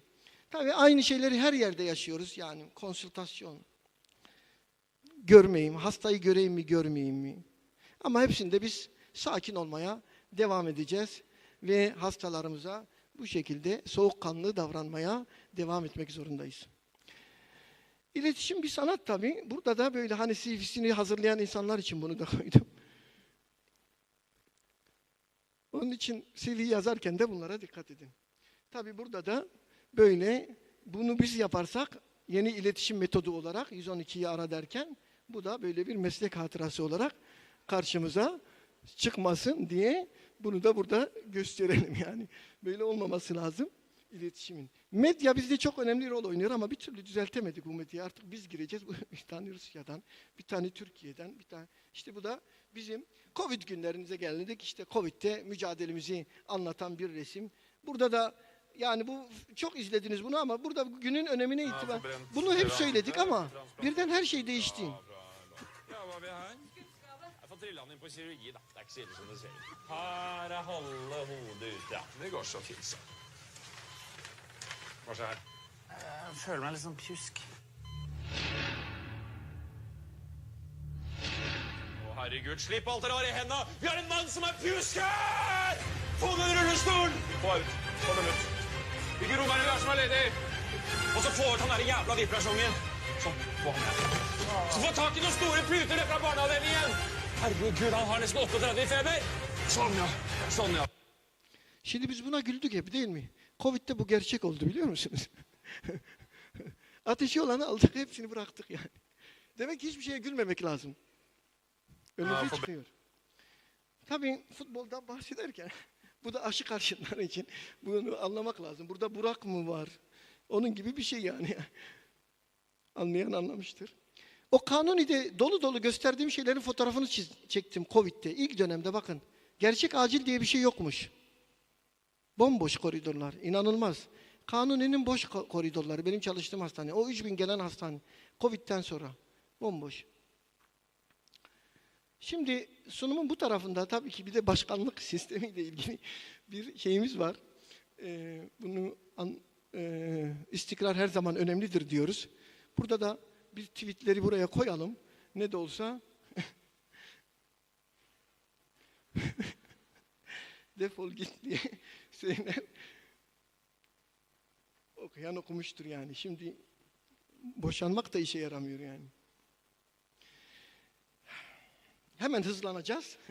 Şimdi evet kongre açılışlarımız çok renkli bizim gördüğünüz gibi. Burada hemen bir eskileri analım. Mesela gelemedi. Roger Dickerson Güney Afrika'dan Afrika'yı temsilen geliyordu ama gelemedi. Çünkü ülke izin vermiyor dışarı çıkmasına. Ama onu bir analım. Söz gelirse.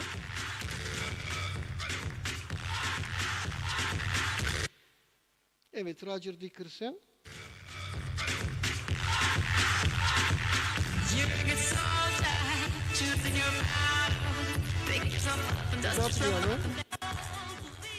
Bundan sonra yine sanıyorum Hindistan'ı çağırmıştık. Hatırlayalım. Ses alalım.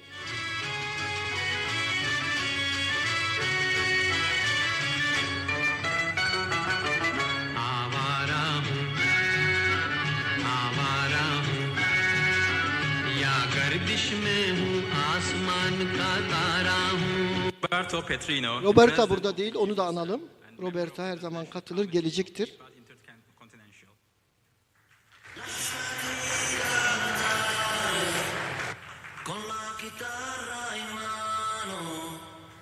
Lasciatemi cantare, sono un italiano. Now I would like to invite. Geçelim. Şimdi avareyi gösterdik de bizim de avare varmış. Onu da bir görün biraz.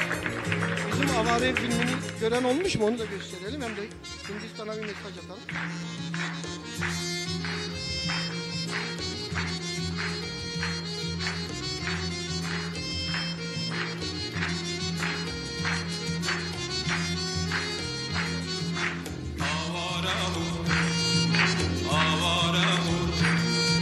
Ya kardeş ya bahtımız ne kara avara elimde olsa avare gezer miyim yar avare gezer miyim yar avare gezer Bu da Türkçe versiyonu.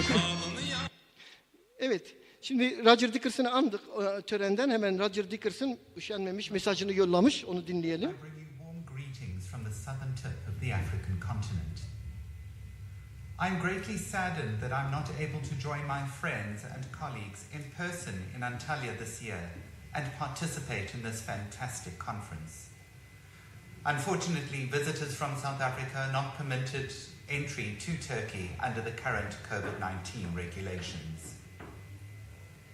I have been fortunate to participate in previous years, and I know the quality of the presentations will be excellent, and the organization of the conference exceptional, and of course, the warm hospitality of the Turkish people unparalleled. So on behalf of the Emergency Medicine Society of South Africa, I wish you everything of the best for the conference, and I look forward to joining you in person in years to come. And to Professor Bashar Kanda, our friend and colleague Eric Review has in the past described you as the Godfather and a character from the Game of Thrones. I would like to suggest an African spin this year. You are Mufasa, the ultimate king of the lions. The very mention of the name makes us shiver with anticipation. Thank you. Best wishes for the conference, and I look forward to joining you in the future. Bye-bye. Roger. Thank you, Roger. Burada da 2019 ama bunu hemen geçmem lazım çünkü vaktimiz yok ama Çin'den bahsedelim. Biliyorsunuz bütün ülkeleri toplamaya çalışıyoruz. Bütün kıtalardan ama bu takılması olmazdı zaten biliyoruz. Takılmamız gerekiyordu. Ne yapacağız Emre? Hemen devreye girebilir misin? Hı? Tamam. Evet, bu arada ben hemen şunu söyleyeyim. Arkadaşlar çok uzatmayacağız, rahat olun. Birazdan bitireceğiz. Sonlara doğru yaklaşıyorum. Öyle terk etmeyin salonu falan. Biliyorsunuz dronlar İHA'larda çok geliştik. Biz de dronlarla takip ediyoruz şu anda. Dışarı çıkınca hemen drone yakalıyor. Onun için tabii bu işin şakası. Biz aranızda olmaktan çok mutluyuz. Pandemi dönemi biz biraz da kontrollü yaptık bu işleri. Özellikle burada fırsat bulmuşken onu da söyleyeyim lütfen. Pandemi kurallarına uyarak kongreyi geçirelim. Ben 2,5 yılda hiç sarılmadığım kişiye bugün sarıldım yani. Kişilere yani o kadar sayıya. Akşama Covid olursa yani çok kötü. Biraz daha mesafeli duralım. Maskelerimizi koruyalım derslerde falan. Çok kişiye sarıldık yani. Herkes özledi, sarılmak istiyor. Ama o da mesafeleri korumamız gerekiyor. Efendim? Bu arada bir haber var, onu da paylaşayım. Şu anda Twitter'da nasıl? Evet, 1'e gidiyoruz. Kaçıncı sıra? 5'teyiz, ilerleyeceğiz. Şu hemen şeyi al, boş ver. Çin'in mesajına gidelim. Yoksa biz oraya bir daha takılırsak işin içinden çıkamayız. Yukarı al. Ben mi alacağım? Evet, hemen yukarı gelelim. Gelin bitiriyoruz hemen. Fazla uzatmayacağız. Daha nasıl uzar ki? Evet, devam et.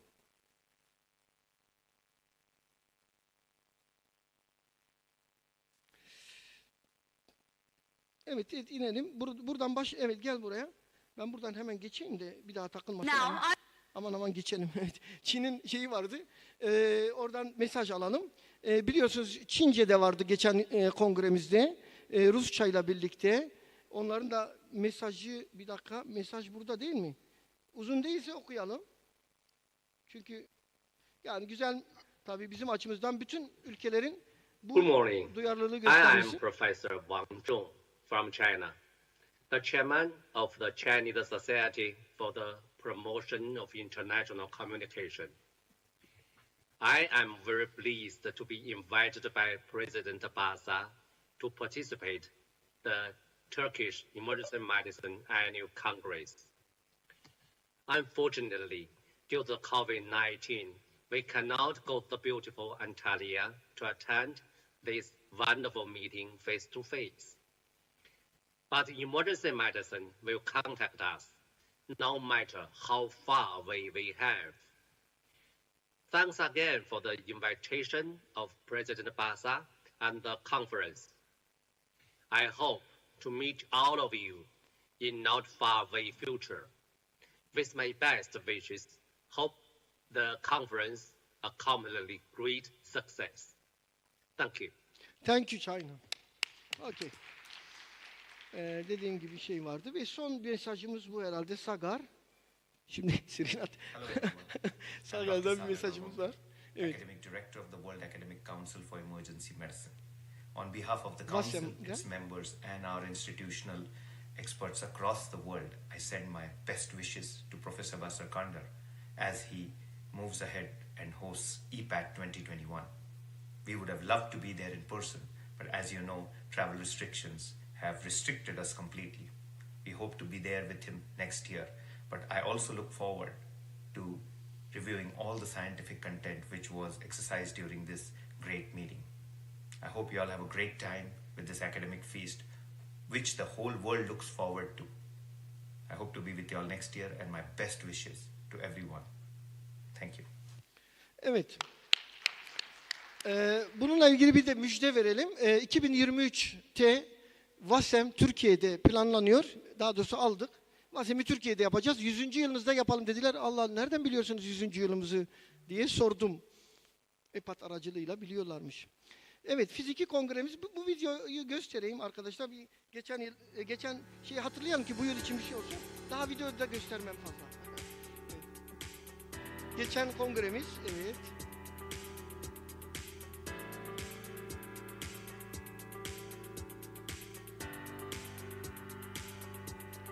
İşte altın acil ödülünü son olarak sonra Bingür Sönmez almıştı. Çin'den gelenler, Yunanistan'dan, Hindistan'dan. Tabii satranç turnuvalarımız, yarışmalarımız, gala gecemiz.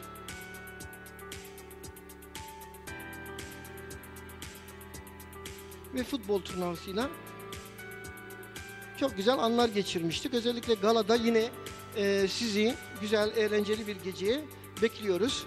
Burada arkadaşlarımızla birlikte. Böyle bir resimle bitireceğiz. Şimdi online Covid'in bizi çok etkilediğini söylemek durumundayım. Covid bizi çok etkiledi çünkü çoktan çok gider denir ya. Onun için bunları geçeceğim. Ama biz dünyadaki ilk şeyi burada yaptık. Bakın şurada ilk Covid online sempozyum Mayıs'ta. Yani Türkiye'de Mart'ta Covid göründü. Nisan'da tedbir oldu. Mayıs'ta biz kongre yaptık. Sonra ilk acil online kongresi dünyada yine 23-25 Temmuz'da yaptık. O kongreden yine görüntüler ve bu kongremiz yine haberlerde, CNN'de, bunları geçmek zorundayım. TRT'de, TRT'yi geçsek şöyle dur, TRT'yi bir verelim. Koronavirüs salgınıyla mücadele sürecinin de değerlendirildiği 16. Ulusal Acil Tıp Kongresi başladı. Bu yıl online olarak gerçekleştirilen kongreye pek çok ülkeden alanında uzman akademisyenler katılıyor. Bir kongremizin daha arifesindeyiz. 6 kıtadan 250'yi aşkın konuşmacı. Yani bu kongremiz Türkiye'de büyük haber oluyor. Onu da geçelim. Bunlar da teşekkürler Paul'dan, Abdülbeli'den, Avdi'den, Sagar'dan. Bunlar hep bize yapılan gerçekten teşekkür konuşmaları çok bizim için değerli. Biz EPAT olarak biliyorsunuz uluslararası çalışıyoruz. Onunla hemen devam edelim. İstanbul, Katar, Kitahani burada sonra olacak inşallah diye umuyoruz ama olmasa da temas kuracağız. İstanbul, Katar, Amman, Mısır, ondan sonra Sonos School'da yaptığımız çalışmalar ve 6 Nisan. Burada da Mehmet Gül hocamıza atfen Yahya Kemal Günaylı'ya da olabilir. Paradan 6 sivri atabilir. Tarihte aslında bu da bizim 6 Nisan aktivasyonumuz. 6 aktivasyonu aynı günde 6 aktivasyon yapmıştık. Bunlar da uluslararası yaptığımız bakın Sri Lanka, Kıbrıs, Ukrayna. Ukrayna'ya teşekkür ediyorum. Burada onları da çağıracağım. Wait, please. Makedonya, ondan sonra Azerbaycan, Gürcistan, Kazakistan, Hindistan, Katar'ı söylemiştik. Burada Kıbrıs'ta arkadaşlarımızla yaptığımız çalışmalar. Evet, kurs yani 15 başlıkta kurs veriyoruz arkadaşlar. Bunları söyleyeyim. Ama ATLS için ayrı bir teşekkür yapacağım şimdi. Çünkü ATLS'yi 1,5-2 yıl uğraşarak Behçet Hoca, Mehmet Hoca ikisinin çalışmalarıyla bunu ülkemize kazandırdık. Arka arkaya 4-5 tane yaptık. Bu yüzden Behçet Hoca'yı da Mehmet Hoca'yı da burada alkışlıyorum.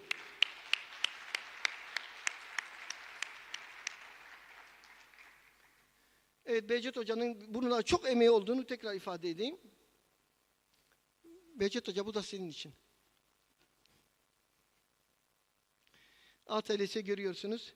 Bu hızla devam edecek. Genel müdürümüz de burada. Onların da desteğiyle pre-hospital'ı da yapıyoruz. Çok iyi gidiyor. Yani bu çok önemli. Sonra School uluslararası 6 ülke şu anda 7, 8, 9. ülke sırada. ATOK. Burada da Mehmet Okumuş hocamıza teşekkürlerimi sunuyorum. Mehmet Okumuş burada mı? Onu da alkışlayalım ATOK için. Ve İKYD kursu çalışmalarımız, bakın İKYD çok önemli. Bunu daha önce gösterdim. Burada tekrar göstereyim ama kısaca. Bakın. Adama zorla masaj yapma.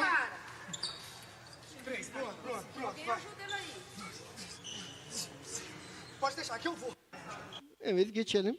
Değişik değişik hastalara bile bazen öğretmek zorunda kalıyoruz gördüğünüz gibi. Kendi kendini solutması lazım.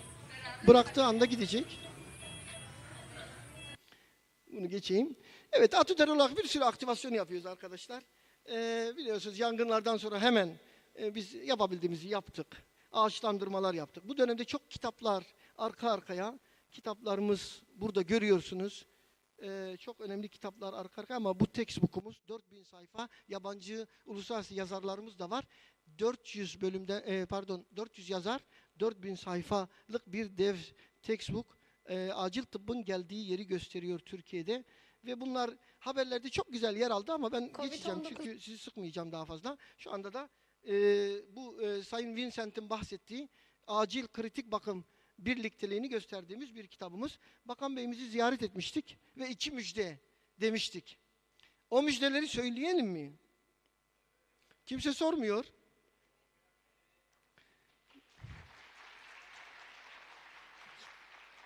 Şimdi söylüyoruz o zaman. Birincisi az önce bahsettiğimiz, aslında çok kişinin de tahmin ettiği yan dal. Yan dallar için bizim yanımızda Sayın Bakanımız sadece yoğun bakım değil, bunun dışında spor hekimliğinden tutun birkaç yan dalı inceledi. Ama yoğun bakım için derhal talimat verdi, çağırdı.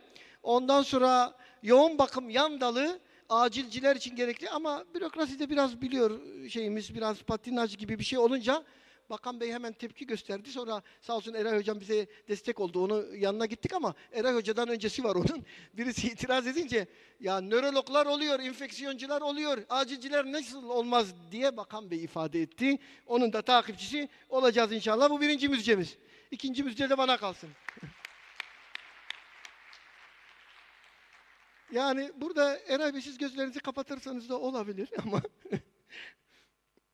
Sağlık Bakanı ile ilişkimiz böyle olmasın tabii. El sallayıp şey yapmayalım yani. Koronada çok gündemdeydik. Hakan Hoca'yı da görüyorsunuz. Hep her yerde yer aldı. Bak Mehmet Ceyhan şu anda şey yapıyor tabii. Biraz işte teke tekten tutun CNN'de. Bu özellikle dikkatimi çekti. Ben bu yani bu nasıl denk geldi onu anlamadık ya. Tam yakalamışlar. Bir de benim medyam değil bu, anlamadım yani.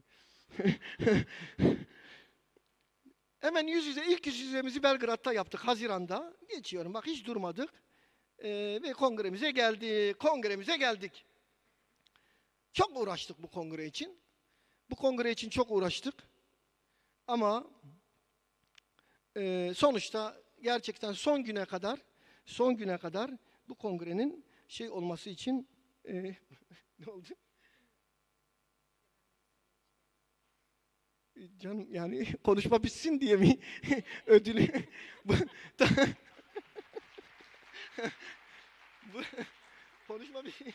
konuşmayı bitirmek için. Peki tamam. Tamer Karadağlı'nın hareketini burada destekleyelim.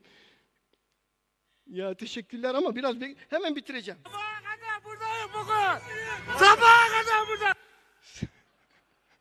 Onun için hiç çevesinlenmeyin, sabaha kadar buradayız bir daha. Sabaha kadar buradayım bugün. Ödüller bizim için çok önemli. Ödül alıyoruz. Çok teşekkür ediyorum. Gerçekten çok güzel ödüller. İşte Özbekistan'da Hikmet'e ve ekibine çok teşekkür ediyorum. Daniel'e.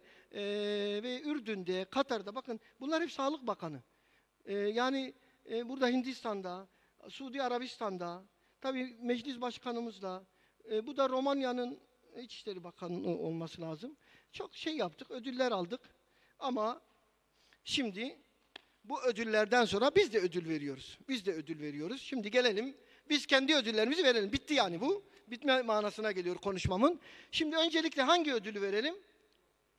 Evet, şimdi bu ayakta durmamız, bu zor günlerde ayakta durmamız için sektörün çok desteğini aldık. Hepsine çok teşekkür ediyorum. Bu zor zamanlarda dik durmak insana çok şey kazandırır. Ama bunlar için de üçünü ayırdık çünkü bu üçü ilk üçe girdiler. Onları öncelikle çağıracağım. Ve bronz için, eğer yanılmıyorsam, bronz için, yanılmam tabii inşallah, Ricordati firmasını alıyoruz. Ricordati, Ufuk Bey buraya alalım. Ufuk Bey.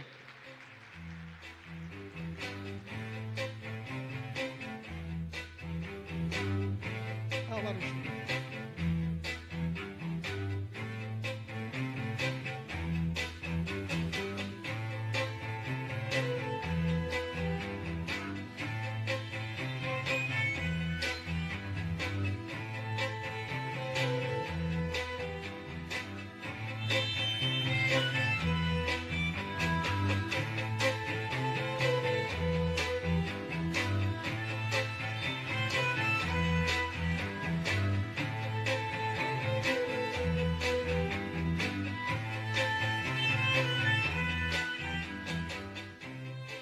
Ve gümüş. Gümüş sponsor Menarini Grup. Erinç Hanım veya Erdem Bey beraber alalım. İkinizi de alalım.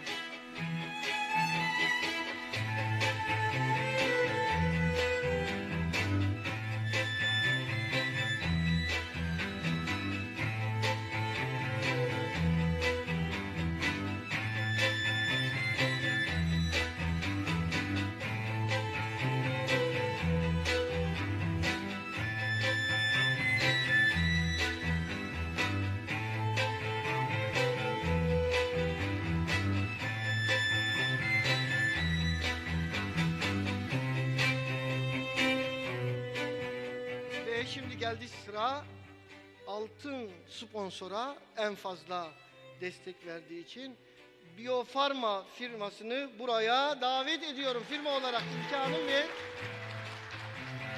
ekip olarak geliyorsunuz. Çok teşekkürler.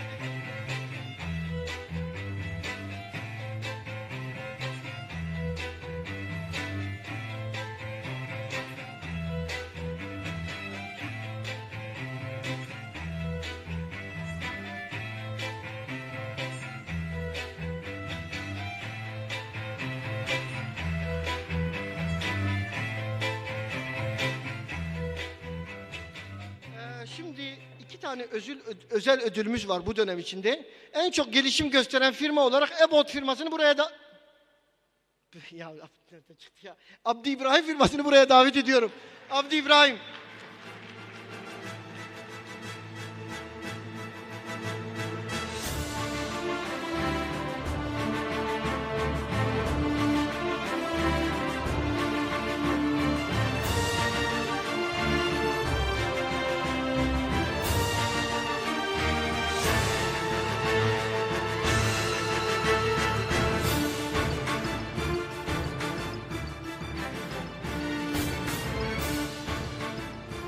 Şimdi yine bir özel ödülümüz var. O da gerçekten bu dönemde acil tıbba çok hizmet verdi. 2 büyük projeyle katkı sağladı ve özel ödülümüzü Farmaktif firmasına bu aktif destek hareketi ve kitap desteklerinden dolayı Sinem Hanım ve Alparslan Bey buraya davet ediyoruz.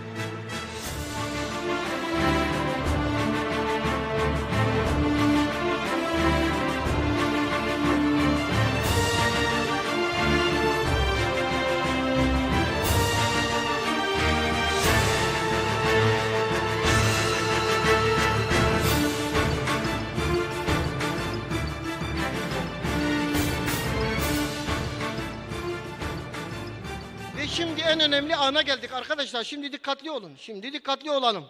Evet, bu kongrede en önemli an. Şimdi biz şu ana kadar Altın Acil ödülünü verdik. Kimlere verdik? Mesela ilk ödülü Gazi Yaşargil, sonra Aziz Sancar, sonra Goldfrank, Paul Kivela, Bingür Sönmez. Ve şimdi bu ödülü vereceğiz. 7. Altın Burgada'ya da vermiştik. Pardon, online onu geçelim. 7. ödülü veriyoruz şu anda. Sema gelir misin? Evet. Sema CV'sini okumak üzere ama ben şuradan bahsedeyim. Louis, şimdi Sema, evet sizi alalım. Hemen kısa bir CV'siyle tanıtmaya çalışacağız. Çünkü baktık 300 sayfa mıydı CV? 300 sayfa CV vardı. Evet. Evet. He is professor of intensive care medicine at the University Libre de Bruxelles and intensivist in the Department of Intensive Care at Erasmus University Hospital in Brussels. Specialist in internal medicine, he spent 2 years training at the University of Southern California with Professor Max Harry Weil. He obtained his PhD degree at the University of Brussels in 1982. He has signed more than 900 original articles, some 400 book chapters and review articles, and more than 1,000 original abstracts, and has edited 102 books. He is co-editor of the Textbook of Critical Care, Elsevier Saunders' 7th edition, and the Encyclopedia of Intensive Care Medicine. He is the editor-in-chief of Critical Care, Current Opinion in Critical Care, and ICU Management and Practice. He is member of the editorial boards of about 30 journals. For 40 years, he has organized an international symposium on intensive care and emergency medicine, which is held every March in Brussels. His name appears more than 1,200 times in PubMed, and his work has been cited more than 200,000 times. Yes, this year. Evet, bu yıl bu ödül kime gidiyor? Profesör Doktor Jean-Louis Vincent. Zeynep Hocam sizi de alalım.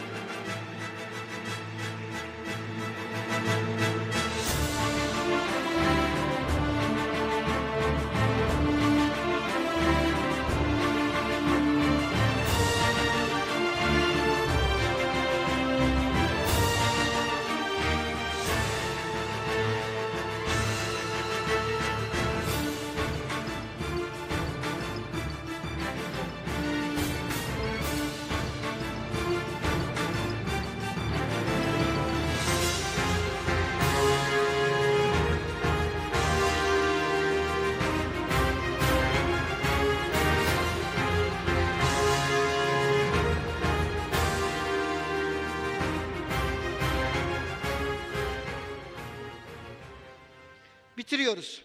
Mayıs'ta buradayız. Kongre bitiminden sonra Mayıs'ta tekrar bir arada olacağız. Ve şimdi 2 tane şeyimiz kaldı. Bir, Ukrayna'dan çok değerli bir misafirimiz var. Hemen onu alacağız. Sonra da genel müdürümüzü çağıracağım. Biraz daha sabredin arkadaşlar. Biliyorum çok uzun bir tören oldu. Ama bunu alalım. Evet, Ukrayna'dan temsilcilerimiz Oleg ile Antonin. Buyurun. Welcome.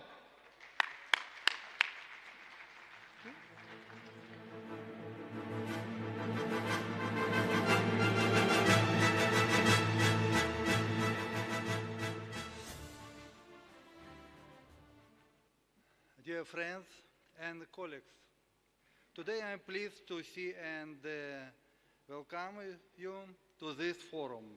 On behalf of the representatives of Ukraine, I congratulate the organizer of the 7th International Congress of the opening of this forum. My friend and colleague Professor Anton Volosovets is next to me. We would like to present a diploma and a cup of the International Public Organization, International Association for Public Health, my friend, Professor Basar Chander. Thank you very much. Asıl bulmuş. Tamer Karadağlı. Thank you. We can do, yes, thank you very much.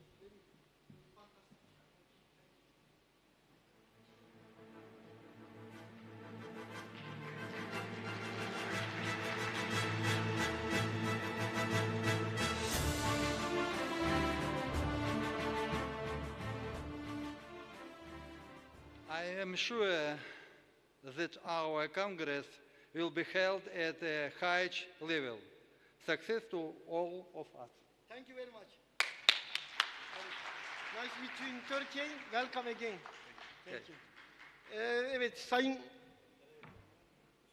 Evet Sayın Genel Müdürüm bize bir selamlama konuşması lütfederseniz çok mutlu oluruz. Acil Sağlık Hizmetleri Genel Müdürü Sayın Eray Çınar hocamız. Buyurun.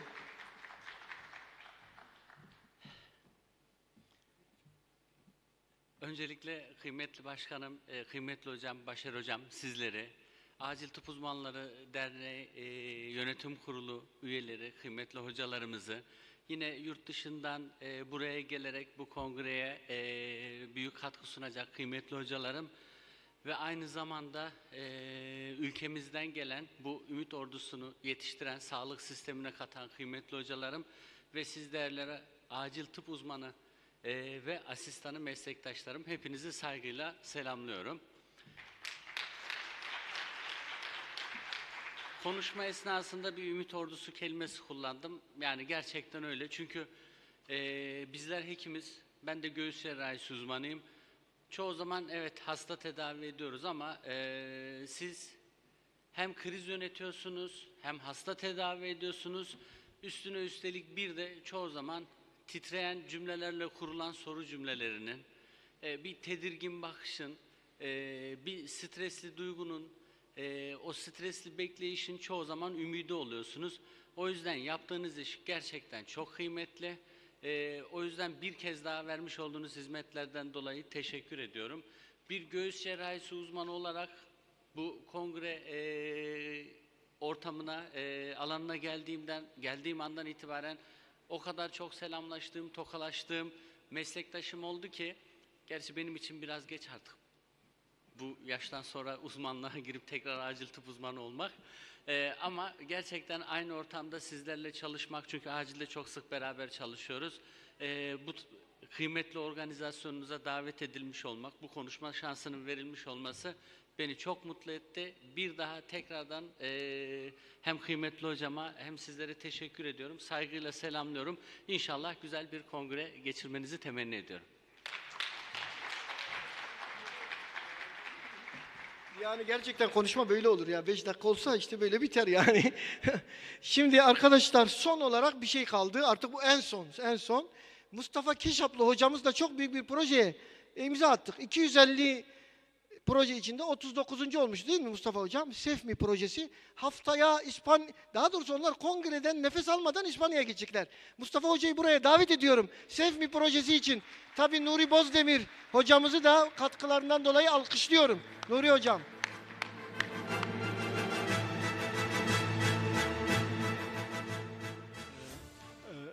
Hi everyone, I want to speak about our project, Safe and Emergency Medicine for Elderly. It's a kind of European Union project. I know that the time is so late, but I will just summarize a few points, important point of our project. As Dr. Bashar is mentioned, our project was elected around of 230 project is inside of the 30 of them. So we are so proud of this project. Paylaşım olması lazım. Evet. Açıyorlar bir saniye. I have a so small presentation.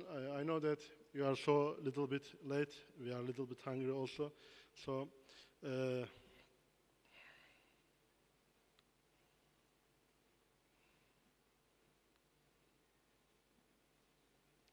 this is let me introduce a little bit with my words. So this is the first geriatric emergency department in Turkey. We attend an Erasmus project summarization. So we started our project two years date. So it's maybe we are in the middle of the date. So we will provide to geriatric emergency department in Turkey first time. So this is so proud of us. So we have after this congress we will go to the Spain for the trainees, approximately 18%. So we will attend to trainees in Barcelona, and also we have 5 partners. One of them is my hospital, is the Antalya Training and Research Hospital, the coordination association, and also one of them, the other one is Antalya Health Prevention Directory, also for pre-hospital section especially. So third one is Din Brașov University from Romania. So fourth one is IPAT. So IPAT is our partner also. We have 5 organization also. So our budget around of 140,000 euro around of we have a grant awarded. So also it will be the first. We have 8 outputs for the project. We have to prepare to the booklet for the training for geriatric EM medicine, and we had some application for polypharmacy. We checked all the patients' medicines with interaction each other. So we have to at least medical article at least 2 of them, and then we had then trainees, especially nurses, our colleagues, our personnel in our hospital, with also pre-hospital section. We have 10 beds in our hospital with a separated area. We are planning with these physical areas. So this is my summarization. I think that this presentation is not available, I think. So this is my words. Also, I would like to thank all of my team, all of our colleagues with we are working together. Also, Mr. Başar Cander, Dr. Başar Cander. His support is so valuable for us. Thank you very much for all of our team, also for him. Thank you very much. Harikaydı. Çok teşekkürler. Gayet güzeldi. Evet arkadaşlar, tabii ki böyle olumsuz şartlarda bak son dakikaya kadar bak ne gerçek acize durdunuz burada.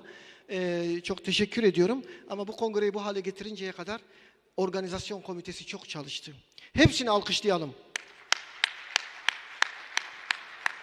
Yönetim kurulundaki arkadaşlarımız hiçbir beklenti olmadan, şimdi hep benim ismim çıkıyor ya, aslında ben onlarım. Yani ben hepsinin ismini saymak çok olacağı için benim ismim de geçiyor. Biz bir takım olarak bunu yapıyoruz. Yönetim kurulundaki arkadaşlarımıza çok teşekkür ediyorum. Onları da alkışlayalım. Ve en son olarak da teşekkürü, gerçi bunu son gün yapmak lazım, 3 gün daha bekleyelim ama öncesi muhteşem diyelim, işte bu dediğimiz Orkun, Emre ve Osay'ın Maaşis'e yapıyorum. Teşekkürler. Evet arkadaşlar, bir sayın başkanları buraya ve onlarla birlikte burada olan herkesi bir toplu fotoğrafa çağırırsak işimiz bitmiş olacak. Photo together.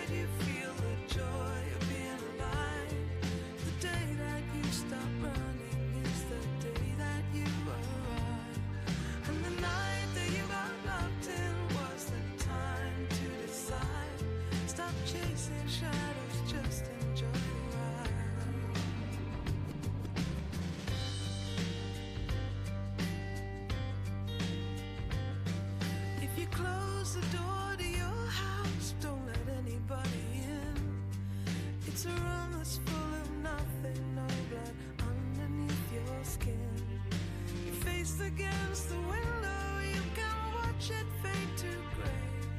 But you'll never catch the fickle wind if you choose to stay. But oh, the road is long. The stones that you are walking on have gone.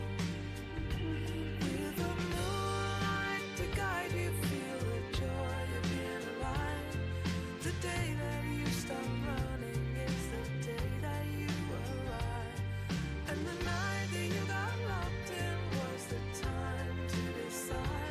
Stop chasing shadows, just enjoy the ride. stop chasing shadows, just enjoy the ride.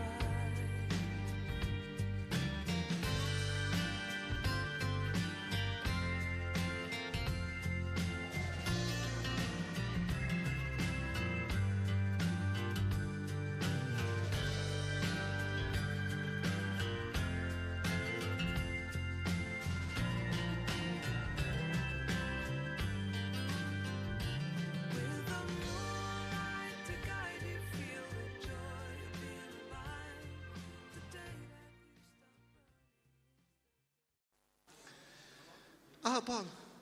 Evet arkadaşlar. Yerleri alalım. Erik. Evet. I will start. Öncelikle arkadaşlar kongreye başlamadan önce şunu ifade etmek istiyorum ki tabii ki birçok arkadaşı 2,5 yıldır görmedim. Şu anda görüyorum ve hemen sarılmak istiyorum. Ama vaktimiz o kadar dar ki şimdi çok doluyuz. İlk konferansla başlayacağız ve ben şimdi sözünü açmış oluyorum. Good afternoon everybody. Welcome to Turkey. Welcome to Intercontinental Emergency Medicine Congress in Turkey. Okay, thank you. After 2 years, it's very big memory for us. After 2 years, more than 2 years, this is the first face-to-face Congress.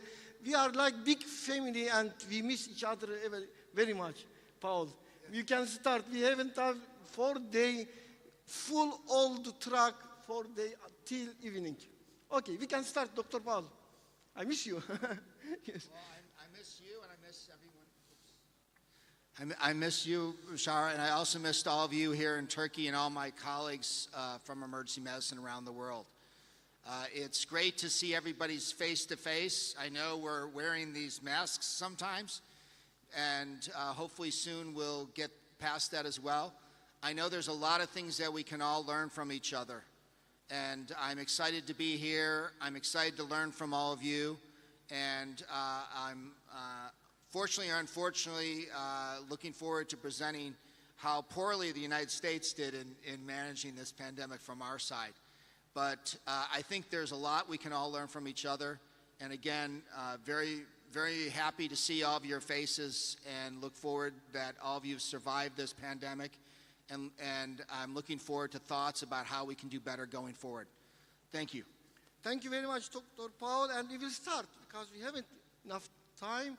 And I want to invite everybody to a very wonderful, fantastic opening ceremony. We will prepare for this. I think we tried for this more than 6 months. And we can start. I want to invite first speaker. Dr. Arif Karagöz. He is topic about role of ultrasound in airway assessment and management. Please, Dr. Arif.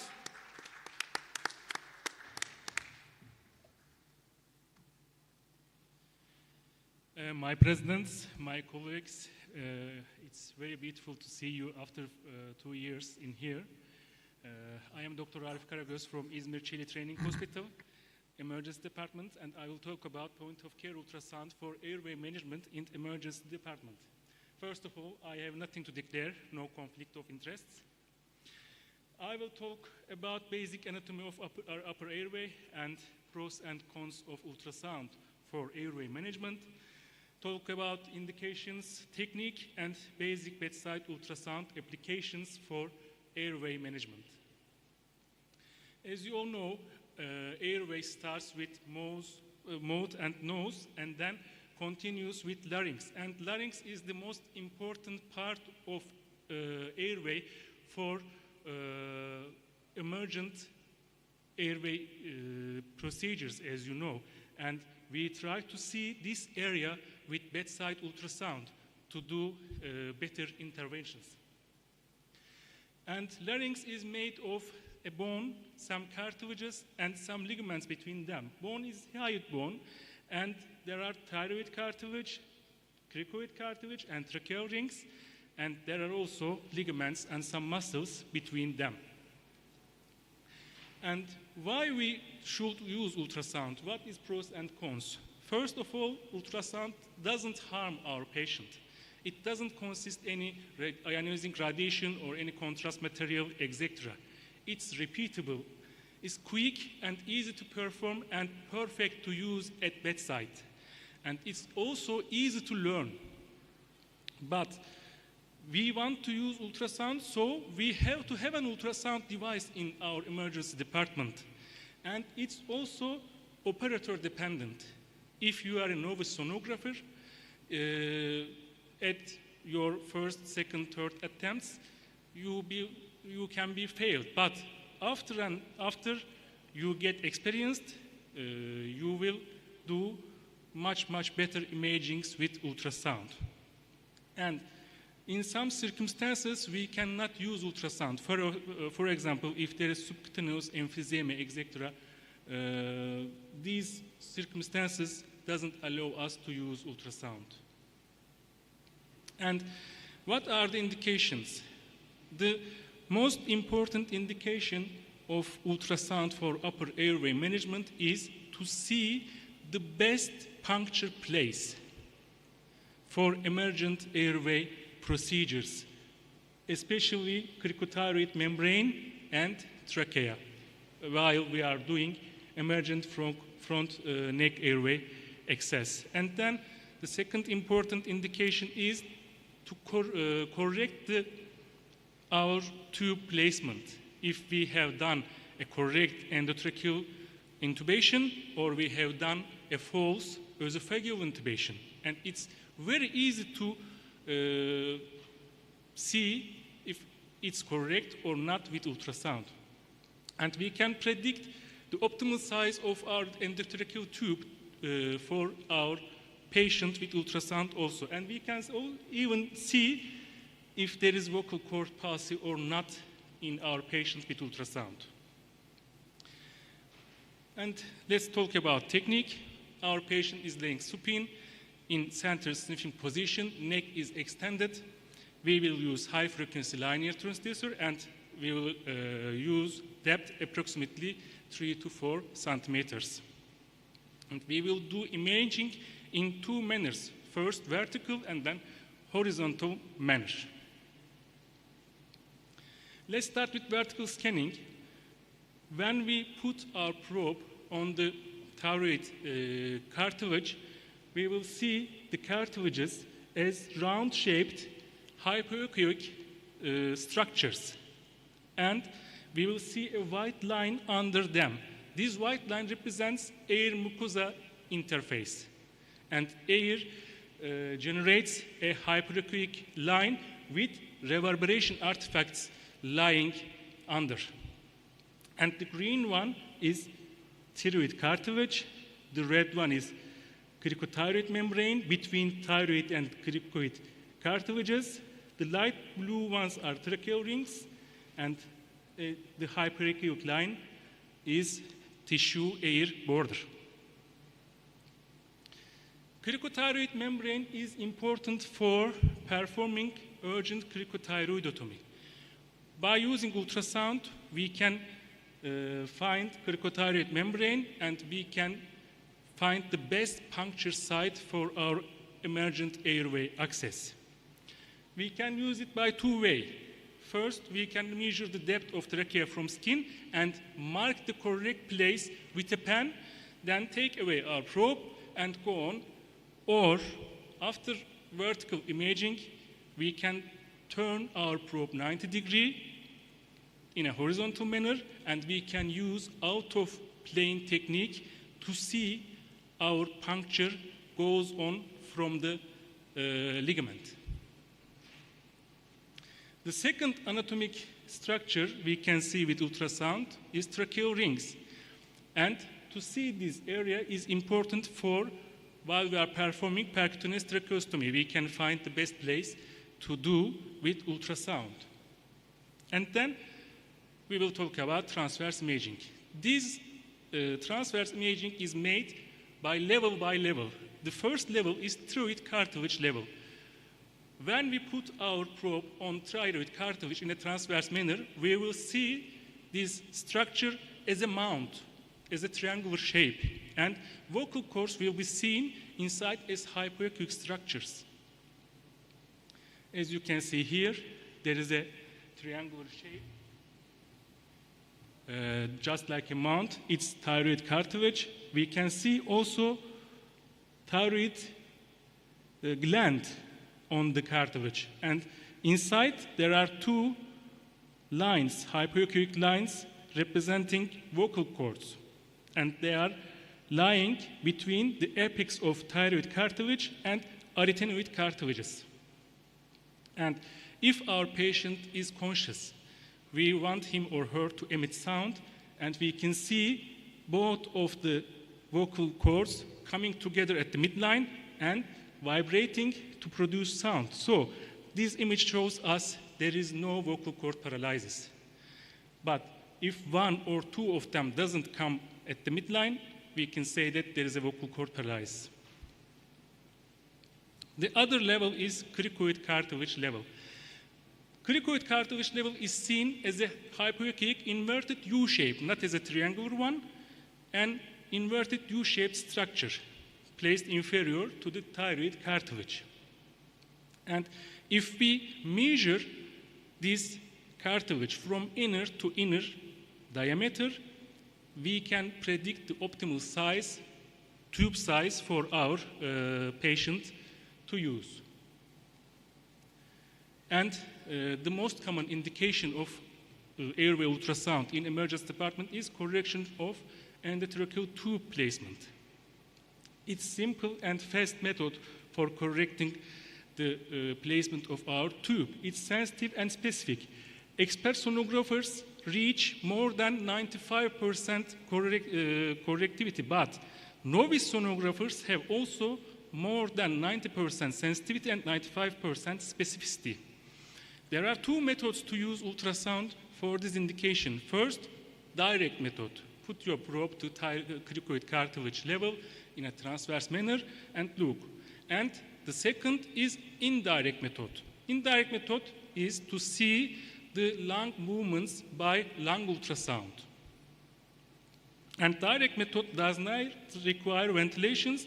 It's an important advantage because we can avoid our patient to have gastric insufflation or delay in diagnosis, etc. As I said before, direct method is direct imaging of cricoid cartilage level from anterior neck. And we will look a second round-shaped air-filled tubular structure other than trachea or larynx. If we see a second structure, it means that there is esophageal intubation. You can see at the right side. If you see only one tubular structure with a hyperechoic line, this means this is correct endotracheal intubation. And you can even see esophagus lying posterolaterally at the left side from the trachea sometimes.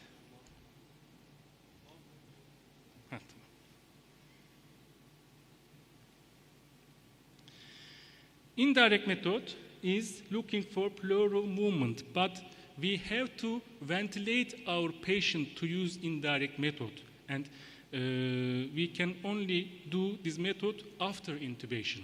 But in direct method, we can do direct method while we are intubating our patient, and we can see the tube passing through larynx or passing through esophagus. And it's very advantageous. If we see both lungs having correct pleural movement, we can say that our tube is in correct place and in correct depth. But if we see only one side, this image, and other side, this image, there can be mainstem intubation. But we have to know that our patient doesn't have pneumothorax. So direct method is much more advantageous from indirect method. As a summary, ultrasound is safe, repeatable, easy to perform, and easy to learn technique for urgent airway procedures, and there is a growing evidence. There are lots of papers in this area. Thank you so much.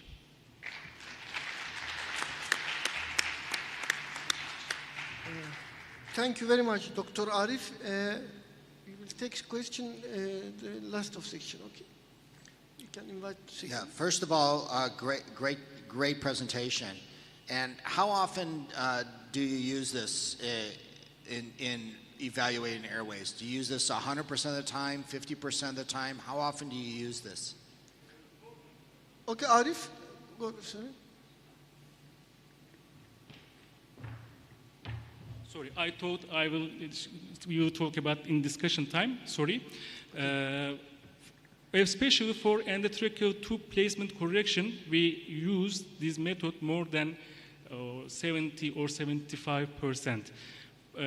But for my expectation, for airway interventions, we started to use ultrasound, but we are novice, in fact. But we are trying to get expertise around this area also. But for placement, we are doing it, and we have also wrote a paper for American Journal of Emergency Medicine. We have a paper there, and we have shown that it's very easy to learn also. We have given only 30 minutes education, and we have made 10 practices for novice sonographers, and they reached a good correction while making resuscitation. I have one more question for you, because I'm very interested in this, actually. In the U.S., we don't really use ultrasound that much for airways. So can you also look to see whether the ET tube is in the carina at all, or how far down can you look at how far the ET tube is placed? I have read some papers about this issue also, but I didn't practice this yet. Great. Are there any other questions from the audience? Great. Thank you very much. Thank you.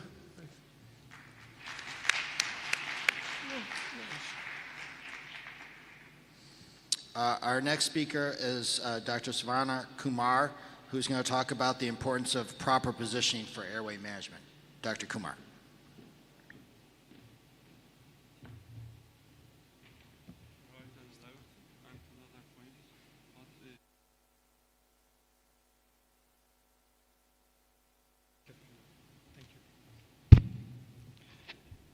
Very good afternoon to all, and I am Dr. Sarana Kumar. I represent Society for Emergency Medicine India as its secretary, and it's my pleasure to be here, and thank you so much to EPAT and Professor Bashar for inviting me over. I was so happy. This is my 8th trip to this event and to this Congress, so now Turkey is my second home. So extremely happy to be here. When I got this invite, I was quite happy. At the same time, I was also a bit worried. Happy because I got an opportunity to come again to meet all of your friends in physical event, but a bit worried whether the suit and pants would fit me, because I haven't worn them for 2 years. So we were all on our scrubs, but really feels good to be here at the end of the day. My talk here today is on importance of proper positioning of airway, and this is going to be a very basic talk, because sometimes we do tend to forget basics when it comes to airway. So the objectives of the next 10 to 15 minutes is for us to revisit the 3 golden rules of airway management.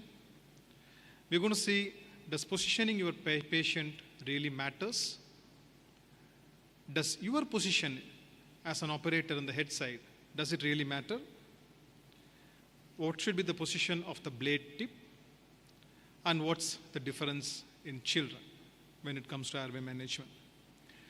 I have added a few QR codes for your reference of those studies. So anybody who's interested, you can keep your QR scanning so that you can directly refer to those studies. So before we proceed any further, we're talking about airway positioning for an advanced airway like intubation.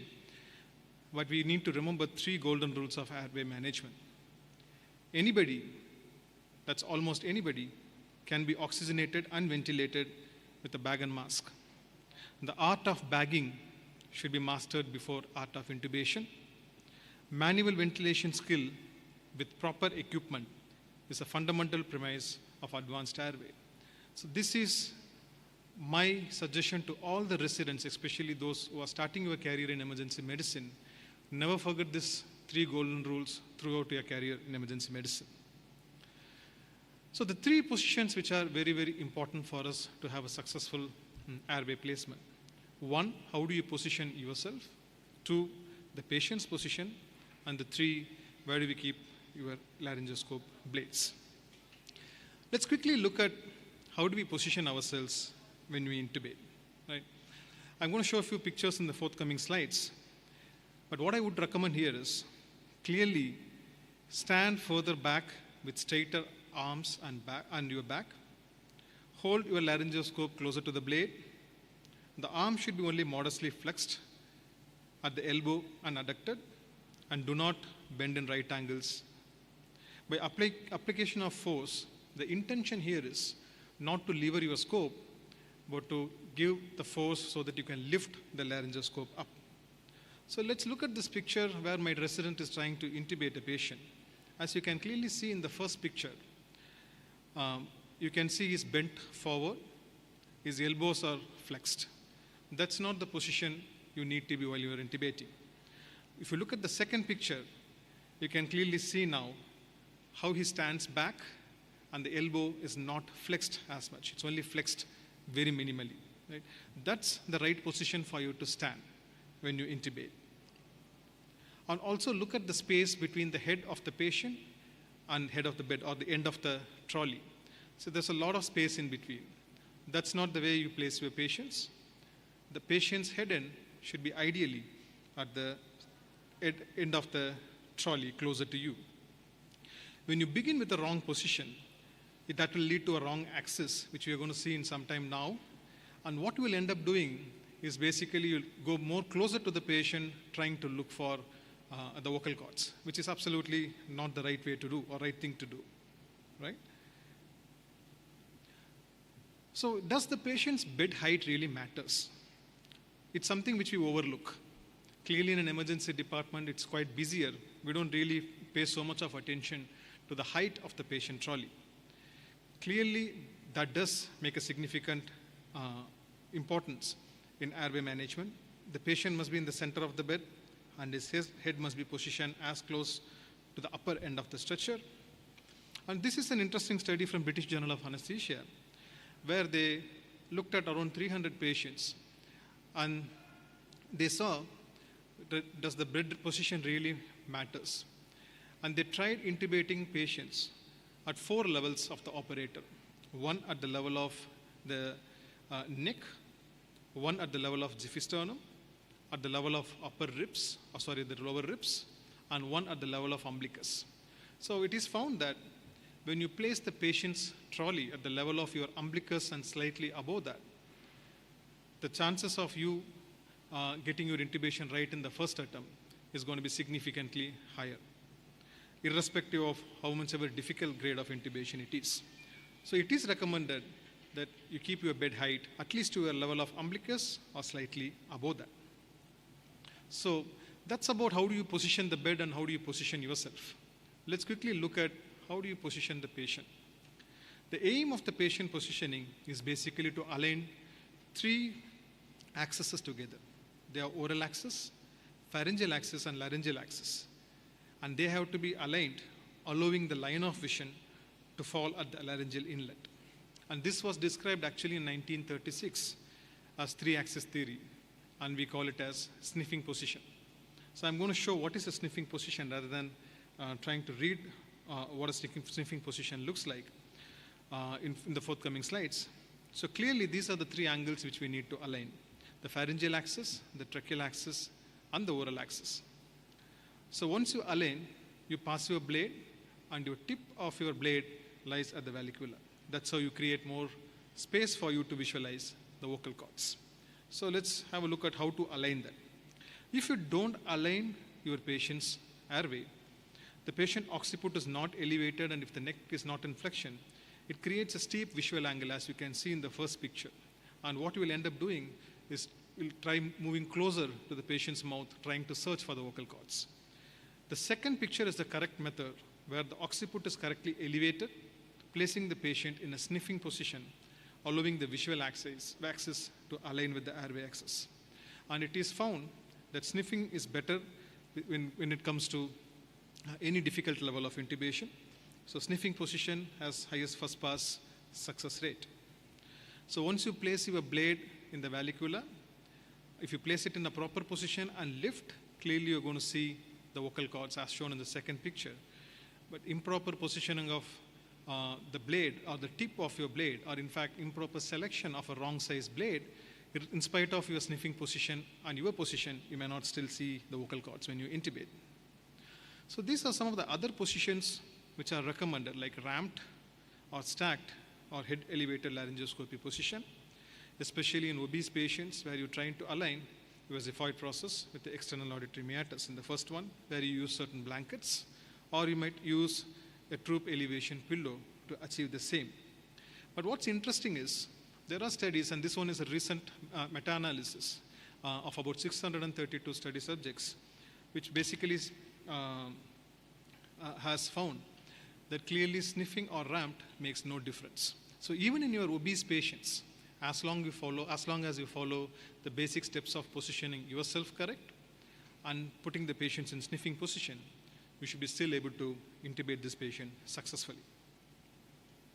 So these are other possible angles where you can try intubation. This is on upright intubation, where there are a few interesting studies, especially with residents trying to intubate for the first time or learning intubation.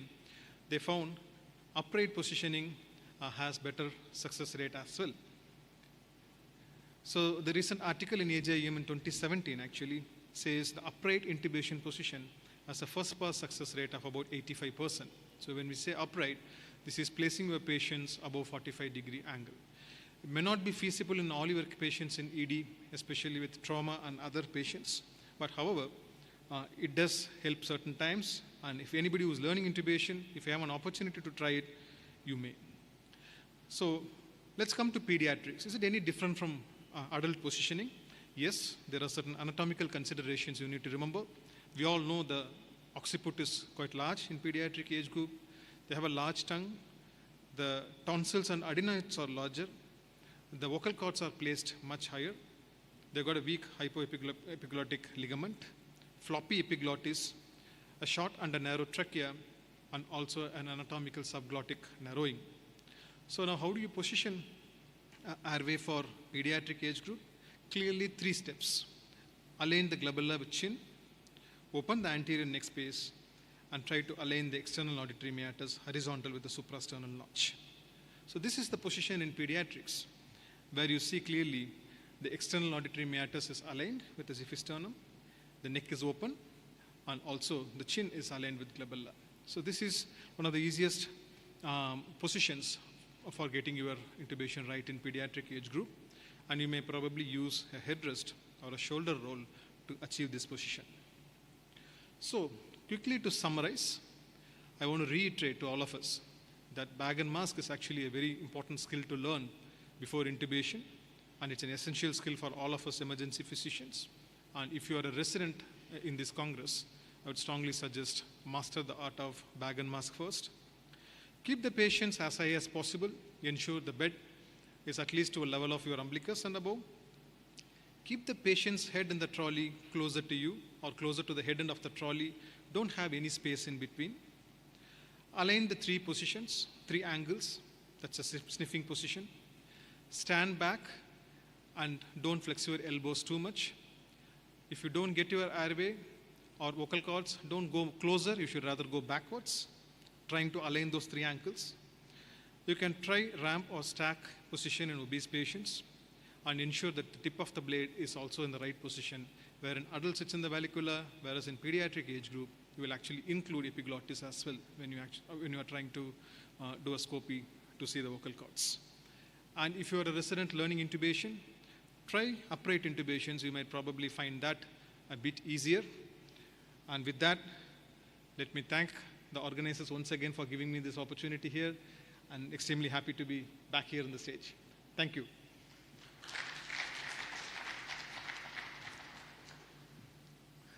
Thank you very much, Dr. Saraman. It's very important object for the emergency medicine.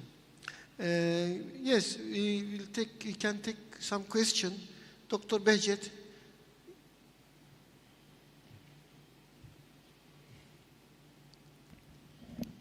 Thank you very much, Dr. Cooper, for a nice presentation. My question is about the position. You mentioned about the importance of the position while we are doing the intubation, especially the position of the provider, the position of the patient, and also the position of the requirements. That's really very nice. That is, I'm satisfied with it.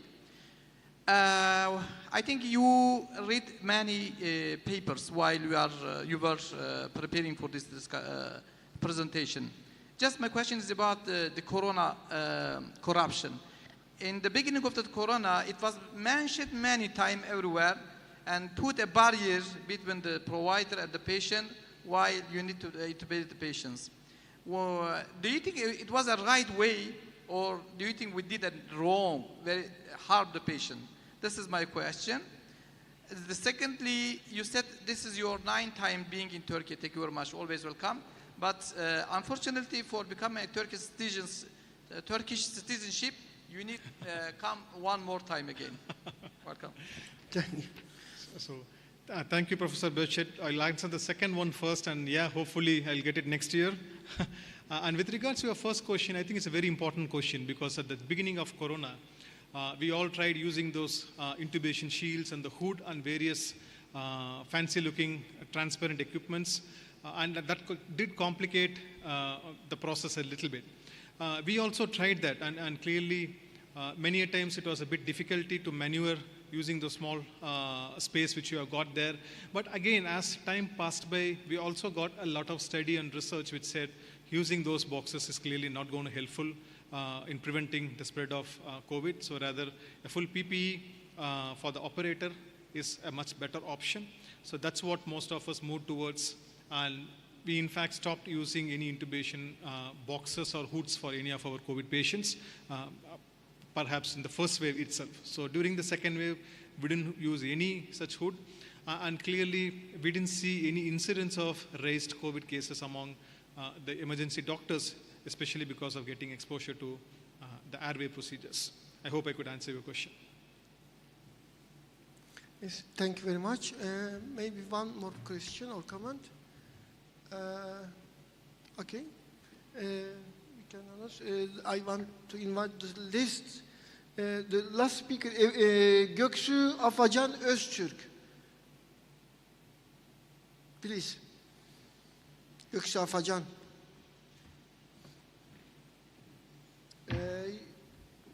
Her topic about awake intubation ER.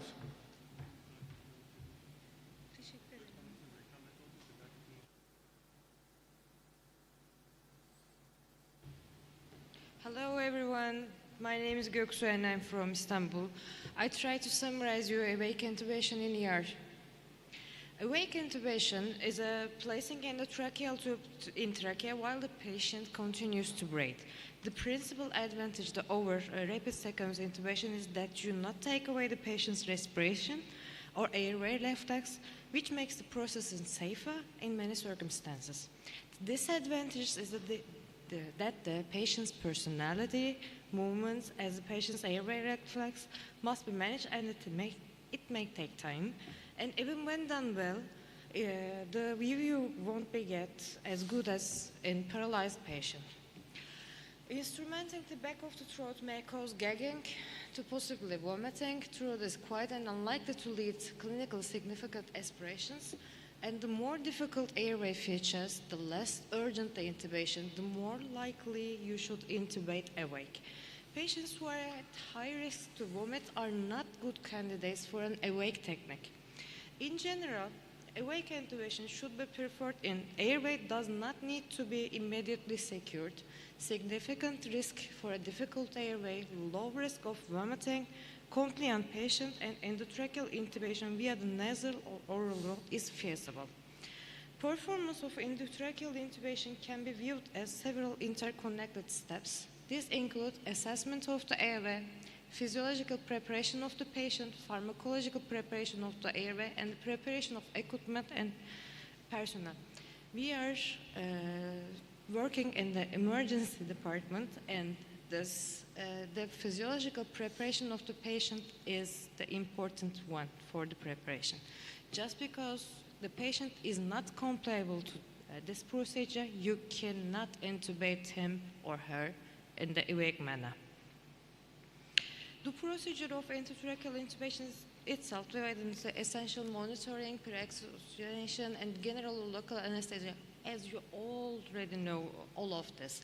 And the majority of endotracheal intubations are performed in elective manner. Huge amount may be done in the emergency departments. If I can ask you something, this one is the take-home message. Awake tracheal intubation must be considered in the presence of predictors of difficult airway management. Cognitive aids such as checklist is recommended before and during performance of awake tracheal intubation. Supplemental oxygen should always be administered during all of the procedure. Effective topicalization must be established and tested, and lidocaine should not exceed 9 mg/kg. This is the lethal dose for the lidocaine. Cautious use of minimal sedation can be beneficial, but sedation could not be used as a substitute for inadequate airway topicalization. If you cannot topical anesthetic to the patient, you cannot replace it by the general sedation. If you want, you can use it. The number of attempts should be limited to 3, with one further attempt by more experienced operator. If you can't be able to intubate patient in 3 times, let it go away.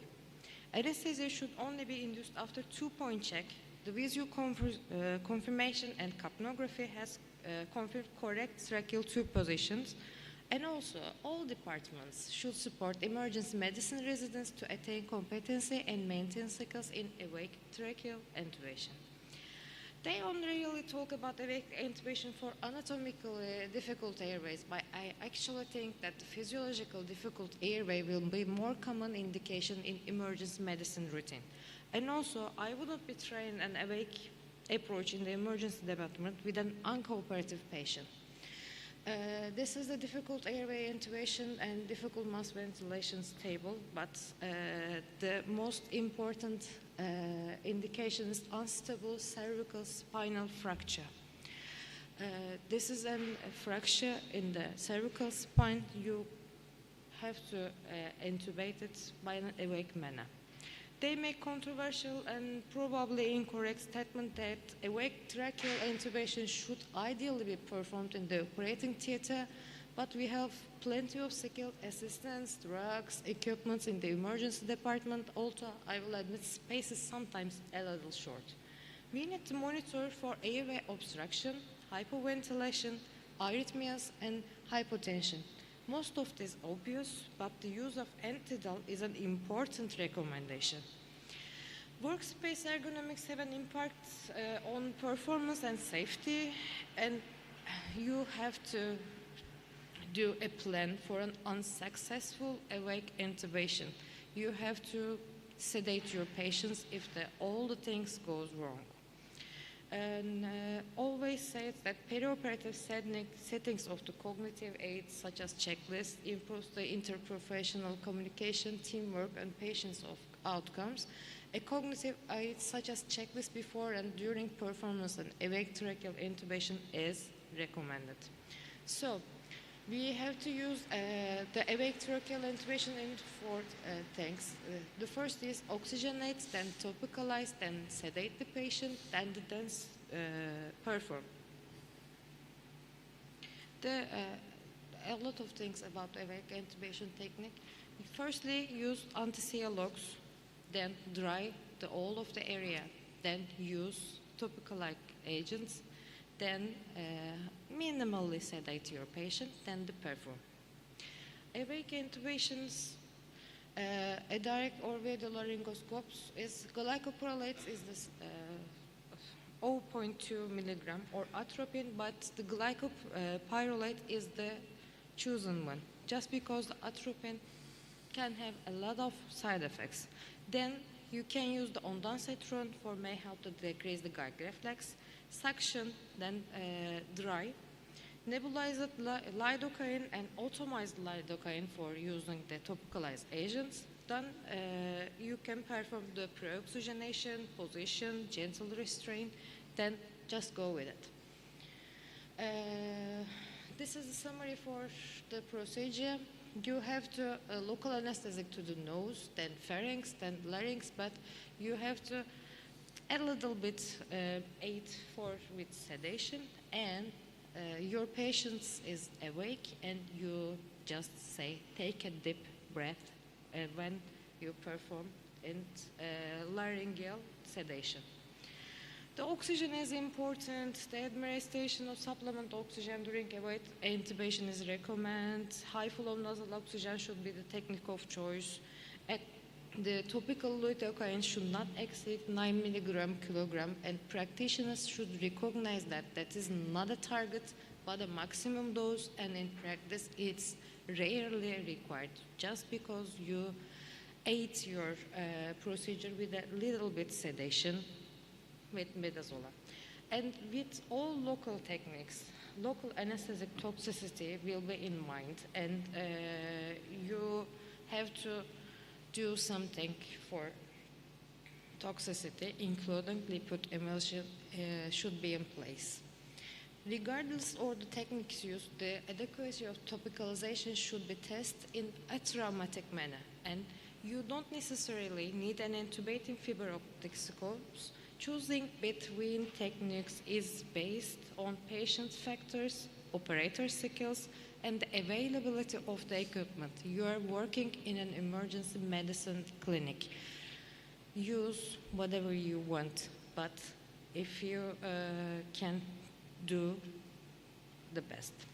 I think this is probably obvious in well-stocked operating room, but in the emergency department where scopes are rare, the fancy tubes are not always stocked, so I have definitely seen normal tubes are used by the fiber optic bronchoscope.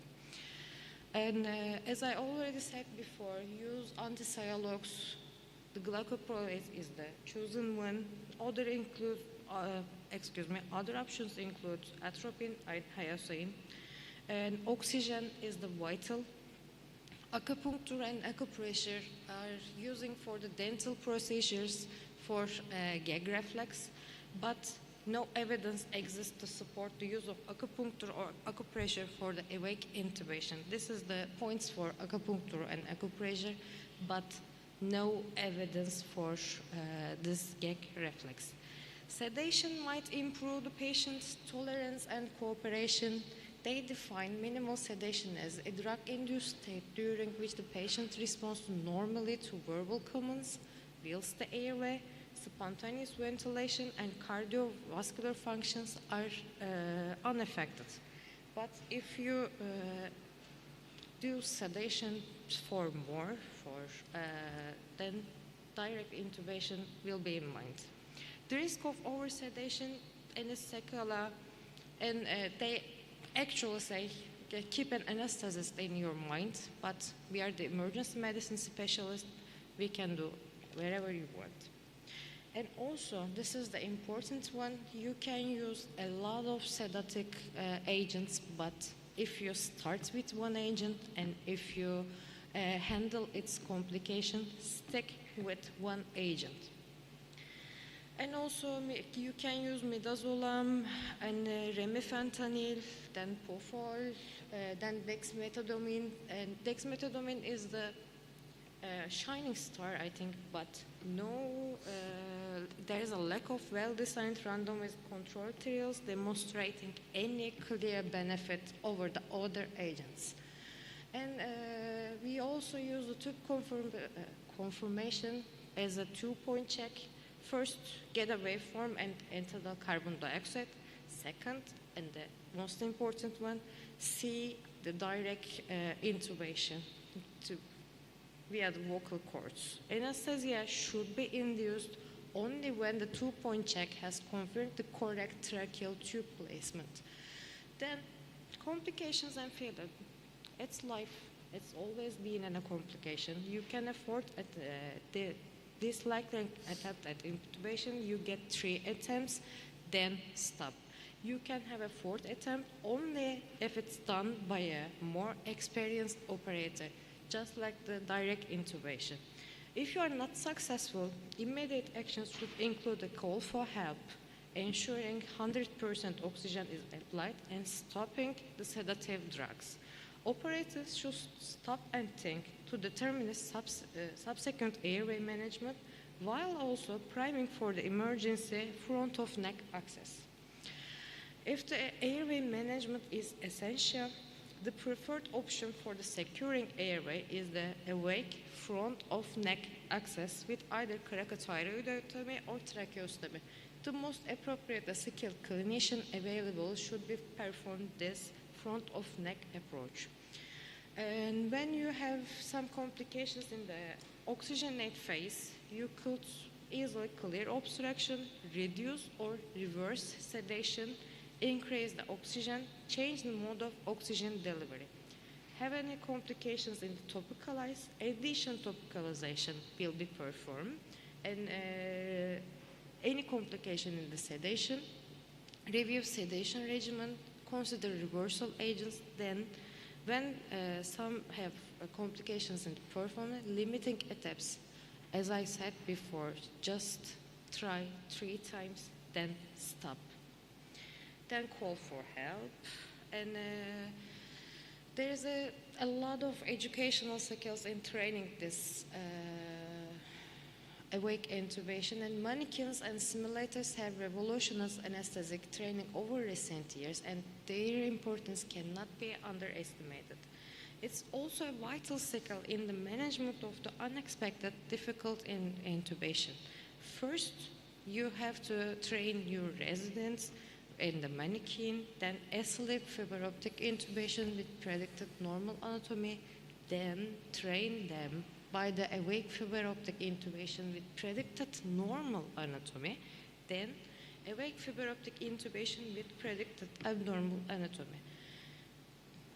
The didactic teaching method of fiber optic intubation on mannequins has recently been evaluated by the senior author, combining audio-visual analysis, then feedback with software that enables the quantitative assessment.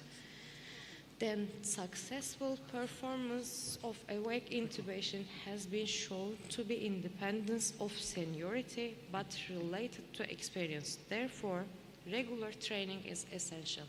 Thanks for your listening.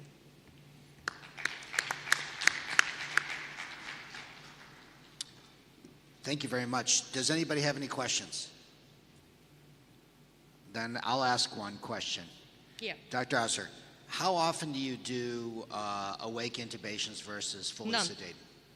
I don't prefer it. Yeah, that's pretty much becoming the standard everywhere. So maybe perhaps we need to consider this again. But thank you very much. Any other questions? Okay. Thank you. Thank you, Dr. Göksu.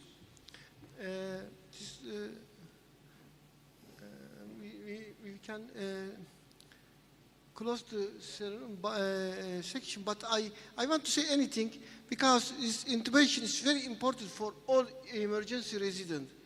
And I want to advise that please be sure, please be sure, please be sure, because if you aren't sure for the intubation, right intubation, correct intubation, it's very bad. It's very bad. It's very worse for the patient.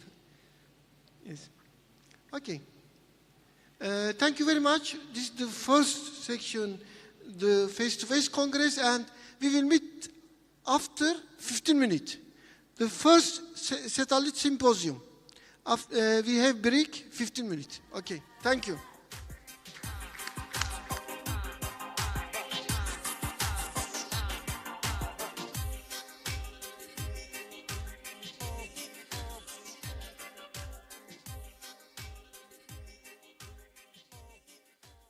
Arkadaşlar toparlanalım. Tamam mıyız? Dışarı haber gitti mi?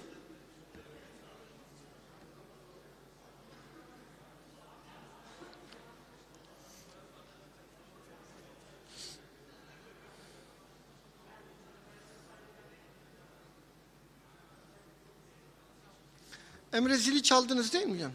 Dronları hareket ettir. Dronları hareket ettir bakalım kim var.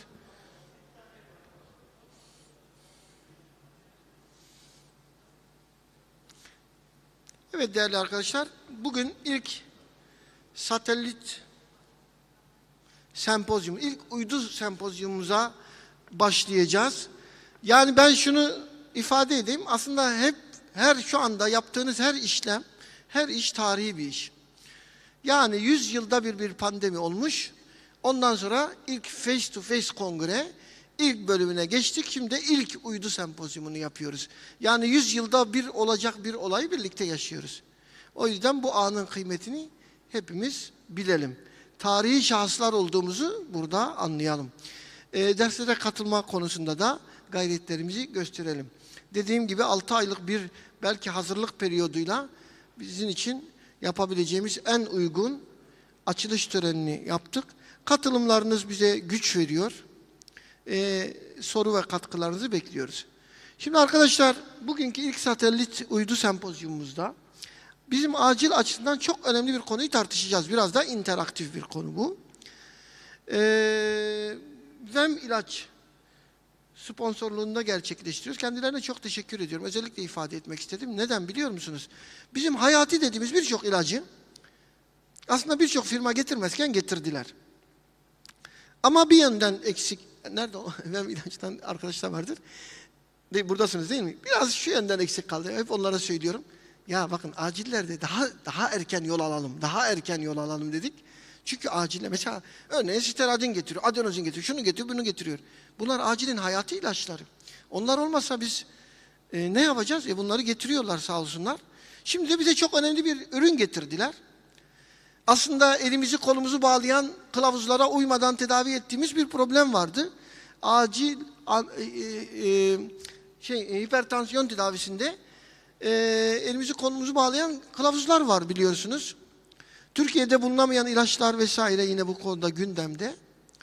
Şimdi daha önce olmadığı ama bu sefer artık elimizde olan ve hepimizin çok önemli bilgi ihtiyacı olan, çok geniş kullanım alanı olan bir ilacı burada inceleyeceğiz. Alfa blokerleri inceleyeceğiz. IV alfa blokerler. Biliyorsunuz oral olarak yıllardır kullanıyorduk. Ama IV alfa blokerlerin antihipertansif tedavideki yerini burada inceleyeceğiz. Bu konuda çok değerli. Hepimizin özellikle bu Covid döneminde biraz daha yüzüne aşina olduğumuz bir hocamızı, aynı zamanda Atüder Yönetim Kurulu'nun çok değerli bir hocası, Ankara Şehir Hastanesi'nin eğitim ve idari sorumlusu Profesör Doktor Hakan Öztürk'ü kürsüye davet ediyorum.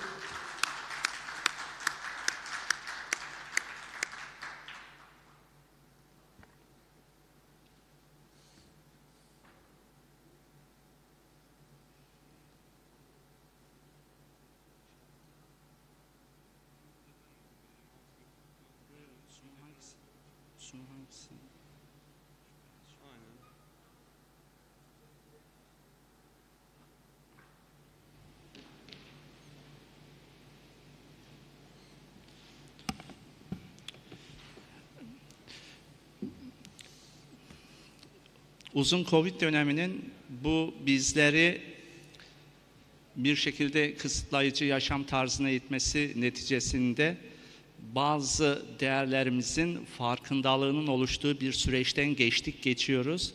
Bu anlamda ben bu kongrenin eskiye özlemden çıkıp yaşanması adına çok değerli olduğunu düşünüyorum. Bu anlamda bu kongrenin hepimiz için her anlamda doyurucu geçmesi dileğimi de bu arada sizlerle paylaşmak istiyorum. Hepinize tekrar hoş geldiniz diyorum.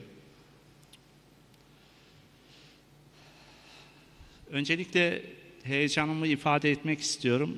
Bu benim yanlış hatırlamıyorsam ilk satellite sunum. Bu anlamda vereceğim acemice davranışlar için şimdiden özür diliyorum.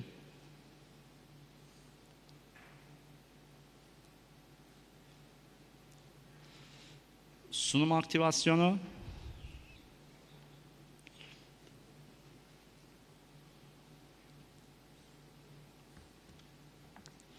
Öncelikle şunu sorayım. Kliniğinde intravenöz alfa blokeri kullanımı konusunda deneyim olan arkadaşımız var mı?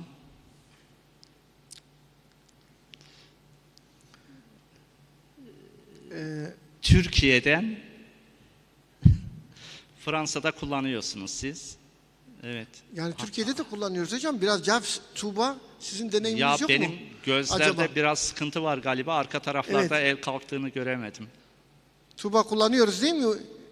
Nasıl bir tecrübemiz oluyor değil mi bizim hastanede de? Başka hastanelerde de biliyoruz Sayın Hakan Hocam. Sizin hastanede de tecrübelerimiz olduğunu düşünüyorum. Onu da herhalde paylaşırız sunum boyunca. Sunumu mu bekliyoruz acaba bu arada? Tamam. Hocam biz bu ilaçta o zaman ben size interaktif başlayayım mı? Biraz ilerleyelim. Tabii ki hocam, yani vakiti... Şöyle, yani alfa bloker ihtiyacı bizim için önemli miydi diye sorduğumuzda, mesela bu salonda arkadaşlarımız da bu konuda çok yorum yapabilirler tabii ki. Mesela biz beta bloker hep kullandık acil hipertansiyonda. Alfa bloker ihtiyacını düşünen bir arkadaşlarımız var mı? Yani siz veya Hakan Hocam şöyle, ya bir alfa bloker gelseydi de kullansak diye önceden bir şey olmuş muydu hiç? Veya acil hipertansiyonda ya elimizde bu yok, bunu düşüremedik dediğimiz vaka oldu mu? Evet. Ben Hakan Hoca'ya yöneltmiştim ama buyurun, evet sizden alalım. Buyurun, Evet. önerilerinizi ve bilginizi bizimle. Buyurun.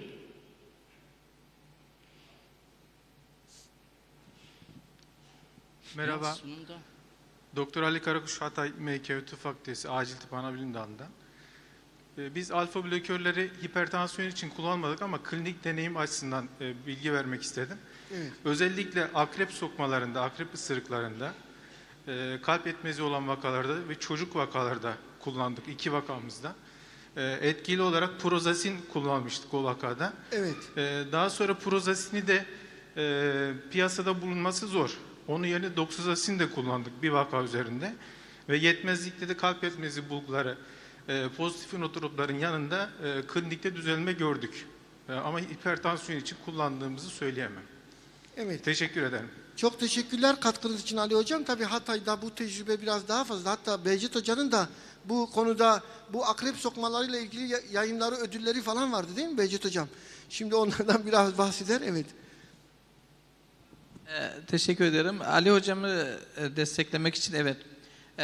Akrep sokmalarında fırtına döneminde sempatik aktivitenin arttığı dönemlerde gerçekten faydalı oluyor. Hatta elimizde bulunan en iyi ajandır diyebilirim.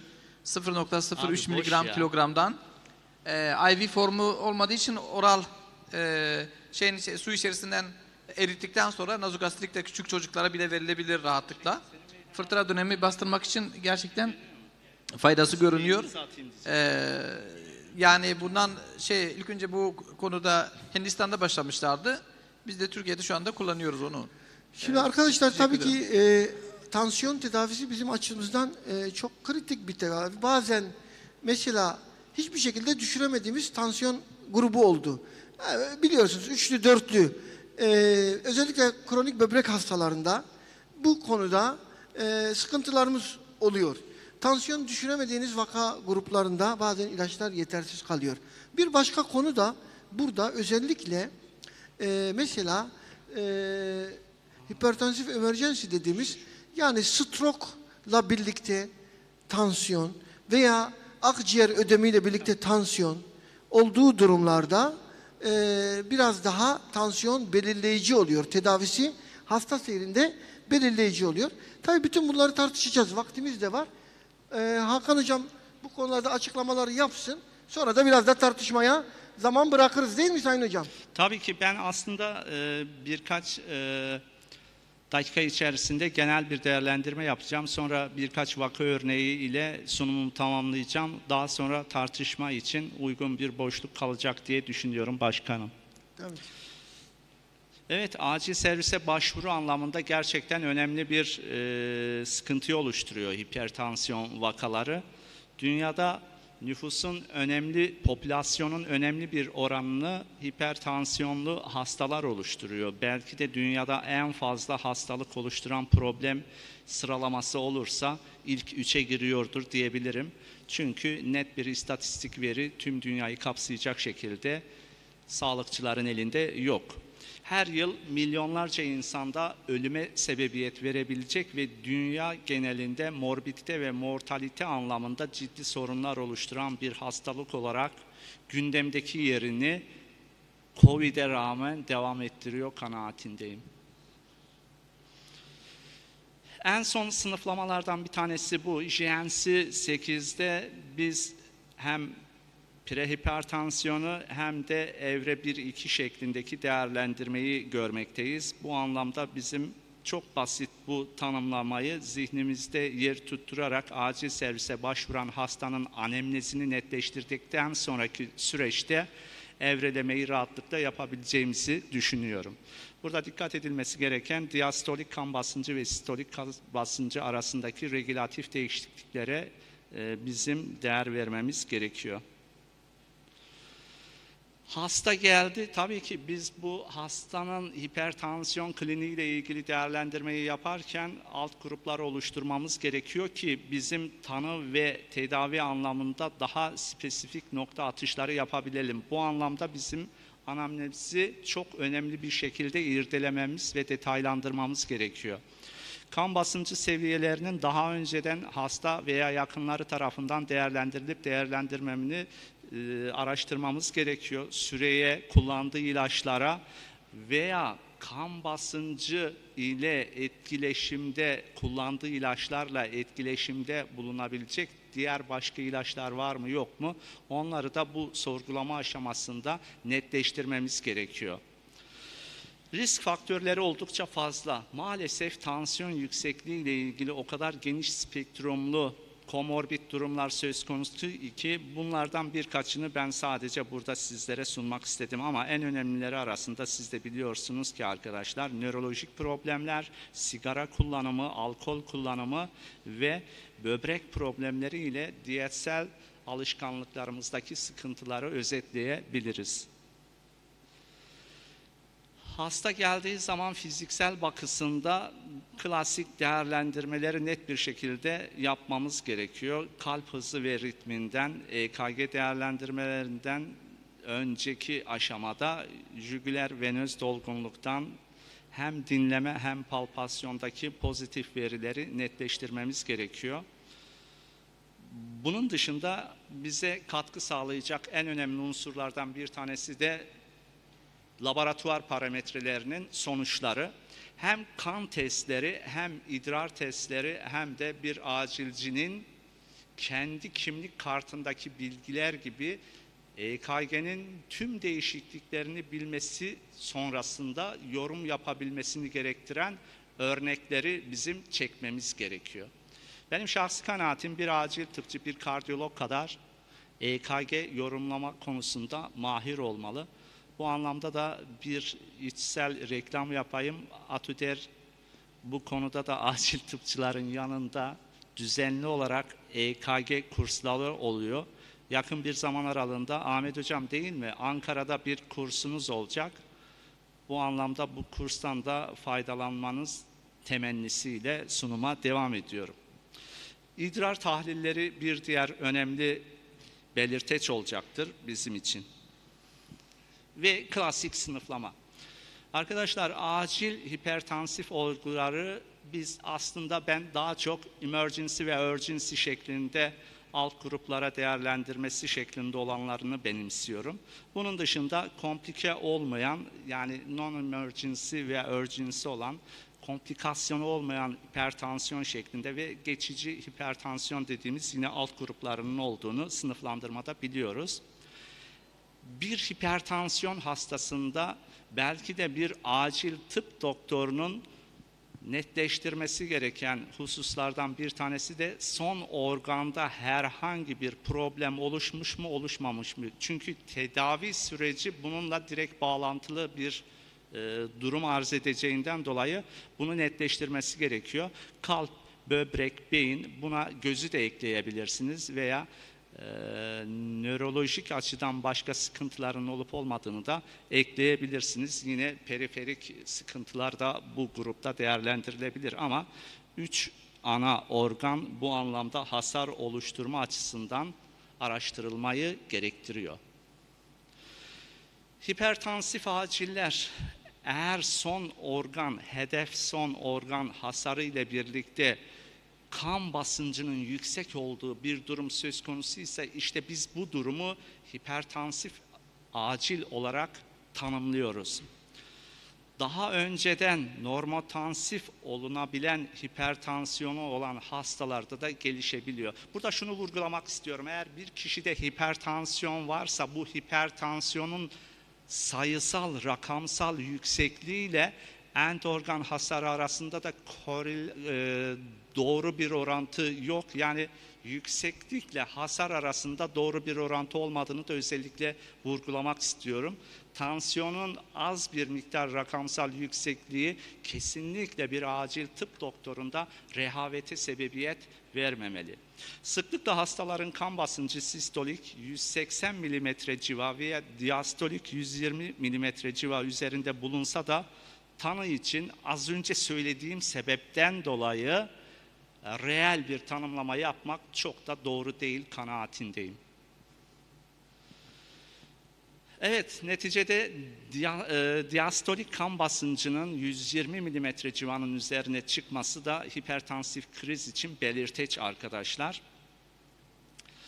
Amaç az önce de söylediğim gibi son organda hasarı önlemek, yani bu hipertansif krizlerde acil tıpçının amacı son organlarda hasarı önlemek veya önleyebilecek bir süreç içerisinde hasta karşısına çıkmamışsa oluşabilecek olan hasarı sınırlayabilmek temel amaç olmalı.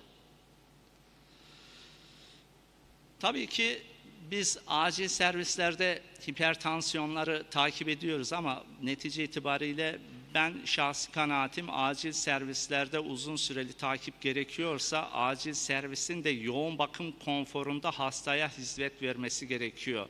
Bunu başarılı bir şekilde ülkemizde devam ettiren birçok klinik var. Kendi hastanemizdeki acil tıp kliniği de bu örnekler arasında sizlere söyleyebilirim.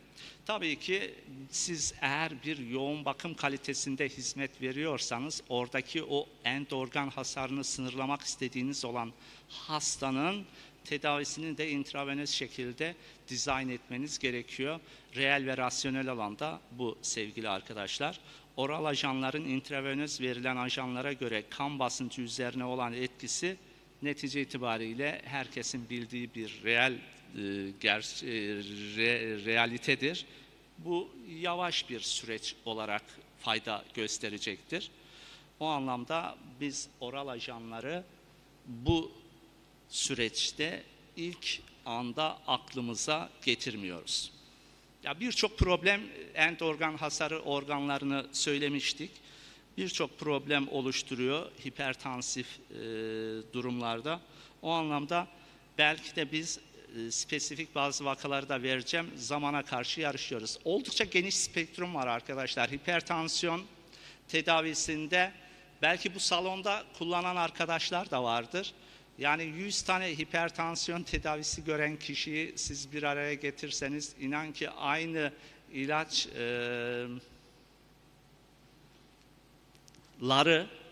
kullananların sayısı oldukça fazla değildir. Yani spektrum oldukça geniş ve her klinisyen, kardiyologlar olmak üzere farklı ajanları değerlendirebiliyorlar. Ama bunun işte önüne geçebilmek için saygın dernekler, kuruluşlar güncellemeler yapıyorlar ve buna göre şu problemde şu ilaçların ön planda düşünülmesi şeklinde yaklaşımları kamuoyunun, sağlık kamuoyunun bilgisine sunuyorlar. Evet, burada da farklı ilaçları görüyorsunuz. Peki yani bu kadar geniş spektruma ve farklı kategorilerde farklı etkileşimleri olan ilaçlardan biz nasıl bir süzme yaparak uygun olanını seçeceğiz? Yani ideal bir antihipertansif için biz hangi kriterleri göz önüne alacağız? Kalp tepkisini veya kalp atış hızını değiştirmeden sistemik damarsal direnci azaltarak kan basıncını düşürmeli. İdeal bir antihipertansif arıyor isek bu ilaç bu özelliğe sahip olmalı. Beyne, kalbe ve böbreklere kan akışını düşürmeden sistemik vasküler direnci azaltmalı. Kardiyovasküler kontrol mekanizmalarının korunabilmesi için barorefleks mekanizmalarını etkilememeli. Düşük yan etki profiline sahip olmalı. İnme ve koroner rahatsızlıklar gibi kardiyovasküler hastalıklar riskini azaltarak hem morbidite hem de mortaliteyi azaltmalı ve refleks taşikardi yapmamalı. Biz hekimler genelde bir ilaç vermeden önce olası yan etkilerinin ilk planda akla getirilmesiyle bir şekilde kullanacağımız ilaçta zihinsel kendi background'umuza karşı bir sınırlama yapıyoruz. Bence bu sunumdaki ideal antihipertansif özelliklerini bilmemiz başka yaklaşımların da önüne geçerek daha rahat karar verebilme açısından bizlere fayda sağlayacaktır diye düşünüyorum.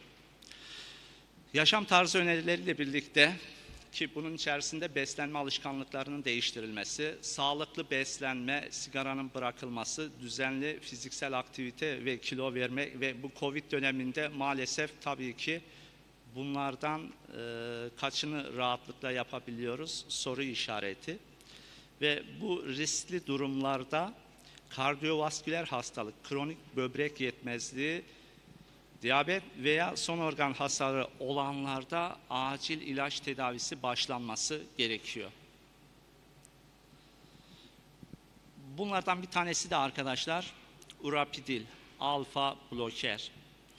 Esas olarak bu ilacın özelliği postsinaptik alfa-1 adrenerjik reseptörleri antagonize ederek 5-hidroksitriptamin A1 reseptörlerini uyararak çalışma mekanizması gösteriyor.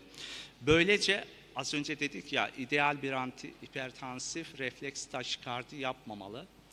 Böylece refleks taşikardi olmaksızın kan basıncında orta derecede düşüş ile vazodilatasyon sağlayan ikili etki gösteren bir mekanizma ile bizlere tansiyon düşürülmesinde yardımcı oluyor bu ajan. Dediğimiz gibi dual etki yani ikili etkisi söz konusu, refleks taşikardi yapmıyor ve bu anlamda biz şunu söyleyebiliyoruz. Katekolaminlerin vazokonstrüktör etkilerini azaltıp direkt kendisi dilatasyon yaparak kasın, kalbin kontraktil fonksiyonlarına çok fazla müdahale, çok değil, tamamen yakın genel anlamda bir müdahale olmadan ciddi anlamda bir katkı sağlıyor. Alfa blokaj etkisi bu. Buna ek olarak ikili etkinin ikinci ayağında ise sempatik sinir sistemi tonusundaki refleks artışı önlüyor, azaltıyor ve dolayısıyla da refleks taşikardi yapmıyor. Bu anlamda aslında hem Dünya Hipertansiyon Derneği'nin hem de diğer sağlık kuruluşlarının önerdiği hem algoritmalara hem de tablolara kendini yerleştirmiş olan bir ajan bu anlamda urapidil ve bu ilacın hem hipertansif krizlerin hem de perioperatif hipertansiyon yani cerrahi branşlarda da biliyorsunuz ki arkadaşlar hipertansif hem öncesinde hem de sonrasında ameliyatın ciddi bir sıkıntı oluşturuyor. Bu anlamda bu kesitsel dönemde de yine bu ilacın etkinliği ile ilgili önemli verilere sahibiz. Bir diğeri ise preeklamsinin tedavisinde etkinliği olduğu. Akut inmenin yönetiminde de potansiyel bir rol olduğunu yine biz bilimsel veriler ışığında söyleyebiliriz. Özellikle hemorajik enfarkta biz bu konunun daha etkin bir şekilde gündeme getirildiğine sahibiz bilgi anlamında. Evet, az önce söylediğim tablolardan bir tanesi.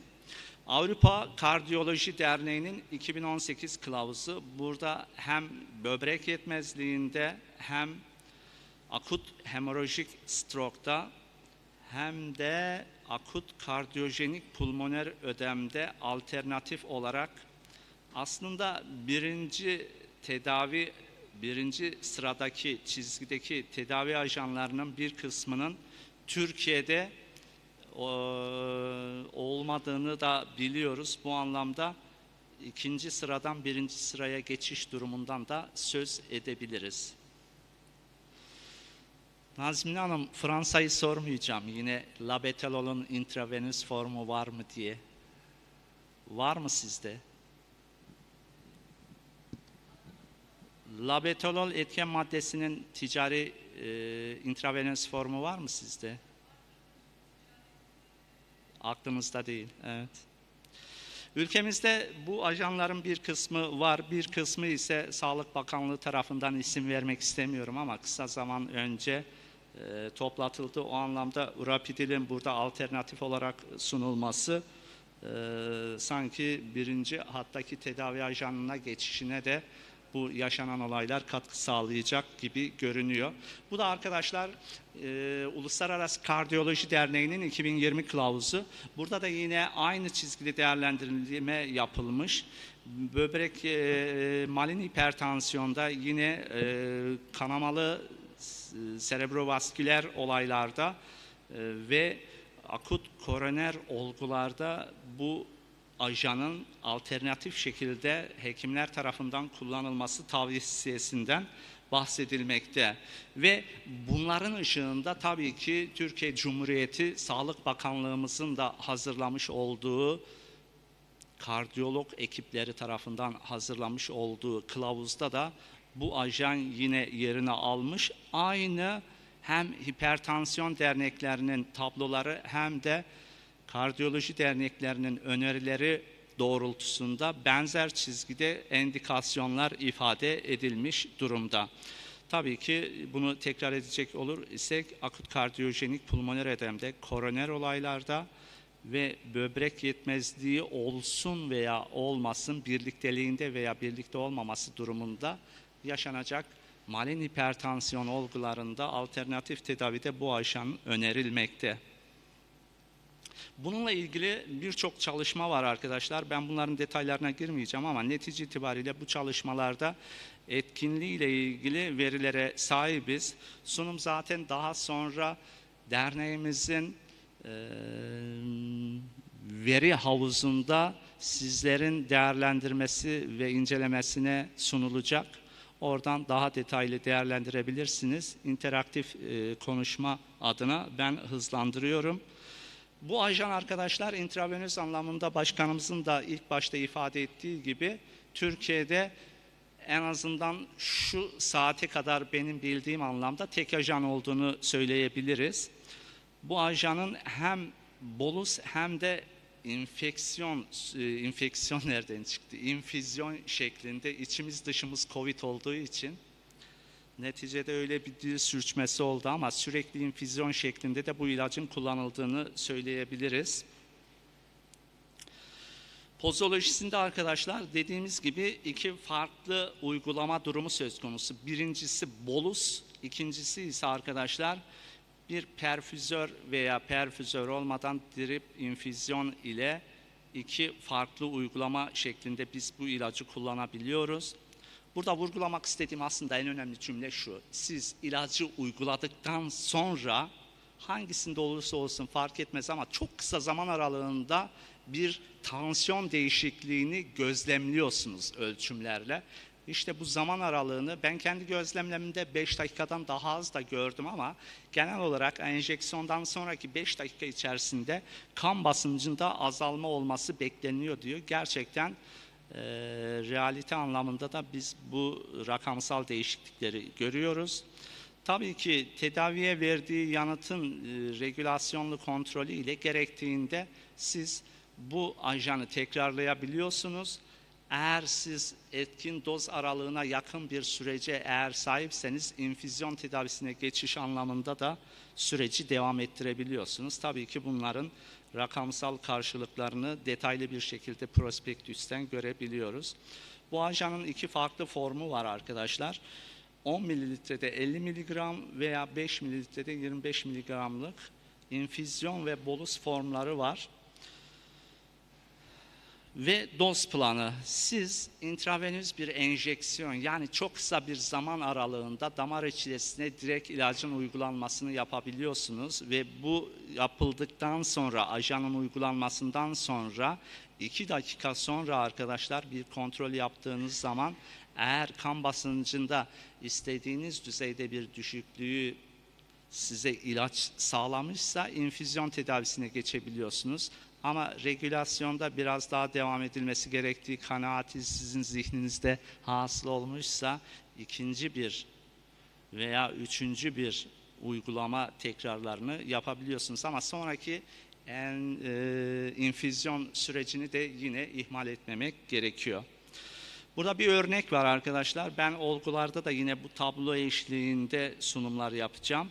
Gördüğünüz üzere tabloda eğer siz uyguladıktan sonra, bolus uyguladıktan sonra 2-3 dakika sonra eğer istediğiniz düzeyi sağlayamamışsanız tekrarlayabiliyorsunuz. Evet, ben istediğim aralığa hastanın tansiyonu ulaştı diyorsanız gönül rahatlığıyla infüzyon sürecine geçebiliyorsunuz. İnfüzyon hızında arkadaşlar maksimum, ideal ve minimum değerleri burada görmektesiniz. Ama idame dozunun da ortalama 9 miligram saat dozunda, ki bu kabaca arkadaşlar 250 miligram urapadil ilave edilmiş 500 mililitre infüzyon. Bunu sabit olarak aslında ben klinikte düşündüm. Bunu total olarak kullandığınız zaman 550 oluyor. Hem ajanı hem de SF'i kullandığınız zaman. SF şartı yok, onu başta da söyleyeyim. Glukozun düşük oranda olduğu o sıvı ajanları da bu şekilde siz bu ajanla birlikte kullanabiliyorsunuz. Ve dolayısıyla saatte minimum 9 miligram, maksimum ise 120 miligram olacak şekilde bir dizayn ile etkin değerlere ulaşmanız sağlanabiliyor.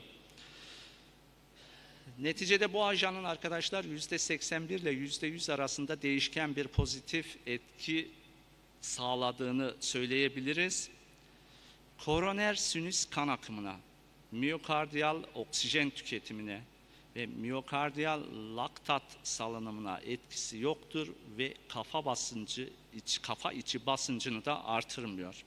Yan etki oranı oldukça düşük arkadaşlar ama kesin olan şu ki şu ana kadarki araştırmalarda çok ciddi sıkıntı oluşturabilecek yan etkiden bahsedilmiyor. Hipotansiyon, baş ağrısı ve baş dönmesi de akla getirilmesi gereken oranı çok düşük ve agresif olmayan yan etkiler olarak sıralanabiliyor. Bu ajanla ilgili birçok ülkede çalışmalar yapılmış. Avrupa'da işte zaten pratiğini de Nazmine hocamda az önce gördüğümüz üzere Fransa'da kılavuzlara dahi girmiş. Avustralya'da yine bu ilacın önerilmesiyle ilgili kardiyoloji dernekleri tarafından öneriler, algoritmalar oluşturulmuş. Ve bu ilacın farklı ajanlarla etkinlik karşılaştırmaları yapılmış ve bu anlamda arkadaşlar tek bir doz uygulamadan sonra dahi örnek vererek dilaltı nifedipin ile karşılaştırılmasında yanıt oranının nifedipine göre oldukça fazla olduğu sonucuna varılmış. Perioperatif uygulamalarda yine akla getirilmesi, preeklemsi vakalarda ve intrakraniyal hemorajilerde ilk akla getirilmesi gereken ajanlardan birisi olduğundan bahsetmiştim. İşte bu çalışmada yine bu cümlemi destekleyici mahiyette. Enjekte edilebilir urapadilin kullanımı kolay ve vakaların %80'inde etkili olan anne veya fetüs üzerinde çok az ikincil etkisi olan bir antihipertansif ajan gibi görünmektedir diye sonuç bağlamış bu 2012 yılındaki yayın. Ama yani çok az etki dediğimiz ciddi bir kalıcı hasarın olmadığı basit yan etkiler şeklinde düşünülebilir. Bir diğeri perioperatif hipertansiyondu. Bu anlamda cerrahi operasyonların özellikle de koroner arter cerrahisi ve abdominal aort cerrahisindeki hipertansif atakların, işte bir feokramostoma cerrahisi düşünün arkadaşlar, ciddi bir şekilde karşımıza sıkıntı oluşturabilecek bir süreci o cerrahların stresli bir şekilde yaşadığını da göz ardı edemeyiz. Bu anlamda intravenöz urapidirin de yararlı olduğu çalışmalarla gösterilmiş. Akut inmede de yine hem az önce de ifade etmiştim, hem serebral perfüzyon basıncını etkilememesini hem de kafa içi basıncını etkilememesi anlamında ciddi anlamda potansiyel bir protektif etkisinin olduğunu ifade edebiliriz. Yine nifetipine göre etkinliği üzerinde de çalışmalar bulunmakta akut inme ile ilgili. Tabii ki yani her ilaç mükemmel değildir. Aynı bizlerin olduğu gibi, değil mi? Netice itibariyle burada da dikkat etmemiz gereken bazı hususlar var. Emzirme döneminde kullanılmaması gerekiyor. Yaşlı hastalarda kullanılmaz değil ama önlemlerin alınmasının ilk planda akla getirilmesi gerekiyor. Simetidin kullanılan hastalar, karaciğer yetmezliği hastalar, çocuklarla ilgili henüz yeterli bilimsel datalara sahip değiliz. Bu anlamda bu konularda dikkat etmek gerekiyor. Aort veya mitral kapak stenozu gibi mekanik bir fonksiyon bozukluğundan, pulmoner emboliden veya perikardiyal bir hastalık nedeniyle kalbin işlevinin bozulmasından kaynaklanan bir kalp yetmezliği konusunda da yine uyarılar yapılmakta. Şimdi bazı olgular var.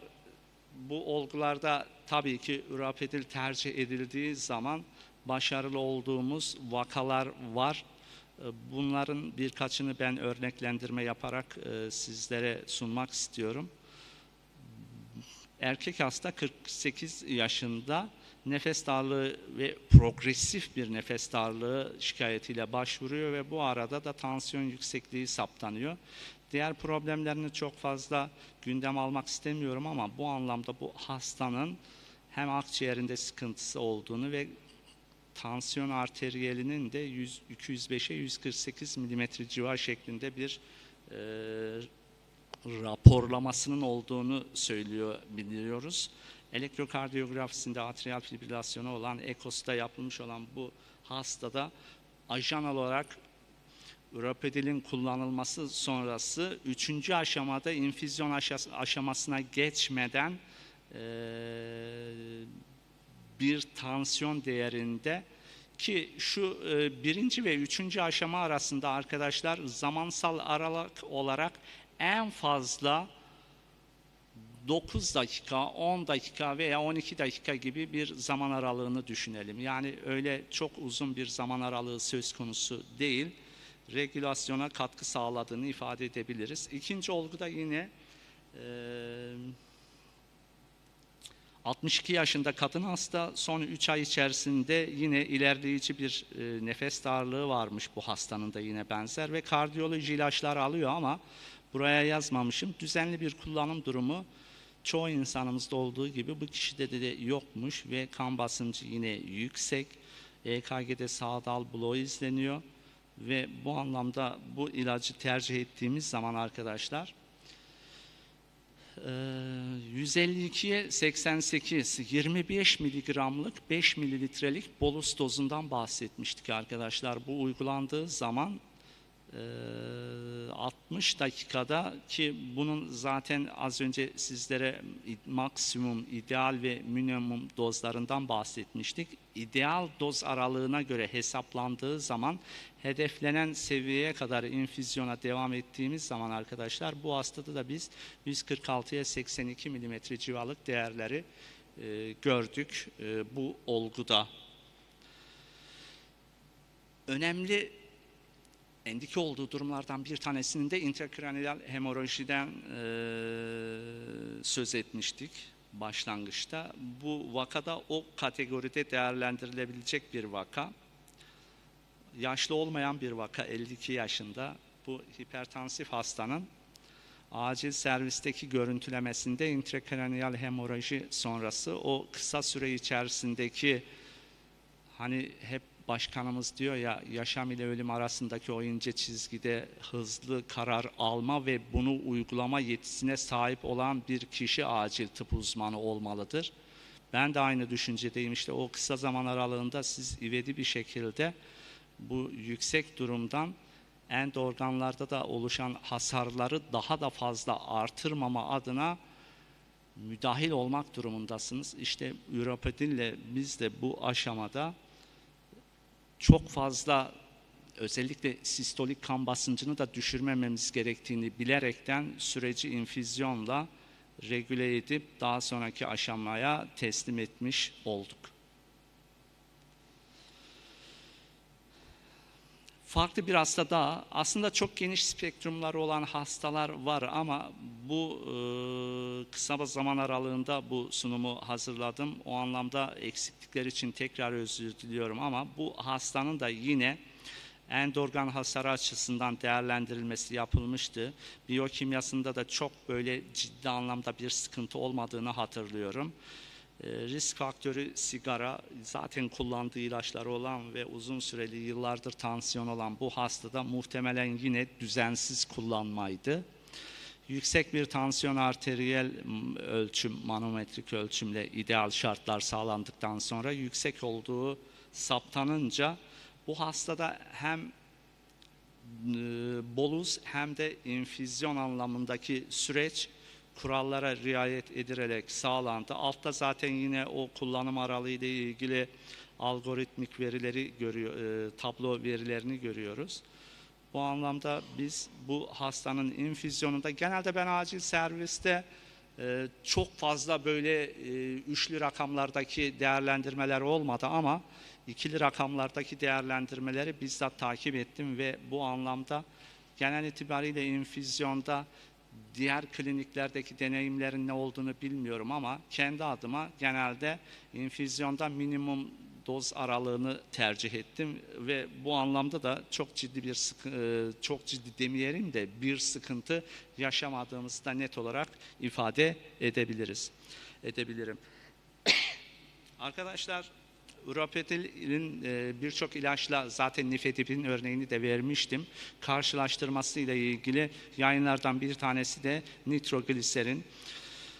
Çok fazla detayına girmeyeceğim ama kalp yetmezliği olan yaşlı hastalardaki yapılmış olan bu randomize çoklu merkezli, muhtemelen evet Çin'de yapılmış.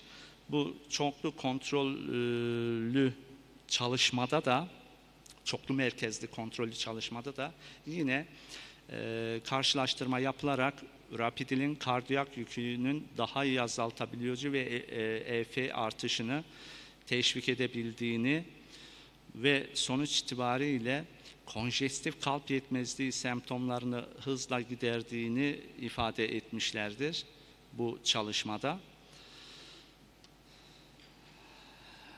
Akut sol kalp yetmezliği olan yaşlı hastalar için de güvenli ve etkili bir vazodilatör olarak sonuç bölümünde açıklama yapıyorlar.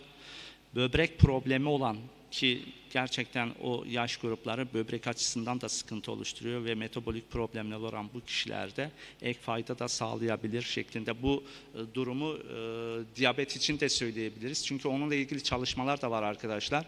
Diyabet hastalarında hem lipid profiline hem de insülin regülasyonu ve glisemik düz regülasyon anlamında katkı sağladığına dair de yayınlar bulunmakta ama onu burada sunmadım. Yine arkadaşlar etkinliği ile ilgili başka bir çalışma Yeni Zelanda'da yapılmış ve bu etkinlik anlamında gözlem, birkaç saatlik gözlem yapıldığı zaman bu hastalarda tekrar kan basıncının infüzyondan sonraki süreçte yükselme durumunun ciddi anlamda bizi rahatsız etmediği sonucuna da varılmış.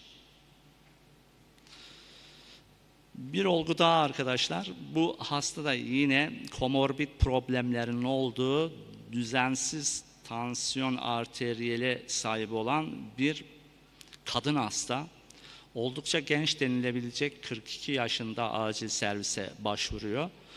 Nörolojik muayenesinde de arkadaşlar Tabii ki fizik muayenesi de bir hemoroji şüphesiyle, ivedilikle hastanın görüntülemeye gönderilmesi neticesinde mezensefalon çevresine lokalize bir kanama olduğu gözlenerek bu hastada yine biz o diğer nörolojik bilimlerle konsültasyon aşamasında tabii ki bizim tanıyı netleştirmemiz ve hastanın sürecinin, akıbetinin ne olacağını beklerken tedavi yapmama gibi bir lüksümüzün olmadığı gerekçesiyle ivedilikle tedavisine de başladığımız bu hastada da infüzyon sonrası 130'un altına düşmeyecek regülasyonu sağladığımız bir tedavi protokolü uygulayarak etkin bir tansiyon ergoyer regülasyonu sağladık diyebiliyoruz.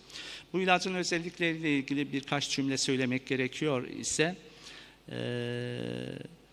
kalp atım hızını değiştirmiyor. Çünkü kalbin fonksiyonları üzerine çok etkin bir sıkıntı oluşturmuyor. Refleks taşikardiyi özellikle birkaç slaytta vurguladım. Tolerans gelişmiyor. Hem 5-hidroksitriptamin 1 hem de direkt postsinaptik alfa 1 blokajı ile ilgili etkinliğinden bahsetmiştim. Kılavuzlara girdiğinden bahsettim. Türkiye Cumhuriyeti Sağlık Bakanlığımızın da bu anlamda tablolarında yer almış bir postsinaptik alfa bloker. Sodyum içermiyor ki bu sodyum probleminin zaten hipertansif hastalarda düzensiz bir beslenme alışkanlığının da ciddi bir sıkıntı oluşturduğunu ifade etmiştik. Sodyum diyetine uygun, heparinin etkilerini değiştirmiyor. Az önce de söyledim, ikili etki mekanizması iki farklı şekilde sağlanıyor. Birincisi bolus intravenöz, diğeri ise driplioya perfüzatör ile infüzyon şeklindeki bir uygulama avantajından bahsetmiştim. Fiyat anlamında da gerçekten bir farklılık oluşturuyor diye bilgiye sahibim. Yani hipertansiyonun o geniş spektrumlu ajanlarının fiyat değişkenliklerinin de aynı spektrum şeklinde yorumladığı bir ligde fiyatının da avantaj sağladığı bir reel durum. Sunumumu biraz uzattım, affınıza sığınıyorum ve bu anlamda sözü tekrar size veriyorum Sayın Başkanım. Çok teşekkürler. Öncelikle. Şimdi arkadaşlar, şimdi konu biraz bizim açımızdan önemli yani. Hipertansif acillerin çok önemli bir bölümünü teşkil ediyor ve çok dramatik hasta grubu da bazen de dediğim gibi çaresiz kaldığımız hasta grubu oluyor. Ben şöyle bir hastamdan bahsedeyim. Bu hasta grubu çok önemli. Özellikle orta yaş, yani orta yaş diyeceğimiz 40-50 diyelim. Ona orta demiyorlar. Şimdi genç diye söylüyoruz ama o gruplarda baş ağrısı çok ciddi bir patolojidir. Hep söylerim, o yaşlarda baş ağrısından çok çekinin. Çünkü bu sakın habercisi olabilir. Özellikle 47 yaşlarında pik yaptığını biliyoruz. Şimdi bu hastalarda sak ilk kanamada kendini toparlayabilir. Nitekim böyle bir hastam olmuştu. Artık geri dönüş bekliyorduk. Ekstübe edecektik. Ama bunların 24 saat içinde ikinci hipertansif kanama durumu var. O hastada tansiyonu kontrol etmek hayati bir önem arz ediyor. Onun için özellikle bir grup hastamızda bize çok önemli bir alternatif getirdiğini görüyorum alfa blokerlerin. O da iskemik değil de hemorajik stroke'da zaten elimizde en güçlü şeylerden biri Hakan Hocam, öyle görünüyor. Bizim arkadaşlarla bir deneyimimiz arttı. Biraz kendi hastanemizde de ama bir de iskemik stroke yapmış olduk. Değil mi arkadaşlar? Onda da iyi sonuçlar elde ettik ama Hakan Hoca'nın bahsettiği şey var. Çok çabuk düşürüyor değil mi Hakan Hocam ya? Evet. Biraz böyle alfa blokerlerden de bunu bekliyoruz herhalde. IV intravenöz veriyorsun, bolus veriyorsun. Birdenbire şok bir tansiyon düşüşü görüyoruz. Bu da siz gözlemlendiniz mi bunu? Ben özellikle bazı acil tıp meslektaşlarımızın yan etkiler konusunda tedirgin olduğunu bu süreçte sorguladım. Yani ne düşünüyorsunuz falan diye. İşte ilk doz senkopu, refleks taşikardi. Benim yani burada dediğim vaka sayıları çok yüksek değil. Hani klasik derler ya, daha fazla bu konuda pratik değerlendirmeler gerekiyor ama benim kendi uyguladığım o ikili rakamlardaki hastalarda bu sıkıntıları görmedim. İnanın ki bir acil tıp kliniğinde siz bir ilacı uyguladığınız zaman ya bunun yan etkisinde şu sıkıntı olabilir diyerekten bir tereddüt içerisine girmeyin.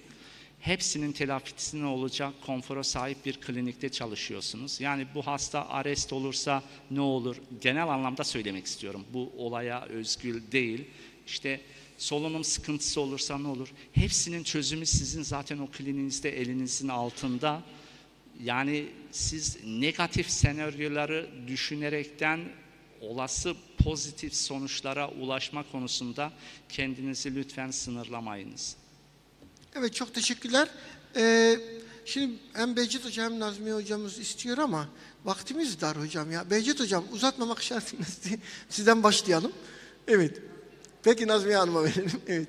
Çok kısa Tamam, konuşacağım. kısa. Ya ben 2005'te mezun oldum ve ben 2005'ten beri kullanıyorum bu ilacı. Öyle mi? Çok iyi bir deneyim o zaman. Evet. Evet.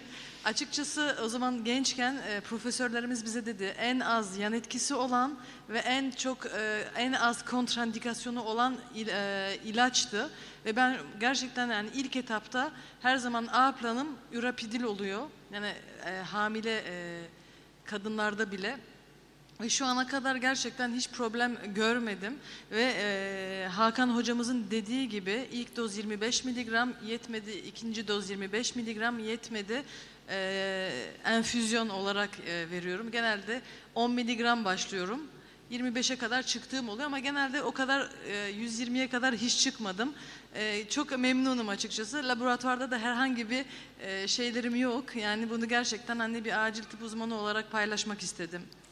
Ya bu harika bir şey çünkü inanılmaz bir katkı oldu, katılım oldu. Çünkü burada biz ilk ilaç kullanımı alfa bloker infüzyon yapacaksınız ya her asistan, her genç doktorumuz hatta hocalarımız ilk başta ben bile ya bir yapın bakalım başında bir duralım ne olacak fikrinde bir yaklaşımımız oluyor yani şimdi.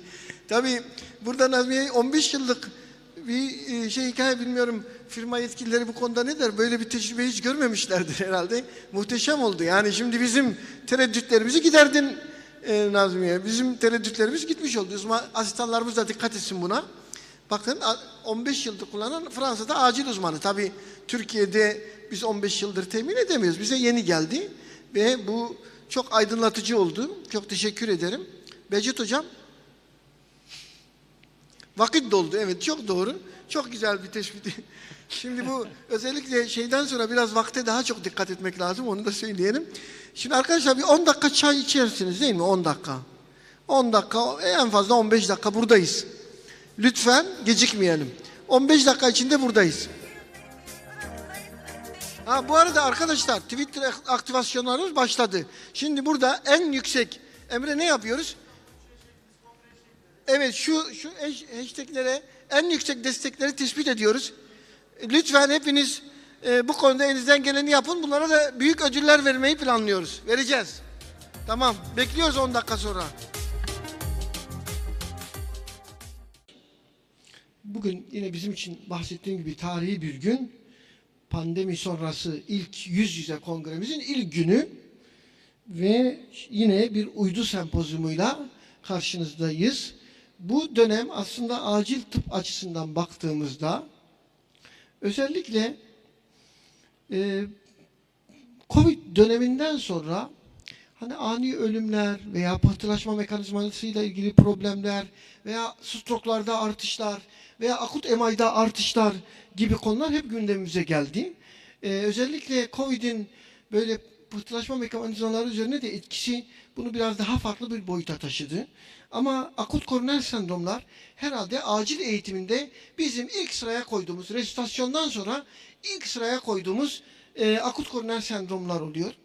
Akut koroner sendrom tedavisinde yıllar içinde oldukça iyi gelişmeler yaşandı. Özellikle invazif girişimler bu konuda bir çığır açtı. Akut EMA'yla kaybettiğimiz, akut koroner sendromla kaybettiğimiz hasta sayısı giderek düşecek ama bu kalite kontrolünü sağlayacak bazı konular, iyileştirmeler devam ediyor.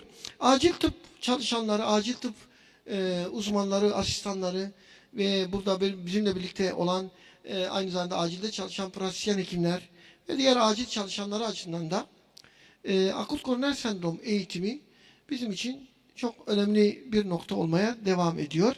Burada da bizim üzerimize düşen görevler var. Akut koroner sendromda yapılacak tedavinin zamanla bir yarış olduğunu, bu yüzden de verilmesi gelen ilaçların zamanında verilmesinin çok önemli olduğunu yıllardır bahsediyoruz. Yıllardır hep ben şu soruyu sorardım. Yani eğer elinde bir ilaç olsa, sadece bir ilaç olsa, akut MI'da, akut koroner sendromda hangi ilacın elinde olmasını isterdin?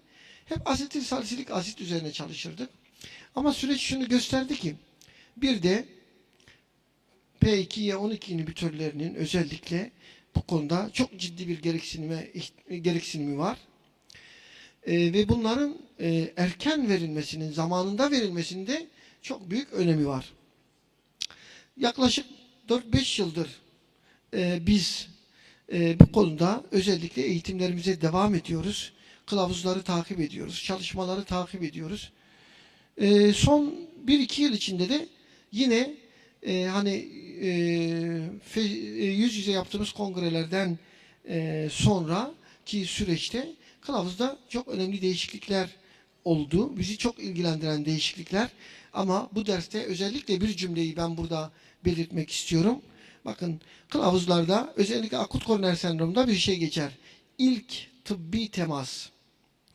Bu ilk tıbbi temasın kimin tarafından yapıldığını acil hekimleri olarak çok iyi biliyoruz.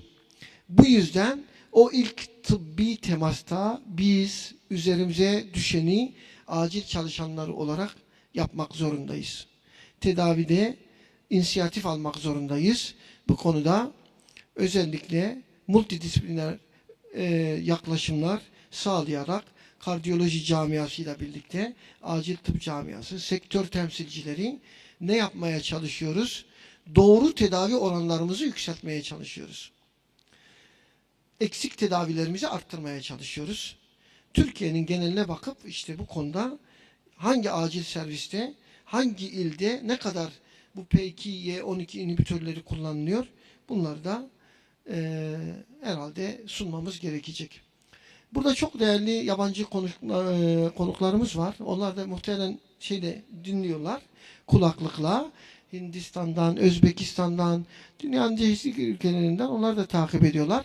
Onların da katkıları bizim için değerli olacaktır. Bu konuda çok değerli bir hocamızı ben davet edeceğim. Profesör Doktor Adnan Abacı, Gazi Üniversitesi Tıp Fakültesi Kardiyoloji Anabilim Dalı'ndan değerli hocamız bizi bu konuda aydınlatacak. Hocam buyurun.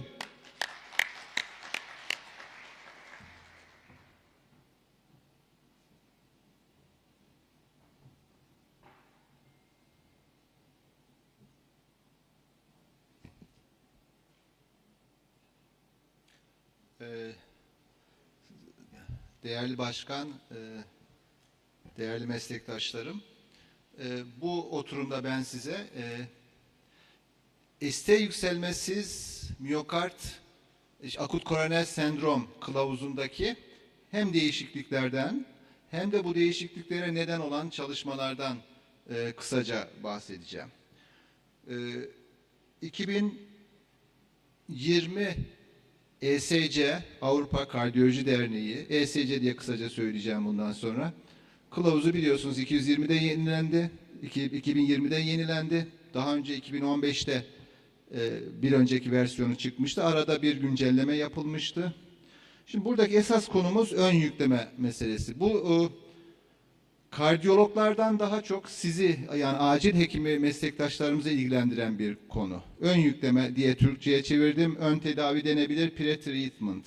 Öncelikle ön yükleme dediğimiz zaman ne anlıyoruz, ne anlamalıyız?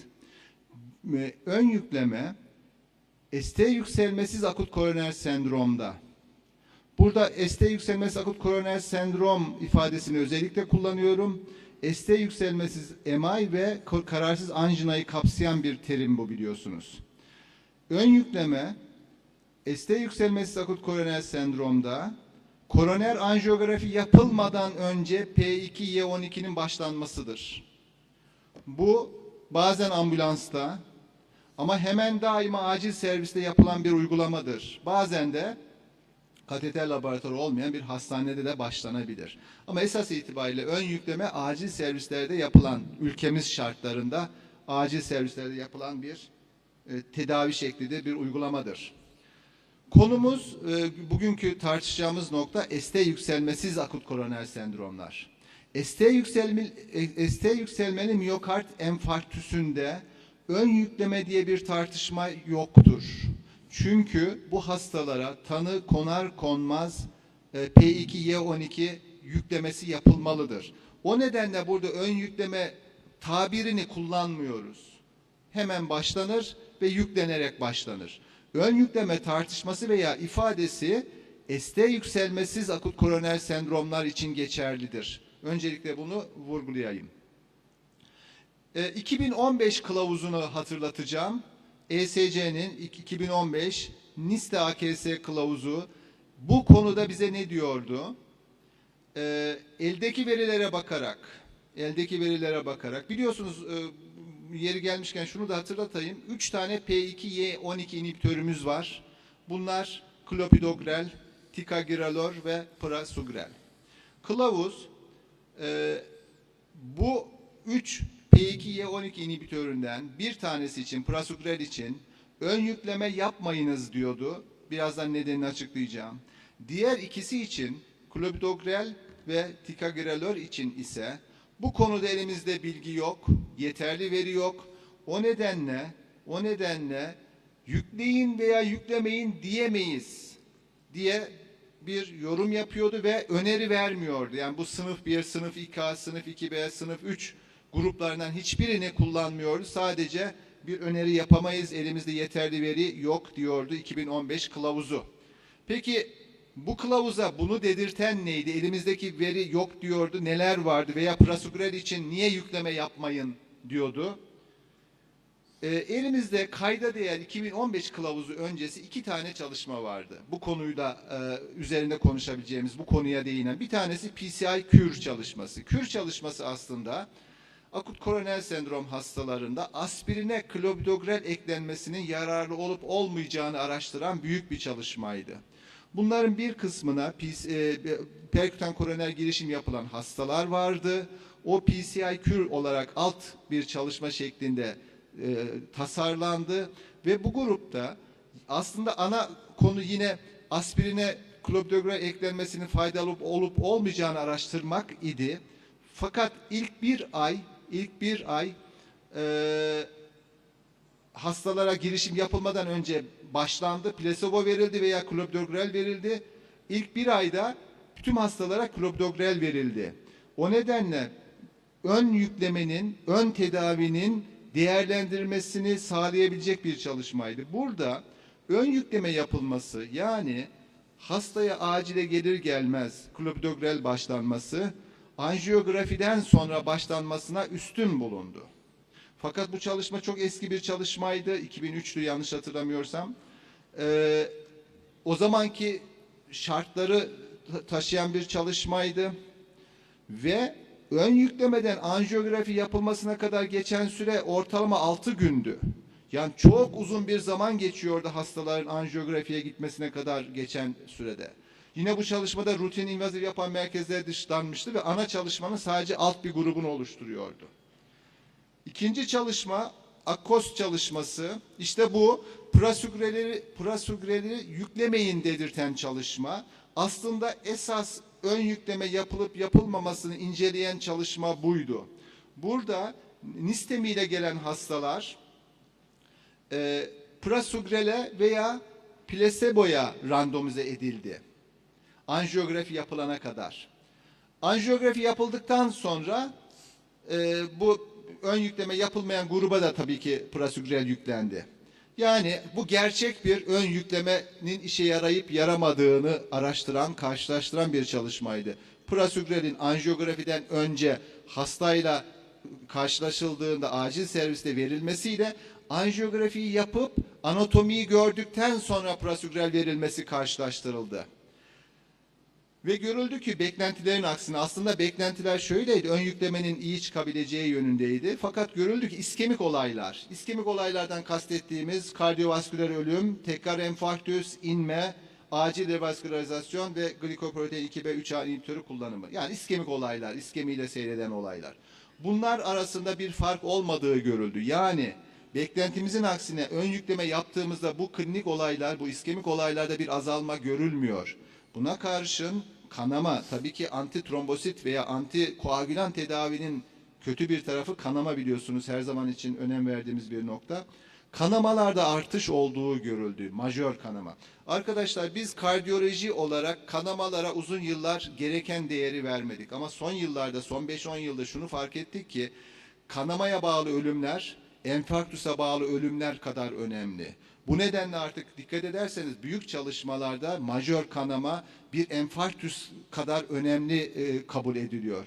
Ve kanamada artışa yol açıyorsanız eğer yaptığınız tedavi yüzünden o zaman mortalite faydası sağlayamayabiliyorsunuz. Hatta tersi bile oluyor. O nedenle kanama çok önemli. Bunlar majör kanamalar. Yani hayatı tehdit eden kanamalar. Ölümle sonuçlanabilen kanamalar. Dolayısıyla ön yükleme yapılan grupta majör kanamanın daha fazla olduğu görüldü. Yaklaşık bakınız 2 kattan fazla bir artış var. Bu şeyi çalıştırabilirsem. %1.7'ye karşı 0.7. Mutlak rakam olarak da %1'lik bir kanama artışı var.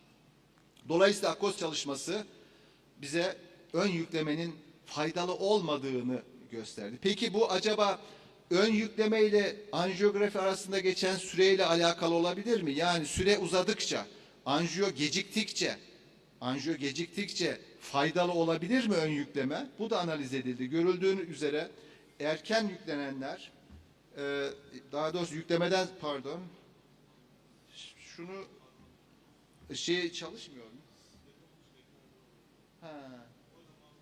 O yüzden mouse kullanacağız. Tamam. Bu sefer de oluyor. Tamam. Ekranı göstermiyormuş dijital ekran olduğu için. Gördüğünüz gibi anjiyografi, yükleme ile anjiyografi arasındaki süre uzadıkça bir fark yok.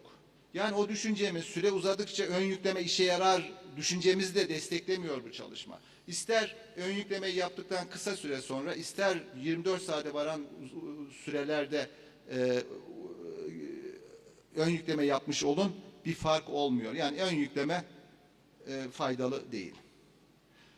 İşte bu çalışma biraz önce 2015 kılavuzunda prasugrelle ön yükleme yapmayın önerisinin nedeniydi.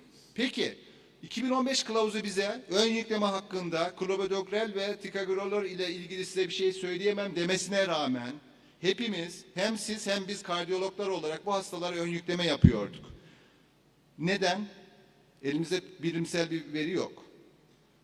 Kılavuz da o zamanki kılavuz ön yükleme hakkında bir şey diyemem ama prasugreli yüklemeyin diyordu. Böyle bir pratiği nereden geliştirdik? Şöyle bir düşüncemiz vardı. Eğer biz antitrombosit tedaviye erken başlarsak, anjiyodan önce başlarsak, yani anjiyoya geldiğinde hasta antitrombosit tedavi yerleşmiş, oturmuş olursa, yüklemesini tamamlamış, etkinliği gerçekleşmiş olursa, girişime kadar o geçen sürede damar açıklığının daha iyi olacağını, işlem sırasında da daha iyi bir antitrombosit tedavi altında işlem yaptığımız için işleme bağlı enfarktüslerin daha az görüleceğini, erken stent trombozunun daha az görüleceğini ve bu damarla ilgili tekrar tıkanmanın daha az olacağını düşünüyorduk. Bu bizim bunlar bizim teorilerimizdi. Ama aslında bir nokta daha vardı ki ön yükleme yaptığımızda işlem sırasında kanama riski artabilir.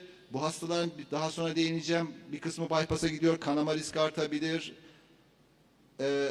Akut koroner sendrom diye yatırıp akut koroner sendrom çıkmayan hastalara bu ilaçları veriyoruz. Ona bağlı riskler var. Bypass'ta gecikmiyor. Yani potansiyel zararları da var. Bu konuya daha sonra geleceğim için çok uzatmayacağım.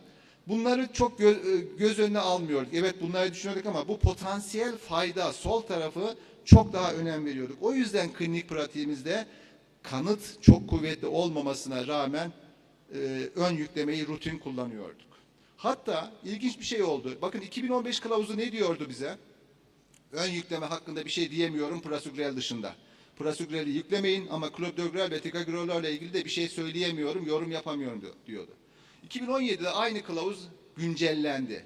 Peki güncellenmede ne dendi o ön yüklemeye? Ticagrelor yoksa efendim klopidogrelle ön yükleme yapabilirsiniz sınıf 2A öneri. Bir önceki kılavuzda yorum yapmıyorum diyordu.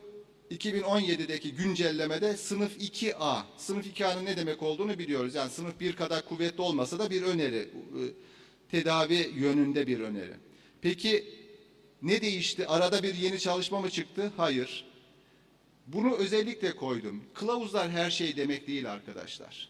Yani kılavuzlar da uzman görüşü içeriyor. Bakınız aynı veri setiyle 2015 kılavuzu yorum yapmıyorum dedi. Aynı veri setiyle, aynı çalışmalarla 2017 güncellenmesi efendim sınıf 2A ile ön yükleme yapın dedi. Bunu da dikkatinize çekmek istedim. Kılavuzlar hiçbir zaman kanun gibi görmemek lazım. Sadece NISTEM için söylemiyorum bunu. Genel yaklaşımımızda yani tıbba yaklaşımımızdaki noktada söylüyorum. Peki bunu da vurguladıktan sonra 2020 kılavuzu geldi. Bakınız bu sefer çok dramatik değişiklikler var. Ne oldu? Bir kere erken invaziv yaklaşım planlanan hastalara koroner anatomiyi görmeden rutin olarak P2Y12 inhibitörü başlanması önerilmez sınıf 3. Yani yapmayın. Uygulamayın. Sınıf 3 biliyorsunuz kontraindikasyon anlamında eski ifademizde. Dolayısıyla çok dramatik bir değişiklik oldu. Aynı zamanda tabii burada erken invaziv yaklaşım planlanan hastalarda tabiri sizi birazcık acaba bu az bir hasta grubu mu, özel bir hasta grubu mu diye düşündürebilir. Öyle değil. Günümüzde artık bütün dünyada NISTEM'iye erken invaziv yaklaşım uyguluyoruz arkadaşlar. Rutin olarak her yerde. Türkiye'nin hemen hemen her yerinde. Belki şöyle düşünebilirsiniz. İşte ilçedeki vesaire. Türkiye'de birçok değil her ilde artık anjiyografi laboratuvarı var. Büyük ilçelerde bile var. Olmayan yerlerde ilçelere çok yakın. Örneğin ben işte memleketim olduğu için biliyorum, Dinar'ı biliyorum. Isparta'ya 45 dakika anjiyografi laboratuvarı var. Afyon'a 1 saat anjiyografi laboratuvarı var ve bu bilinçteki hekimler zaten bu hastaları hemen buralara yönlendiriyorlar. Yani artık hastaların anjiyografiye ulaşmaları Türkiye'de çok kolay, çok çabuk ve çok yaygın. Dolayısıyla erken invaziv yaklaşım günümüzde standart bir yaklaşım. Özel bir hasta grubuna uyguladığımız bir yaklaşım değil. Demek ki burada çok dramatik bir değişiklik oldu. Ön yükleme yapmayın artık. Üçüyle de yani prasugrelle de yapmayın, ticagrelor'le de yapmayın ve klopidogrelle de yapmayın. Bu kılavuzda bir başka önemli değişiklik daha. Yine perkütan koroner girişime gidecek hastalarda ticagrelor yerine prasugreli tercih edin diye sınıf 2A öneri geldi. Peki kimlere ön yükleme yapabilirsiniz, yapmayı düşünebilirsiniz ki buradaki öneride dikkat ederseniz sınıf 2B yani çok kuvvetli değil. Erken invaziv yaklaşıma gitmeyecek hastalara kanama riskini de göz önüne alarak P2Y12 inhibitörüyle ön yükleme yapabilirsiniz. Bu daha çok 24-48 saatten geç invazive gidecek hastalarda bu da ön yükleme yapın değil bakınız. 2B yani yapabilirsiniz, yapmayı düşünebilirsiniz, yapmalısınız değil. Peki neden bu kılavuz bu kadar dramatik bir şekilde değişti? Burada birkaç önemli çalışma geldi. Bunlardan bir tanesi ISAR React 5 çalışması. Bu çalışma ticagrelor temelli tedavi ile prasugrel temelli tedaviyi karşılaştıran bir çalışmaydı. NIST akut koroner sendromda. Akut koroner sendromların tümünde özür dilerim. NIST grubunu ayrıca söyleyeceğim. Bu çalışmanın hipotezi aslında şöyleydi. Bu çalışmayı planlayanlar bu endüstriden bağımsız bir çalışma olarak yapıldı. Bir Alman grubu yaptı. Hipotezleri şuydu çalışmayı planlarken. Ticagrelor yaklaşımlı tedavi prasugrel temelli tedaviye üstündür. Hipotez bu şekilde. Beklenti bu çünkü. Çalışmaya hem ST yükselmeli hastalar hem ST yükselmesiz hastalar alındı. Az bir kısmı da kararsız anjinaydı. %40 kadarı STEMI, %46'sı NISTEMI, %13'ü de kararsız anjina. Yani %60 kadarı NISTEMI olmuş oluyor. NISTEMI AKS. Primer sonlanımı çalışmanın ölüm, MI veya inme toplamında meydana gelen klinik olaylar idi. Hastalar ticagrelor veya prasugrel'e randomize edildi. Ticagrelor'a randomize edilen hastalar hemen yükleme yapıldı. Çünkü kılavuz ne diyor? Ticagrelor'u yükleyin. Değil mi? Önceki yorum yok diyordu ama 2017 update'i yükleyin ve klinik pratikte de biz bunu bu şekilde uyguluyorduk zaten. Klinik pratiğe uygun bir çalışma yapıldı. Madem biz bunu ticagrelor'u işlem öncesi yüklüyoruz, görür görmez acilde yüklüyoruz, o zaman o yaklaşımı prasugrelleri de anjiyo yaptıktan sonra yüklüyoruz. Anatomiyi gördükten sonra yüklüyoruz. O iki yaklaşımı randomize edildi hastalar. Dediğim gibi beklenti ticagrelor'un üstün çıkacağı şeklindeydi. Fakat beklenmedik bir şekilde prasugrelle klinik olaylar anlamlı olarak daha düşük bulundu. Burada gördüğünüz gibi olay sıklığı 12 aylık, bir grupta %9'larda, öbür grupta %7'lerde anlamlı bir fark var. Peki kanama? Acaba iskemik olayları daha fazla azaltıyorsa kanama da o grupta, o ilaçta daha fazla olur mu? Hayır, böyle bir şey de görülmedi. Gördüğünüz gibi rakamsal olarak prasugrel grubunda daha düşük ama istatistiksel olarak ilk grupta da benzer bir kanama oranı görüldü. Dolayısıyla prasugrel temelli bir yaklaşım, ön yükleme yapmadan, anatomiyi gördükten sonra yükleme şeklindeki bir yaklaşım, ticagrelor temelli hastayı görür görmez, tanı koyar koymaz yüklemeye göre iskemik olaylarda daha az iskemik olaya yol açıyor. Kanamada da büyük bir fark gözlenmedi. İşte bu ishal reak 5'in bu sonuçları biraz önce kılavuzda bahsettiğim o iki öneri değişikliğine yol açtı. Bir tanesi ön yükleme yapmayınız. İkincisi de sınıf 2A öneriyle prasugreli ticagrelor'a tercih ediniz. Peki sadece bu mu bu öneriyi destekleyen çalışma? Pardon, ona geçmeden şunu da hatırlatayım. İshal reakta bütün hasta grupları ST yükselmesi, ST yükselmesiz ve kararsız anjina alınmıştı.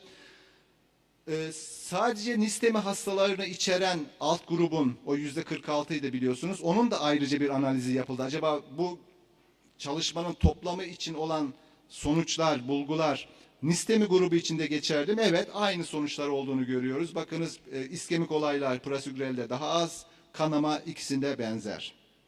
Dolayısıyla nistemi alt grubu da ana çalışmayla aynı. Bunun dışında kılavuzun bu önerisini destekleyen, aslında kılavuz yayınlandığında bu çalışma henüz yazıldığında, 2020 kılavuzu yazıldığında bu çalışma yayınlanmamıştı. Fakat kılavuzu yazanlar belki bu çalışmayı yapan kişilerle görüşüp ön bilgi aldılar mı bilemiyoruz. Diğer bir çalışmada Dubius çalışması. Bu çalışma da yine endüstriden bağımsız olarak yapıldı. İtalyanlar yaptı bu sefer. Niste AKS hastaları alındı bunlara sadece. ST yükselmeliler değil, ST yükselmesiz akut koroner sendromlar alındı. Ön yükleme yapılan ve yapılmayan gruba randomize edildi. Burada ön yükleme yapılıp yapılmaması ticagrelor ile yapıldı. Yani ticagrelor'un çalışması yoktu. Bu çalışmayla ticagrelor'un ön yüklemesinin faydalı olup olmadığı da özellikle incelenmiş oldu plaseboya karşı. Ön yükleme 700'er hasta var. Toplamda 1500'e yakın hasta. Orta büyüklükte bir çalışma. Primer iskemik olaylarla kanamayı beraber değerlendiriyor bu çalışma, dikkat ederseniz. Yani hem kanama hem iskemik olaylar beraber değerlendiriyor. Burada tabii pre-treatment değil de upstream, downstream ifadeleri kullanıldı. Upstream demek pre-treatment uygulanması demek. Yani ön yükleme yapılması demek. Downstream ise anjiyografiyi gördükten sonra yapılması demek. Görüldüğü gibi ticagrelor ile ön yükleme yapılması yapılmamasına göre bir fayda sağlamıyor. Dolayısıyla Dubius çalışması, kılavuz yayınlandıktan sonra yayınlanmasına rağmen kılavuzun önerilerini destekledi. Son bir destekte SCAR registrisinden geldi. Bu bir randomize kontrollü çalışma değil. Gözlemsel bir çalışma ama gözlemsel çalışmaların avantajı tabii ki birçok dezavantajı yanında bir de avantajı var. Çok yüksek hasta sayılarına ulaşabiliyoruz. Yaklaşık 60.000 ön yükleme yapılan hastayla işte 5.000 civarında ön yükleme yapılmayan hastayı karşılaştırdı. Dikkat ederseniz biraz önce de söylemiştim. Elimize çok kuvvetli veri olmamasına rağmen ön yükleme standart tedavimiz haline geldi. Bu registride, bu kayıt çalışması onu gösteriyor. Hastaların 60.000'ine ön yükleme yapılmış, 5.000'ine yapılmamış. Genel uygulamamızı gösteriyor ki 2010-2018 arasındaki bir dönemi kapsıyor bu. Peki bu kayıt çalışması bize neyi gösterdi? Tabii kayıt çalışması olduğu için ön yükleme yapılanlarla yapılmayanların klinik özellikleri aynı değil.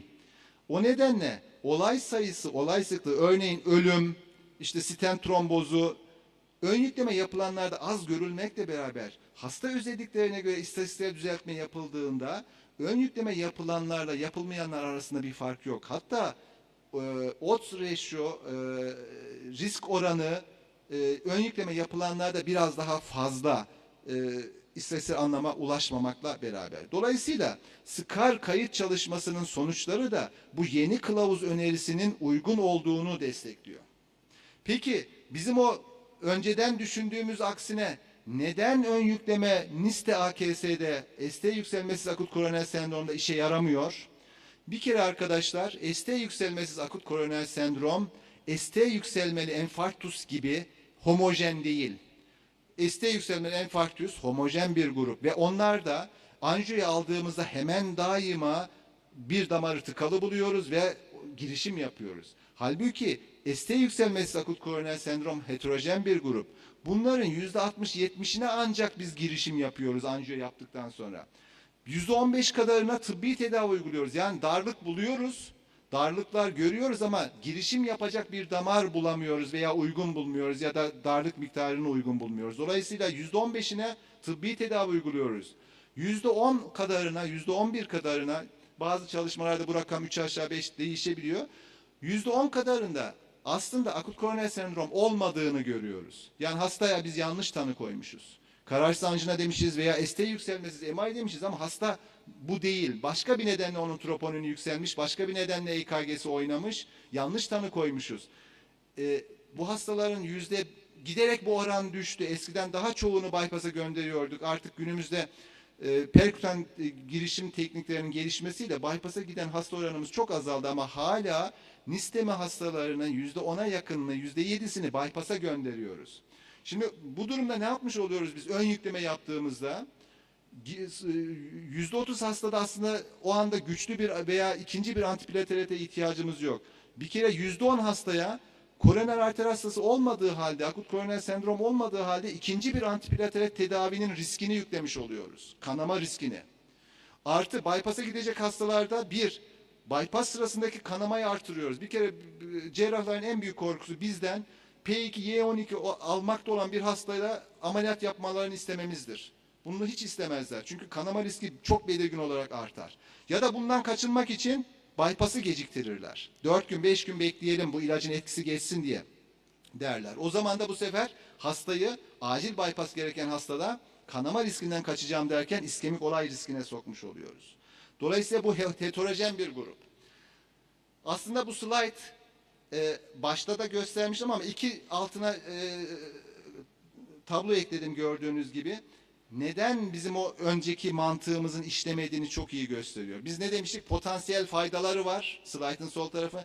Potansiyel zararlar var. Preprosidal kanama riskini artırıyor. Bypass'a bağlı kanamayı. NIST AKS çıkmayan hastalarda gereksiz tedaviye bağlı kanama riski ve bypass'ta gecikmenin riski. Olay sıklığının da faydası da olabilir. İşte iskemik olaylar azaltabilir. Ama olay sıklıklarına baktığımızda bakınız.